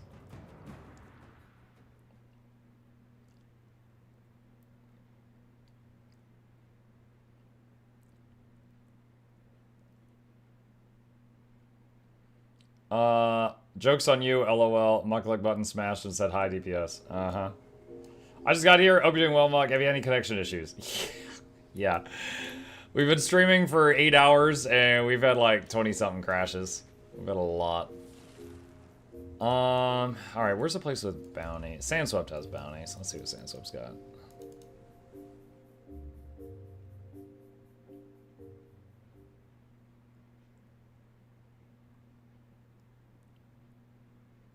Think you could run a single boon giving amalgam without hurting your DPS too much? The thing is whether you're giving just the quick or quickness and alack, you have to do the same stuff. Because the quickness and alack is provided by Evolve. And then you have to shorten the cooldown of Evolve to refresh it before it falls off. Thoughts so far on the new specs? Figuring that out.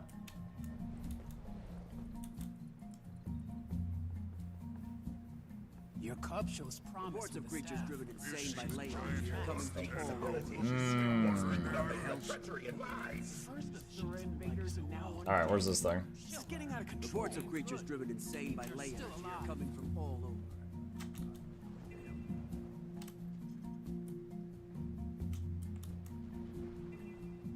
Has Mike tried out Heal Alack Paragon yet? No, I have not.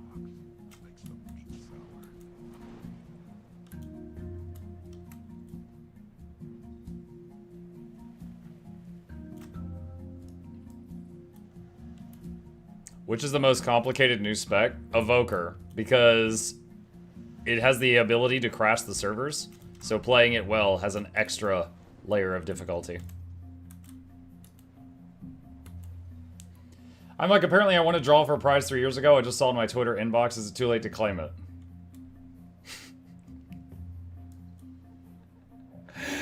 I probably don't have that prize anymore. You're saying you won a prize from me?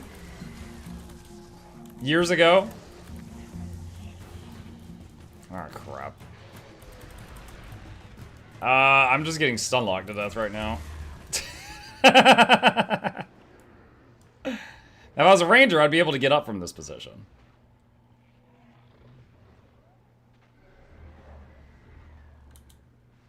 Yeah. Oh, I rallied! Oh my god, Bro! Okay, so in addition to him stun locking me, I'm taking constant damage per second from lay buildup. No Jade bot? Apparently there's no Jade bots on the beta characters. Get stun noob? Yeah. This is a raid build. It doesn't have any stun breaks in it because it's relying on everybody else. Oh, that's not good.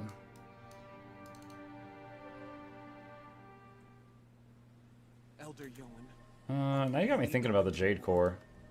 We cannot. Yeah, no Jade Core. The invaders have shown their true colors. To protect the village, we must fight.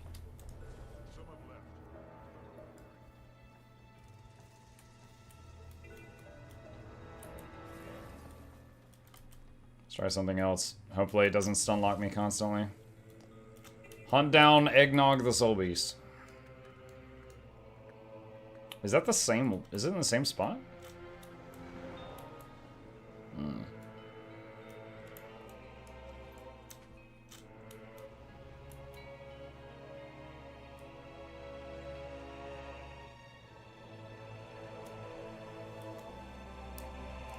You gonna have two? Oh god, I hope so. That would be fun. These storms threaten all life on the island. Rona is right. While I share your reservation, Gower, the safety of this village must come. How do you get the zones popping up in gold? Exclamation ROT.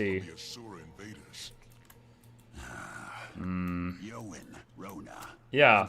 It put the second bounty in the same spot. Dude, look this game, man. I'm just trying to find something to hit to test. Jesus. Crash, crash, crash, crash, crash, crash, crash. No, you can't go back in the instance. You can't go back in there. It's, oh my god, the bounty's all in the same spot. Oh, this one's also in the same spot. Awesome. Okay. Alright, that one's in a different spot. I had to go down to tier 1 to get it somewhere else. So now there's like 3 bounties there for the next person who goes over there. They've got a surprise waiting for them.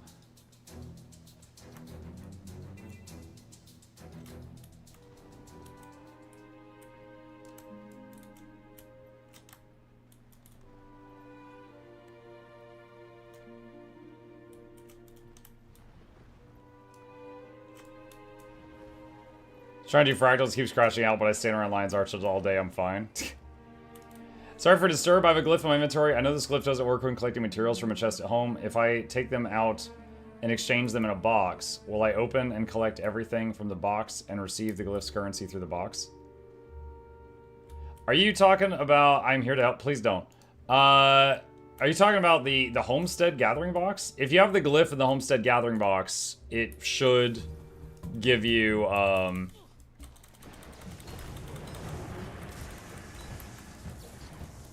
I'm feared. I'm feared for a long time.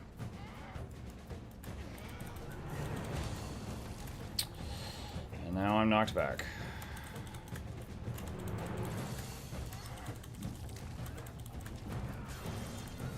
And now I'm knocked back and feared. Oh, dude, there's a second named guy here. I am...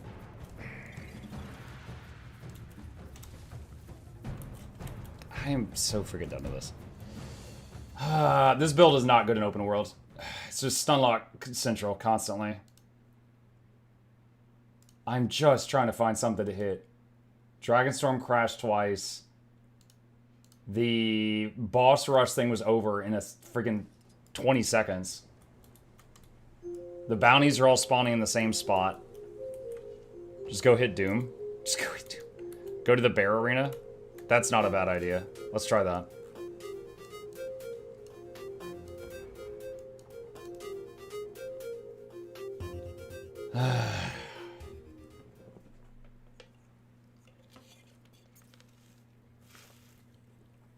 Try strikes. I did strikes on the Necro. I could do them on this guy. But, yeah, I might have to get a group for it. Or load some stun breaks and stability onto this character, but then it would be less of a DPS build.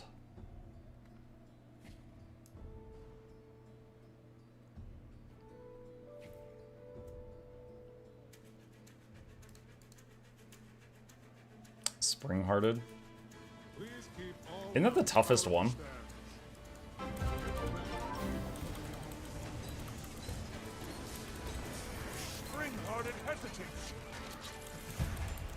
God, this feels so awful without quickness.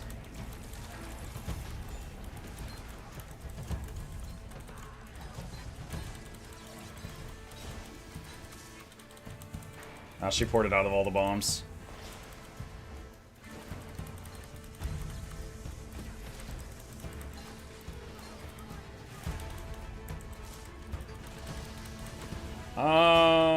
It's not working good. Oh wait, no, this is not the toughest one. This isn't the one that grabs you. Still going down though. Oh, we don't have a Jade Pot. Thanks, Aerox.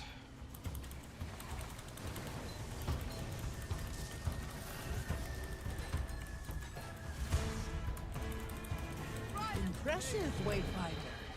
Give the heart springtime festival. Back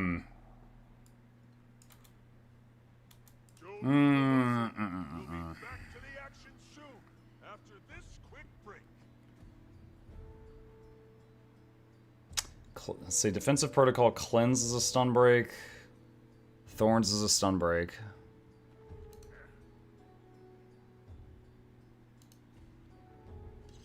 Should be easy to make or buy a core. I don't think I can use the trading post as a beta character, can I? Yeah, there's not even a button for it. I can't. Can't buy a core. Yo, Muck, what's up? Hi, Young. Are those same drops as last time? Yes. They announced, when they first announced the drops coming out, they said it was the same ones as last time for people who didn't get a chance to get them. Could you craft one? I mean, maybe. I don't really want to. Wait and see what the next one is. So far, Amalgam seems very fun. Yeah, I honestly, it's busted. Like, when I'm not getting knocked around like a pinball constantly, it was like 50 to 60k without me having any idea of what I'm doing. It's very much overtuned right now. I would expect a nerf. What will I do with the same drops? I just delete them.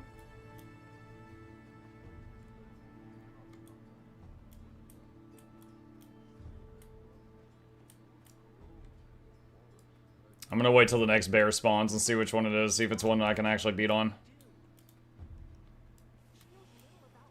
It's also good group utility. I mean, this build, the top power build on Snowcrows, is 0 group utility. None at all. You could change the build and take different things, but no, like, there is the highest DPS version of Amalgam is greedy DPS. It's just all about himself.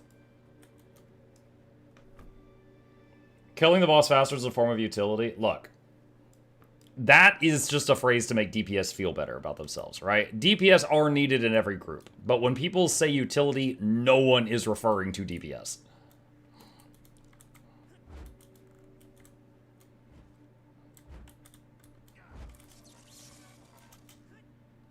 Take the top trait in firearms for quick and stability. Sure. That'll be a big hit to damage, though.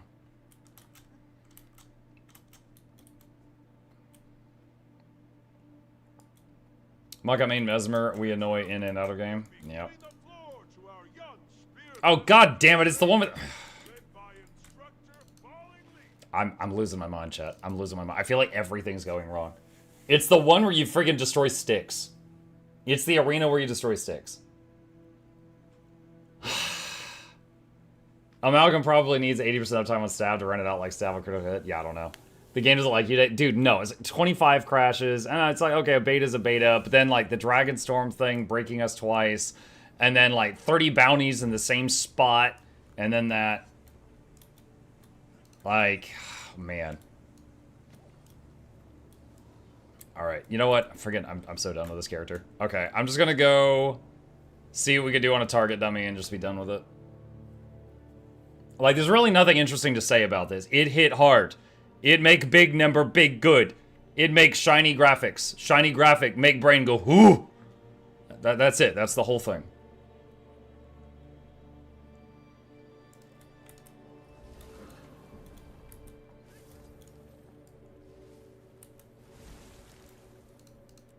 Alright. Gonna do another elite spec next? Yeah, I didn't think I would get through, like, 2 today, but it looks like it. Is Evoker still bugged? I haven't heard anything different on that yet. Guild Wars 2 noob question. I'm trying to pick the best choice out of 20% bonus experience from enrichment or Magic Find enrichment. Which is better? My favorite one's Karma. But if I had to choose between experience and Magic Find, I would choose experience. Because Magic Find, okay, let's say it's 20% more Magic Find. And let's say you by default have 1% Magic Find. 20% of 1 is 0.2. So it'd go from 1 to 1.2. It's not really noticeable. So I would go with XP, because that's more tangible. Average enemy, additional, and Condis all spawn. A deadly raid squad is a happy raid squad. Practice your skills. Shut up. I'm in no mood. Okay. Alright. Let's get this over with. Let's get this over with. Okay. Marker. Alright. Hello, gamers. Mukluk here, and today I got another episode of I Tried, where we try out the Amalgam during the Guild Wars 2 beta. The most dangerous part of this class so far has been surviving all the crashes, because we have crashed like 25 times during this beta. Moving on. The Amalgam. The Amalgam is the Engineer's new elite spec coming in Visions of Eternity, which has got a new mechanic where they get a bunch of skills up here on their tool belt that they can make some selections on, and of those selections, they get both an active ability, like this button is Big Swingy Sword, but then it also, at the bottom of it, adds effects to what happens when you press Evolve. So whatever 3 things you choose here will design what this button does. And when you hit this button, you evolve into Liquid Metal Man, and you get effects based on all of these things as mentioned. And then these have their own separate thing. Additionally, you've got a bunch of separate skill line here, which are all related to liquid metal things. For those of you who didn't see the lore behind this character, basically you're an engineer, you've helped raise a metallic slime, and you're wearing it kind of like the Venom symbiote from Spider-Man. It's pretty cool. It's got some very beautiful animations that look really cool. They clearly use the same textures as the Juggernaut legendary weapon does. This is the Juggernaut in my hand right now, and it does the like swirling metal around it. Think about where to go from there.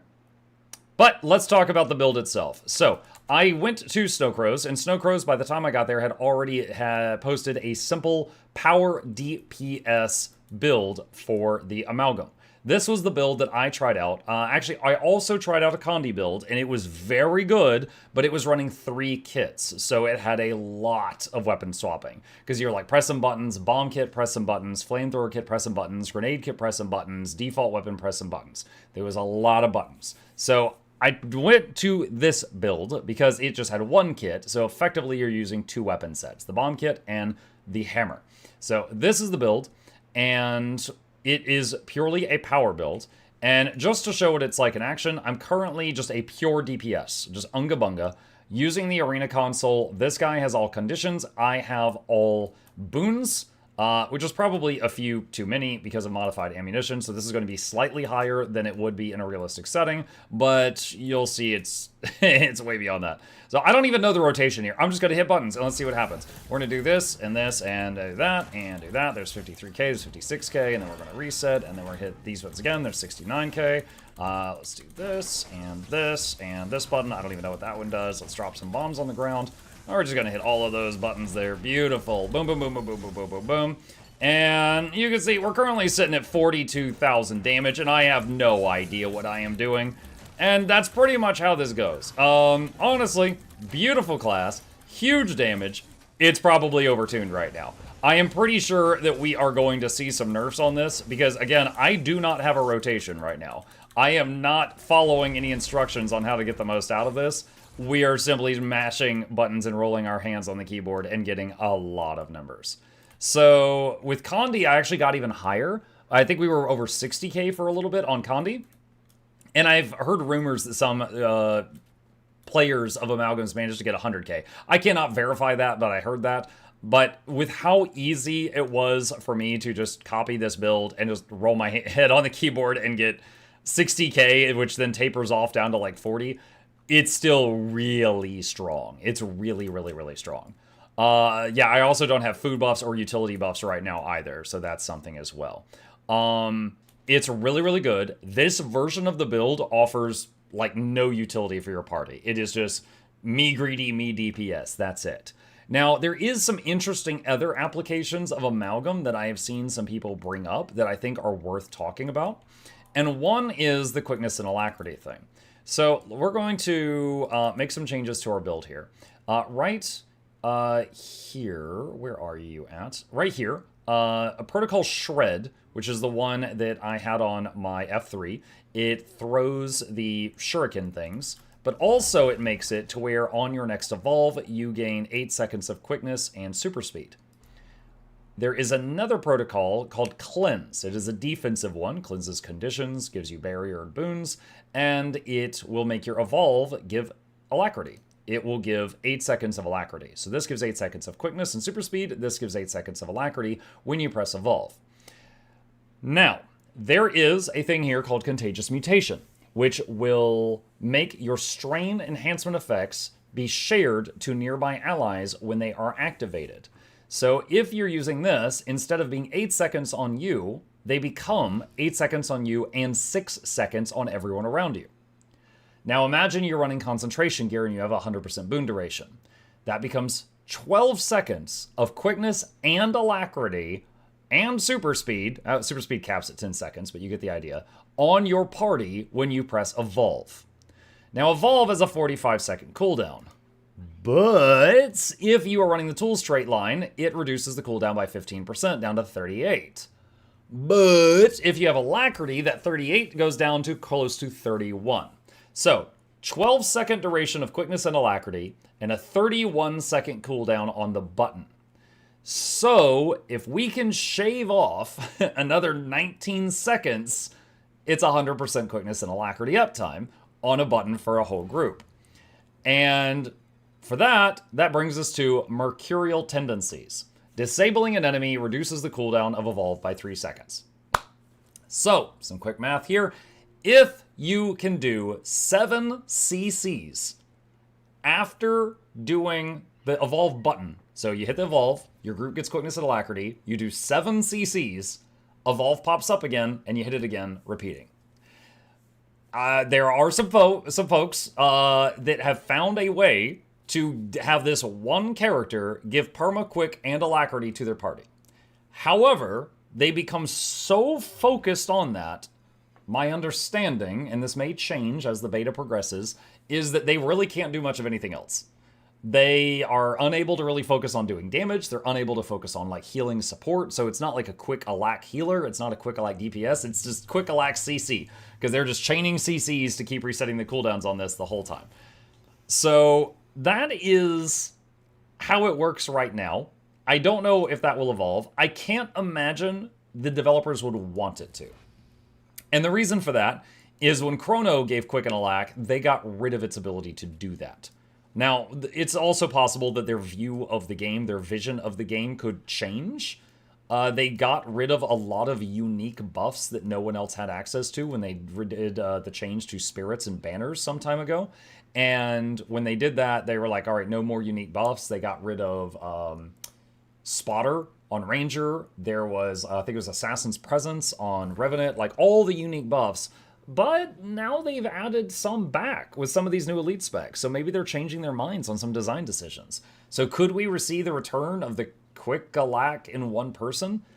Maybe. However, would it even be worth it? If you had a 5-man group, and instead of, let's say, a heal Alak and a DPS quick and 3 DPS, if you had a one person doing quick and Alak, but they're really not contributing much of anything else, I think that's a net loss for the group. Because then you've still got a healer, and the healer could take some of those very rarely taken traits, like Druid and Paragon both have one that really ups their healing potential, but that doesn't give quickness or alacrity. They could take that, and then you got 3 DPS. But the group's damage is definitely lowered in that example, because you had like 3.5 DPS, but you lost the person that was DPS quick or DPS Alak. Now that might change. Like I said, if someone can do more theory crafting with this and come up with a better version of what I just demonstrated, that might change and it might get even better than it currently is. But that is after, it is currently 6 p.m. on day 1 of the beta as I'm recording this. So this is my thoughts after, playing it for a few hours and, hearing other people talk about it and stuff like that. But yeah, so far, this is really fun. It is really cool to play DPS. I tested it in PvE situations, doing various metas and boss events and stuff like that. There was a lot of crashing on the servers today, so I had a lot of interruptions, but it has got some cool abilities in its kit, which have beautiful animations. I love the customization of the tool belt. That's very neat. So even if you got 2 amalgams in the same group, they might have their kits be completely different. But on top of that, it's essentially a greedy DPS. It's a greedy dime a dozen DPS. They take care of themselves. They do big damage. That's their thing. With the way their kit works right now, I don't anticipate seeing them become a common boon DPS or healer, just big damage. But I would love to be wrong on that because you guys know I love support playstyles. So if any of that changes, I'll let you guys know if I hear about it. But right now it is big damage and probably too much damage. I believe it is going to be nerfed because right now it is really easy to just have no idea what I'm doing and roll my face on the keyboard and get 50 to 60k. So that's my time with Amalgam. Off to the next one. I almost hit stop streaming. Woo! Just to show you guys. Right here. So here's the stream software. Here's the start and stop recording. Here's stop streaming. And I almost hit the wrong one. I'm like, okay, thanks for watching me. And it's over. Okay. Gosh, my experience on this character was so poisoned by all of the just beta problems and then the bounties and just all that other crap. Like, I'm so done with this guy. I feel like he's cursed. I got too much into the act. Yeah. Yeah. All right, hang on. Let me message Nox. I tried footage in stream with matters. Okay. What next? I wanted to do Evoker next. However, I think it's broke.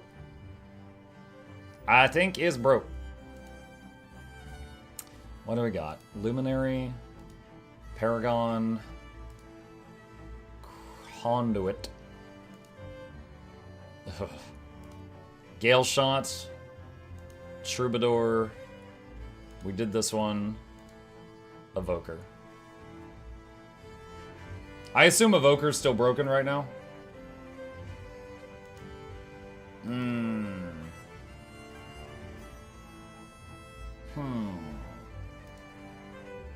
Gailshot? Gailshot? It's called Gailshot, sir. And or madam.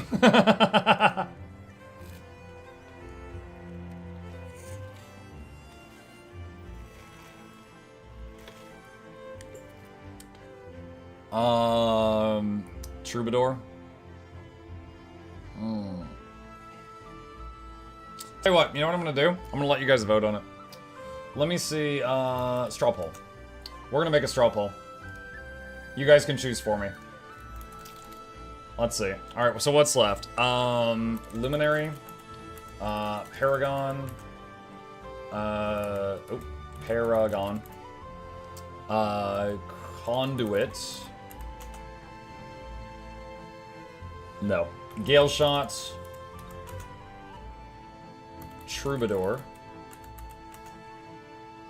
And I think Evoker's broken right now. Okay. Create poll. Alright, share. Alright, I'm linking it in the chat. There's a link in the chat right now. Click it if you want to vote and tell me what to do. Go for it. Alright. Here we go. This is you guys. Lead me! Muck, you missed Antiquary? I didn't miss Antiquary. When I moused over a thief, I shuddered. I was quite aware that it was there.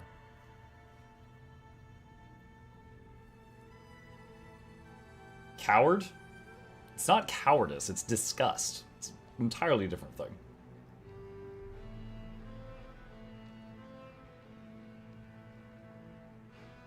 No Mutiny Ma Wednesday.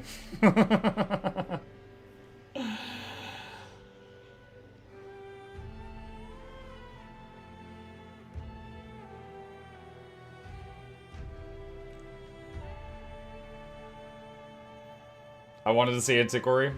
We'll do it last. We'll do it last. He's disgusted the Skrit are taller. Mug, look at Discord DMs. What did you make me click? Huh?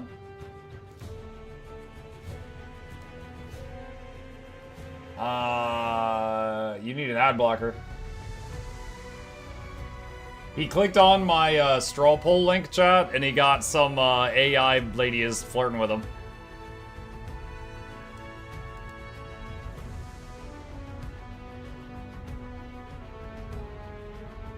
Alright, Gailshot with 74 votes, leading the charge. Okay. Alright. Let's see.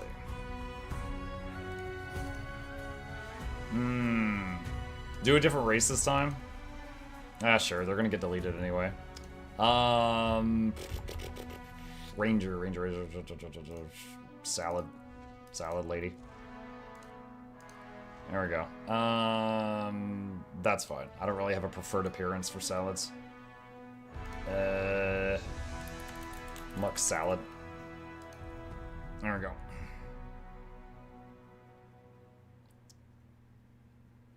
It was a good try, fellow Paragons. Maybe next time. What was Paragon's votes? 39. Okay. Oh, I'm so tall. What the heck? All right. Yeah, this class I know. This one I know. Did they give me all the pets? Yo, Black Widow Spider! I have Guam. Yeah. Honestly, though, Hawk is probably best for this. Alright.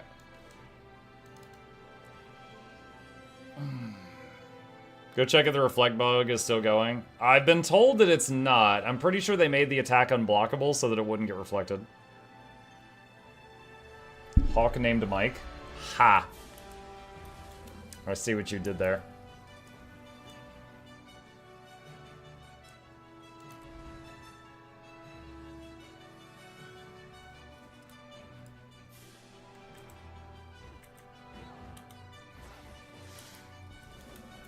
Hawk named Tua.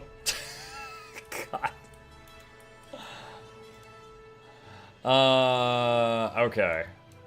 Alright, first off. Let's see. Alright, the time-consuming part.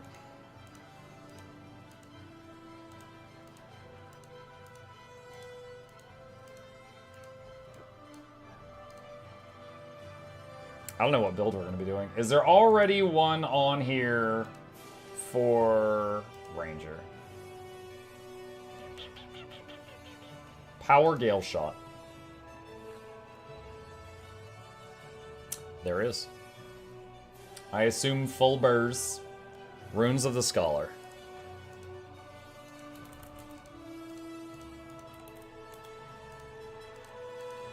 Apply to all.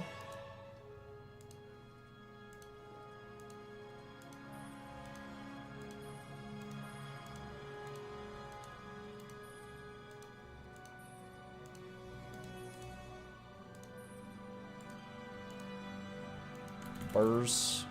Apply to all. And don't display those. Okay. What weapons? Longbow, axe, axe. Uh-oh. I only have one axe.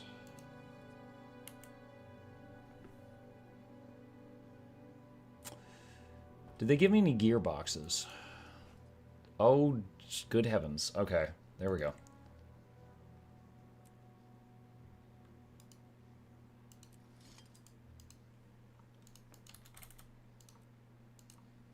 Okay.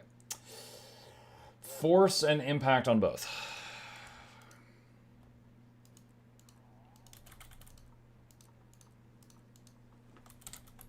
Force. Impact. And force and impact. How much time for drops? I believe they end Sunday night. Okay. How does my usual gear look like on a salad? I have no idea.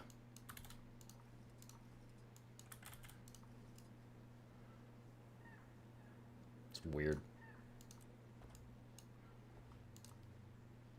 Might just show her hair. Because it makes her... The wizard hat on a character with hair makes them look bald. If you're already bald, there is nothing of value lost. You know, when I wear this same armor on Maya Sura, Maya Sura doesn't have the boob window. It's weird that she does. Just pointing that out. She added that. Alright. The wings are too much. We need a different backpack.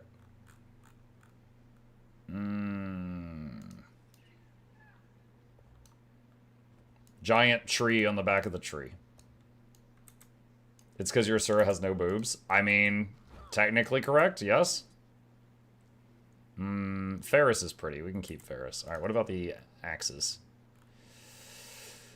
What do I got here? What do we got?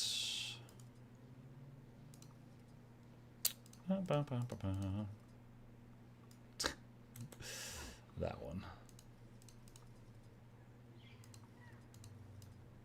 There we go. Dual wield these thingies. Very planty. Okay.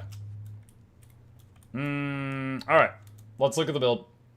Let's see what we got. Oh, wait, relic. What's the relic? Fireworks.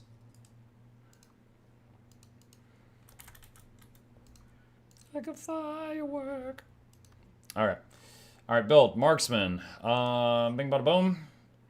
Skirmishing. Bing bada boom. Gailshot. Bing bing bing. Alright. And buttons. What buttons? They're using this. And this picture. And this button, and that button, and that button. And what's their pet? They're using a tiger. Okay.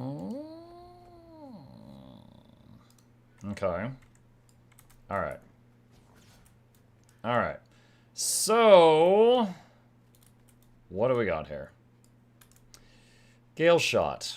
Mastery of Tengu Wind Magic allows you to conjure the Cyclone Bow at will. Using arrow-consuming skills grants Wind Force. After you reach Wind Force threshold, you are able to use Hawk Eye. Gain access to Squalls. First option, they took, after using Bluster, your pet's next attack creates a damaging swell of wind around the target for 1400 damage.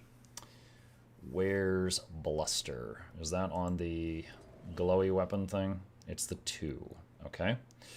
Bird of Prey, strike damage increased when you have swiftness or super speed. Swiftness is more effective. Okay. Fire a volley of arrows into the air, damaging enemies when they land. Quarry's Peril is replaced by Pelt. And what was Quarry's Peril? Fire a volley of arrows in the air, demobilizing enemies when they land. 2k damage. Pelts. Wait. Arrow cost 2, 2k damage. Arrow cost 1, 1500 damage. Okay, so it's more efficient. Okay. What are we not taking? Flock together. Avian pets have increased strike damage and health. Beast skills grant quickness around the ranger. Okay, so that's some of the quickness, and the birds are stronger. Fetch restores arrows when you swap pets. Okay. Jetstream, your base movement speed is increased. Hawkeye grants super speed. Shrike. Conjured arrows strike your target. After a number of missile hits, release a volley of arrows at your target and gain an arrow. Wind Force grants stacking, increased movement speed and damage. When you use Hawkeye, convert these into a stronger bonus for duration. And last option is Quarry's Peril and Supersonic Arrow reset the cooldown of Bluster. When you use Bluster or Hawkeye, grant boons to nearby allies. Okay. And then what are our special skills? Wait, what? Oh, that's a Safari thing. I was like, what is that? I don't recognize it. Soothing Breeze, Squall, call upon a gentle breeze to heal and grant super speed to you and your pet. Just want to see what it looks like. Okay. Alright. And the next one is Mistral. Summon a current of chilling northern air. Projectiles that pass through the current become frozen, chilling and dealing additional damage to enemies.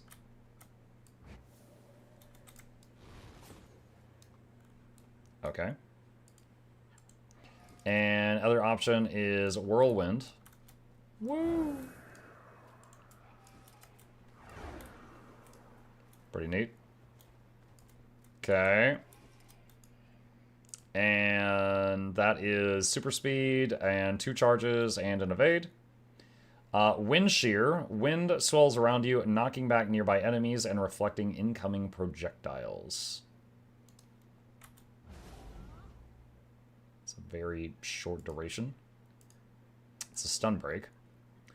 Piercing Gales. Conjure a barrage of wind to cut through your target. Deal increased damage against vulnerable foes. The wind flies faster when you have swiftness or super speed.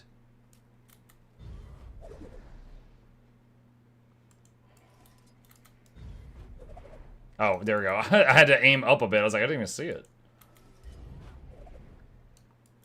Okay. Perfect Storm. Release a massive tornado, launching enemies it strikes as it travels. When the tornado reaches its destination, it will persist for a period, dealing damage to enemies inside of it.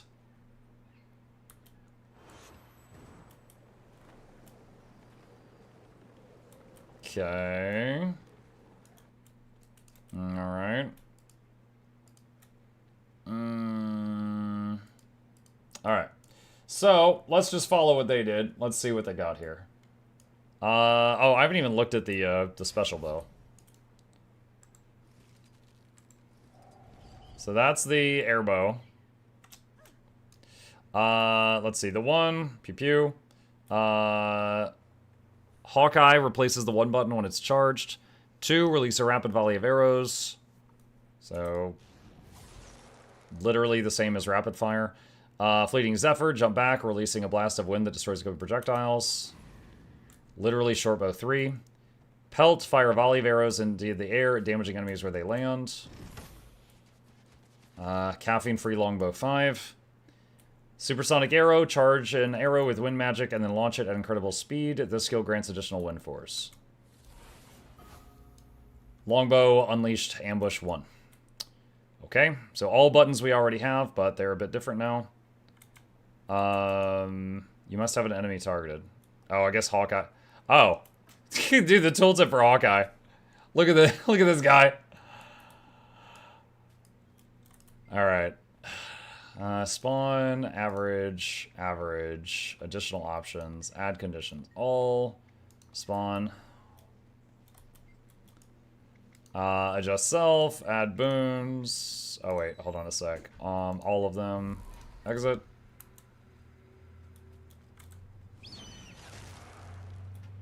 $64K. Less than a tool belt skill on the Amalgam, and it required all that setup. Okay. Alright. Respawn. Alright. How do they say to play it? Perfect Storm, Piercing Gales, Mistral. GTE. Hold on, let's move this. GRE. Bluster. Hawkeye. Hold on, how do we... I'm still trying to understand the mechanics. How do we build up charge for the Hawkeye? I'll put you on passive for a second. Do I have like a bar anywhere that is filling up? Okay, the auto attack wasn't freaking turned on.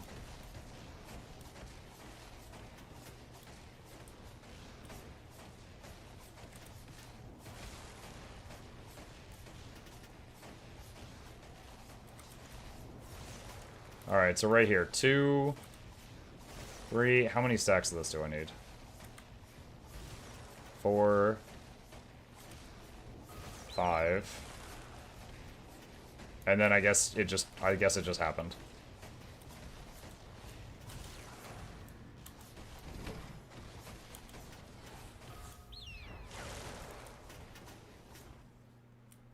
Huh. What? Okay, one thing it's doing better than the Untamed Ambush is the moment it becomes available, it just fires it immediately.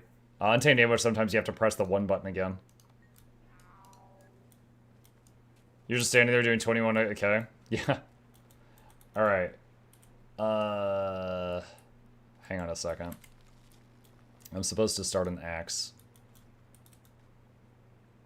2, 3, 4. Weapons not rapid fire. Okay. So, alright. G, D, do, da-da, and bluster. No? Hang on a sec.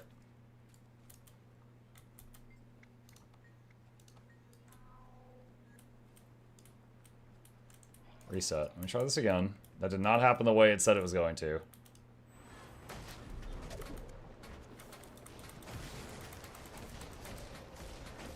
Oh, okay, I see the problem. I see the problem. There's a little line of text in gray that is not very visible on their website that says, start the fight with 4 stacks of Hawkeye. So just shoot at the ground to build up wind force before you start the fight. That's what they want me to do. Alright.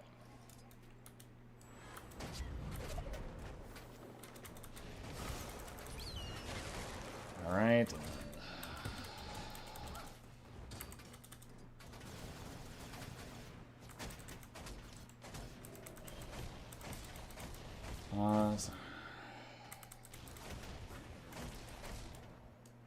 Wait, it turned off the auto attack again. Oh god, I am definitely playing as little of this today as possible. Every time you summon the bow, it turns off the auto attack.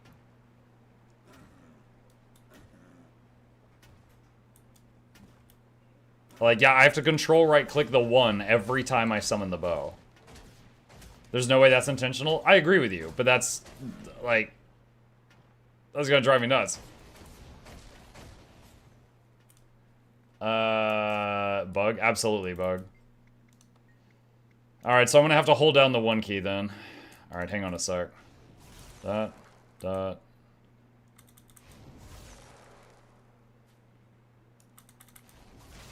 Secret strat, never turn off the bow.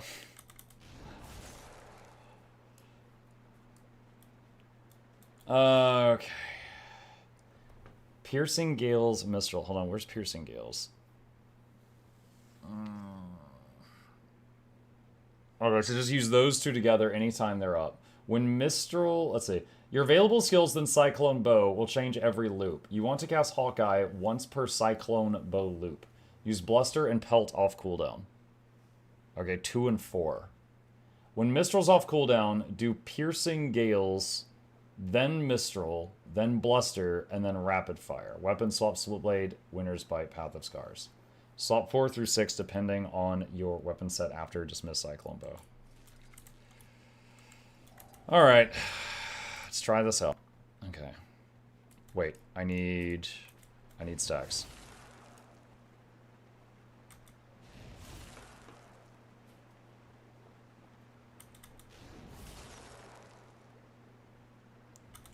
You can stay in bow all the time? The thing... Yeah, I could, but that would be way less damage. It's like, oh, hey, now we've got... with the power of this third weapon, I'm going to use one weapon? Alright.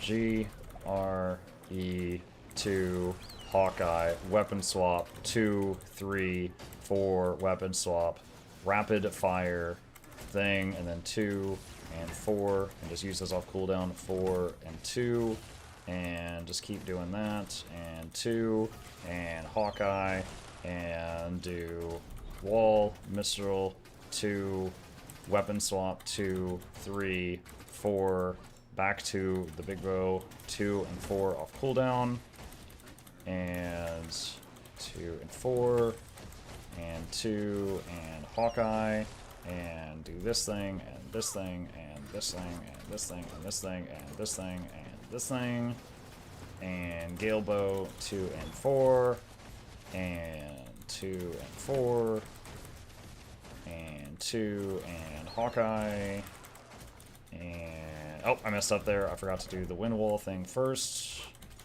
2, 3, 4.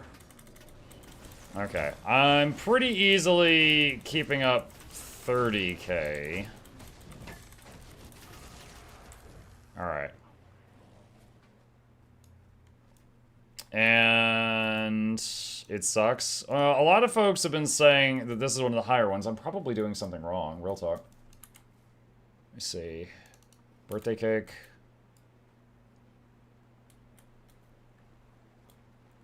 What else?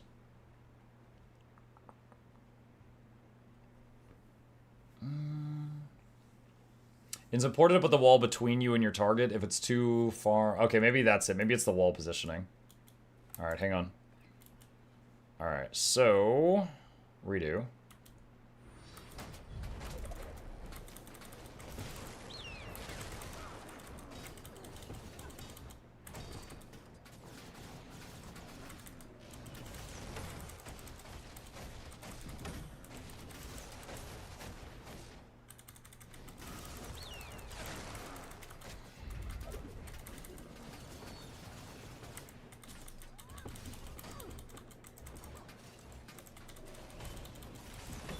I keep forgetting that I have to be hitting the one key manually.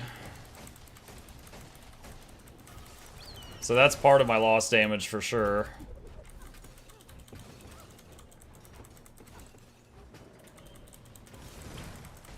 Alright, hold on. Okay, I've got the... okay, I had these two flip-flopped. Hang on a sec. I'm doing these two in the wrong order. What's throwing me off... you see, this icon looks like a wall to me, with arrows passing through it. And I thought this button was the wall, and it's not. That button's the wall. The one that doesn't have a wall on it. So I need... I've been doing this, then this. I need to reverse that.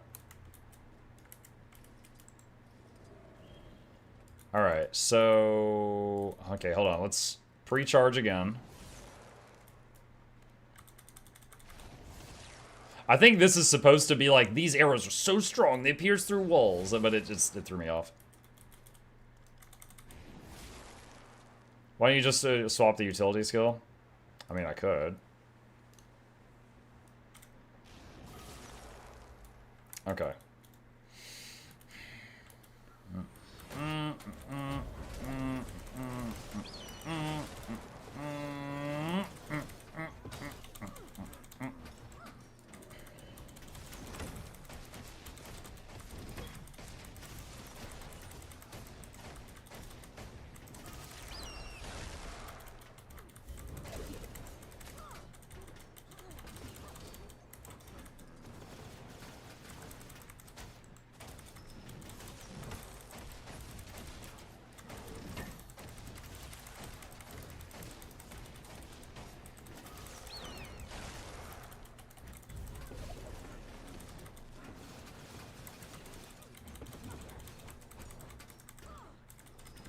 Alright, so we're suddenly in the high 30s. We've gone up like 7k with that adjustment.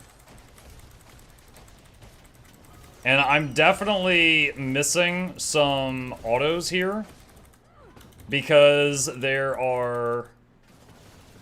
Because the auto attack keeps turning off. And I'm trying to keep doing it manually, but I know I'm not perfect. So there's definitely a few autos we're missing that aren't happening just because of that.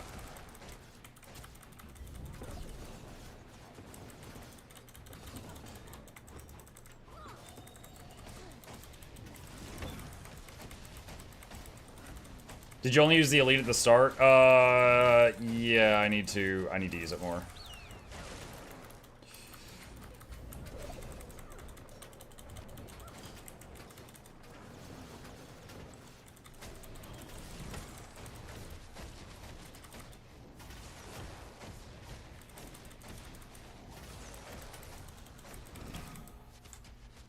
Alright, so we got 36k on that one. That was a big jump up from the 29 earlier.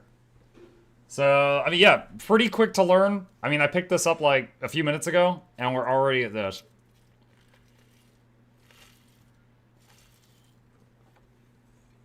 I'm confused on how you activate Hawkeye. I got you. Hang on. Okay.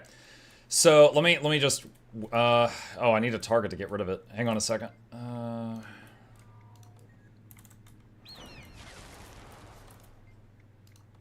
Okay. Alright, so really quickly, for the person who was interested, I'm going to put my pet on passive. So, notice I have... look at the buffs right here. There's very little here, right? So, when I use any button that is 2, 3, 4, or 5... I'm gonna stop attacking. It gives you a feather icon. Okay? So, boop. There's a feather. Boop. There's a feather. Boop. There's a feather. When you are at 5 feathers... And I'm going to go over here. When you get your 5th feather, Hawkeye lights up, which is your 1. So if you were already auto-attacking, it would fire instantly. And it's just a huge hit. So that's it. You just any 5 clicks in this area make your next 1 button be really, really big. It's that simple.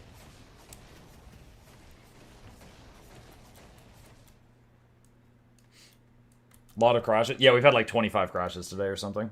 It's been a lot. Mug, would you lose a lot of damage if you replace your elite to the revive one? I don't know.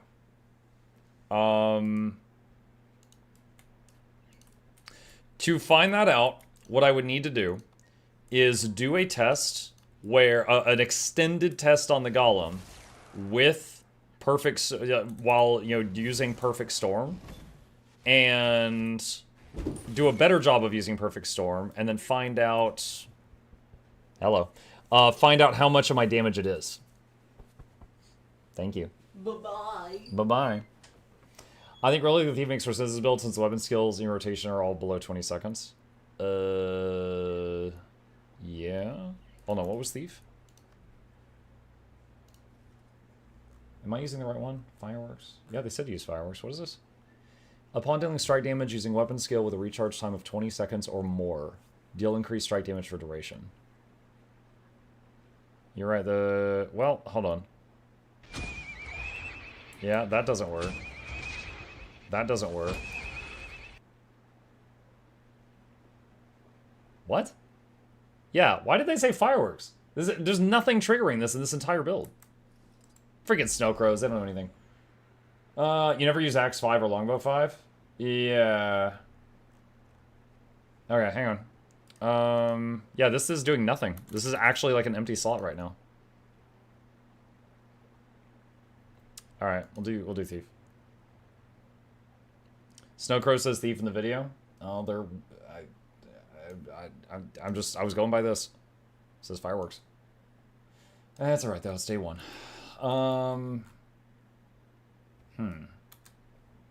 Let's see. Quarry's Peril and Supersonic Arrow. Supersonic Arrow. Reset cooldown of Bluster. When you use Bluster or Hawkeye, grant boons to nearby targets. Use Bluster or Hawkeye, grant boons. So if you were running Diviner's gear and with just Cloudburst, is that 100% quickness uptime, I wonder?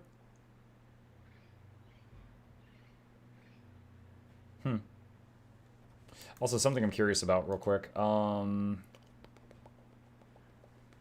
see, I want to test something. All right, Hawk. 26k health. Pet swap. Phoenix, 32k. Flock together. 32 became 49k health. And the Hawk went from 26k to 39k health. Now, they're still glass. This bird has very little toughness, but that's impressive. It looks like it doesn't update it here. I also, this sounds silly, but I wasn't positive if the game labeled a Phoenix as a bird because it has a completely different stat table.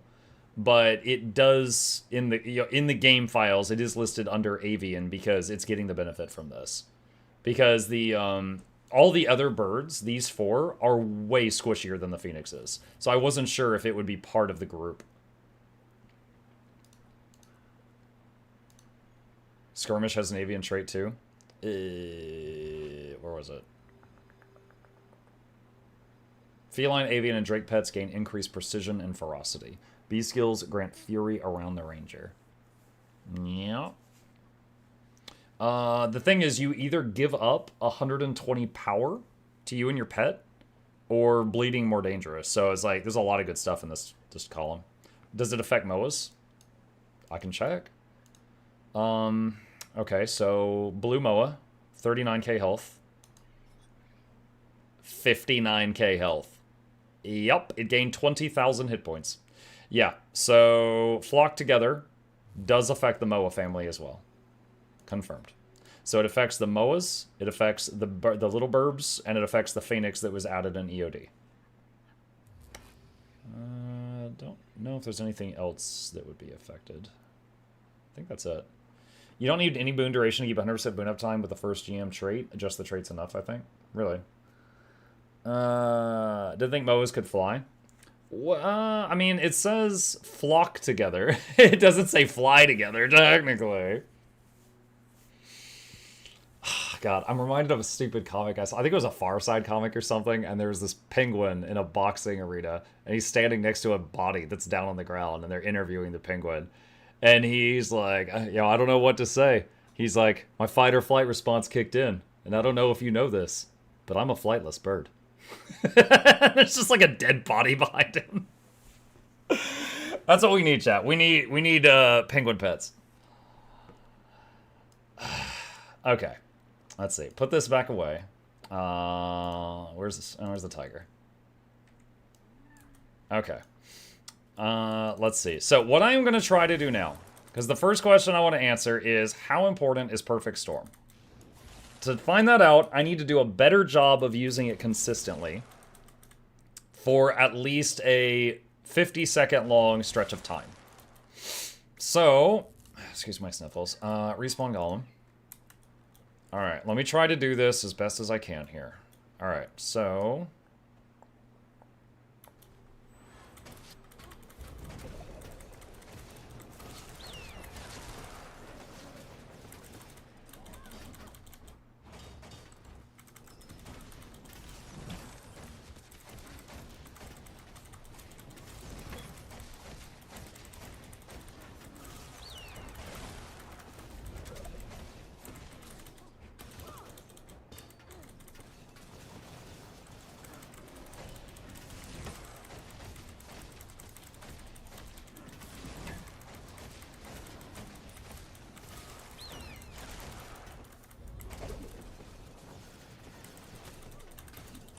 All right, stop. So that was a 90-second long test. And Perfect Storm was in 10th place and was responsible for 44k damage. Hold on a second. All right. So that much of my damage was from Perfect. This is a 90-second test. And Perfect Storm is a 90-second cooldown. So in theory, it should basically be this repeating if I play perfectly, in theory. So, if we replace our elite with the AoE revive, for example, you lose that much damage, but you gain the ability to fully revive the whole group if they have a problem.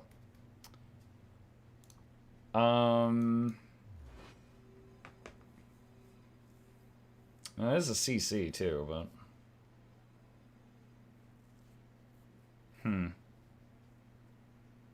yeah, I mean, it wouldn't be a massive loss. It would not. It would be a loss, but not like a massive one. I'm actually curious. Hang on a sec. Oh my god, they always slap music on these things. Hang on a sec. I'm opening up the Snowcrow's uploaded a video to the thing that we were just watching. Let me see if I can learn anything here. All right, so delete and this, yep. And then 2 hog, and then 2, 3, 4, right? Weapon swap, rapid fire, and then go back to this 2, 4, 5. Wait, he used the 5? Was there any mention of that? Hold on. Supersonic arrow.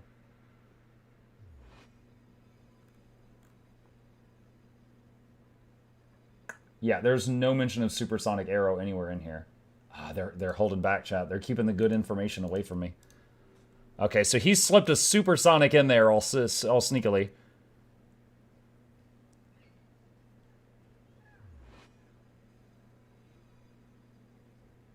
Yeah, I would say one of the hardest parts is like when you get the wall down, you gotta really quickly cycle through all 3 weapons to make use of that wall before it fades. Like really, really fast.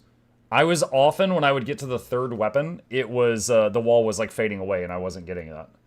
That seems to be, like, remember when I started using the wall properly, I immediately jumped like 7k in damage.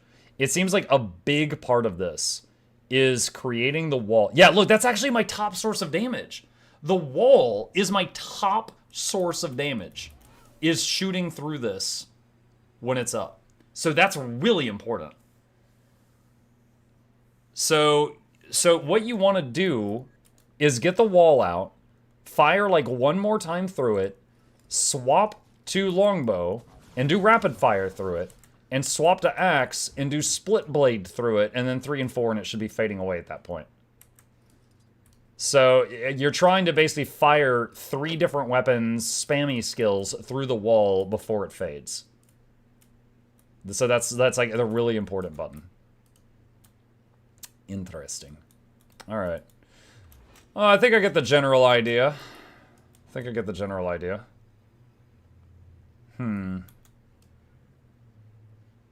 Okay. All right. Let me see if I can do this just a touch better now. All right. Wait. What was that? Okay, I did not know that while casting Perfect Storm, you cannot be moving. I just learned this. This is a stationary channel, kind of like Axe 5 for a few seconds. Like, you cannot move while casting that. Alright.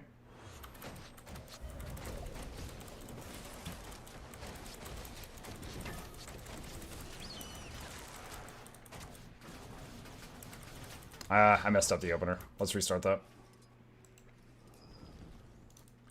I forgot to pre-stack arrows.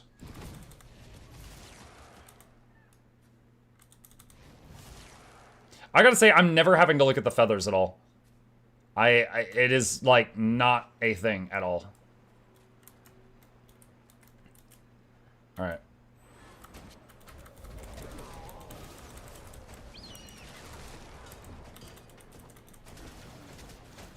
Alright, see, I was a little slow on that one. I didn't get the thing.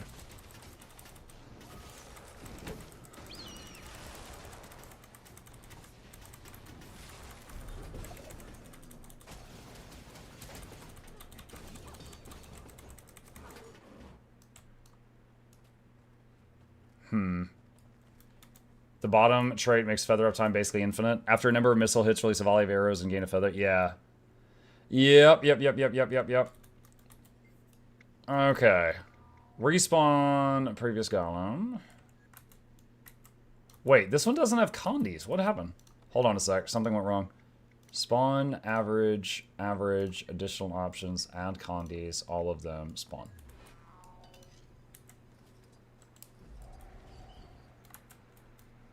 Okay. I got a pre. Oh my god, pre-stacking. Me. Okay.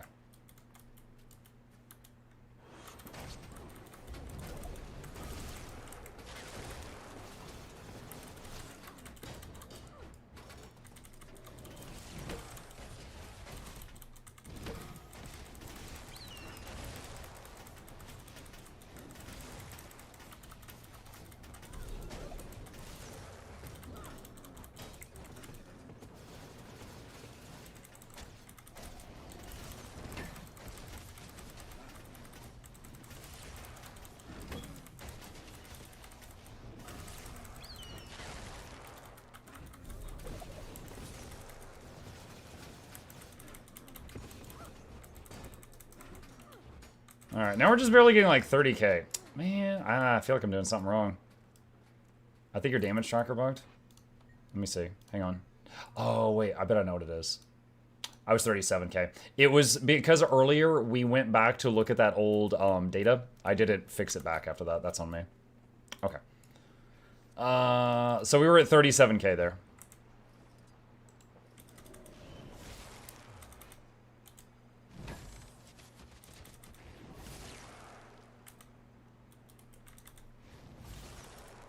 Alright. One more try, and then I want to try whatever the quickness rotation is. Hey, Muck, I'm going to have to win an expansion. I've got 5 copies of VOE I'll be giving out on Saturday. One of them's deluxe. May the odds forever be in your favor.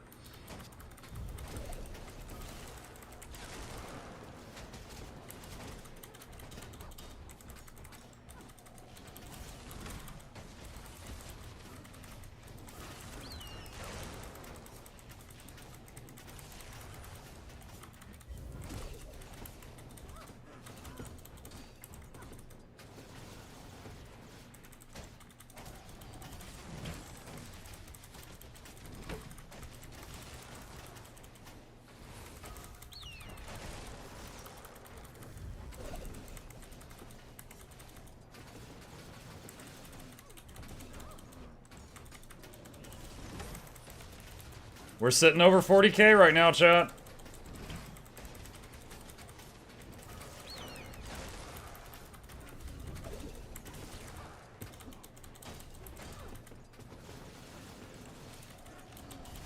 Oh, that was a misclick. I didn't mean to launch myself backward.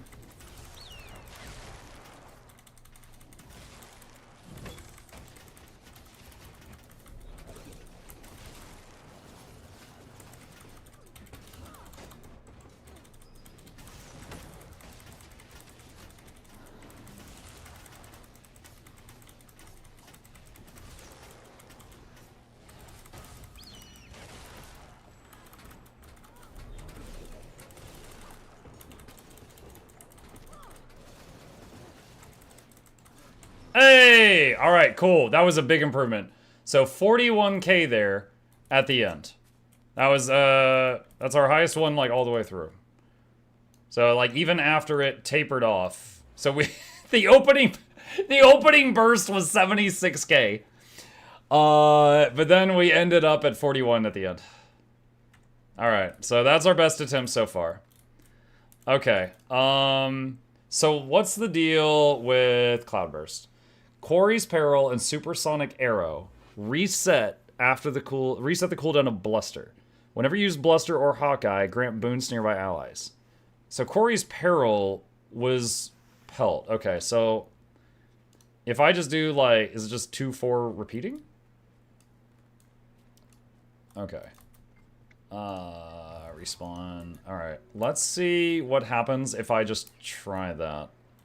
So if I just do dot dot dot dot dot dot dot dot dot dot dot dot dot and doot doot doot.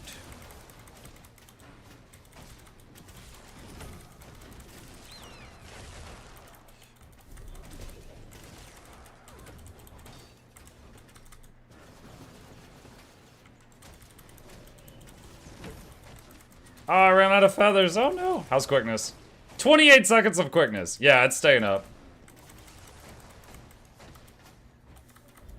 Oh, I did that too soon.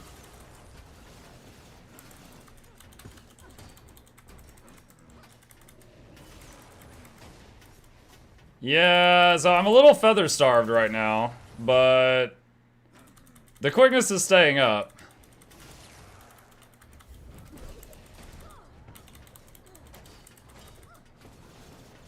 Did you remove console quickness? Shut up. You shut your mouth. Don't talk to me. Oh, man. I hate this because I gotta add them all individually. You know what? No, I don't. No, I don't. No, I don't. Hold on a sec. Remove my boons.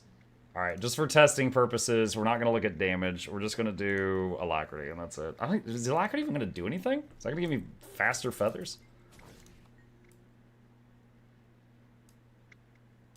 You have no utility food? I have birthday cake. Alright.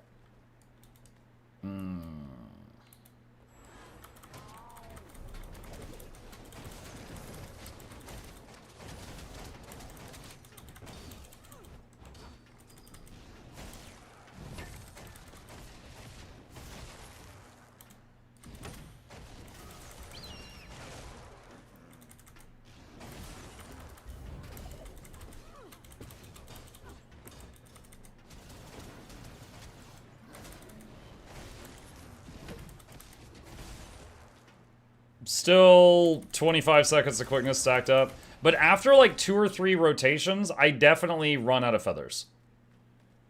But we're keeping the quickness up. We are keeping that. But I am having issues with feathers after 2 or 3 rotations. But... yeah. Okay, I get the idea. Quick Gailshot feels like a bit feast and starve. Well, hold on. Okay, is there anything else that generates feathers in these 2 columns? Restore others when you... okay, restore arrows when you swap pets. Perhaps if you were going for quickness, you could just constantly be pet swapping to get some. So fetch is an option.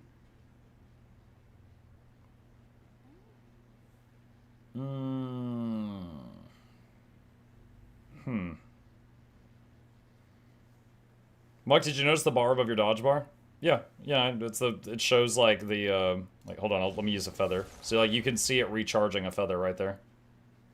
From what I've seen, Strike seems to be necessary if you want to use more than 1 or 2 sets of the abilities. Strike? Oh, this one, yeah, for the power DPS. Maybe fetch, possibly. Alright. Okay. I think I know enough now about the basic workings. Mike, do you remember how badly you dogged on Untamed and now you main power quick Untamed? Do you think... yeah, okay, hold on. Untamed was changed a lot since it launched. In case anybody forgot about that. 1, the Weapon Master training. 2, the added weapons from Druid and Soul Beast added to it. The added maces added to Rangers. The bug fixes to the main Untamed thing. Like, I still stand by the fact that I really didn't like it at release. I still don't like that it releases the constant green clouds that block all the vision for your party. I'm not a fan of that, but yes, like now, my favorite open world build with Untamed uses maces, which was only made possible after Soto. But yeah, I do remember. It's like, is it possible that this could grow on me? Yeah, it's possible. I mean, this is a fantastic archer. The thing that bums me out about Gailshot is not what Gailshot is, it's what it isn't. It isn't a new way to play Ranger. It's an archer. We already had 2 bows. If they wanted the bows to do more damage, they could have literally just tweaked the numbers on longbow and gotten the same effect as making this elite specialization, and then we could have gotten a different elite spec. Like, Amalgam feels like a different way to play the game. Ritualist feels like a different way to play the game. This feels like I'm playing longbow with a different coat of paint. That's my disappointment, right? I'm not saying Gailshot's bad. I'm bummed out I didn't get something different. That's it. That's it. And I know there will be some people that love it, and you know what? That's great. That's fantastic. Where does it show drop progression? Mr. McStoney. I'm putting a link in the chat. If you click on it, you should be able to check. Wouldn't Gailshot 5 in the pure DPS build trigger the fireworks relic? Yeah, I suppose so. However, it does use 3 arrows. I don't know if we can afford that. I don't know if we can afford firing 3 arrows into this. If you were to redesign the Ranger Elite spec, what would you have it be or do? I do not claim to be more creative than ArenaNet. For example, I could have never in 1,000 years predicted that Mesmer was going to get time powers with Chrono. Like, in my mind, Mesmer was Green Lantern, right? They make illusions, like hard light illusions, and then they have them fight and stuff like that. So giving them time powers, I would have been like, what? But they made it. Chrono came across pretty well. Like, the way that they spun it, it kind of made sense. It's like, okay, yeah, sure, this is cool.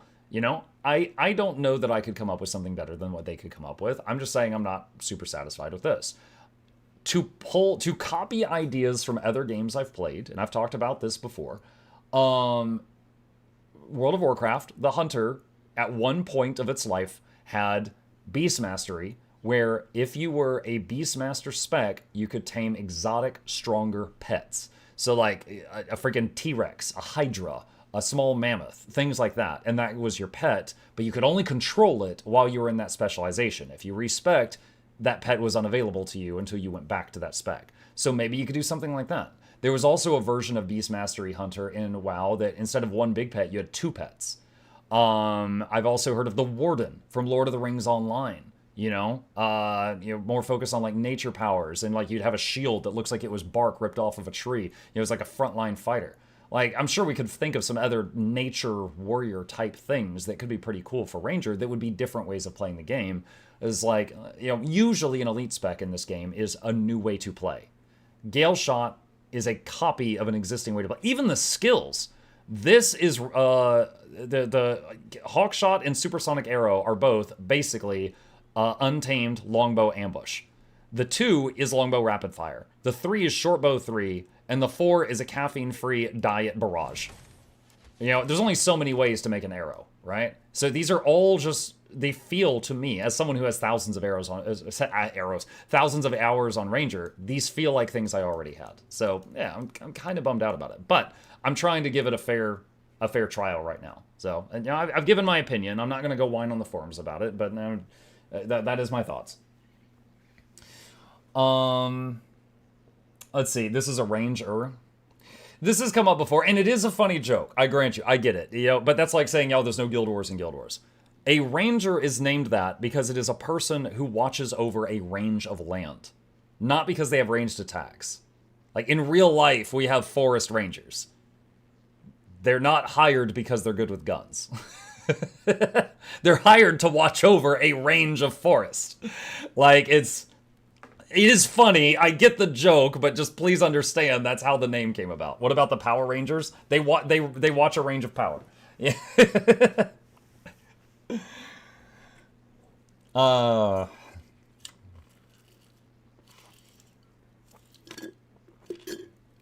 When I think Ranger, I think of Aragorn, who was really freaking good with a sword.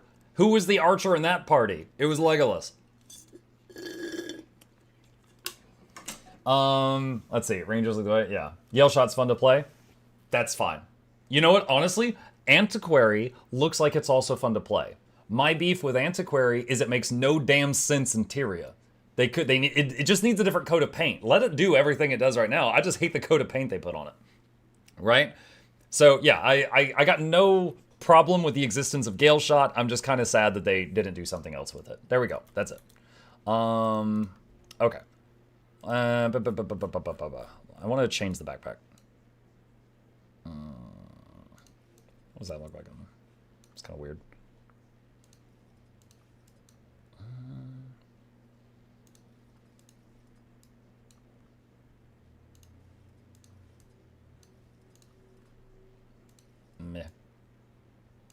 Yeah, sure, that's fine. Okay. So we've kind of figured out how the quickness thing works, and we figured out how the pure DPS thing works. I would anticipate the only major problems might have with this would be if, like, you put down your wall and then the group was forced to move, right? Like, because your biggest source of damage with this spec is firing through the wall with everything you can before it fades. So if you put down the wall and are forced to move, it would be kind of like if you were trying to start your Axe 5 and got interrupted, you know? So, like, that's the main thing. All right. Let's try to take this into some content. Does transmutation charges spent in the beta come back later? Anything you spend on your beta character is not actually taken from your account. It's not actually taken. Alright, let's go here. Issue for me is the wall. While being cool for range damage buff, it forces you into projectile gameplay, which contradicts what they said.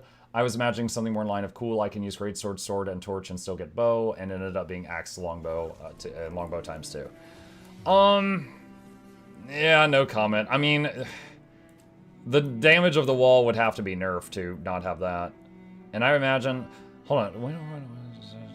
Wasn't there something that gave Whirlwind a stun break when we looked at it on the... Or was it breaks out of movement? Oh, here we go. Squalls remove movement impairments. So if you use this in PvP, then you could Whirlwind to, like, get out of stuff.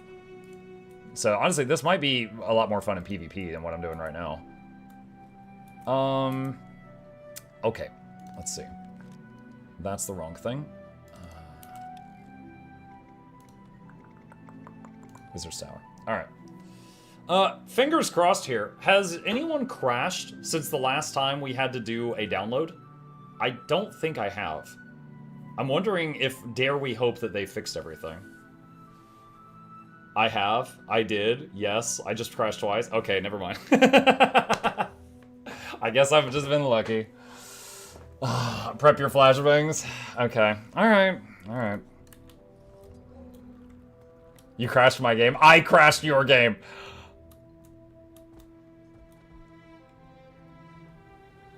Alright. Let's see. Alright, we are past the time I said I'd swap back to NA servers. Let me see about doing that. Alright. Flashbang! Try some raids. Accidentally left my main Lion's Arch earlier and took 3 attempts to get out of there. Had a couple of DCs, but was more trying to load in Lion's Arch than anything else. I just crashed 10-ish minutes ago. It disconnected me, but the game didn't exactly completely shut down like a crash would. Atmuck, is it hard to get the Wizard's Gobbler in the Wizard's Portal Tome? Does it require me to experience the Gianthier Wild story? The Gobbler takes 5 seconds. I have a video on it that shows you exactly who to talk to. You literally just got to go buy it from a guy. And then adding things to the Gobbler takes longer. The Wizard's Portal Tome, there's a little quest line for that. I don't think it... I don't remember if it requires you to do the Gianthier story before you're allowed to do that quest line. Shoot, hang on.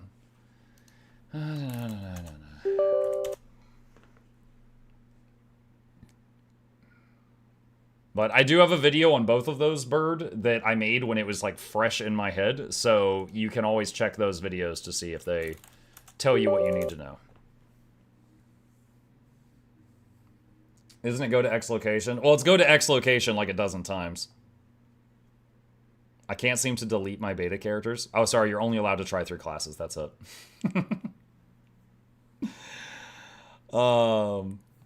You know what's something goofy that I really want to try, chat?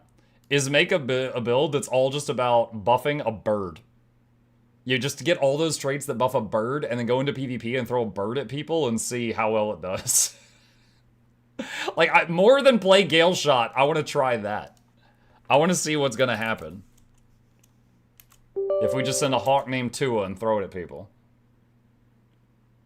All the Windows beeps are me. I keep trying to log in. Whenever I do a server transfer, it takes between 5 seconds and 5 minutes. The Mist seems stable. Season PvP has no interruptions. Was loading at LA earlier.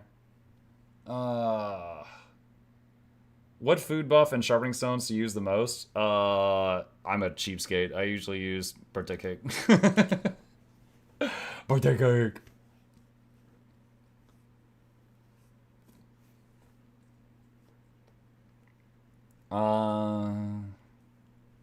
Thanks, Muck. I keep crashing. You're welcome. Do you get free server transfers? Yes. Something Gailshot? Yes. Have you tried Amalgam Conduit? Amalgam, yes. I rolled my head on the keyboard and did 60,000 damage per second, and I had no idea what I was doing. Now you know how to play Amalgam. You're welcome. Alright, chat. I would like to invite you to daily strikes on the NA servers, which actually they reset in 30 minutes, so whatever the strikes are right now, and then you'll be able to do them again in 30 minutes if you want to. I need people to babysit me while I shoot bosses. See how it goes. And if no one's interested, then I'll make a group for something else.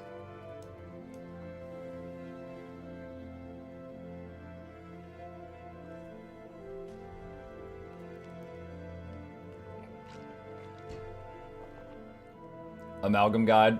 Just cat hitting the keyboard, yeah. Never done strikes? Oh man, I love strikes. Very, very simple to get groups for 10-man content. Did you do power Amalgam or Condi? I did both. I spent a little bit of time on both. Snow Crows already has some simple builds for power Amalgam and Condi Amalgam, and I tried both of them. Condi I didn't really like because it used 3 kits, so it was like you were juggling 4 weapons. The power one I was just using 1 kit, and it was still like breaking 50, 60k, and then it would taper down to like 40. You need Muck and chat, I'm 9 hours late. What's up, Baxter?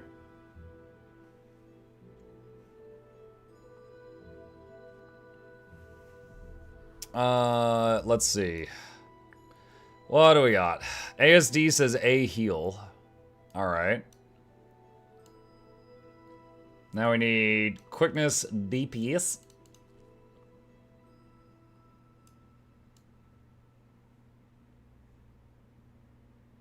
And aggressive heals is also a heal, so we need 2 quick DPS if we want quickness. Bardchardy says I can quick. Okay. And do we have 1 more quickness DPS? And Twitch and YouTube chat, we got room for 1 more if anyone wants to join. No quick heal needed? It looks like no. The first 2 healers that responded were both a lack.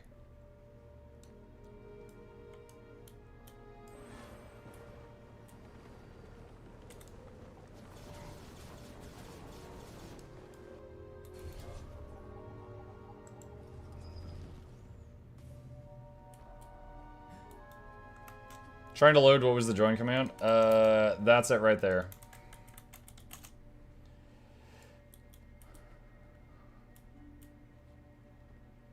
I can quick heal. Right, okay. Well, we already have... We have an Alack heal and a Alack heal and a quick heal. We need either an Alack DPS or a quick DPS to pair with one of these people. Or DPS. Okay, that would be perfect. So, Leah, if you could quick DPS, then everything is covered. Alright, what is... The dailies haven't reset yet, right? Okay, so Cosmic Observatory first. Does your wife play Guild Wars 2? She and I played together at launch, got to max level, got bored, and moved on to another game. So she has a max level character, but she hasn't played in years. Like, 10 years.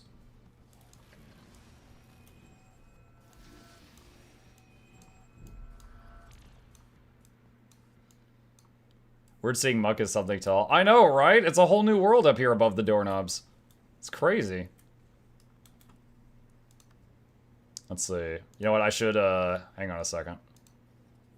Let's see. Oh wait, isn't there another wizard hat that's like fancier? Mukluk spin, Mukluk spin, Mukluk spin, Mukluk spin, spinning for another month. There we go. Oh, wait, hang on. There we go. Fancy wizard hat. For tall lady. Tall lady. For Sylvar, he's like 5 feet. Who is that? Nax, thank you. It's fun seeing you enjoying new content. I swear, I'm gonna have to constantly remind myself that the reason I hated Amalgam was because the world was exploding constantly while I tried to play it.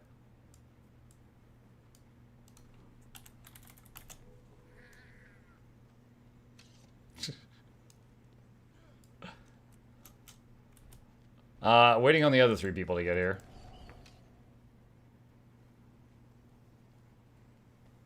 Do you keep your orbs of beta character? Nope.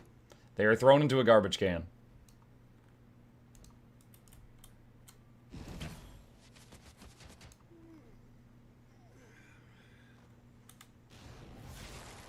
Oh wait, I forgot. I have to like pre-buff. I have to pre-shoot arrows.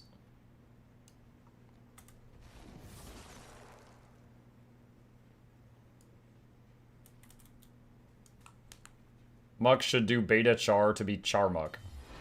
There's no pun there.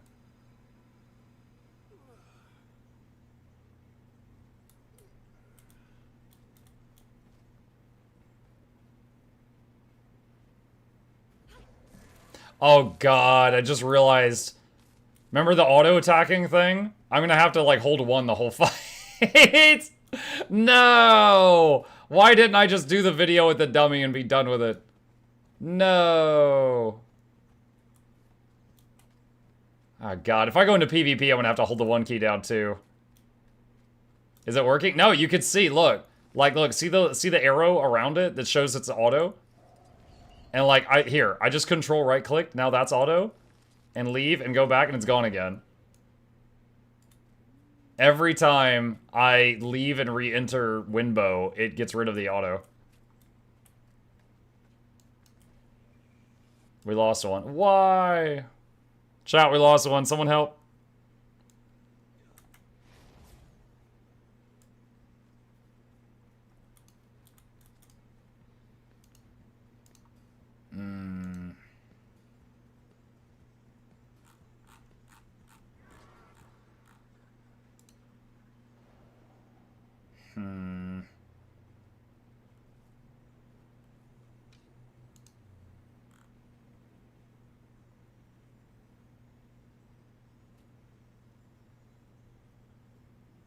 So someone reported switching from F5 bow to normal bow on Gailshot and pressing skills crashed my client, and now I can't delete the beta character. I think they already couldn't delete the beta character. They didn't realize it was because of that. Since you never played Sylvari, do /stretch. I've probably seen other people do it. It says unlock an Icebrood Saga champion. Oh, this character apparently doesn't have the emotes. Your pre-stacks are gone.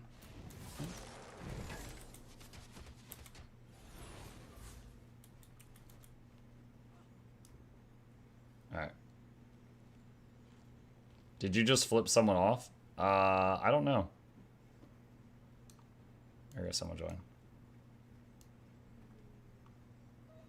She just, like, points a finger in the air from time to time when she's bored.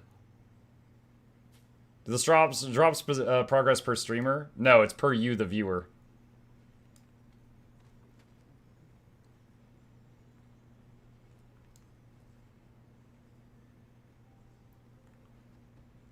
You will not like Paragon too much, warrior?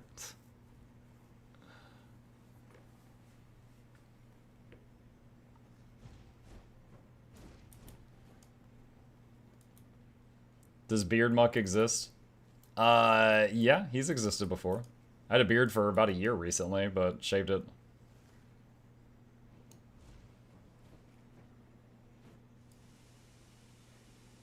Okay, well, I've been standing here for like 20 minutes.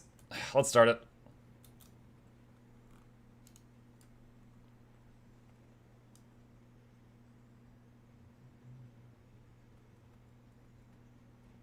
What are the thoughts on Gailshot so far? I mean, it's an archer. It shoots arrows.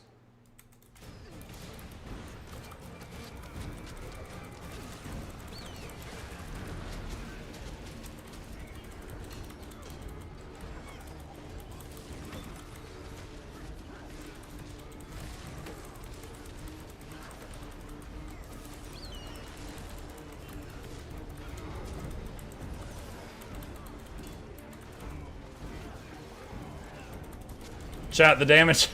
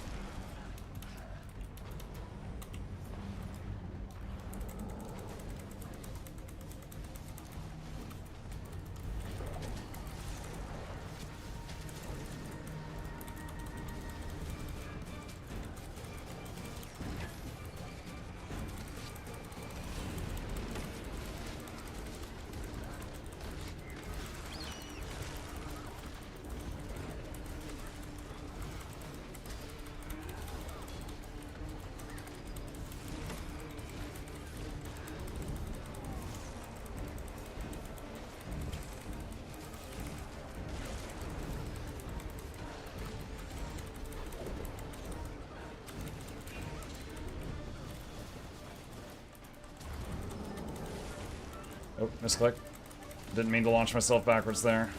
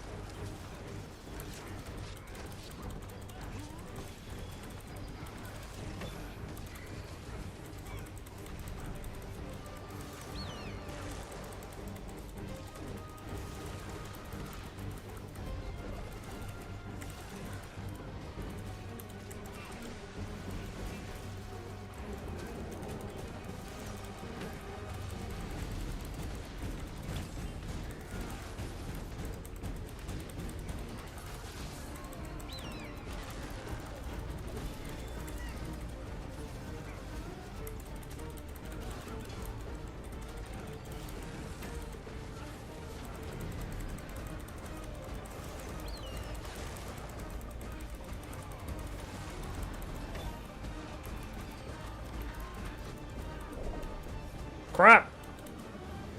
I just did my, my summon wall thing and I got pushed out.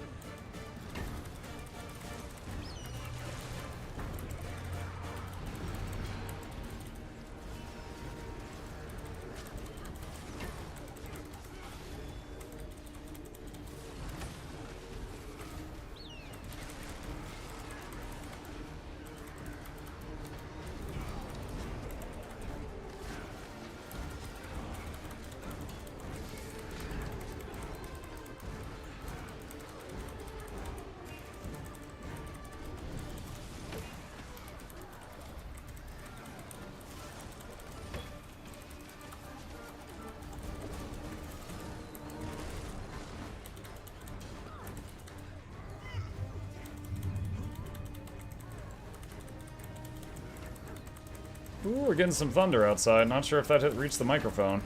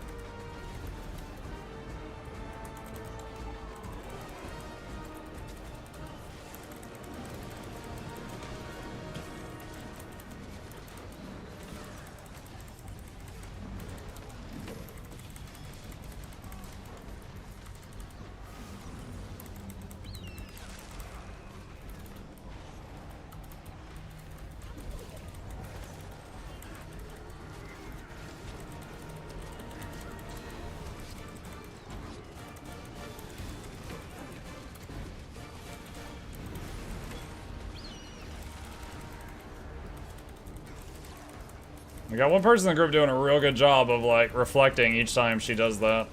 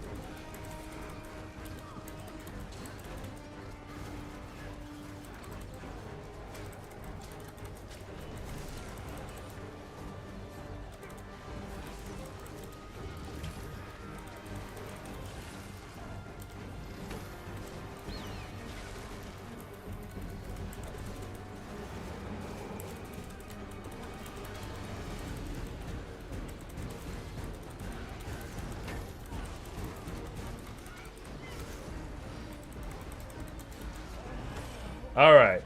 Team, I know you guys are just trying to make me look good, but you don't need to hold back that much. You don't need to hold back that much.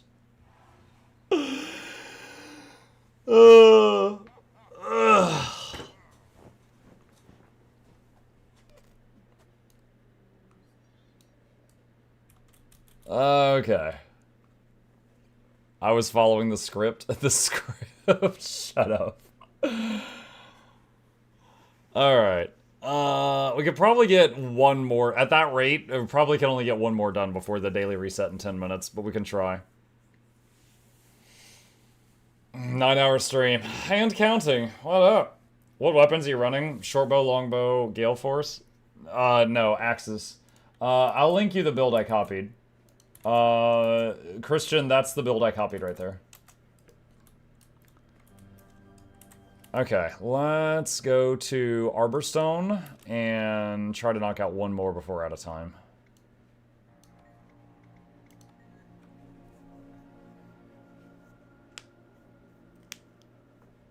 If you run in the correct tier and just auto attack pretty much anything at 10k, true. 9-hour stream before the birthday stream. Well, the birthday stream's Saturday, so I got some time before that.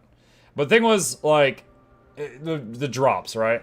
Like, look how many of you wonderful people are here. Like, imagine you went into your work one day, and they're like, hey, we need you to do normal, just whatever work you normally do, but we're going to pay you 5 to 10 times your normal wage today. And then you're like, can I do overtime? And they'll be like, yeah, if you want. This is basically that scenario for people like me. So, like, yeah, I think I'll put in some extra hours today. There's drops? Yes. Is network issues only EU? It's only you. I'm just playing. Everybody's having a lot of problems right now. The servers, ever since they started the beta, have been having issues. My game dropped and I can't get back in. Oh my god, Charbon, why? Does Gailshot work as quick DPS? Yes, but it feels kind of feast or famine. Like, there's windows of time where you can't really hit anything. But maybe someone will figure out a better build than I did. I was jump scared hearing my actual name and forgot YouTube doesn't use my nickname for whatever reason. Understood, Christian. I'm in your walls. Yo, I'm just reading the name on the screen. I remember one time, I sent something to Flute, and she had to send me her real name to send it to her. It was like a game or something. And she's like, don't tell anyone my name. And I'm like, I've already forgotten it. I don't care. And she's like, LOL, okay. And then one day we were on stream, and she logged in with the wrong account. And she's like, hey guys, it's Flute. And it had her full, real, legal name there. And I'm like, Flute, remember when you told me not to leak your name? And she's like, yeah. And I'm like, it wasn't me. You did this to you.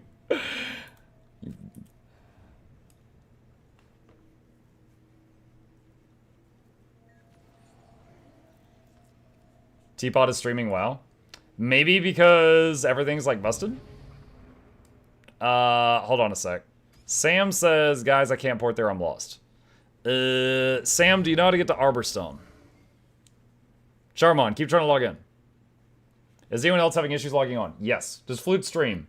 She has a few times in the past, but she hasn't in a long time. Weird the Teapot's streaming well. Maybe Teapot... I don't know. That does surprise me as well, if he is. I can only guess that maybe because the server is unstable right now, he crashed so many times he got frustrated. You know? Probably be back on Guild Wars 2 tomorrow, I would imagine. Maybe he just needs a break.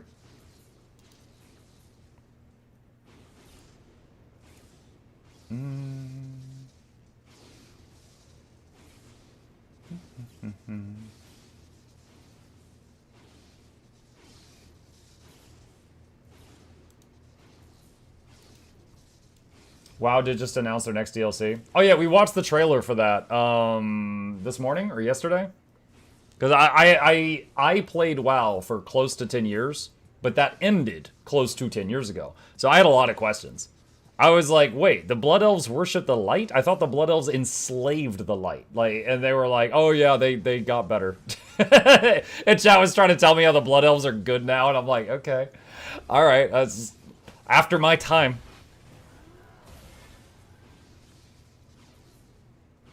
Which new specs have you tried that surprised you? None that surprised me. I've tried Ritualist, and I've tried Amalgam, and I've tried Gailshot.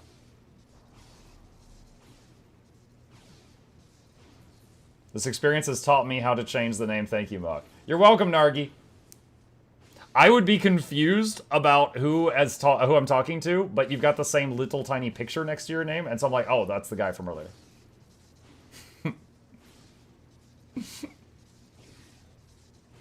Haven't tried the Rat Rockstar yet? That's at the bottom of the list.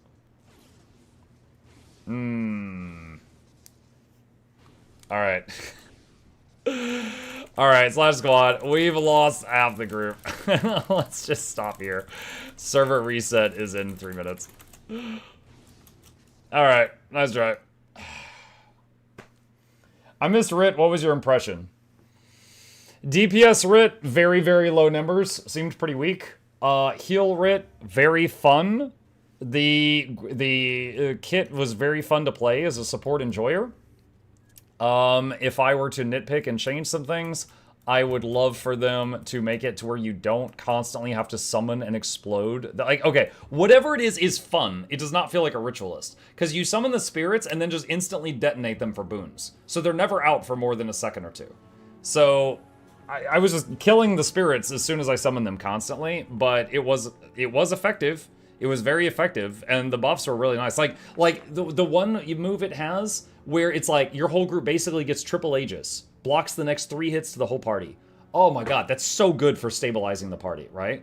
The heal skill that heals the entire group for 7,500 over 6 seconds while reducing the damage they're taking for 6 seconds. Fantastic, you know? Like, it's got a lot of really cool stuff. So I would be happy to play that in a supportive role more often, but yeah, it felt like something fun, but didn't really feel like a Rit. Okay, we got this. So Keenshot is up there. So I guess these dips were when we couldn't target Dagda or anything. Okay, I think I got enough here to make a little video on it. Let's go over here. Did DPS Rit feel like a Rit? Kind of. The DPS Rit, I could barely pull 20k with all boons and conditions, which is incredibly low numbers. However, the problem is, in Guild Wars 1, you often had the spirits out and they were helping you. In Guild Wars 2, the spirits, I don't know, they really hate having summons do any damage in this game. The spirits do like a few thousand damage with a 3-second cooldown. So they're like, eh.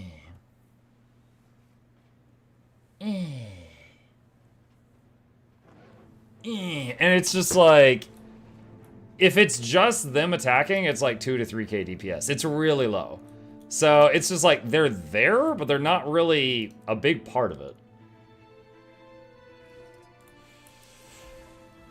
3-hit Aegis? Yeah. Yeah, they've got a move that blocks the next incoming hit, and you can take a trait that makes it block the next 3 incoming hits. And it's not technically Aegis, so it's not a boon, so it can't be removed or corrupted. Do you think Conduit can heal? I honestly don't know. I haven't looked at Conduit at all yet.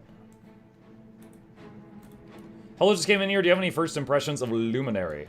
I haven't tried Luminary yet. I don't, but if anyone in chat has any, you're welcome to share them. Alright, copy moons to pet.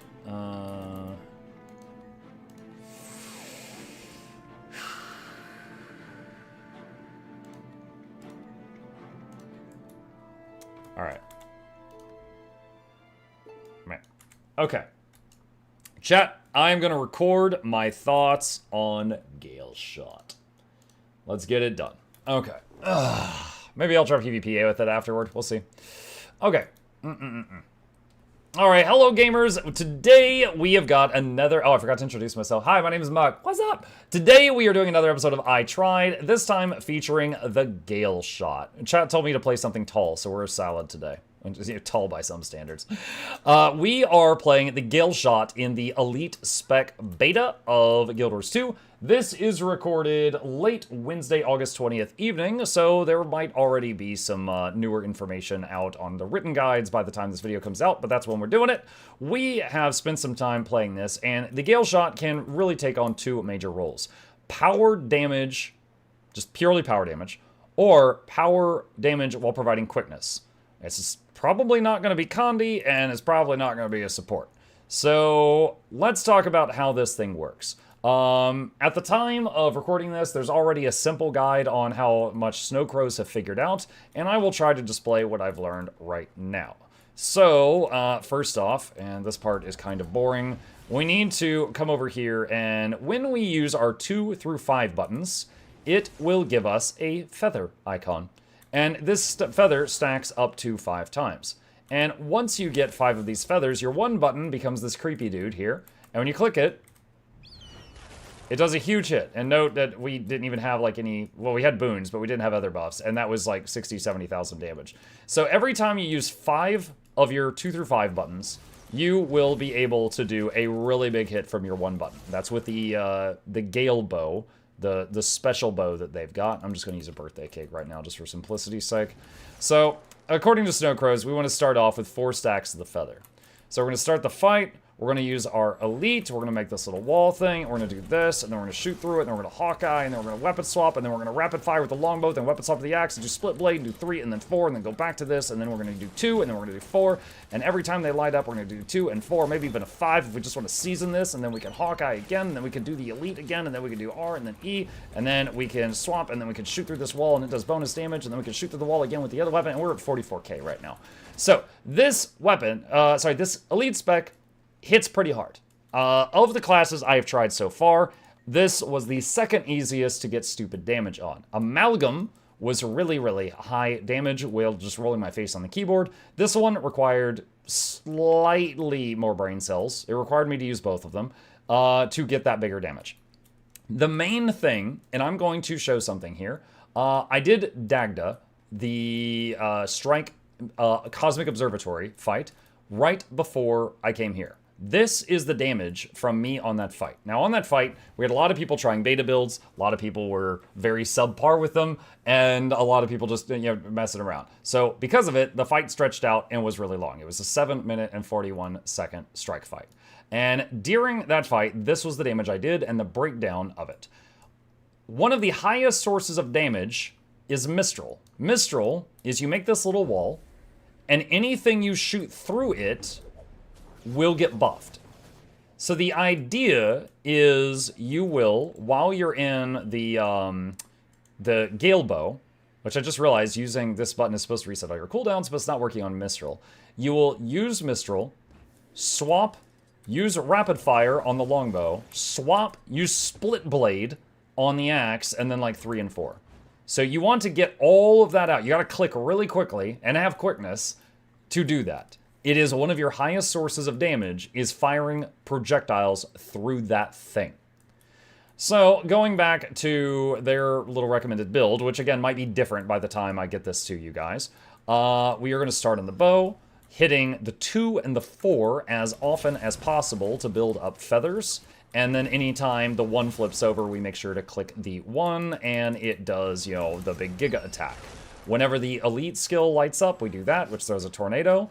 Both of these have the same cooldown, so just do Mistral and then Piercing Gales. So Mistral, and then Piercing Gales fire through it. Weapon swap 2, and then weapon swap 2 again, and then 3, 4 while we're here, and then go back to the airbow. And then start mashing 2 and 4 again, maybe the 5 a single time, just to get feathers, to get Hawkeye to proc again. And whenever you hear that bird screech, that's Hawkeye firing, because I don't have a bird pet out right now. And then whenever these things light up, you do the whole thing again. Make the wall, shoot through it, weapon swap 2, and then 3 and 4 with the axes, weapon swap 2 with the longbow, and then back to the airbow. And that's it! That's basically it. When you have these lit up, you do make the wall, you fire through the wall, you weapon swap, and if you land on longbow, you just hit 2 and weapon swap to the axes. If you land on the axes, you hit 2, 3, 4 and weapon swap to the longbow, and then you do the other one, of the 2, and then you go back to the airbow and repeat. And while you're in airbow, you just smash 2 and 4 repeatedly. You could do 5 a single time, and then hit 1 when it, gets the big notification. That's pretty much the DPS version of this class. There is another version of it that could be quick DPS, and there are 2 traits in here that give quickness, those 2. However, you can provide 100% quickness just with this one. And what it does is it makes it to where anytime you use your 2 skill, you will provide quickness. And anytime you use your 4 skill, it resets your 2 skill. However, I did encounter a problem. The other Grandmaster trait we were taking gives us a lot of feathers, which is this right here, and I did not even ever have to think about these. However, without this, taking this, suddenly like 20 seconds into a fight, I'm running out. I'm running out of the arrows, and I can't keep going. So it felt very feast or famine. There were periods of time where I had lots of buttons to press, and periods of time where I had nothing I could press. So I believe, and I'm going to let the math nerds that are smarter than me in this regard take care of this. I believe that we might need to run fetch, which is you generate 2 arrows anytime you pet swap. I don't know for sure if that's the case, but it's a possibility. Because the skills that generate arrows are this and this, and if we're taking this because we want quickness, we might have to run that one. Not positive, but it's a possibility. Let's talk about the gear and stuff that I ran while trying this build. This is Berserker, Rune of the Scholar, Longbow, Double Axes, Force and Impact on both weapon sets, Berserker on everything. Traits are, as you can see right here, this is typical power traits, often used by Untamed and Soul Beast as well. Excuse me, got the sniffles. And then these are the traits that we took on Gailshot. Withering Wind is every time you use Galebow 2, your pet will do a big hit. And then Pelt changes the Force skill. Without Pelt, it is called Quarry's Peril, and it rains down arrows, and it immobilizes foes, and it costs 2 arrows to fire. With Pelt, it costs 1 arrow to fire, and doesn't do the immobilize anymore. And then Cloudburst is the quickness trait. For most of my testing today, I was running Shrike, which is every time you do 8 missile hits, which the throwing axe, the longbow, and the galebow all do missile hits, you will fire another shot, and you will generate an arrow, which helps restock this. And the Mistral piercing gales into mini shots with rapid fire, into mini shots with split blade, generates this to proc quite a bit. Not much else to say. Honestly, it felt like playing a Virtuoso. You are long-range DPS in a group. You are, if you're playing the power version, you are basically a greedy DPS. You are there to unga and or bunga. That's it. You can be at long range. When you have to run away from the boss, you can keep shooting. You can just keep shooting at it, keep letting the boss have it, and you are A-okay. You are not troubled by that at all. You can just keep moving around and taking care of business as much as you need to. The only issue is you need to make sure that when you summon this wall, you get to use it. If you summon the wall, then the boss forces you to move. That really sucks. That is like, I mean, imagine like your biggest DPS button on whatever your favorite DPS class is, and you hit it, but then you have to interrupt it. It's that. So if you summon the wall and you're not able to fire things through it for 6 seconds, it really hurts your damage. That is your essentially largest source of damage, so you want to make sure you can capitalize on that.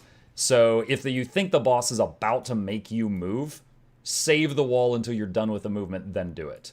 Also, make sure the wall is between you and the target. If you've got your mouse over the boss, you don't want to accidentally have it be a pixel behind the boss. It needs to be somewhere between the two of you. It can be really close to one of you, it doesn't matter, but it needs to be between the two of you, otherwise it will not buff your projectiles, and you want it to buff your projectiles. Otherwise it doesn't do anything in that regard. That's pretty much it. I am interested in trying it out in a PvP format. The day I'm recording this, we're experiencing a lot of crashes right now, so we'll see if I'm able to do that in a separate video.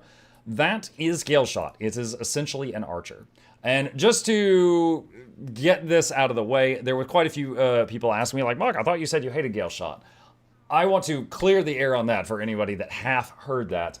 I don't hate Gailshot, I just dislike the fact that we got this instead of something else. The Gailshot is an archer.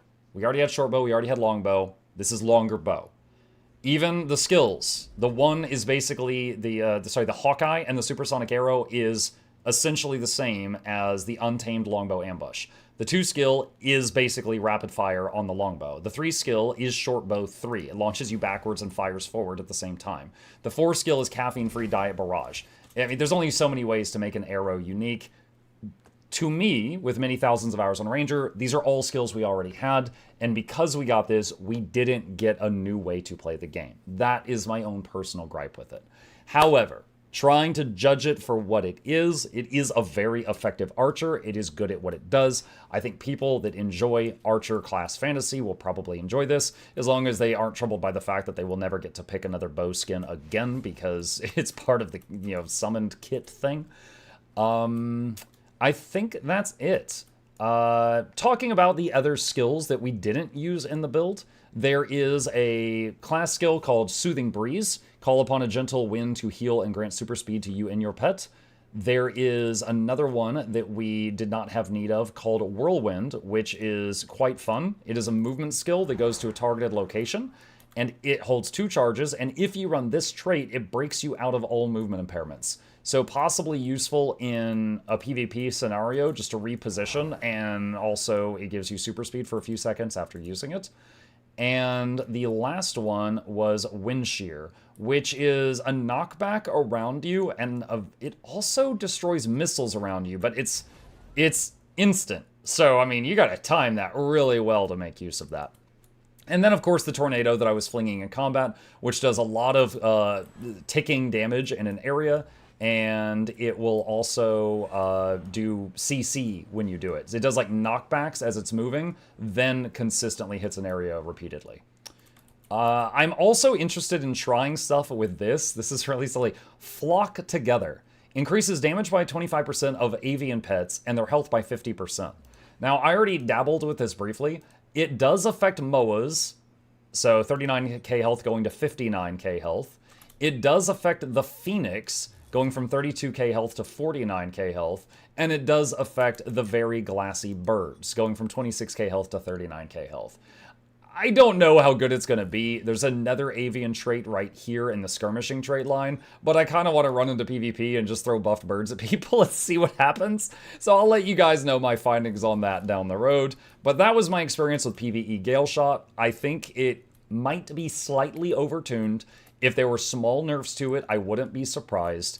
And it seems a very effective long-range damage dealer. Now keep in mind, if you're in a PvE group, you're still going to want to be stacked with your group as much as possible to get those boons and heals and stuff like that. But in the moments where you're forced to move away, or you're in the middle of movement, you're going to still be shooting and filling that boss through full of arrows the whole time. So people that enjoy that style of gameplay, but they didn't ever want to play a Virtuoso, probably going to enjoy this. And there is a quickness-giving variety of it that probably needs to be fine-tuned for a bit. One thing I forgot to touch on, when I was trying out the quickness version on the dummy, I just ran this trait. I literally just moved that trait there, and I started pressing the buttons in a different order because I was prioritizing, this gives quickness whenever you press the 2, and then the 4 resets the 2. I didn't need concentration gear. I was able to stack up 30 seconds of quickness on myself with this pretty quickly, but it was the whole issue was after 20 to 30 seconds, I ran out of the arrow mechanic here. So if that can be resolved by someone, maybe using the fetch skill or something else entirely, then this might be an example of one of those quickness providing damage dealers that doesn't need to use Diviner's gear, which is kind of cool. I mean, that would be a niche thing, but it depends on whether ArenaNet wants us to have to invest into being that. You know, sometimes they want you to be like, oh, okay, look, if you're going to be providing boons, you can't be in full Berserker gear doing the same damage as everybody else. You know, sometimes they care about that, so they might change that up. But right now, in this moment, it does not require concentration to keep that buff up on the party. Okay, I think that's everything for real this time. As always, this is a beta. I'm one guy. I'm trying things out. If you got any questions, problems, thoughts, concerns, or if you see anything that I missed, throw it in the comments section down below, and we will fight there. Cut. All right, Gailshot's done. Maybe try it in PvP next. I don't know. We'll see. Let me see. So a lot of people saying they... wait, what is this?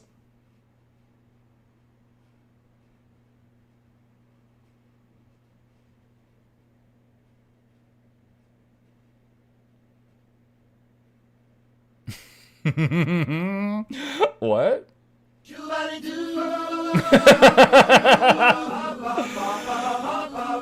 Beta's over, I guess. Everybody go home. It's done. Wow, I finished that recording just in time. Damn. Damn. Okay. Oh, shoot. Hold on. Wait. I got something.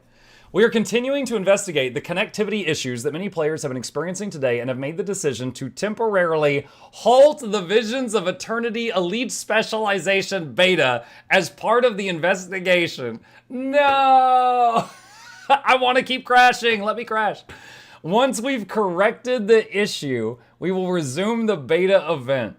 We also plan to extend the beta to make up for the time lost due to today's events. In the meantime, there's no need to reach out to support. We will update this thread when we have that information. We know this has been a frustrating situation. We appreciate your patience as we work on this. Oh, man. All right. Damn. Okay, hang on a second. Let's see. Let me see if they... God, can I put this on blast for them? Hang on a second.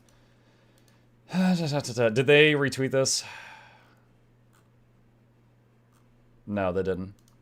Okay. Let me see.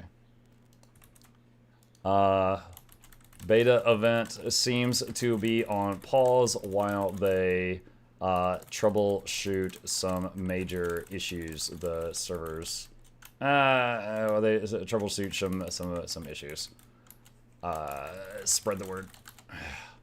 All right, hold on. Where's friggin' blue sky for the 2 people that use that? Post that and copy paste over here. And hang on a sec. I'm doing my part. All right, and post. And post, and, shoot, no, don't do that, and post. Okay, all right, that's a bummer. Oh, there goes my evening plans. Okay. No judge, wait, what? Oh, I didn't even scroll down. Viral judge Frank Caprio passed away in '88. No. I don't know him that well. Okay. I can play nothing now. Time for a horror game. Yeah, man, dude. I'm curious. Are any of you still logged into your beta characters? Like, I hit log out right then. But I don't know if that was just, like, crazy timing. I got kicked out. So the moment I logged out, the beta ended. They were waiting on me. I appreciate them letting me finish recording that. They were like, all right, he's logging out, like, yo, cut it, pull the cord. I was playing. Ha! I'm logged in, can confirm the Mukluk Elite spec. There you go. Streamer privileges, yep. The beta characters are still there and can be logged into, but they don't have the beta specs. I mean, I don't see them. There's no salads here. No salads here.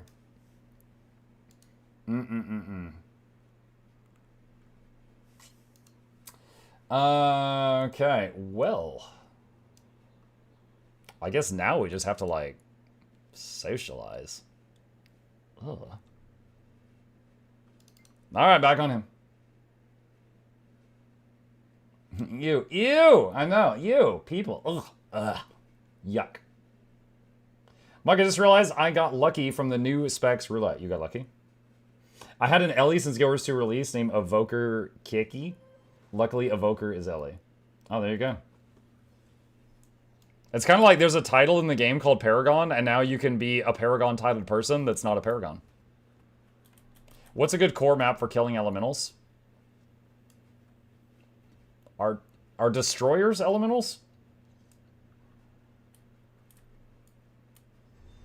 They took away my Gailshot. No shot in Gales for you.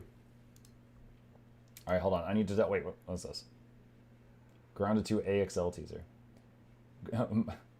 My son says Grounded 2 is now officially a Souls-like. AXL is actually a Tarantula boss. Oh, no.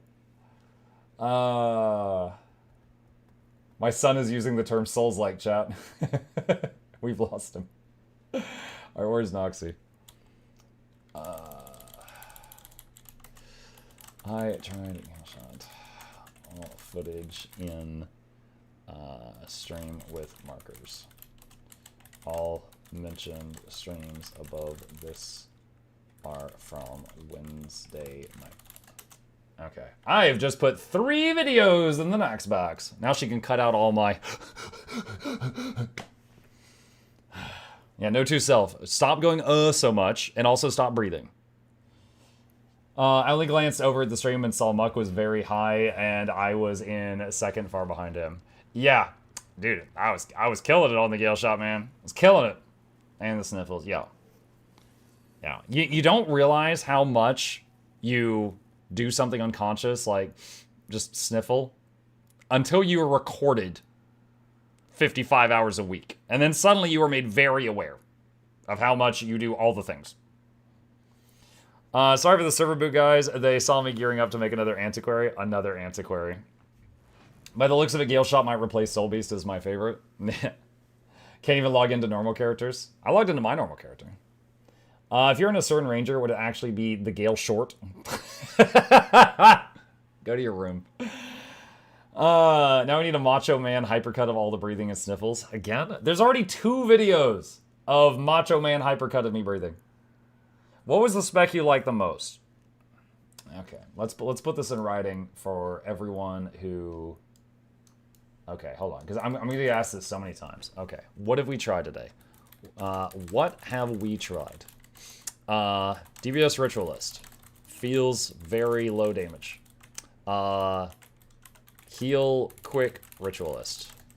Very fun, plus effective. Loved the special skills. Wish boon radius was larger. Wish spirits were commanded instead of exploded, so they could stay out. Amalgam. Let's see. Condi Amalgam.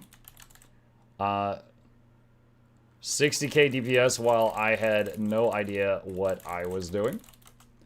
Power Amalgam. 50k DPS while I had no idea what I was doing. Let's, expecting nerfs. Gailshot. Had to learn, basic rotation. Then consistently around 37k DPS. Expecting minor nerfs, possibly. Okay, that's it. All right, that's what I have tried. So for all the people who have been asking, that's what I have tried. That's what we have tried today. Let's see. I'm not logged in game today. I will wait till tomorrow. Oh, now the game's stable. They've kicked everybody out that was doing the beta. It's stable now.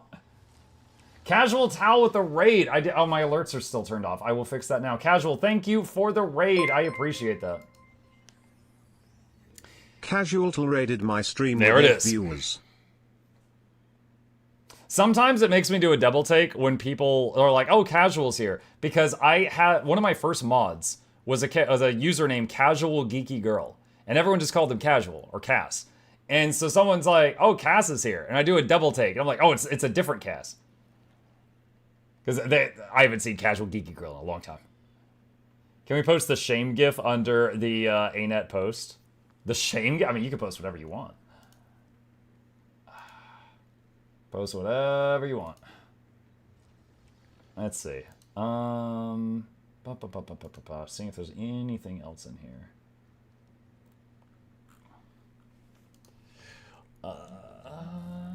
Mug, is Gailshot similar to Marksmanship Hunter in WoW?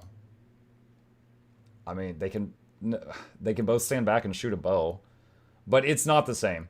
The highest chunk of the Gailshot's damage was summoning a wall of wind and firing through it. It kind of reminded me of like an Overwatch character, honestly. Like, yeah, you could just pew, pew, pew, but you did more damage if you could set up the wall thing and shoot through it, because it would like freeze your arrows and then they did more damage. So it kind of made me think of like an FPS character. Was Gailshot Elite skill bug still in? The one that Mighty Teapot found. It wasn't the elite skill, it was Hawkeye. The elite skill throws the tornado. So, Hawkeye, if you got it reflected during the thing that Teapot was playing on, it would hit you and knock you, like, through the world. Like, it didn't stop when you hit a wall. It could go through objects. Also, it would throw you, like, 300 feet instead of 10. I believe they changed the skill to be unblockable, because they couldn't fix that in time, so that it's not reflectable right now. So, like, at this moment in time, it's an unblockable skill because they need more time to fix it, I guess. Since the beta is turned off, guess it's time for a giveaway. Charmon, you got anything for me to give away? I saw Modcast for the first time, like, 2 months ago. I've been here every day for, like, 4 years, and I thought I saw your mods, and I was like, whoa, who's that? Yeah. There's a running joke that Cass corrupted Flute Girl. Because Flute, when she first got here, she was like really nice and shy, and now she just like, I trip, and then she kicks me and shoots me while I'm down. And I think Cass made her worse. I wonder if Gailshot is going to be competition with Soul Beast for bursty DPS and fractals. Maybe. The thing is, like, the Hawkeye was massive burst, which was like, you hit like 4 buttons, then Hawkeye, and then boom. And then when you would do Summon Wall and Weapon Swap, Rapid Fire, Weapon Swap, Split Blade, it was just like, what is that? I think that's 8 shots from arrows, 5 shots from axes, and then every 8 shots, you get an extra barrage of shots from Shrike. So it was like, that combo is like 20 frozen bullets flying out over the course of like 3 seconds. So that burst combo, which involves 3 weapon swaps, is really strong as well. Did they disable the beta? Yep, they did. They sure did. They sure did. They sure did. The Mistral Burst would probably complete with Sigma and Axe 5 Burst. Yeah, and it's just different. You know, Axe 5, you got to be close and channel it. And if you're hit by something and interrupted, it's interrupted. The wall thing is a little more lenient because you can be a little further back, but you do have to have the same angle. So you can move with the wall, but you have to keep it the angle to be able to utilize it. Also, the wall has a 20-second cooldown, which is 16 with Alacrity. I think that's less than X5. Hold on, I'm on my Ranger. I can check. Yeah, X5 is 25 by default, so X5 has a longer cooldown than the wall combo. I'm afraid to ask, did Muk finish his Gailshot video before they did? Yeah, I literally finished the video, and then I was like, alright, I'm gonna log out and swap characters. I hit log out, and then I ended the beta. It was like right then. Like the moment I hit log out, everyone in chat's like, you kicked me out, what happened? What is Sickham's cooldown? 28 seconds baseline. In PvE. As always, you know, it's worth noting what game mode I'm talking about. This is PvE. Charbon can give me a copy of VOE. Charbon, Bluebell will accept a copy of VOE from you. Only Mug gets to post a Gailshot vid. I mean, it's gonna be it. I just put 3 videos in Noxxi's inbox, so I would imagine, like, maybe the first one will be ready tomorrow, and then I'll post it, like, the next day. You can get your burst rotation up more than often on Soul Beast. More often than on Soul Beast. Yeah, I can't read. If blue sends me 2k purple balls, we have a deal. 2,000 ectos for a VOE? Alright, blue, it's a bad offer, but he's got an offer for you. Okay, wait, why didn't that... Am I full? Oh, there we go. Okay, just lag. What's all this now? Okay, that's the daily thing. Thanks, now I need to save some life for the sunrise to be my eternity. Nice. I'm like, hi, Delta, what's up? 3 vids for the Nox box. Yep. I did, what is it? I tried Ritualist, I tried Amalgam, I tried Gailshot. Man, I really wanted to do the Uber Bird build and throw it at people. But I just got interrupted. So far of the classes you played, which did you like the best? Heal Quick Rit. Heal Quick Rit was the most fun so far. Alright, chat. It has now been 10.5 hours since I started this stream. I need to get up. I'm going to stretch my legs. I'm going to have a bathroom break. I'm going to get a snack to get me through to the end of the stream. And I will be right back. Hold on. Do we still have the in-game music on? We don't. All right, I'm going to turn that on. I'm going to leave this up on screen so that if anyone asks questions in a minute, and I will BRB.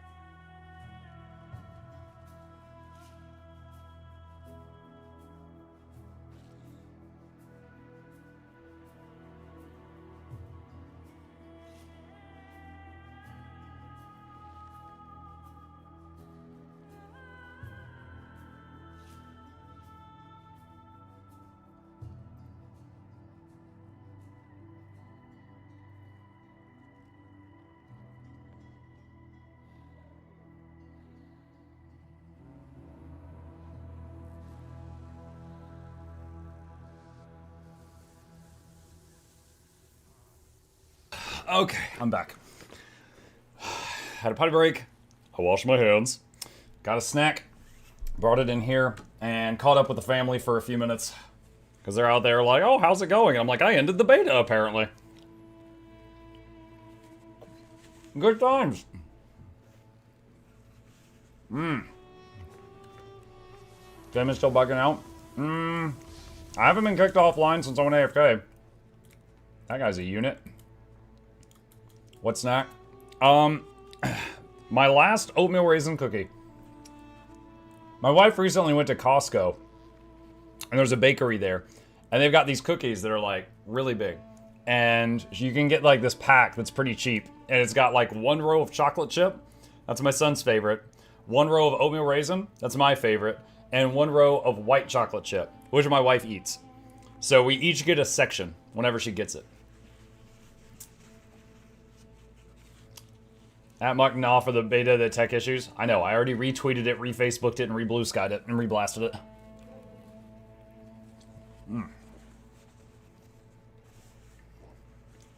60k Condi Amalgam, that's crazy. Yeah, some people hit way higher, but that was my best.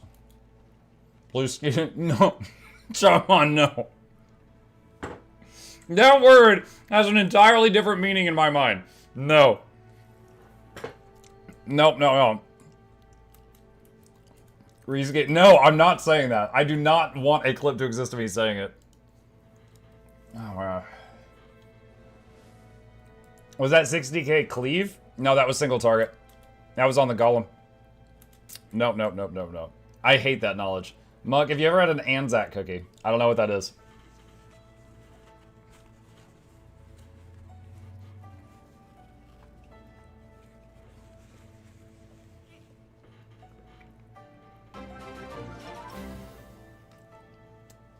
Doing strikes? I don't know. We stable? Maybe. You know, for now, let's do the daily stuff. Let's get our daily money. Do the routine that pays for so many giveaways.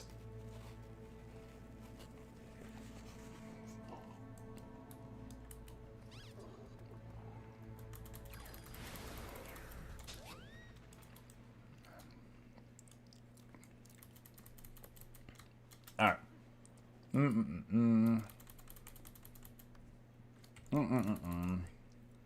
Use the free Blackline key now or hold it. The answer to that question is very simple. You go to a Black Lion chest, you right click it, you hit preview, and you go, do I want any of this? If yes, use key. If no, save key. The end.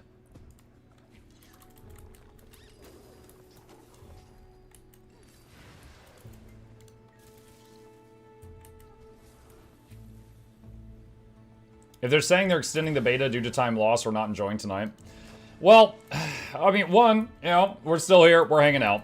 Two, there is, you know, the stream will go on. But the drops event is still going. So if any of you are here just trying to get drops and you're just putting up with me because you want a Ritualist outfit, that's still happening. You're still getting that.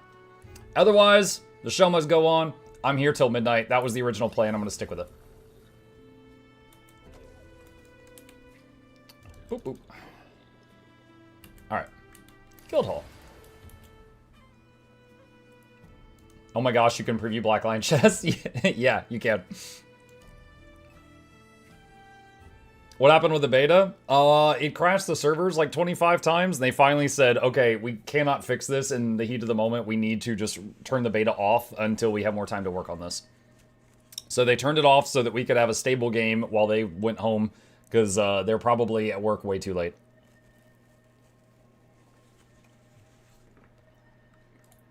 Any wild and unrealistic guesses as to when the beta will resume? Sure. In about an hour.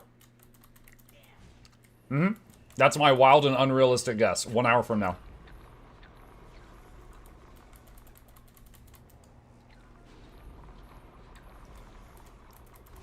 Hello, Muck. I have been waiting for you. That's creepy. Thanks.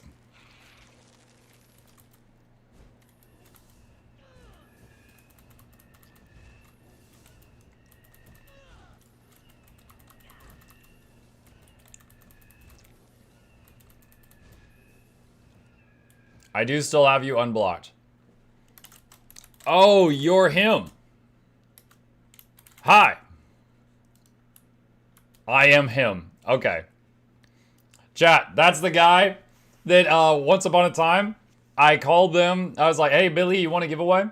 And he's like, oh, here's my name. And I tried to send him the prize, and he had me blocked. And I think we made like a whole like little YouTube video out of it.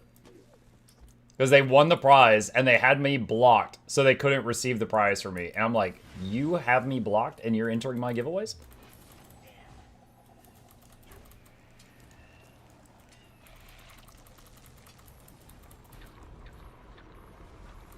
You did make a vid, I remember that. There we go. The nerves, I know. That is some next level greed.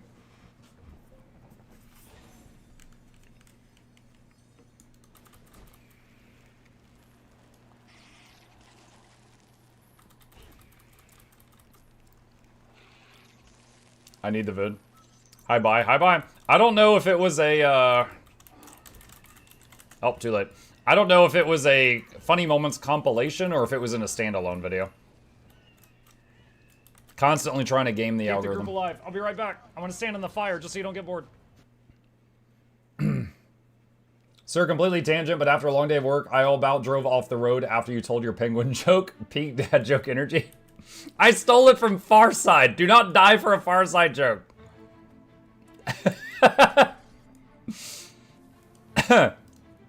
Oh, man. What was the penguin joke? Oh, my God. It was... I forget how it was related to what we were talking about. Oh, MOAs. Someone said, why do MOAs get buffed by that trait? They can't fly. And I was like, it doesn't say it buffs flight birds. It just says it buffs birds. And a MOA's a bird, just like a penguin's a bird. And then I'm like, oh, I've just got reminded of this newspaper comic I saw on Farside once. And it showed like a penguin, and behind him, this guy was like on the ground bleeding. And the penguin's getting interviewed. And he's like, I guess he just triggered my fight or flight response. And I don't know if you know this, Bob, but I'm a flightless bird. And that's it. I just shared that. I thought it was funny. It was from a freaking newspaper. And apparently, Billy over here about drove his car off the road. He was laughing so hard at it.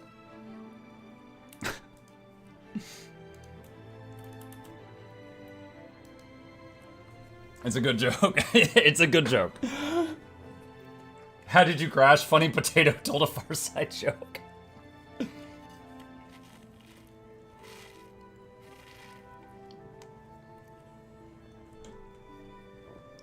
Birtree linked the video with the guy blocking me. There you go. Thanks, Bird. I found out that the reading level of most Americans is 5th or 6th level. It wouldn't surprise me if some don't even know what avian means. I have no idea if that's true or not.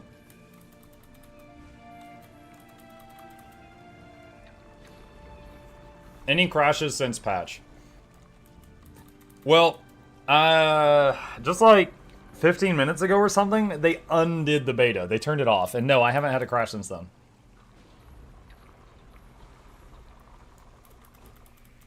Honestly, from a technical perspective, I'm slightly impressed that they were able to revert the beta and all of their little hotfixes so smoothly. Like, that is a skill. That is pretty sweet. I know companies that have, like, installed an update, and the update broke everything, and it is an absolute, like, nightmare to revert the update.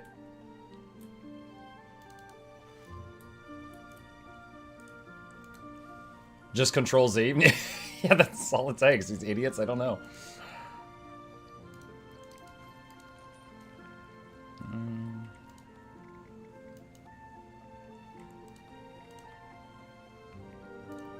That one.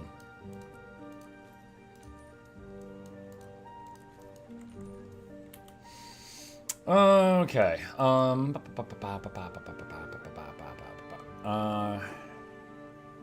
Let's see. Okay. Time for the alts that are at the treasure.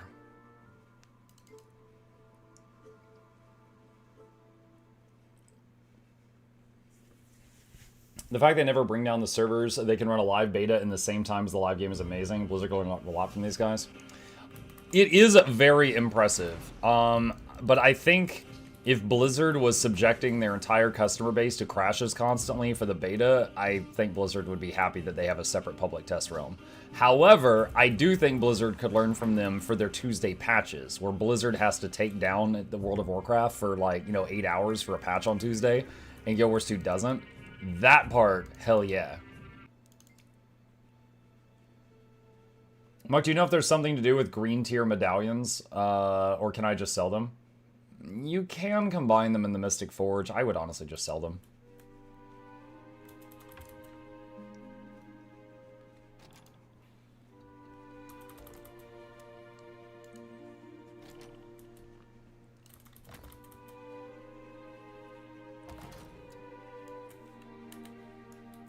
Reportedly, the tech that lets ANET patch without taking down the servers is patented by ANET.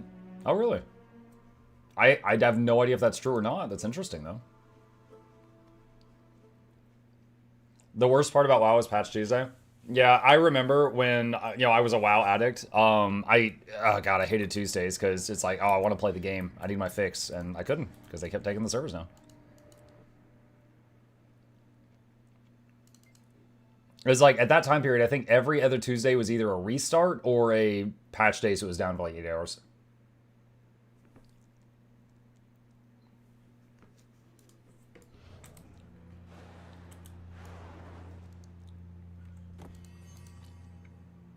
Hang on, sorry.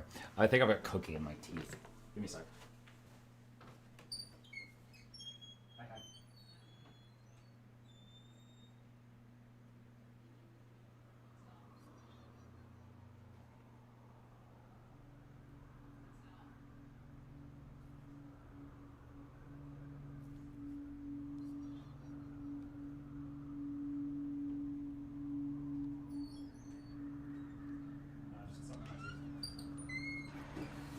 Okay, much better. Alright. Okay. And...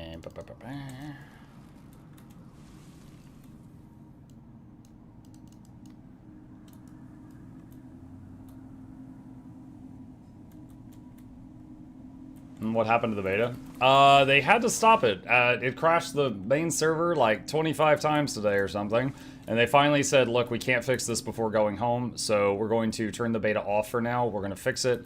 We'll turn it back on as soon as we can. And then we will extend how long the beta's running to make up for the lost time.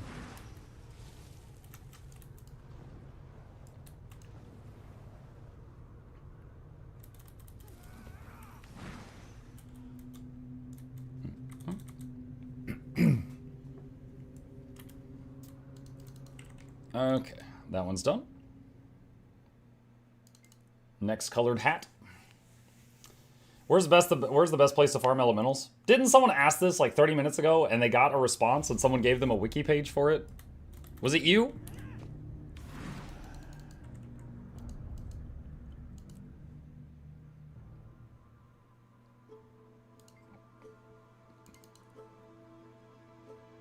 Hopefully they give us an extra week. Well, the original plan was to give us a week, so... We've had a little less than 7 hours, so we got all that remaining time.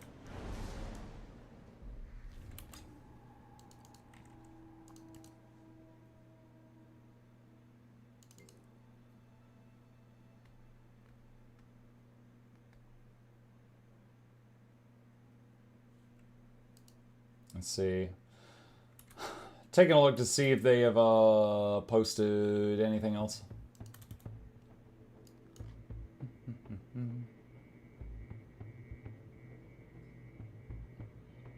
Let's see what we got.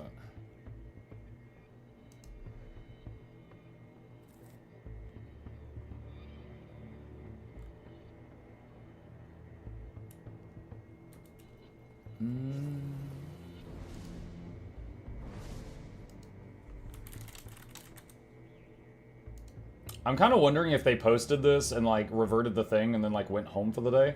Because I think they were at work way later than they normally are, trying to get this to work. Yeah, I'm not seeing anything else.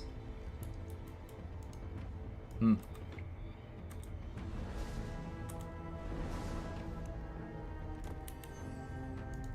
Boop, boop. Who can get in the beta? Anyone with a good standing on their account. Like, you've not been getting in trouble for naughty shenanigans. They posted something? They posted something about 30 minutes ago, which I shared earlier. We're continuing to investigate the connectivity issues that many players have been experiencing today and have made the decision to temporarily halt the Visions of Eternity Elite Spec beta event as part of that investigation. Once we've corrected this issue, we'll resume the beta event. We also plan to extend the beta event to make up for the time loss due to today's events. In the meantime, there's no need to reach out to support. We will update this thread when we have that information. We know this has been a frustrating situation. We appreciate your patience as we work on this.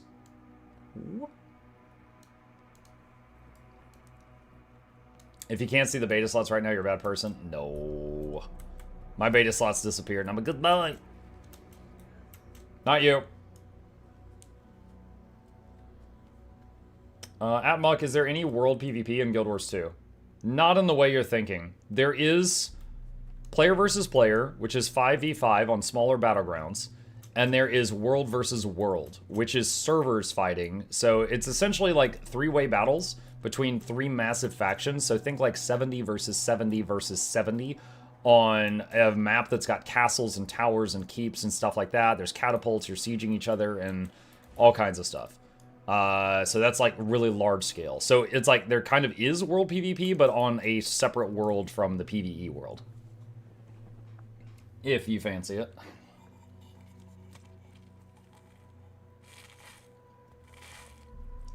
Muck broke the beta? Literally did. Like a snail, I was recording a video, and I was like, and leave a comment down below, and I'll fight you there. And then the beta ended right then. A lot of people saying that they were sitting there, and they were waiting on me to finish my recording, and then they hit the big red button the moment I finished. Very kind of them, honestly. How many specs did you get to try? Boom! That's what I got to try. Read them and weep. I can't log in. You can't log in? The fart noise killed the beta. Someone found Lingering Rit Spirits half an hour after the beta was turned off. Posted on the Guild Wars 2 channel of the Discord. What? They're the ones crashing the server.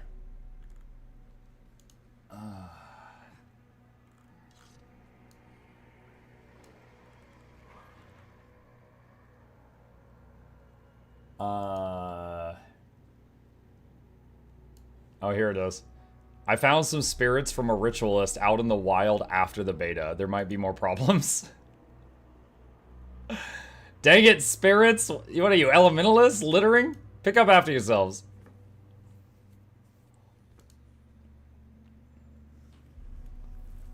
Let's see.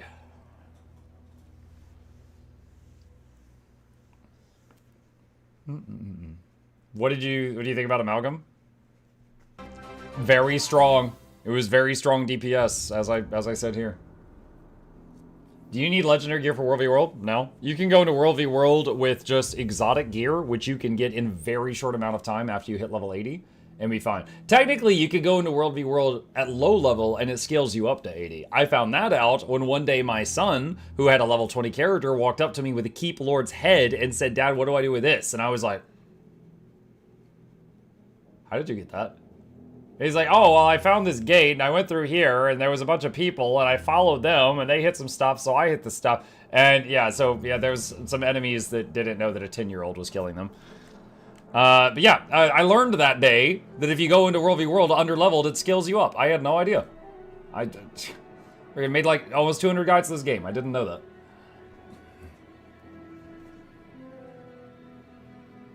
I was prepping my Luminary for tomorrow, the Pop No Beta characters. Yeah, hopefully it gets back soon. Go in with a thong.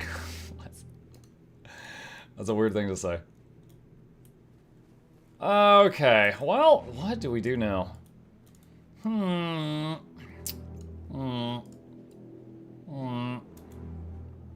Let's see. What do we want to do now? Well, we got 3 more hours together on the schedule, friends. I could do career soon. Call for raids. I really don't want to do raids. I kind of... Dude, I was actually itching to throw a bird at people in PvP. I'm sad that they ended it. I was ready to throw birds.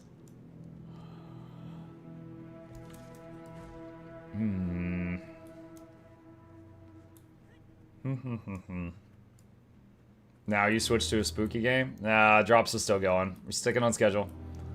Big time? No, no, no, no, no, no, no, no, no, no, no, no, no, no, no, no, no. No.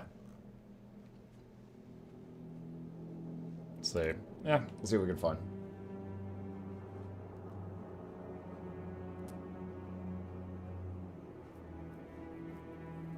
Take a snail to PvP. Invite me, Leica. Let's see.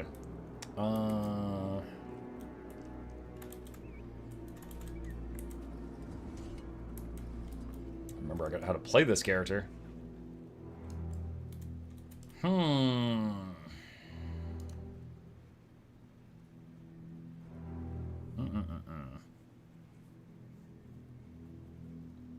Strength.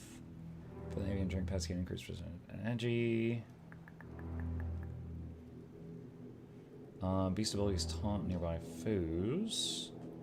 Ursine and porcine pets deal increased damage. Was that bears and pigs? Yeah, but if you had 20% damage to a bear or a pig, is it a threat? I'm thinking no.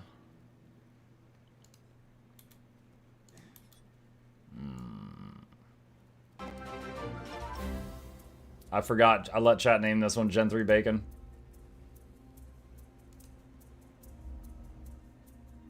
Is that a bunker druid? Probably not. I don't think I know how to play bunker druid.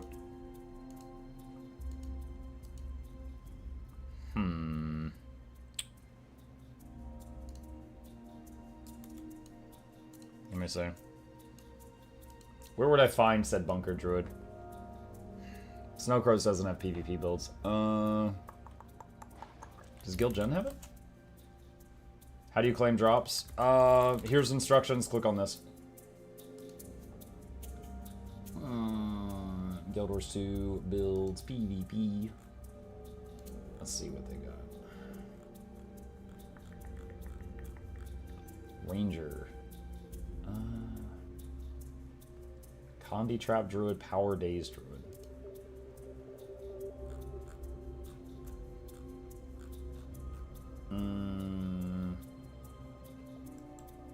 No, I don't think they don't have one that's labeled. Well, there's a Condi Trap Druid. I don't know if that's bunker.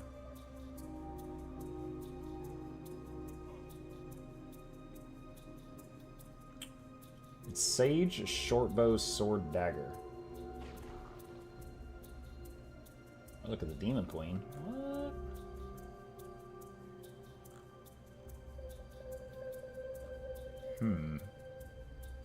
Hidden Barbs, Lightning Feet,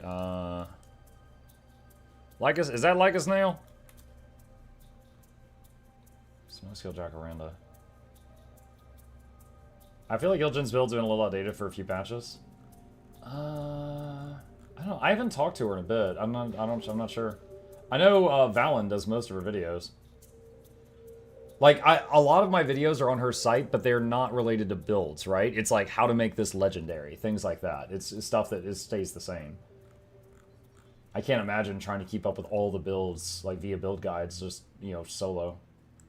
Okay, meta battle.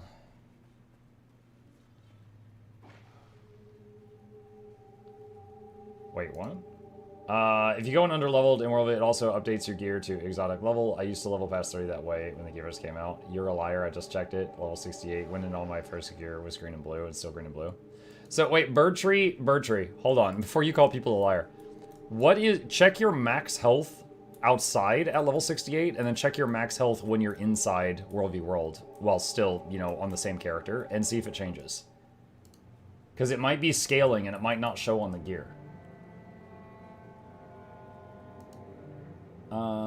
PvP. Let's see. Ranger PvP. Okay, I'm on meta battle right now. Let's see. Condition Eclipse Duelist, Power CC Druid, Spirit Support Druid. I do like Druid. What is Condition Eclipse Duelist? A high sustained PvP Condi Druid build to win 1v1s and other small engagements while being bringing a bit of us group support to the table. Dagger, Sword, Warhorn. What? No, dude, I'd be so terrified. No ranged weapon. Is the beta bugged? The beta, they had to stop it because the bugs were so severe. I've never seen them do this before. So it's currently paused. They will add more time to the beta later.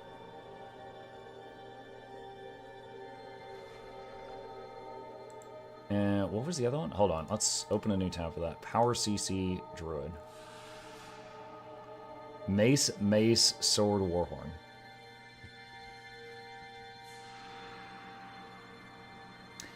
Hammer's a viable option. It's only damage, and robs more CC.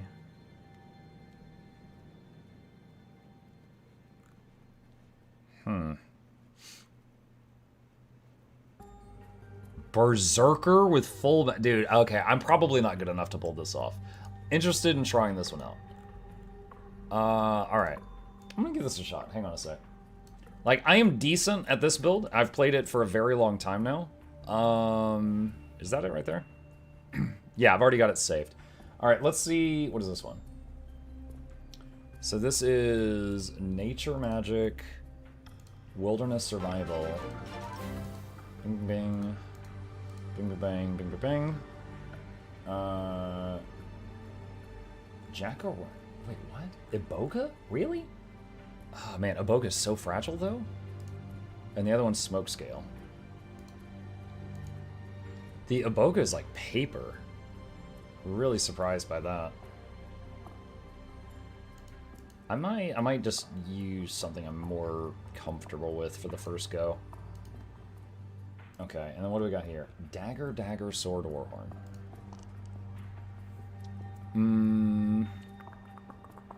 Oh, hold on. I'm in the wrong thing here. So let's say Sword, Warhorn, and... Oh, do I even have 2 daggers? Okay, yeah, lucky, I do. Alright, there we go. Okay. Rune of the Dolyak. What was isn't that like health or toughness or something? It's vitality and toughness. Pure survivability. Amulet is Sage. Condi and healing power and power and vitality. Sigils, cleansing and energy on both weapons. Energy, we've already got cleansing. Energy, we've already got cleansing. Okay. Relics.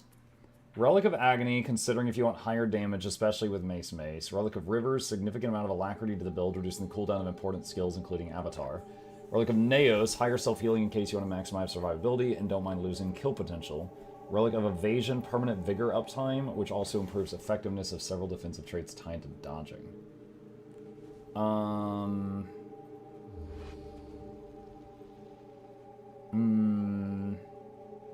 Honestly, I really like Wayfinder. Permanent movement speed. I might keep that.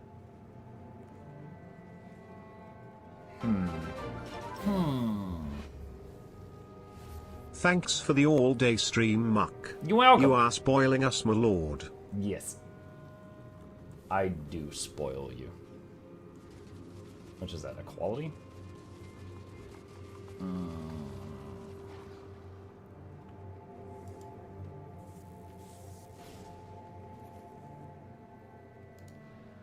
These are summer gallows. Alright, so this is the... Oh god, we gotta change these animations. Oh my goodness. Double caliber. And... Do I have any leafy swords? Slumbering Lightborn.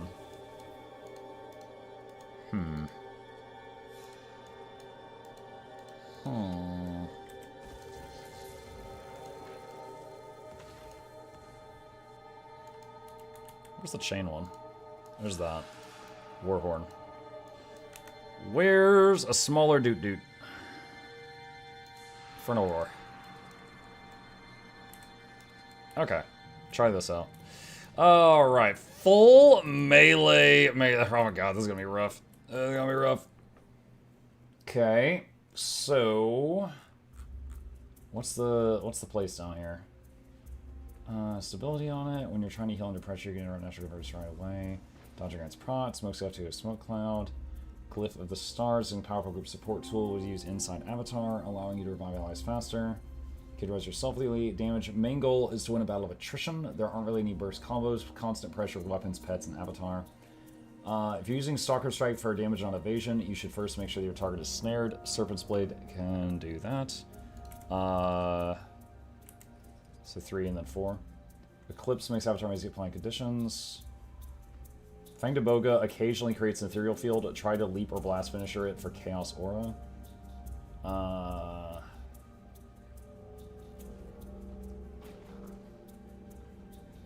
Okay. Alright, this might be terrible. Let's have some fun. Let's try this out. What happened to the beta? They canceled it. The servers exploded. They're going to bring it back soon. It's currently off. Nice, I know, right?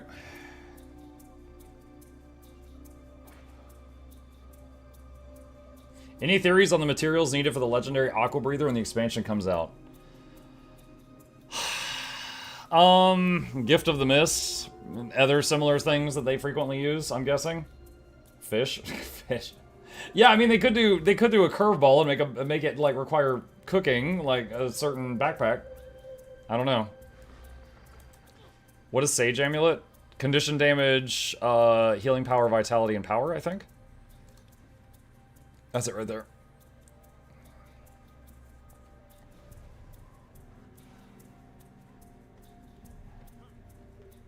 Will it come back? Yes, it will come back.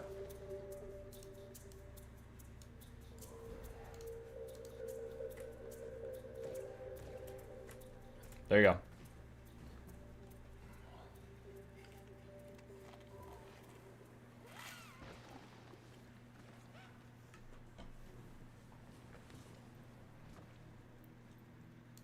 There. I'll put a link to that there if you want to read it. I tuned in at the right time. Bummer, but good to know they're working on it. Yeah, I got lucky. I had just finished recording my 3rd video, and then everything went beep.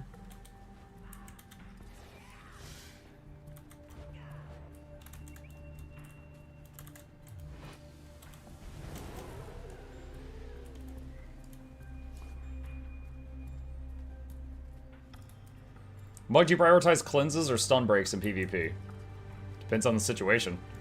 If the enemy has proven that they are Condi and they are going to kill us with Condi, then probably condition cleanses. But if it's mostly a power team, then usually stun breaks. Oh, wait, you mean... Okay, hold on, sorry. I was thinking you meant, like, you're in a situation where you have Condis and a stun on you. What do you take care of first? If you mean, like, what do you put on your bar? You always want both. In this case, this is 3 stun breaks. I usually run 2. I'm just trying this out. But this and this and this are all Condi cleanses also. Muck, what Warhorn do you have? This one? It's the one that makes a screaming char out of fire. It's Infernal Roar.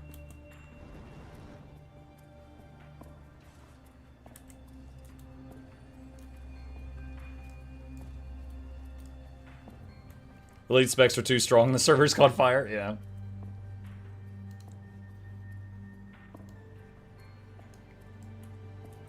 Who are you grouped with? Like a snail. He came crawling back.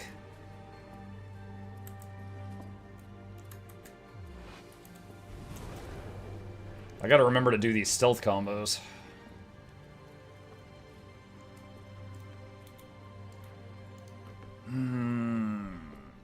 Let's see, Ambidex here. south.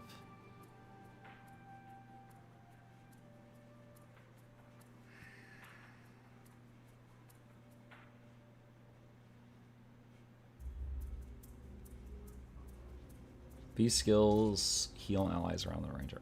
Wait, really? We're running that? Yeah.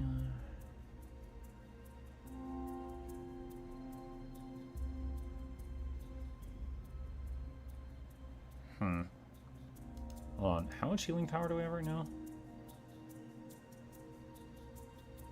640. So what if I run that? I have 500.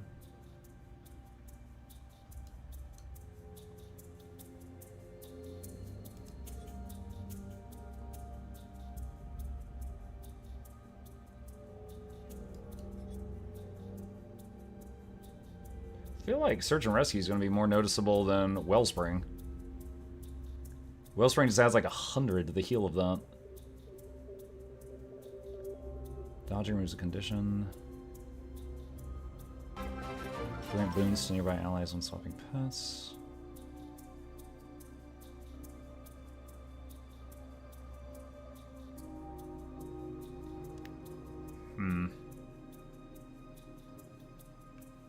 Okay. Spades, thank you for the prime. Appreciate that.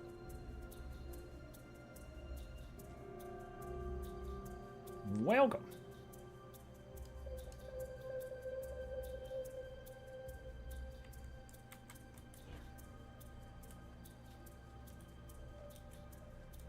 So if I do line, do, and then whoop. So that would be a double stealth combo on me, but the pet would come out of stealth after 3 seconds.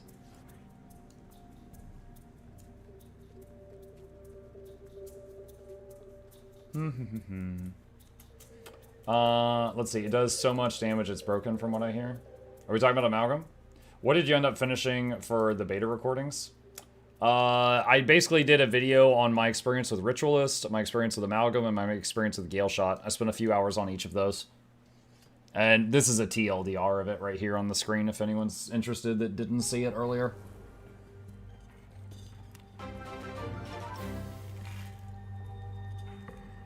King Dream, thank you for the prime. Keeping me in business. Is Gailshot good? I was able to get 37k DPS on it pretty quickly.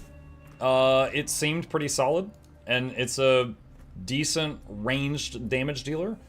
So I think it could take on the role of something like a well, most of its skills don't really pierce, but I think it could be similar to a Virtuoso in like a highly mobile, decent damage combatant.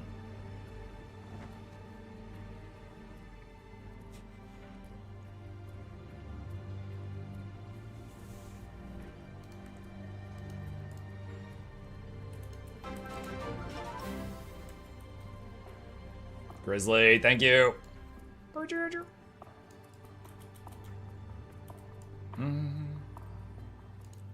Amalgam calls to me. I wish it did more poison damage considering you're throwing around globs of mercury. What if it did it to you when you're wearing it? Could you put that list back up, please? Yeah, just take a screenshot if you would, because I'm going to need to close it in a second.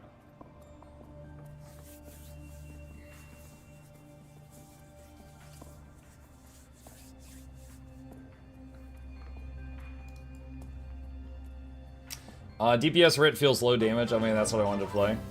Yeah, now, I'm just one guy. So it's possible that what I tried to do to get damage out of it, someone else could do much better.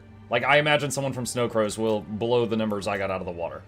But I was able to get like 20k with full boons, full condies, doing my best. So it felt on the low end. We'll see if someone else could figure something else out that I've missed.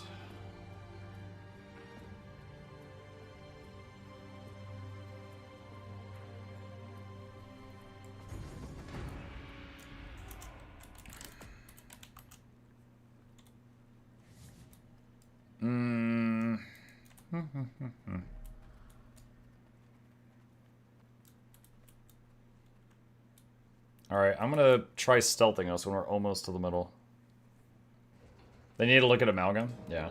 Amalgam was fun, but crazy, crazy numbers.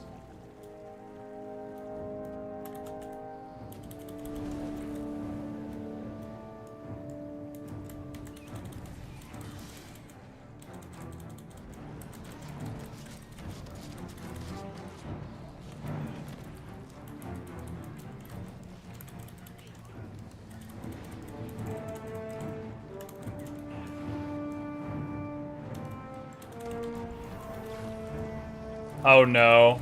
That person just teleported out of the Glyph of the Stars.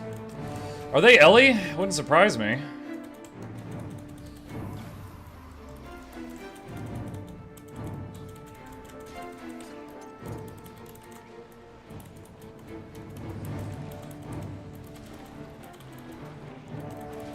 Alright, I just used 3 stun breaks? Okay.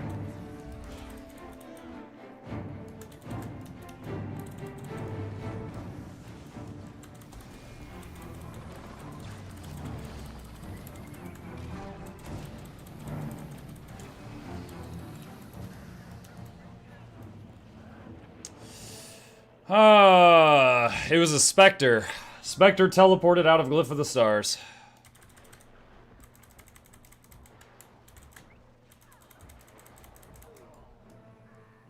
Mug over here getting 4v1. Well, yeah, my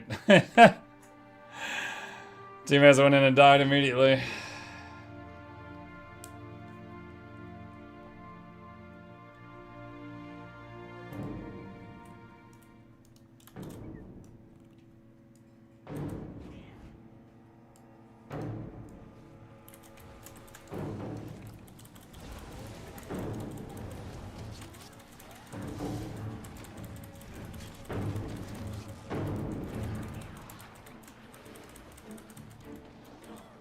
Okay, getting CC'd constantly right now.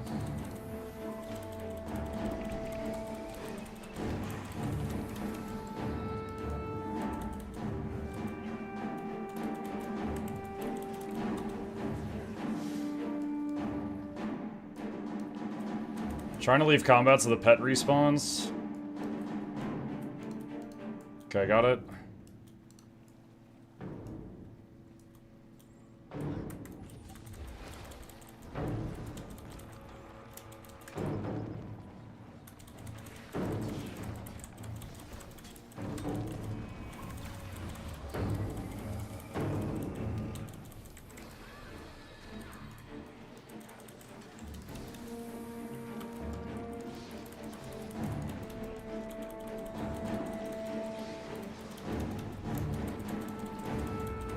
I don't even know how many I'm fighting right now.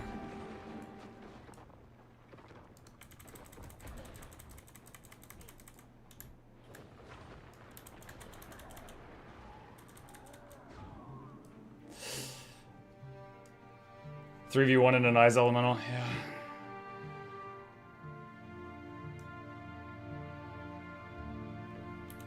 Yeah, this is new for me. I've never played this build before, but...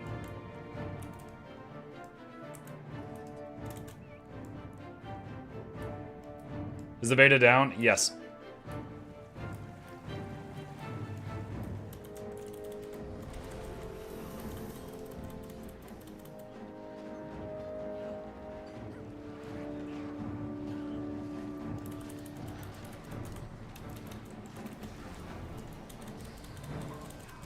Dang, I got CC'd. Almost had that revive off, but not quite.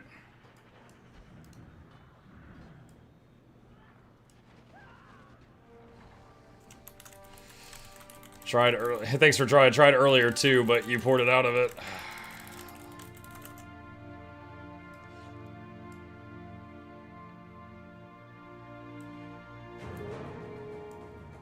Still haven't quite figured out how to do this.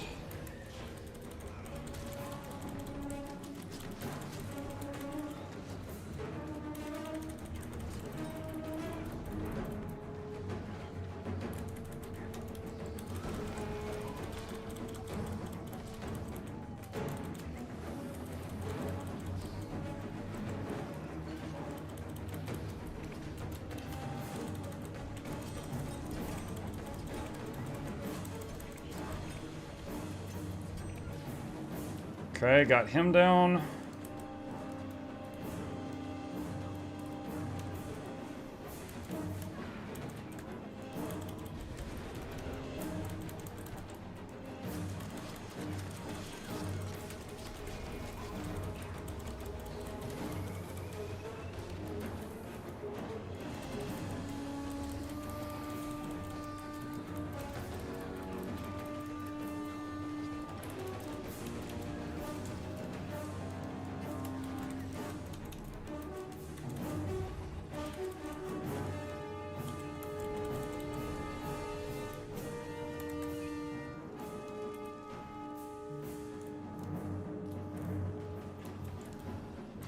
Ah, didn't get the decap.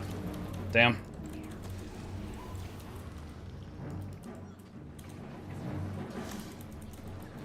Oh, they interrupted my heal skill with that. I think I'm dead now.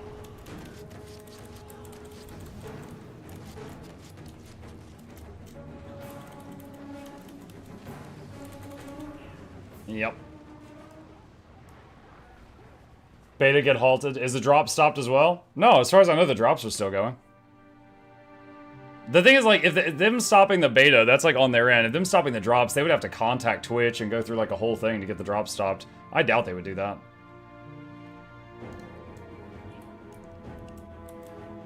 Well, I like how long I'm surviving with this. I haven't even done 100k damage yet. Like, their support Tempest is constantly chilling me. It is really difficult to get close and stab at people with this build.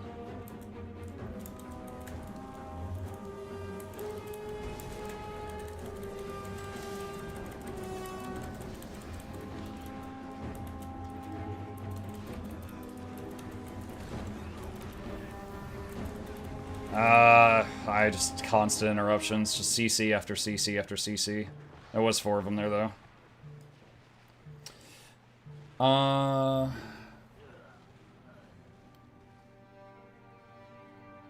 Ranger sucks at BVP, don't feel bad? No, I'm okay. It's, the team's unfortunate. Like, from the very beginning, like in the very first fight, when people ported out of my revive that would have flipped the fight, like, it's been kind of downhill ever since then. And I'm trying to learn how to play this build.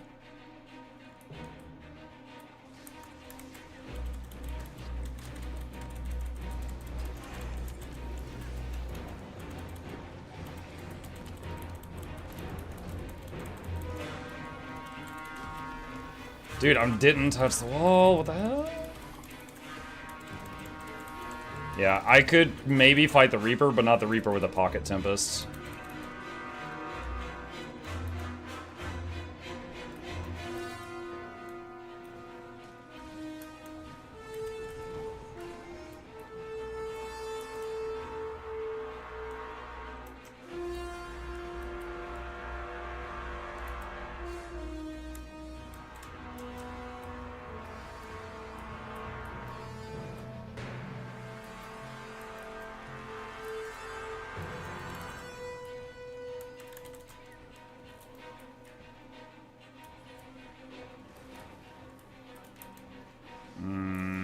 Here comes all of them.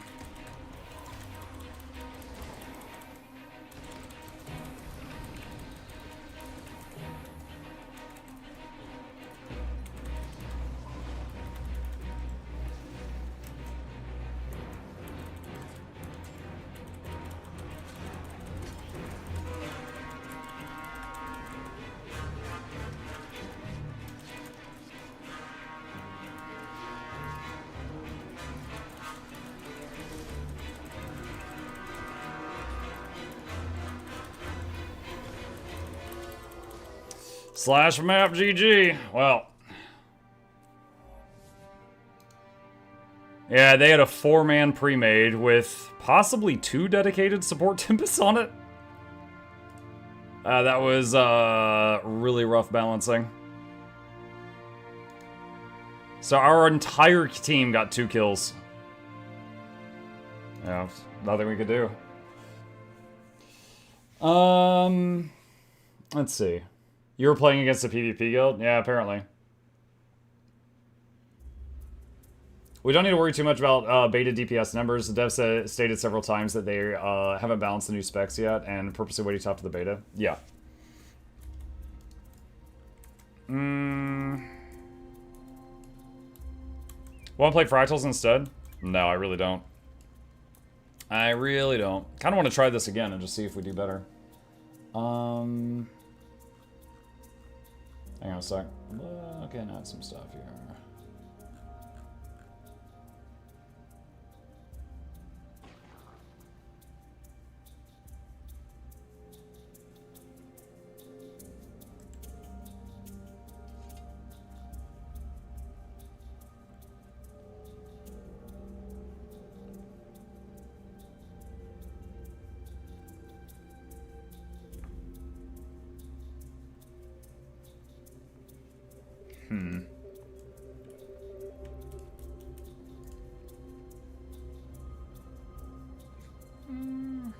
got a lot of plus poison damage. I wonder if 5%. Oh wait, we don't have Trapper's expertise with this. Am I really getting much from nature magic?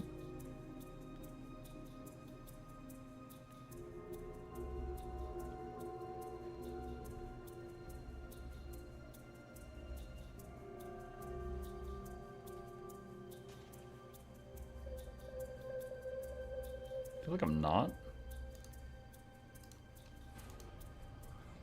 Sail. Hey, Bugsy. Yeah, there's a sail going.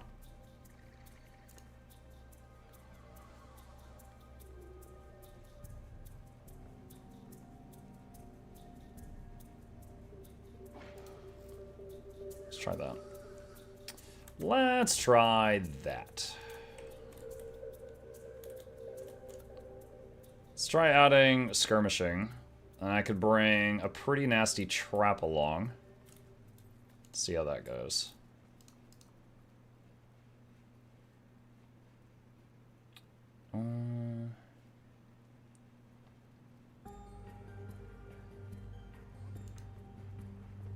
See, that's 15k, 2200 toughness. Boga is 15k, 1200 toughness.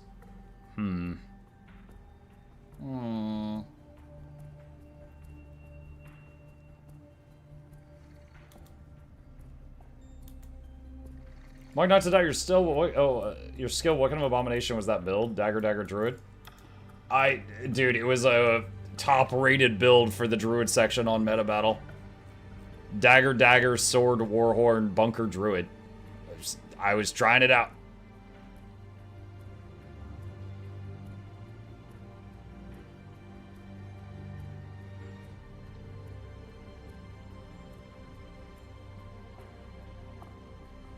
Yeah, that's it. I was trying it out. And I'll be honest, I did not make it work in that last fight, but they, neither did anyone else on my team, so.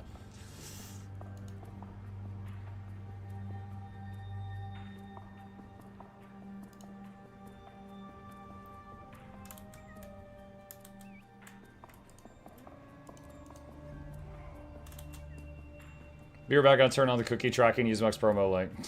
Thanks, Eric. Can I just say thanks for streaming this long? 12 hours has to be exhausting. I can handle it from time to time. Honestly, like, it's not that exhausting, but I do find it challenging sometimes to keep it interesting for 12 hours. I think keeping it entertaining is the hardest part. Which I will be doing again this Saturday for the birthday stream. Whee!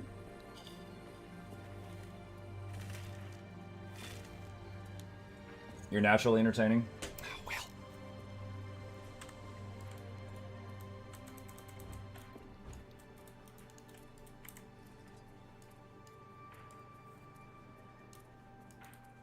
Just put Chip on camera, we good? I know y'all prefer that.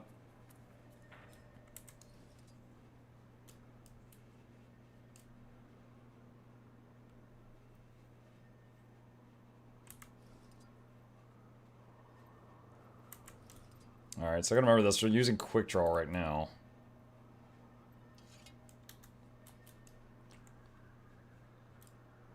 So I'm thinking the opener we want is when we almost get to the enemy. Do this, and then do. And then we start with boons and stealth, run at them. And then we could start combat, swap to the daggers. Dagger 4 first is the heaviest hitter. Or Quick Draw with the Astral. We have Blood Moon, right? Yeah, we have Blood Moon. Yeah. I'm fine with Muck reading Snargle books. I mean, to be fair, Snargle's pretty top tier for the entertainment value. That one is up there for sure.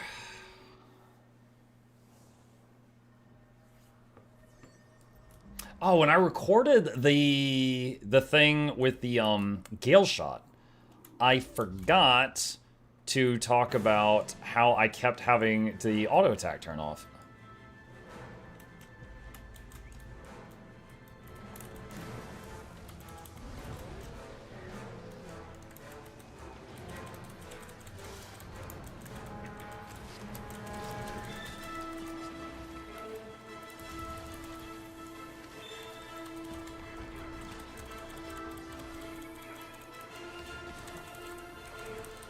Nice, got that guy.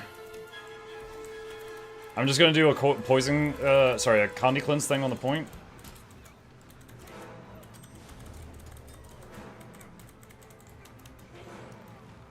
Okay, that is unfortunate. I have to try to get around that now.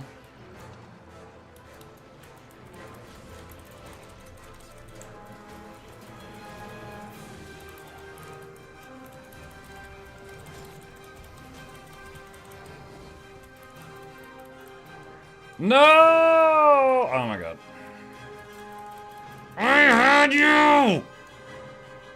Whee!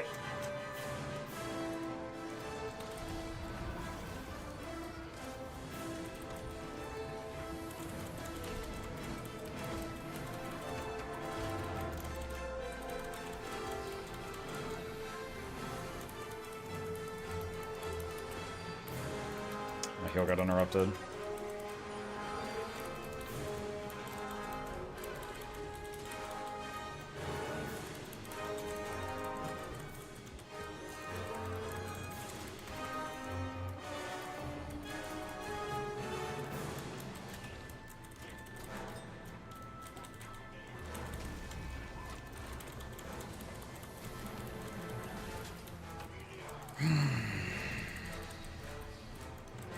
This is quite the fight.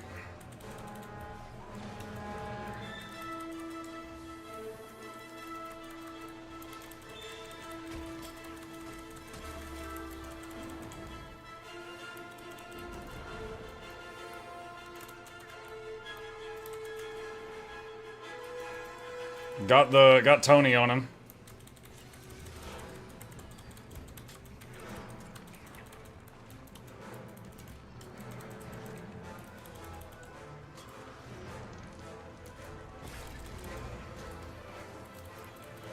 Let's see if he boops me. Yep, there it is.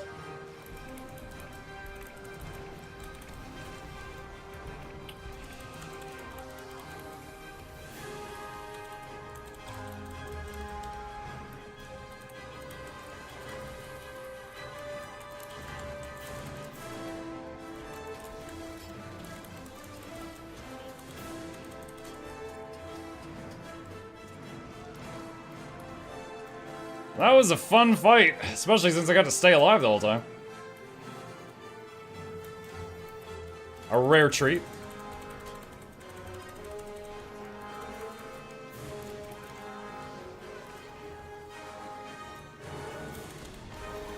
Trying to immobilize him off the point. Nope, he managed to break out of it.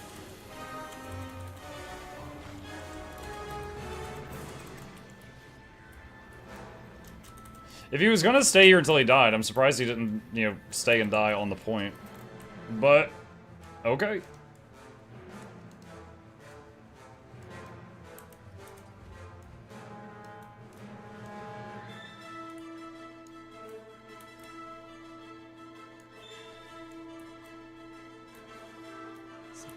Monk loves spooky games. We will, when we get close to October, we will make a list of spooky games, and we will play a lot of them.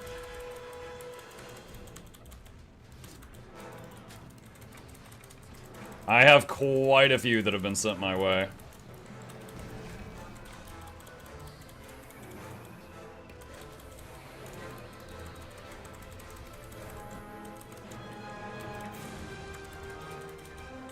Damn it, he blocked all my biggest hits.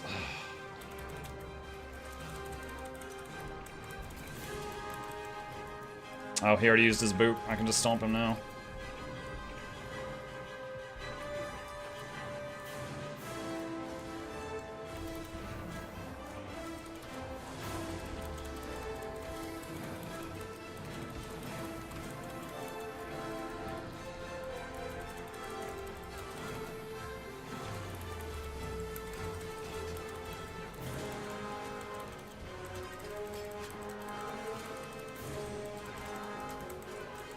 Like his dialogue volume turned off? Might be? Yeah. Sorry, are we not hearing enough? Ugh, yeah. Ugh. The enemy has point A. It's a Capricorn! Point B belongs to you. I didn't even realize it was off. Cores installed. Charging the laser. Oh my god, I just did so much AoE CC. It just, this 2v2 was just going and going and going. I come in and just throw CC everywhere. Oh, it's over. I love it. Ba-da-ba-ba-ba. You're dead on the ground. Point A is yours.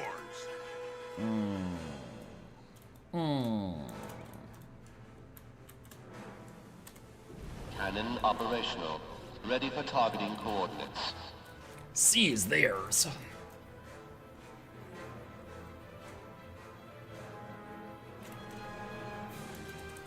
The enemy has taken point B.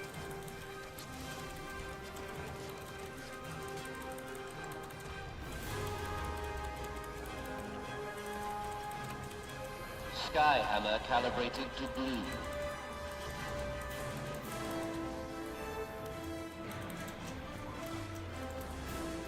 Ah, got CC'd right before he went through.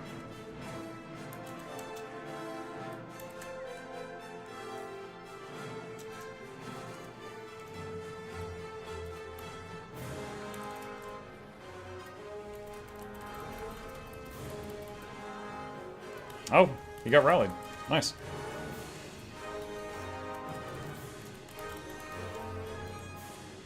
Point C is yours now.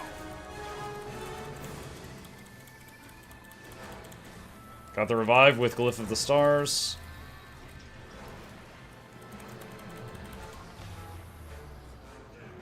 I don't want to be too close to the guy on the point or I'll stealth him. Gotta be careful of that. Point B belongs to you. Point C is in enemy hands.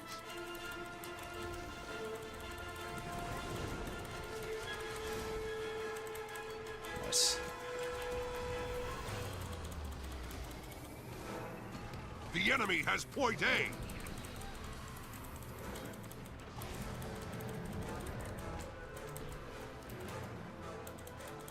Oil slick shoes. Classic.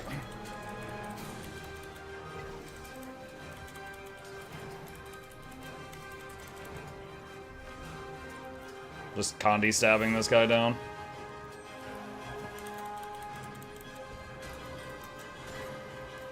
Oh, I thought we were jumping. Are we jumping? Ah! Point A is yours. Friggin' baby gates. Point C is yours now. Ah! Help, I need an adult. Belongs to you. Cores installed. Charging the laser.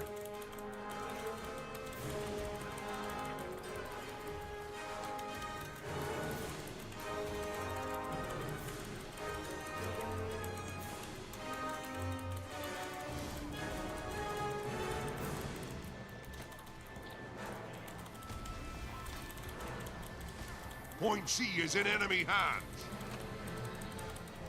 Cannon operational. No, baby gates. Ready for targeting coordinates. Oh, this is mucked up. There was like 2 overlapping baby gates in like the earth wall. That's what it was. Sorry. It was the earth wall and the baby gate. So like if I was like caught in between them and I got stunned many times there. It's like ping, ping, ping, ping, ping, ping, ping. I needed 7 stacks of stability to get out of that. Are there any drops from Muck directly? Direct, like... What, like I mail you an apple? What does that mean? I'm doing giveaways Saturday. Is in enemy hands. If you want me to give you something, be here Saturday. Point B belongs to you. No beta characters, something happened. Servers exploded, they undid it. Point A. It'll be back later.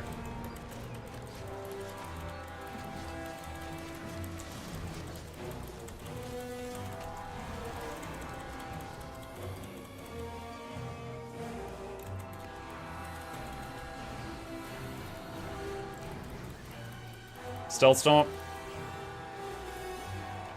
Eh.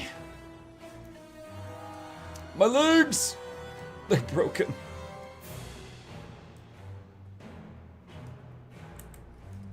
Point A is yours.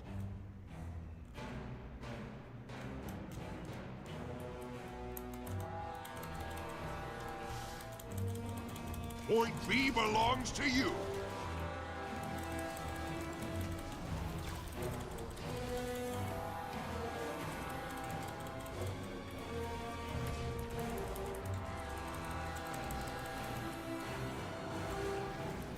Oh dang, I don't know how much of that was his damage or my damage, but they both went down. Point C is in enemy hands.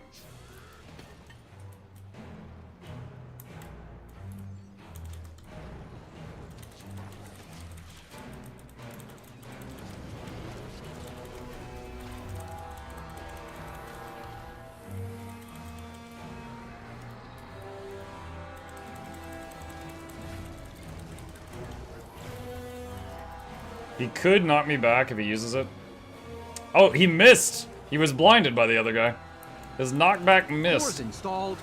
Charging the laser. Kind of amazing that an omnidirectional knockback can miss, but I'll take it.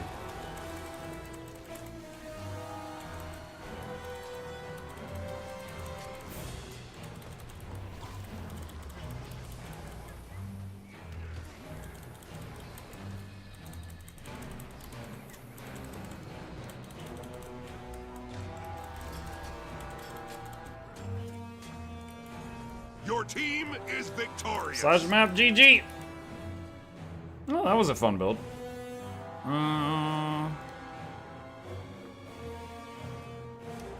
Did a lot better than the last match. The build we tried last match where I got less than 100k damage. We got 300k this time. Top healing and top kills, 1 death, and 2 revives on teammates. That was a good match. That was fun. Even if I had lost, I would have said that was fun, just because there was a lot of back and forth. GG.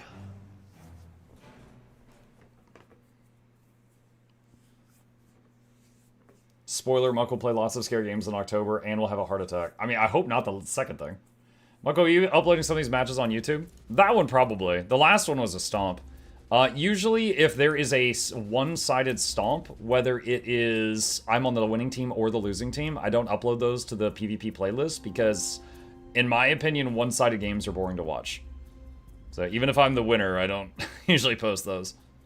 Alright, that was the build for anyone who's interested. On to the next one. Alright. Let's see. Do I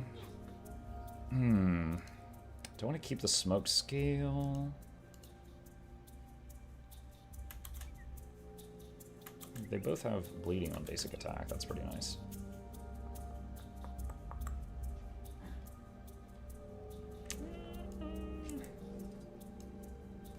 Probably keep it as is.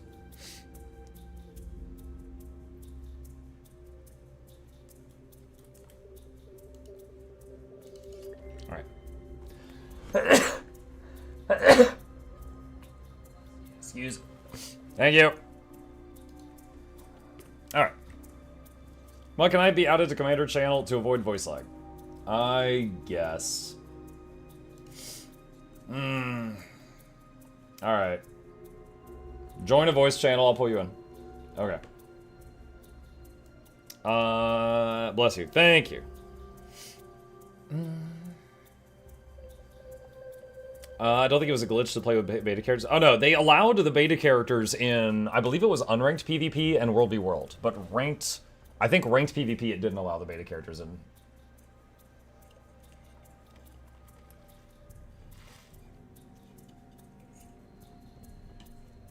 Do you think that God, cow converted mana cost Cohen stays in heaven because he's afraid of what he has created? Broken beta event.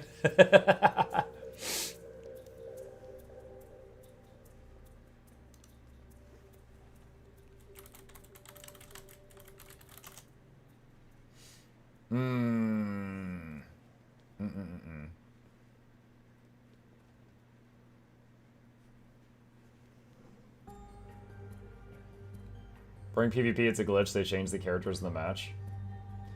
Oh, I think if you are in a match and you log out to character select, you can change character and log back in, even if it's in the middle of a match. But you lose, of course, you lose the time that you were in it. I don't know that that's intended behavior, but I'm pretty sure that's a thing.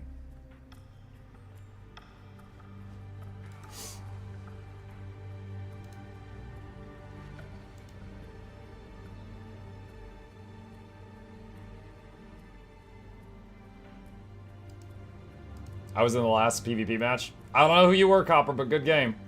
I enjoyed it. It was there was a lot of back and forth in that one. Is One Potato still active at Guild Wars 2 content? Hang on. One easy way to find out.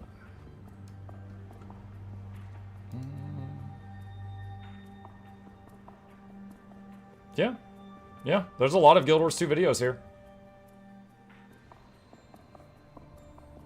Yep. Someone said he was streaming today. Oh, he was live 4 hours ago. Yeah, I guess during the crashing. Yeah, he's still active. Oh no! I almost missed it. It's a Capricorn!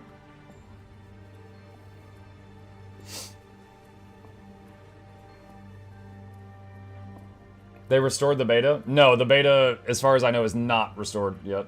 I would imagine, this is a guess, this is a guess.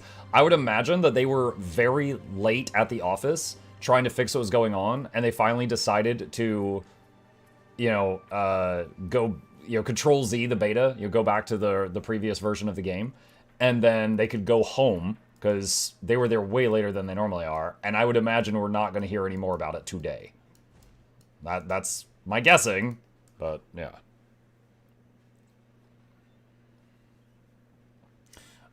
Just crafted my 21st Zoonlight Ingot for Aurora, already knocked out Vision, finally done with the things. Sweet.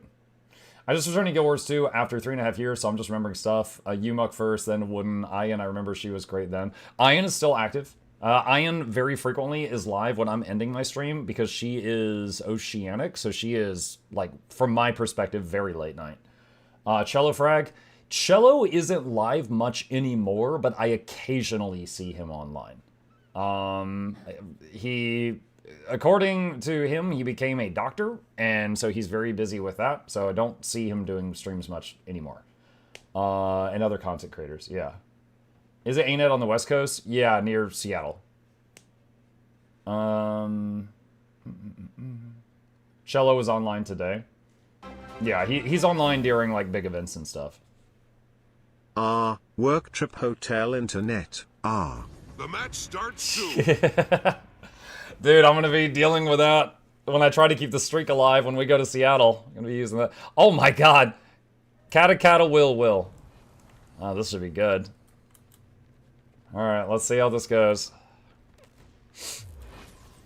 Someone on my team said double Willbender. Nice knowing you guys. Points. Seize theirs. An enemy ship is pulling into the harbor. It's the Capricorn.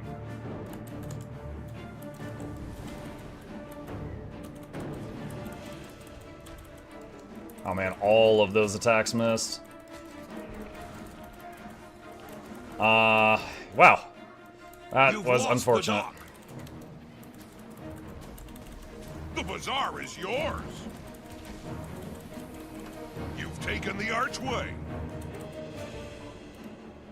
Getting knocked around a lot.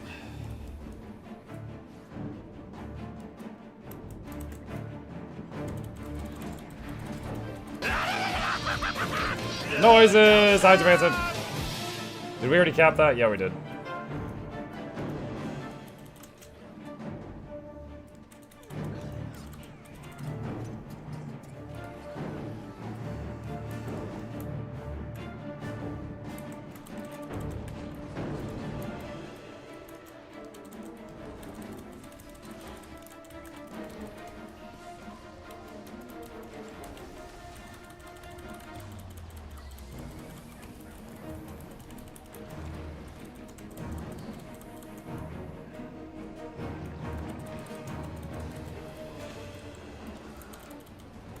Let's swap to this guy. That catalyst is really tanky, it feels like.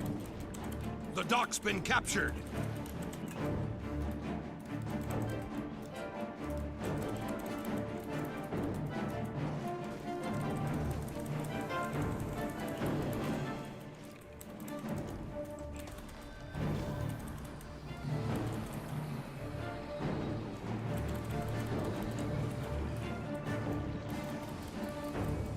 Got the revive off with Glyph of the Stars.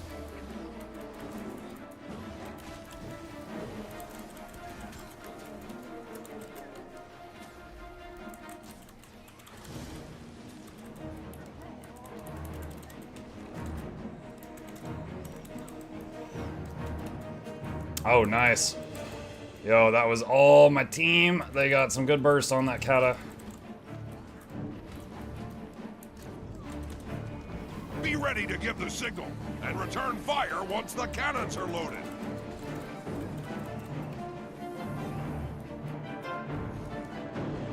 Alright, where are we needed right now? You've taken the archway. 15 seconds on cannon. Alright, I don't know if I can 1v1 this guy. We're about to find out.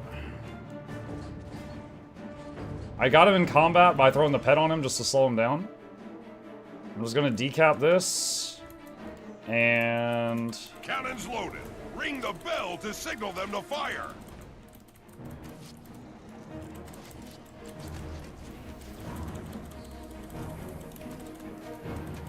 The bazaar is yours. Hey, is it your bedtime? Yes. Okay. Ah, he can have this kill. Alright, come here, real quick. Good night, buddy. Love you. Ah, joking, mate. Alright. I think that means keep on doing it. That's Oh, yeah, great. sure. Alright, sweet dreams, buddy. More. Good night. Bye-bye. Bye-bye.